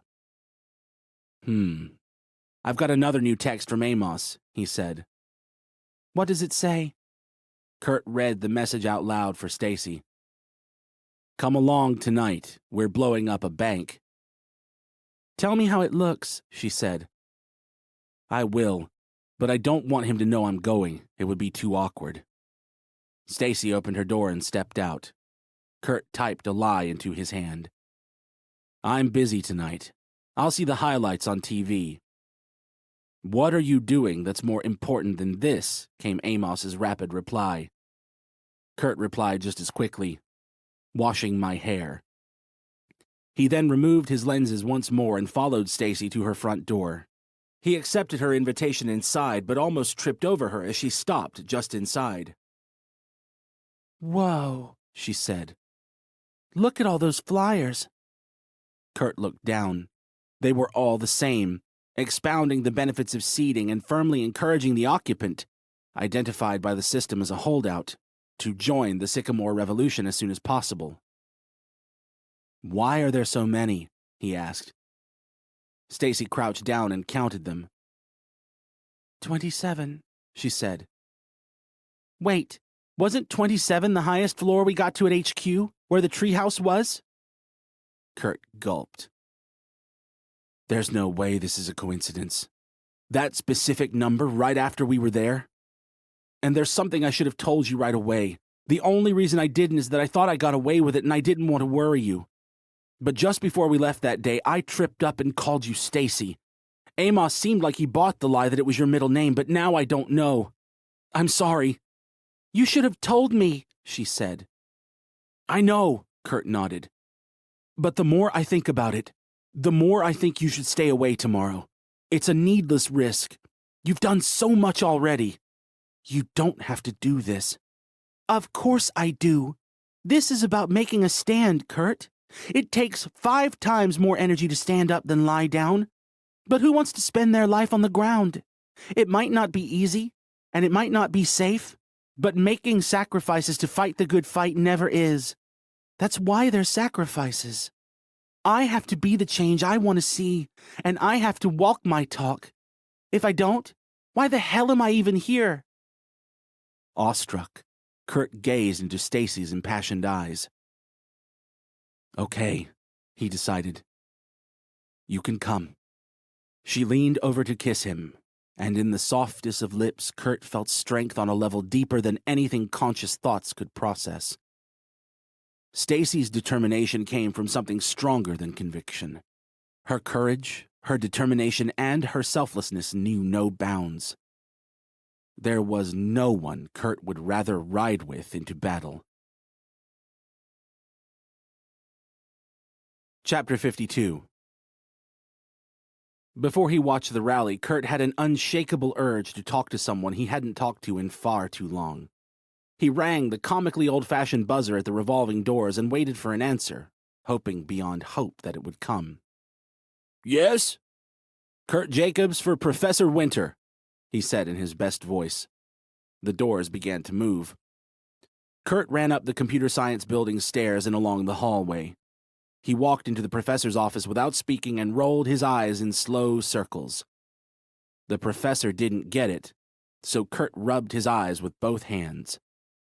Slowly realizing that Kurt wanted him to take his ultra lenses out, Professor Winter rolled his own eyes 360 degrees and raised his eyebrows a few times as if to ask if that was indeed what he meant. Kurt rubbed his eyes again and coughed. The professor took out his lenses. "What is this, Jacobs?" he then asked. "Are you in trouble?" Kurt's naked eyes darted around the room to double-check there was no surveillance equipment. Satisfied, he shook his head and stood against the door. "Not yet." "Spill it." "Even Relive is being wasted," Kurt said, as though he had already introduced the main reason for his visit and the professor had any idea what was going on. "It was meant to relive wonderful memories, family gatherings, first kisses, you know? But no one does anything anymore. People have nothing to relive from their own lives because they're all too busy pissing them away playing Happy Pigs and whatever movies Sycamore wants them to watch. Everyone is too busy watching other people live their lives to do anything with their own." The professor sighed. "Just imagine how the guy who invented the internet must have felt, Jacobs. There he is, spending his life on this incredible means of communication in the hope that doctors could cooperate internationally, that knowledge would be democratized. And what did he get? 70% of web traffic was sex-related, with most of the other 30% taken up by people telling each other what they had for lunch. The internet was good to start with," Kurt said. "But then it got all commercial and mainstream. By the end, it was filled with the same kind of people who trample each other to death in queues for cheap jeans on Black Friday. Still, though, just think of all the knowledge that's no longer accessible. The real internet was our Library of Alexandria. Amos burned it down, but no one noticed. Everyone had already moved on to the shinier library next door. The worst thing is, I did the exact same. I moved on without looking back. The seed has everything I need, and if I didn't know what was going on behind the scenes, I'd be just as happy with it as everyone else is." "But that's the bottom line," Professor Winter said. "People here are happy with what they have now. So you can't beat yourself up too much for giving it to them. Things are always hijacked, wasted, and misused. That doesn't mean they're not good things. The devil can quote scripture to serve his purpose." Kurt closed his eyes and gulped. This talk was helping like he'd hoped it would. "Sit down," the professor said, lifting a box from the folding chair in the far corner of his office and moving it next to his own. Kurt obediently followed the instruction. "Now tell me, if you give a man a potato, what will he do?" "I don't know," Kurt said, too caught out by the randomness of the question to do anything but answer immediately. "Of course you don't. It depends on the man. One man might plant it and hope to harvest more. One man might boil it for immediate sustenance. Another, less patient man might try to eat it raw. But there's always that one man who will put a stick in the side and cover it with nails to make a weapon. There's always that one bad egg ready to lead the rest of the flock astray. Professor Winter had always mixed metaphors like a madman, and Kurt had never minded. It made his lectures enjoyable, no matter the topic. And then there's the real fruitcake, he continued. No one can even try to predict what the hell he's going to do with it. He might dress the potato up like a tiny child, throw it onto a train line, and kill himself crawling to its rescue. You can never tell how people will use something. That's the point. Kurt leaned back in his chair. What am I supposed to take from that? That's just it. Nothing. Everyone today is always looking for what they can take. But I know you're better than that. You're a giver, and you always have been. You came up with a brilliant little chip that the most privileged and expensive minds in the country had never dreamed of. You gave it to the world. Whatever you give them, some people will waste it, and others will turn it to their own nefarious ends. That doesn't mean you should stop trying. Not a jot. You want something to take away? Kurt nodded like the fresh-faced teenager who had first walked into Professor Winter's classroom almost 5 years earlier. Okay. The moral isn't, don't try. It's never don't try. So keep handing out potatoes, Jacobs. Always try. You're a smart kid. You know what to do. About that. Yes? I'm planning something big for the recognition ceremony tomorrow, Kurt said. I can trust you, right? With your life, Jacobs. You know that. Okay. I snuck a journalist into HQ, and we filmed everything they're doing. I'm going to play the footage in the auditorium when everyone is watching me. When Kurt said this out loud, it felt even riskier in his mind than it did already. That's a very permanent thing to do, the professor said. One way or the other, I expect the consequences will be equally final. That's what worries me, Kurt gulped. We lied about her identity, the journalist, and she's unseated. But I think he knows something. There was a cryptic warning at her place today. Professor Winter blew air from his lips. Does she know about the warning? Yeah. And she still wants to do it? Kurt nodded. Well, if you're both making an informed choice, the consequences are on no one else. Choice is what counts. Exactly, Kurt said. And that's why I'm doing this. There's no choice for everyone else. People have to use Sycamore services. Everyone said they had to use the old portals, too, the professor mused, thinking aloud rather than arguing. They had to network for their jobs, and they had to stay in touch with old friends. You know, the old friends it was crucial to stay in contact with, but too inconvenient to visit, call, text, or email. They had to be a part of it when it was the only place where their friends hung out. I don't have many old friends, so I didn't have to do any of those things. Likewise, people who don't want what Sycamore offers don't have to take the seed. Kurt wasn't sure if Professor Winter was serious. He thought so, but hoped not. You make it sound like Sycamore is just a social network, he countered. If we were only dealing with Forest, then you'd be making sense, but that's just one component. Maybe the most used, but not the most invasive. They're watching everyone, all the time. The whole thing is just surveillance dressed up as convenience. Wait until you see the ore wall, then you'll understand. This isn't just another corporation collecting and selling our data so the government can track us.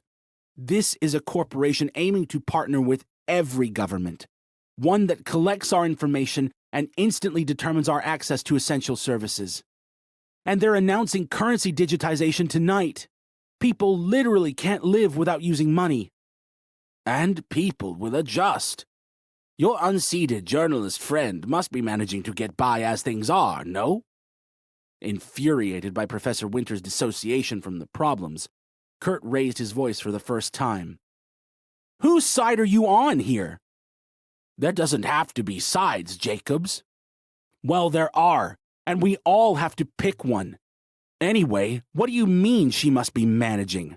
She can't buy food from most stores, soon to be any stores, and she can't even ride the bus without a seed. You know nothing about her. You know nothing about anything in the real world. Every morning you come into this office and sit around worrying about nothing. As opposed to you, who drives his yellow Prendico through a Longhampton gate every night. I get mobbed when I go outside, Kurt replied, further angered at having to defend himself. You don't know anything about me either. Okay, I have everything, but guess what? I'm the one risking everything because I hate what the world is becoming. Stacy is right there with me, risking her life because she hates this crap too. Living without a seed is almost impossible, but for her it's better than living with one. She actually cares about the world, and she's going to be by my side when we blow the lid off this thing. Before you do anything stupid, Jacobs, are you sure that this Stacy can be trusted? Kurt's expression stiffened. What did you say? Stacy, are you sure you can trust her? What kind of a question is that? I'm only looking out for you. Of course I can trust her, Kurt boomed. I met her at a protest against that new pig tower. She's unseated. She doesn't even have lenses. Come on now, Jacobs. They would hardly send someone who... Wait a minute, Kurt said, rising to his feet. How do I know I can trust you? The professor's hands urged him to calm down. This is what they want. People turning against each other. You started it, trying to put that seed of doubt into my mind. Well, it won't work. I trust her and I love her. Professor Winter sighed. I knew it. You don't know anything. All I'm asking is that you step back and assess the situation. Bad things happen when smart men let their hearts win. She's with me, and that's the end of it, Kurt snapped, rushing to the door where he turned his head to deliver a parting shot. I wouldn't expect a bitter old man like you to understand. By the time Kurt put his lenses in, just a few minutes away from the campus, a message from the professor was waiting for him. Principles get people buried, Kurt. Don't be an idiot. Run while you can. In 5 years, Professor Winter had never called Kurt anything but Jacobs. The change to Kurt somehow suggested sincerity, so his reply was defiant rather than angry. I can't not fight, Kurt typed into his hand as he walked down the street. The professor's final message came almost instantly. Please, run. Chapter 53. After parking beside Sycamore HQ, Kurt decided to experiment as he walked towards the central bank where Amos had planned his big stunt. The bank was near the Jobs Monument, from where Kurt planned to watch the rally, so it didn't take him long to walk there. The experiment, as it went, involved walking through the city wearing one ultralens. The experience was truly mind-bending. Nothing made sense with one lens in and both eyes open, but the setup allowed Kurt to navigate Sycamore's meta-world without completely losing touch with reality. Even without B there, the world looked cleaner and fresher from behind a lens. Seeing people in tatty clothes and immaculate outfits at the same time gave Kurt a feeling akin to motion sickness. He looked down at his own feet and saw 2 different pairs of shoes at once. His mind told him that optics shouldn't work like this, but his eyes begged to be believed. A saying kept running through Kurt's head. In the land of the blind, the one-eyed man is king. With that in mind, he closed his naked eye and climbed over the fence at the Jobs Monument, whose viewpoint would provide the best view of the night's events. The monument was closed, but there was no attendant. And really, he was Kurt Jacobs. From the top, Kurt's naked left eye could see a demonstration panned off to the side of the rally. His ultralens-wearing right eye couldn't. He closed his naked eye again and zoomed in. There was nothing there. Sycamore had always been good at putting things into the world, augmenting reality as per their initial remit. But only now did Kurt appreciate just how adept they had become at hiding things. No lens wearers would see or hear the protest, which meant that in their reality it wasn't happening. Kurt's naked eye could see police. The fact that they weren't intervening suggested that the protesters were all seated and had paid their protest charge. Kurt could just about make out a long banner about the mark of the beast. It was difficult when the eye that could zoom wasn't the one that could see the protesters, but they didn't look like Fury River-style extremists. Amos would gain nothing from tricking the nut jobs into attending, only to hide them anyway. So it seemed that the announcement of currency digitization had instead pushed some genuinely religious people over the edge. To risk coming out when Sycamore was already so powerful, to stand up against something, to stand up for something, even if Kurt didn't agree with it, he certainly felt that there was something commendable about that. The worst part of the deceit was how hollow it really was. Because if people would only take their lenses out, they would see what was going on, not only with the protest, but everything else too. The public's dependence on the seed for necessary socioeconomic activity meant that freeing themselves from the matrix wasn't as simple as removing their lenses, but doing so for even a few moments would at least pierce the illusion. Amos then addressed the crowd, interrupting Kurt's thoughts by filling his right ear. Kurt tuned out but heard bits and pieces of Amos blaming the bankers for all of society's ills and promising a new era of fair economics. Amos whipped the assembled city into a frenzy over those wretched fat cats who thought they could forever get away with creating money from nothing and loaning it to us with interest. It was bizarre. Amos spoke as though he wasn't about to assume their role with the added bonus of a universal 1% surcharge. "Too long have they exploited us," he shouted. "Too long have we let them. Today we take no more. Today we blow them away." Amos walked over to a novelty-sized detonator and pushed down on the handle. The central bank exploded into the night like an angry supernova. Kurt could scarcely believe that both of his eyes could see the explosion. Amos had actually blown up the bank. For a second, he wondered why the demolition wasn't faked. Then he acknowledged that Amos no doubt wanted the last few unseated consumers to get the message. Like it or lump it, Sycamore was in charge now. One of Kurt's eyes watched in amazement as a colossal sycamore tree was quickly unveiled in the bank's place, rising like a phoenix from the ashes. He almost felt bad for the companies with massive HQs in the nearby quarter mile. They had spent hundreds of millions of dollars on tributes to their own vanity, and Amos had just dwarfed them all with an imaginary tree. After much fanfare and several celebrity appearances, Amos announced that the rally was over. He sent the herds home with a message for the next day.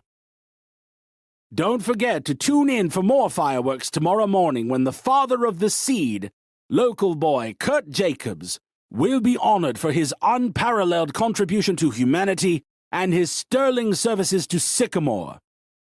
Amos then looked up towards the top of the Jobs Monument and saluted, revealing that he had known where Kurt was the whole time. "And trust me," he continued, "if you thought tonight was exciting." Chapter 54. Kurt opened his bedroom door and froze. Sabrina's blue teddy bear sat on his bed, gutted. Foam spilled from its stomach and a knife lay abandoned nearby in the most overt attempt at intimidation he had ever seen. It was sickening. It was frightening, and it was a new low. But he couldn't rise to it. Kurt went to bed angry and impatient for the morning to come. Because when it did, he was going to kill Sycamore. And the afternoon? Well, that was for Amos. Chapter 55. Kurt tried to steady his nerves as he stepped in front of his mirror to put the final touches on his real-life outfit for the recognition ceremony. He had chosen a $3,000 real use suit for the eyes of masses top, but also wanted to look nice for Stacy, one of precious few people left in the unaugmented world of old. Defeating all attempts at relaxation in an instant, a message then appeared in Kurt's vista to notify him of a text from an anonymous sender. He was intrigued because no one was anonymous. Intrigue turned to deeper unease when he saw the message. "If you go, you won't come back." "Who is this?" Kurt typed back without wasting a second. "Minter," came the reply. At this point, Kurt dismissed the warning, safe in the mind that Minion was just being his typical self, jealous of Kurt's recognition like a middle manager drowning in his own irrelevance and obsessing over an Employee of the Month award. Knowing that Minion was doubtless watching, Kurt looked in the mirror and gave himself the middle finger, then winked and left. On the way to the quarter-mile, he stopped at a red light and heard a seductive female voice calling through his open window from inside a Taskmart. "Psst, Kurt." He turned instinctively to the source of the sound, where he saw an attractive, if immodest, ad girl standing by the entrance with a Lexington in her hand. She spoke again. "Who says it's too early?" This was the first real ad girl Kurt had ever seen, and she looked shockingly real. At least as real as the real you-enhanced women who walk around the city, he thought. What struck him most was how completely she seemed to fill the space in the Taskmart doorway. She looked nothing like a hologram or a ghost. With none of the kinetic problems that came with physical robotics, she also enjoyed the advantage of bypassing the uncanny valley. If Kurt and Stacy hadn't formulated this plan, how long would it have been before fake ad girls were carrying out full conversations with unsuspecting men? It didn't bear thinking about. There was something about the road, too, but Kurt couldn't quite put his finger on it. He parked outside HQ and walked to join Stacy by the black car in front of the Sycaplex, just as planned. "Good morning, Monica," he said. She smiled and readied her Italian accent. "Mr. Jacobs?" The driver opened their doors, Kurt's first, as seemed to be universal protocol. But as soon as Kurt sat down, he received a text from Amos asking him to have the driver wait and to step out of the car. Apparently, there was an urgent issue to discuss and privacy was necessary. "Driver, hold on," Kurt called. "I'll just be a second." He then promised Stacy, "I need to make a quick call." Kurt stepped out onto the street and selected Amos from his voice call menu. "Are you outside the vehicle?" Amos asked a few seconds later. "Yes?" "Good. We couldn't have the driver hearing anything.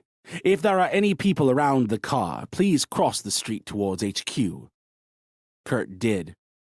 "Okay," he said. "I'm out of everyone's earshot." Amos sighed loudly enough for it to be fully audible through Kurt's in-earphones. "When will you learn, Hotshot? When will you learn that cats eat birds, and that's just the way it is?" "What?" "I gave you everything, but it wasn't enough," Amos went on, no emotion in his voice. "Money, power, status. You could have had it all. But no. I'm disappointed in you, Kurt. You and your little friend. Monica, was it? No. Stacy, right?" With a sinking feeling in his stomach, Kurt moved to dash across the road towards the car. "You don't want to do that," a gruff voice spoke. So gruff, Kurt didn't have to see its owner to know it was the guard from the lobby. He and another black-suited man unceremoniously grabbed Kurt and kept him from running. "Count with me, Hotshot," Amos said in his ear. 3. "Stacy!" Kurt cried at the top of his voice. "Stacy!" One of the goons muffled his mouth. 2. Kurt bit the goon's hand and shouted again, somehow even louder. "Stacy, run!" She rolled down her window, thinking she'd heard something, but the affronted goon punched Kurt in the stomach hard enough to knock him to the ground and prevent any further warning. Stacy saw this and threw open her door to run to Kurt's aid. 1. From the side of the road where he lay gasping for air, the last thing Kurt saw was Stacy's right foot hitting the ground as she hurried to help him. Boom! The car exploded, taking Stacy, the front of the Sycaplex, the disposable driver, and 11 innocent consumers with it. Chunks of everything flew across the road as Kurt Jacobs closed his eyes to die. Chapter 56. Barely conscious, Kurt couldn't muster any energy to free himself from one of Amos's goons as the far larger man pinned his chest to the ground to prevent him from getting away. There was nowhere for Kurt to go and no reason to fight anyway. Stacy was dead, and with her their plan to free the world from the curse his seed had afflicted upon it. "Hey, hotshot. Glad you're all right," a mocking voice teased inside his ears. "You might want to take a look at this." Kurt's entire vista was then replaced by a horrifying image, one almost on the same level as the sight of Stacy's obliterated body. It was Professor Winter, hanging from a sycamore tree. The picture sat under a headline reading, "Child Sex Professor Found Hanged." The accompanying report claimed that a sex abuse investigation had been closing in on him. Knowing that the professor had been murdered and now defamed by these lies of the very worst kind, Kurt ripped the lenses from his eyes.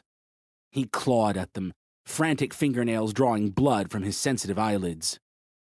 He thought about the 27 flyers, warning Stacy that she was in danger. He thought about the professor, murdered and framed without even that much of a tip-off. Kurt lay on the pavement crying, and quickly put his lenses back in his aching eyes to communicate with Amos. Amid everything else, he noticed only now that Real You, or something like it, had apparently begun allowing consumers to virtually enhance their cars, with the vast majority clearly having jumped at the chance. Kurt noticed this without caring, naturally, given the ruthless killing of his two confidants. "Why would you kill the professor?" he screamed. "He was nothing to do with anything!" "You told him too much," Amos replied, devoid of emotion. "That one's on you too." Kurt stood up, the guard apparently having been given orders to allow him to do so, and sprinted away. A cordon of police officers gave him no chance of reaching Stacy, which, despite her death, he still wanted to do. So he set off towards HQ while yelling at countless members of the public that Amos had caused the explosion. Despite the volume and shockingness of these words, no one would listen to him. When he reached a bus stop, the few people who weren't tuned out in full immersion asked who he was and how he would know. "It's me," he said. "Kurt Jacobs! I invented the damn seed!" They all laughed. "Listen, bro," one said, a man in a yellow hood. "I know what Kurt Jacobs looks like, and you sure as hell ain't it." "What the hell are you talking about? It's me!" "Are you some kind of crazy person?" an older woman asked. "One of those dangerous and deludeds they keep warning us about." "Take out your lenses and see," Kurt begged. "It's a lie! Everything is a lie!" "Take out our lenses. He says to take out our lenses," Yellow Hood scoffed before turning back to Kurt. "Man, you're crazy. I won't see nothing without these things. How am I going to know if someone texts me?" Kurt approached the last group at the bus stop, hoping to find some sense in the father standing with two children. "Get away from my family!" the man yelled, decisively crossing this hope off the list. Kurt kept trying to explain who he was, right until another man stepped forward and punched him in the face. Cheers erupted. The crazed weirdo had been silenced. Beaten, but not quite defeated, Kurt turned and ran directly towards Sycamore HQ's entrance. A sticky mixture of blood and tears had collected on his cheeks, but no more seemed to be coming. The pain of everything was so great as to be numbing. Far too much had happened at once for any of it to fully register in an emotional sense. Too much had gone wrong. Too many good people had died. The door at HQ was predictably locked, so Kurt tried the AR keypad. Where there should have been numbers, there was a message reading, "Access denied." Perfect. He stepped away from the door as the valet approached and hid behind the tree from which someone had thrown an egg at him a lifetime ago, hoping to sneak in before the door closed like Stacy had taught him. The valet noticed. "Closed building, sir," he said. "Authorized personnel only." "It's me, Kurt! You parked my car, man! Come on! It's yellow, remember?" "It says you're barred from the premises," the valet said, confusion crossing his eyes. "What the hell did you do? Why are there so many red arrows pointing to your head? And you look totally different. I hear your voice, but—" Arrows, Kurt thought. Like when Rocco couldn't pay his movement tax. Kurt realized in that moment that he was marked as wanted in the eyes of Sycamore personnel and law enforcement, but disguised as an everyman to the rest of the city. He looked in the building's glass front and saw his augmented reflection. Quite simply, it wasn't him. The face reflected back at him looked nothing like his own. Movement on the other side of the glass took Kurt's attention from the reflection, and he quickly saw that Minion and Amos were in the lobby. Minion was pushing fingers into Amos's chest and remonstrating about something. They were shouting, but the glass was too thick to make out any words. Kurt remembered Minion's warning to stay away, and it dawned on him for the first time that he really had been trying to help.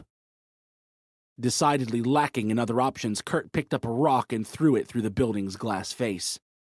This was crude, but effective, causing Amos to turn around in shock. Kurt jumped through the ragged hole and ran towards him, but an armed security guard casually stepped away from his desk and intercepted Kurt's path. "You should have listened, man!" Minion said, the tone upset rather than gloating. Amos looked at Minion. "What the hell are you talking about?" "Nothing," Kurt said. Minion's eyes thanked him for the discretion. "Now tell your goon to let me go. I'm not here to fight you." Amos nodded, prompting the goon to release Kurt and return to his desk. Kurt walked to Amos and stopped inches from his face. "You're an animal," he whispered through gritted teeth. "Go away, Kurt," Amos grunted. "Stay away. If I wanted you dead, you wouldn't be breathing, so trust me when I say that no one will bother you. Just go back to Longhampton right now and stay there. Your seed will still grant access to your car and house." Kurt's gaze intensified. "I'm not going home," he insisted. "I'm going upstairs. I want to see every vista that saw that car in the last 48 hours, and I want it now. I want to see who planted the bomb. My orders planted the bomb, hotshot. But your actions forced my hand. Your deceit and your lies and your scheming little scheme. What did you think would happen? But if you go home and keep quiet, this doesn't have to go any further. You don't look like yourself, though. So don't mention Kurt Jacobs. He's gone. If this is too difficult, there is another way, an easier way. Check your pockets."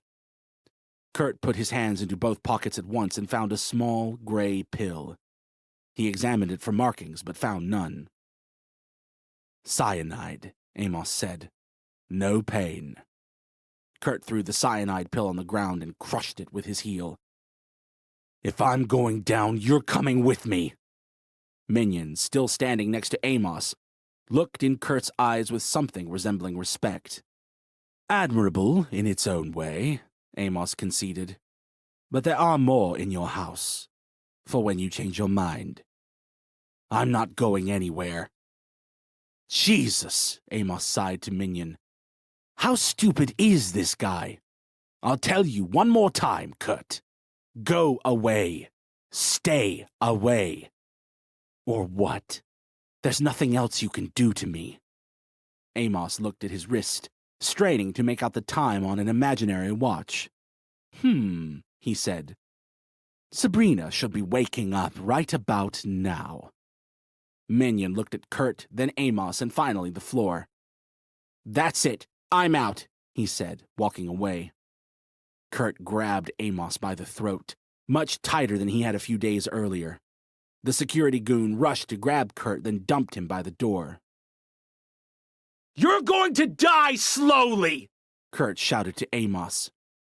"And you'll never know when I'm coming!" Amos winked with so much gusto that his whole head moved. "Bye for now, hotshot." Kurt stepped out through the hole he had made in the front of the building. Minion, waiting outside, put a consoling hand on Kurt's shoulder. Tears filled his eyes. "Kurt, I'm truly sorry. I didn't sign up for this either." Kurt shook the hand away. "Too late," he said. "Too goddamn late." Chapter 57.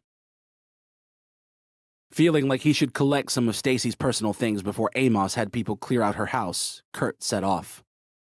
Still wearing his lenses, he drove with an understandable lack of care over who knew where he was going. He passed the corner where he used to meet Stacy too quickly to notice that the overflowing dumpster had been airbrushed away, rats and all. On arrival at Stacy's house, he realized that he really didn't know what to take. Her notebook was on the table, so he picked that up first, thinking there might be a lot about Sycamore inside. He opened it and saw that there was. She had filled most of the first half with notes about Sycamore's actions and Amos's sleazy links to well-known political figures. Many of the revelations and most of the notebook's other contents were new to Kurt. He was very glad to have found it. A quick look through the second half revealed a lot of sketches. There was some pretty messed up stuff, the worst being a full-page sketch of dead consumers lying on the street, formed into piles and arranged in the shape of a sycamore leaf. Evidently, Stacy had been wrestling with some darker thoughts than he had known. More happily, there were other pictures, too, mainly drawings of highly ornate dresses. They were all so good, even more vivid than the ads. In another life, Stacy could have been a designer for Real You. And this led to Kurt ruefully reflecting that their time together had been too short for him to get any real sense of who she was, outside of a wonderful person who hates Sycamore as much as he'd come to. A few pages further, one particularly detailed sketch showed Stacy herself wearing one of the dresses, a long white one with all kinds of frills and sequins. The next page unmistakably contained a portrait of Kurt, sporting a tuxedo with a smart side parting in his hair. He kept flicking through, unsure what else he would find. Next came a picture of Kurt and Stacy together, but they were no longer smiling. There was a holy man in front of them, and he wasn't smiling either. Kurt turned the page again. They now stood beside a huge cake, while the holy man held a knife in the air. There was one page left. Kurt braced himself before turning it. When he finally did, he saw a macabre scene. His own left hand rested on the table, partially detached, as the holy man focused intently on sawing it off at the wrist. Everyone was smiling, including Kurt, and Stacy had drawn a love heart in the top right corner of this page. There was writing inside the heart, but not their names. It read, quite simply, "Free at last." More than a little weirded out, Kurt flipped backwards through the notebook and came to a natural opening point a few dozen pages back. The top said, "Dear Ernesto," and the bottom of the page was dated only a week ago. The rest, a message of some 20 lines, had been ripped out roughly. Kurt wondered what was going on. Another man? Quite possibly. No one had ever said anything about exclusivity, but he didn't think his powers of perception were weak enough to have completely missed something like that. And then, a thought comforted him. If there was another man, she wouldn't have been drawing pictures of an imaginary wedding to Kurt. Whoever Ernesto was, Stacy hadn't been in love with him. Maybe another dissident, Kurt dared to dream. This thought made as much sense as anything else, so Kurt kept Ernesto's name in his mind as he put the notebook under his arm and walked out through Stacy's front door for the last time. Chapter 58. Kurt pulled over for his last stop before going home. He looked at Randy's gate and saw that it had been virtually cleaned up by someone in the basement at Sycamore HQ. In an odd sense, having something new and trivial to be annoyed at was almost refreshing. Kurt turned off the car's engine and immediately heard a voice in his ears. Only too predictably, it belonged to Isaiah Amos. "I told you to stay away," Amos said. "I'm going to say goodbye." Kurt could sense that Amos was debating how to reply, picturing his smug face. "All right, hotshot. 5 minutes. But don't mention what happened. Undisguise me then. If it's the last time my family can see me, I want them to see me." Amos paused for thought again. "Okay," he decided. "But only because I liked you so much." Kurt opened the gate and knocked on the front door. This felt like one of those times he shouldn't barge in. "Hey, bro," Randy said. "Whoa, what happened to your face?" Kurt tried to remember. "Oh, yeah, someone punched me. So you can see me, right?" "What?" "I'm out," Kurt said. "2 people who knew what I know are dead, and I have to disappear. Amos—" "Kurt," Randy interrupted. "Look, if you're in trouble, then you can't be here. The kids are here." "I came to say goodbye. It's okay. He knows I was coming." "Is Sabrina upstairs?" Dumbfounded by what was happening, Randy could only nod and point towards her room. Kurt sprinted until he reached her door. There was no answer when he knocked, so he stepped in. He had felt distant from Sabrina for the past few weeks, what with her keenness on the questionable things Sycamore had pushed so hard to children her age. But he was delighted to see that her nose and hair looked natural. She was in full immersion, though. It was only then that he noticed something else. A picture on the wall. It was one of those decorative placements, and they didn't come cheap. The image was an old one. Sabrina and Kurt smiling together last Halloween, long before the seed. So she must have taken an old phone or SD card into a Sycamore branch where they charged to convert it into a seed-ready file. That would have cost her at least $20, and the permanent virtual frame was easily worth another $80. Kurt felt conflicted. His heart still burned with rage that Sabrina's childhood and innocence were being destroyed by a system he had played no small part in ushering in, and that feeling was one that would never fade. She should have been out playing, or talking with her friends on the phone, not staring into space, earning money doing surveys and wearing advertising placements. But the burning rage was now joined by a gentler warmth, softer, but somehow much stronger. It was warmth from the fact that Sabrina could think of nothing better to spend her money on than a picture of the 2 of them together. Warmth from the fact that he could look at the picture and see the little girl he remembered. And most of all, warmth from the knowledge that behind the lenses, she was still there. He didn't interrupt her. Randy was now upstairs with a tear in his eye. Kurt stepped past him towards Julian's door, which he opened and closed behind himself. "Yo, Julian!" he called, somehow managing to use the happy tone he always did. "Hey, Uncle Kurt," the boy said, smiling warmly at the welcome surprise of an unexpected visit. "Hey, kid. How did your sister afford that big picture?" "I talked her out of the nose thing." Kurt smiled for the first time all day. "I love you, JJ. You're a good kid." Julian studied Kurt. He never said things like that.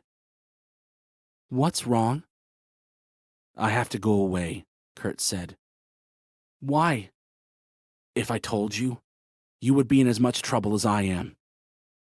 "Uncle Kurt? What have you done?" "Nothing. Absolutely nothing.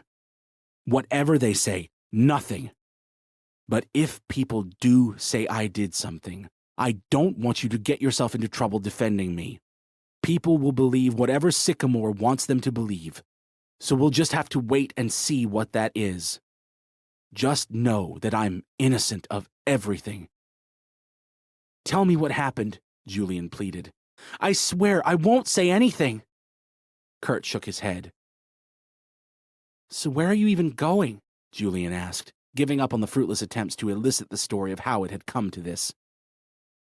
"Home. Well, Longhampton. After that, I don't know. But I can never see any of you again." JJ started to cry, looking so young that Kurt wondered how he could ever have been angry at him that night before the contest.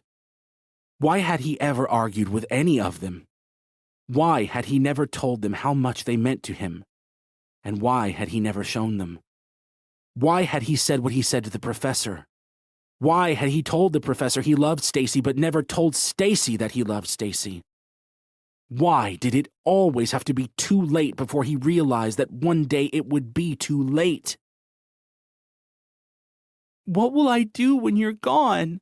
Julian choked out, extending the circle of unanswerable questions.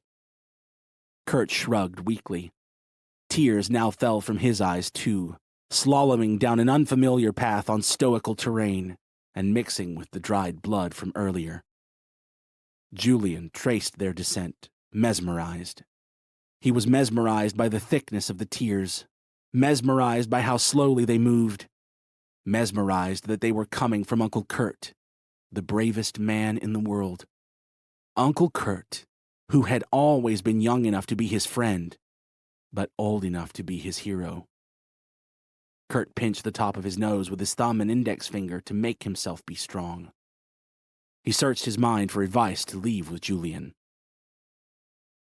"Look after your little sister," he eventually said. "She's just a baby. She thinks she's so grown up and she wants to be so big, but she's not. She's not, okay? Even if you sometimes think she is, she's not. She's going to need you more than ever. I know it's a lot to put on you, but I know you can handle it." Julian sniffed sharply and rubbed his eyes to tell the tears that they were no longer welcome. He had far less success on this front than Kurt had. Kurt held out a hand for Julian to shake in acknowledgement of the transfer of responsibilities. But Julian instead threw his arms around Kurt's chest and held him tight. "Even if you sometimes think I'm grown up," he sobbed, "I'm not."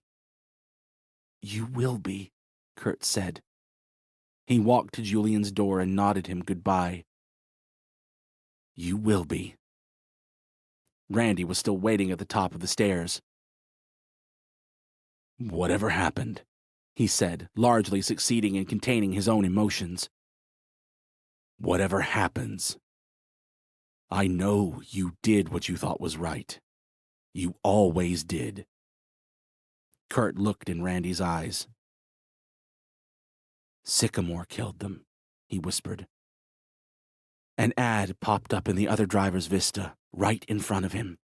"The guy couldn't see you. I just found that out, but I know for sure." Kurt walked away, heading out of the front door and through the artificially derusted gate without another word.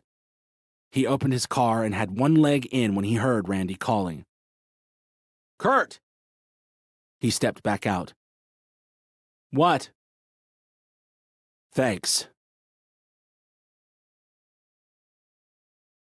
Chapter 59. Kurt drove to Longhampton in a daze. He expected the gate to open as its camera scanned his car. It didn't.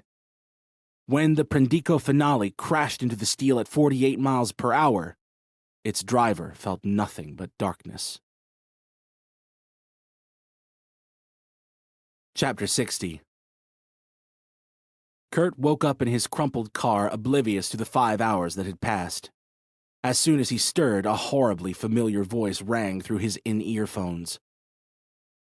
"I know you don't want to hear from me, Hotshot, but I've pulled some strings and created a new account for you," Amos said. "You did well to go home, and were sorry about the mix-up with the gate. Now we need you to continue disguised. A name will be assigned and you will retain your unlimited credit as a gesture of goodwill. We'll be monitoring your communications and movements closely.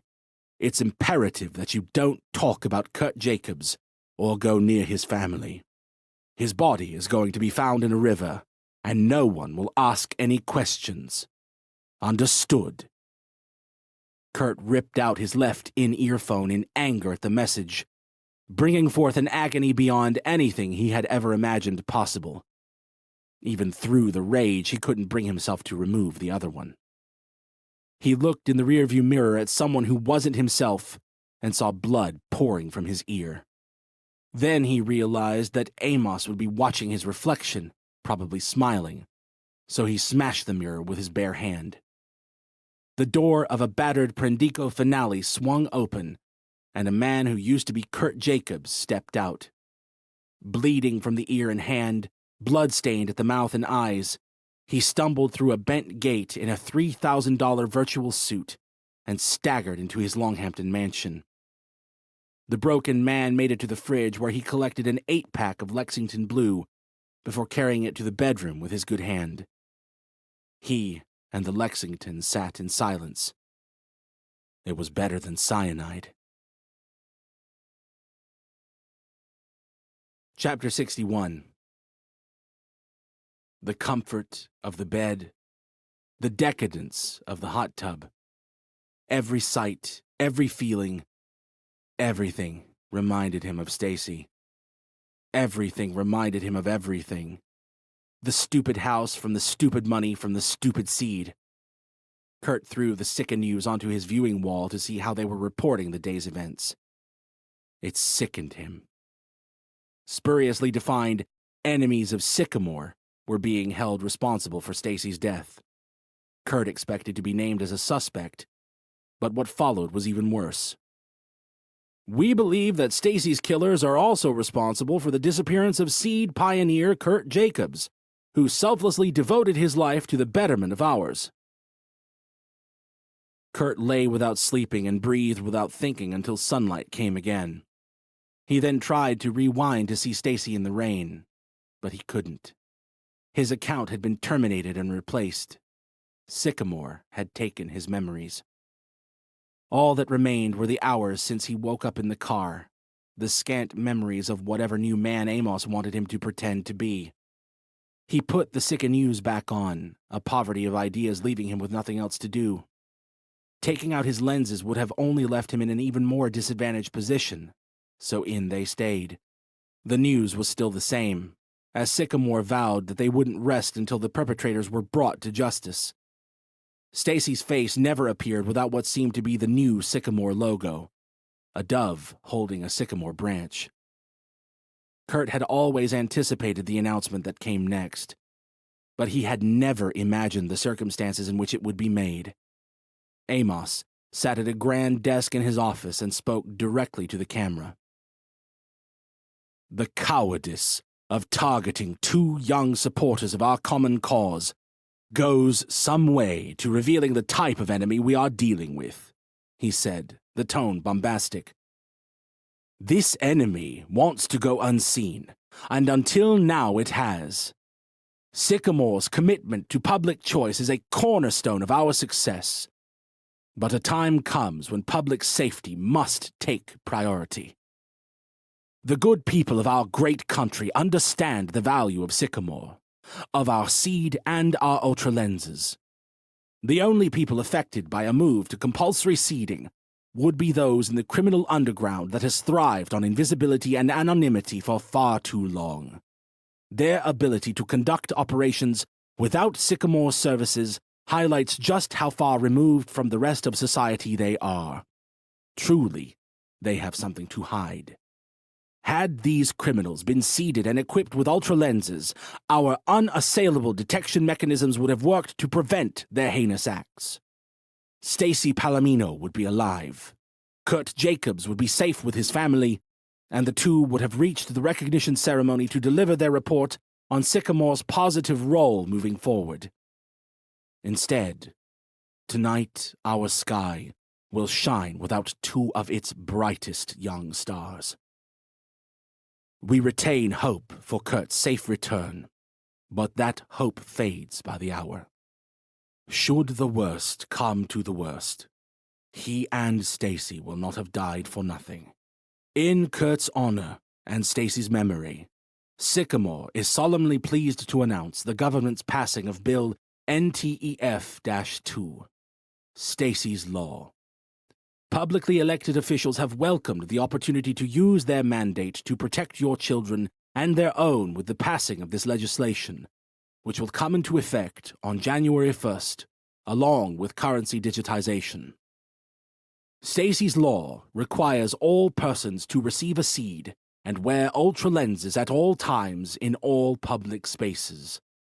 No longer will invisible terrorists plague our country. No longer. From death comes renewal. From chaos comes order. From tragedy comes hope. From despair comes Stacy's Law. Worse than for nothing, Stacy had died for a lie. Tears of rage escaped Kurt's lenses. Amos then announced that there would be a memorial rally at 5 p.m. during which the president would officially sign the bill. Kurt stood up and considered trying to crash the party. Upon remembering the threats to Sabrina, he fell back onto his bed, broken. Chapter 62. The government conducted military flyovers throughout the afternoon as a show of strength and to demonstrate solidarity with Stacy and Kurt. When the newsreader said that the jets were about to pass over Longhampton, Kurt took one lens out and went to his door. People on the street were pointing and cheering. He wasn't sure if they could see him at all, or if the effects of his unpersoning currently extended to invisibility. Everyone was looking into the sky and fawning over the jets that only one of Kurt's eyes could see. It was a stark sign of things to come. A population of perfect consumers impressed, relaxed, and controlled by the nation's collectively imagined military strength. The jets in Kurt's right eye left patterned smoke in their wake, the dove and branch symbol of the new system. Just before 5 p.m., Sika News reporters introduced British, Spanish, and German news coverage showing masses of demonstrators demanding that the seed be allowed to launch in Europe. Stacy's death and Kurt's disappearance had captured the world's imagination. And then came Sycamore's second rally in 48 hours, this one stupendously well attended and viewed around the world. Stacy's Law made wearing ultra lenses compulsory at all times and mandated universal seating, which would now be offered free of charge for anyone who couldn't afford it. The handshake between Amos and the president was greeted with wild applause from an audience who had been worked into a frenzy for the main event by a textbook oscillation between fast and slow music, while a megascreen flashed all kinds of state-manipulating images. Kurt watched on his viewing wall, half-heartedly hoping there would be some kind of protest. He hoped for dissent in the beaten way that people always hoped for things they knew couldn't happen. It was as though he was praying for something dead to come back to life, something dead like independent thought. He looked at the herd lapping up the lies behind Stacy's Law and cheering and begging for more. Indebted by their Cicolato addictions and placated by the scraps tossed to them by the system, they truly had been reduced to consumers and nothing more. Kurt lamented that he had given Sycamore so much with the seed, and yet this was what they had made of it. But then he thought that maybe all he had done was given them a gun, and complained when they pulled the trigger. It was his fault. He had tried, and he had made things worse. Professor Winter's words about the moral stuck in Kurt's head, taunting him. "It's never, don't try," he had said. Reality had shown that idea up for the mindless optimism it was, and hope didn't sit well with the facts of Kurt's situation. Professor Winter and his positive thinking were dead. Stacy was dead. Kurt could never see Julian or Sabrina again. There was nothing left to try for. Amos had left a tub of cyanide pills in Kurt's kitchen. It was a tub of 100, presumably in case Kurt felt the need to kill himself 100 times over. He unscrewed the lid. Once would be enough. Kurt took his ultra lenses out before taking the pill, loath to give Amos the satisfaction of watching his surrender. He pictured Stacy in his mind and prayed, despite a lifetime of non-belief, that he would get to see her again in a few minutes. He opened his mouth and brought the pill towards it. But then, perfectly, an angel appeared. It wasn't in Kurt's head, and it didn't look like an angel, but it was bursting through his front door, and it was here to save his life. Chapter 63. Minion? Kurt gasped, stunned by the identity of his visitor. Or was intruder a better word? I'm on your side, Minion blurted out, spying the pill. Put that down, okay? As Kurt wavered, Minion knocked the pill to the floor and crushed it with his boot. Kurt was quietly thankful.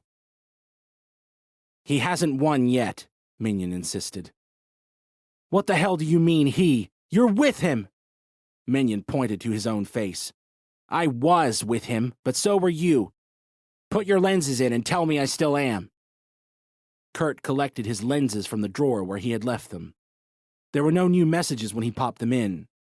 He turned around and saw "Wanted for Murder" written above Minion's head. He clicked the link, which took him to a Sicka News headline claiming that Terrence Minion was suspected of plotting to kill Stacy Palomino and of kidnapping Kurt Jacobs. The story spoke of recently discovered evidence which suggested that Minion was on the payroll of a rival corporation and was trying to block Sycamore's international expansion. He won't send anyone here, Minion said. They can't come here. If they came here, people would know you were alive and they would wonder why you really disappeared. We're both safe here, for now anyway. Speaking of what you know, Kurt said, having known Minion far too long to be able to trust him at the drop of a hat. If you knew he was going to kill Stacy, why the hell didn't you stop him? You want the truth, Kurt? Can you handle it? Kurt nodded. Okay, no more lies. I honestly never knew Stacy was going to be in the car. I thought he was planning to kill you, not her. I still don't know why he let you go. You're a loose end. So you were fine with him planting a bomb as long as it was for me? Kurt asked. Minion shrugged. You were working against us from inside. So if that doesn't make you a legitimate target, what does? But I still felt that you deserved a chance to back out from what you were about to do. That's why I warned you. You didn't listen, so I stood aside. But then he starts killing women and threatening kids. Minion was shaking his head frantically and rubbing under his eyes. And it pushed me over the edge. I didn't sign up for any of that, so I walked away while I still could, and now I'm wanted for a murder I didn't commit. Did you know he killed the professor too? Kurt asked. Not until you did. I saw from Winter's Vista that you visited him on campus, but I don't know what you said once his lenses were out, and I didn't tell Amos about it. My nephew says you're a bad liar, but I'm not so sure, Kurt mused. If you didn't tell Amos, then how the hell did he know? I don't know, Kurt. Okay, I don't know everything. Amos probably had someone else watching me watching you. He is paranoid like that. You have to believe me. Why would I let them kill Professor Winter? He gave me so many chances. I would have been nothing without his help over the years. An absolute lack of options meant that Kurt did have to believe Minion, but that still didn't make it easy. Whatever you tell yourself, Stacy is dead because of you. There's no use playing the blame game, Kurt. But if you want to, why did you still go through with it even after you saw those flyers? Even after I gave you the warning just before you left? You knew she was in danger. Was taking Sycamore down more important than her safety? Kurt didn't answer because there was no answer. And then he looked at the floor, because maybe there was one, and maybe he didn't like it. Minion took it all as a yes. But you draw a line with your brother's kids? A line made of blood, he hissed. And if Amos crosses it, I'll turn it into an ocean of his own. They're all I have left since you killed Stacy. I can't undo what's already happened. Seriously, Kurt, what do you want from me? He knows I'm here. That's a risk I've taken, all so I could tell you this. As long as we have these seeds, he'll know exactly where we are, and he'll know that we're together. Kurt's eyes suddenly lit up. That was it. Minion's chance to prove he wasn't playing some deranged triple agent game. Take your seed out, Kurt said. What? You heard me. Minion walked into Kurt's huge kitchen. Where's the sharpest knife, then? Kurt pointed to a knife block, and Minion selected its smallest and most precise-looking constituent. He sat down on Kurt's sofa and pressed the blade against his palm. Stop! Kurt shouted, pushing Minion's knife-wielding hand away. I just wanted to see if you would do it. Minion held Kurt's gaze and tightened his grasp of the knife. No, you were right. We have to get them out now so they can't track us. Remember when I first got mine and I sent you a glance across the street? We all smiled that day. This thing could have been so good. He handed the knife to Kurt. You do me and I'll do you. You're insane, Kurt said. But he related to the tone in Minion's voice when he spoke of his own disappointment at what the seed had and hadn't become. In some ways, Kurt thought, maybe they weren't so different after all. Minion tried to force a grin. One of us has to be. Kurt looked back and forth between the knife and Minion's palm. The seed couldn't be in too deep, could it? After all, a hand is only so thick. Waiting makes it worse, Minion told him. At least take some oxy and ice it first. Minion accepted the idea, and Kurt went to get what they needed. He came back with a tub of pills and 2 bags of frozen peas. Thanks, Minion said, applying the ice pack to his left palm. You should numb yours now, too, though. I'll take your seed out right after you've done mine. Kurt did as Minion suggested. He took several pills, thinking slightly too many was better than not enough when a kitchen knife was about to dive deep into his palm.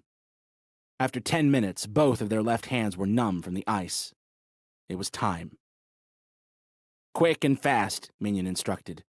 Don't mess around and don't second-guess yourself. There was always a small black square on people's palms where the seed had been injected, a micro side effect that no one bothered talking about, so Kurt knew exactly where to cut. I'm going to need tweezers so I can pull it out when it's in sight, he said, standing up to get them. Minion kept looking at the wall and shaking his head. This is sick, man. This is sick. Man up. I'll be back in a sec. Get bandages, too, Minion called after him. And something to bite. Kurt came back with a second set of supplies. Minion bit down on a rolled-up towel, but in truth had done enough pills to get through the makeshift deseeding procedure without much physical pain. As long as he didn't look, it would be fine. Less than a minute later, Kurt had Minion's seed in his hand. There, he said. It wasn't very deep. Minion pressed the bandage against his palm, and White turned red quicker than he was comfortable with. How much blood is it before you die? He asked. More than that, Kurt sighed. No time for such needless dramatics. Just do mine, okay? They repeated the process with the roles reversed, and Minion was almost as efficient as Kurt. As soon as Kurt's bandage was on, both men fell back against the sofa. This is it, Minion said after a few pensive minutes. There's literally no going back. There never was. No, but it's different now. We can't stay here. They'll know what we've done, and they'll know that we're going to run. Which we are. I know a place we can— No way, Kurt interrupted. I can't do anything that puts Sabrina in danger. He said to stay here. Listen to me, Kurt. Amos promised that she would be fine if you stayed away. We are staying away. Hear me out, okay? What I have in mind doesn't put her at risk. And by the time we've given Amos a reason to act, we'll have taken away his ability to do so. Kurt sat up. I'm listening. I know somewhere where there are people who want to kill Sycamore almost as much as you do. You want to see Amos go down, and I have to clear my name, so we're on the same page here. What we need to do is reach those people. And to do that, what we need to do is steal a less conspicuous car, one that doesn't need a seed to activate it, and drive until it runs out of gas. Then we'll steal another car and do the same. Amos knows some of what I know, but not everything. The people we need to find have internet that we can use to mess things up. I coded most of the core infrastructure that Sycamore's main systems run on, and you know the seed better than anyone. Together, we could pull the rug out from under his feet. No other two people would have any hope of doing this, but together we might just be able to pull it off. But how? Kurt asked. He liked the idea in theory, but that was all it was, a theoretical idea. Minion raised his eyebrows. Kurtonite is asking how? Come on, man. Back in the day, you could get into anything. You were better than me. This isn't like the games we used to play at college, Kurt said. Sycamore's security must be the tightest in the world. It is. But who do you think built it? Yeah, but you don't have access anymore. You're terminated, like me and that guy Rocco. Minion's trademark snake smile broke out on his face. This time, Kurt didn't hate it like he normally did. You think I didn't leave myself a few holes in Amos's system like the one you left in his building? Kurt, I'm almost offended. Kurt's heart quickened. Minion was serious. Once we get inside, we can lock Amos and his puny security team out, Minion went on. Think about it. We could put whatever we want in the sky before they even realize something's up. We could access and run footage from your old Vista during the explosion, and everyone would hear that Amos was behind it. We could show the Orwell wall in the tree. Orwell, Kurt said. Right. We could show them the Orwell. We could show them everything. Or, if you really want to wake everyone up, we could just kill the servers, disable the lenses and seeds all at once. We can blow the lid off this thing. And when we do, people won't just sit there and talk about it. Birds eat cats when they get the chance, man. And even sheep riot when the dog goes too far. Kurt was thinking about it. Minion could see that. Kurt, if these guys up north really do have full internet access, then it would take us less than an hour to end this forever. We can do this. You can win. People definitely have internet, Kurt insisted. Stacy said they were using mobile internet from foreign companies and paying with foreign credit cards. She knew a lot about the resistance. That makes sense. Did she ever talk about having family up north? Her dad, maybe? She said her brother moved north after her parents died, Kurt replied. Why do you care? Minion walked to Kurt's table and called him over with a wave of his bloody hand. He opened Stacy's notebook. When you two were in the treehouse, her notebook was open at this page. How much do you know about this Ernesto guy? Nothing. She never mentioned him. And this number? Kurt re-examined the 3 digits after the ripped-out section of page beside Ernesto's name. It's probably the end of his phone number, he guessed. Minion shook his head. 942 is 94.2. It's an old radio frequency. I know she brought a shower radio here when she packed a bag to spend the night. Find me that radio and switch it on. You need to hear this. We need to find Ernesto. Kurt fetched Stacy's radio from the master bathroom and tuned it to 94.2. A young-sounding dissident was midway through a looping call for support. The future may be Sycamore's, but only if we let them have it, said the somehow familiar voice. Right now, this moment, this is ours. All the lies in the world can't take this away from us. Anyone with knowledge of the seed and its operations will be especially welcomed, and prior involvement with the company will be seen as an advantage rather than held against you. But whoever you are, if you are still listening, we need you. You aren't happy, we aren't scared. Revolution is not your enemy, she is your only friend. But revolution doesn't happen by itself. Kurt stood up, moved by the dissident's stirring address. His mind flowed like a river carrying romantic thoughts of revolution and justice for Stacy and the professor. In that moment, Kurt realized that Professor Winter had been right. The moral wasn't, don't try. It wasn't, give up when the system seems unbreakable. The moral had always been the same. hate the system, and find the flaw that can destroy it, hijack the system and use it to kill itself. Suddenly, it all made sense. The moral really was always try. It had to be. Because from death came fury, and from fury came passion. Passion intoxicated by the promise of revolution. Deliciously attainable, heeding its call was Kurt's only option. Time alone stood between him and vengeance. Kurt looked inside himself and decided once and for all that he was in, even before the final line of the broadcast. He started towards his room to pack a bag while the final line of the message came through the speakers in an assured and empowered tone. I am Ernesto Palomino, and you are exactly what we need. Thank you for listening to Sycamore. Written by Craig A. Falconer. Narrated by Stephen Barnett. Text copyright 2013 by Craig Falconer. Production copyright 2023 by Craig Falconer.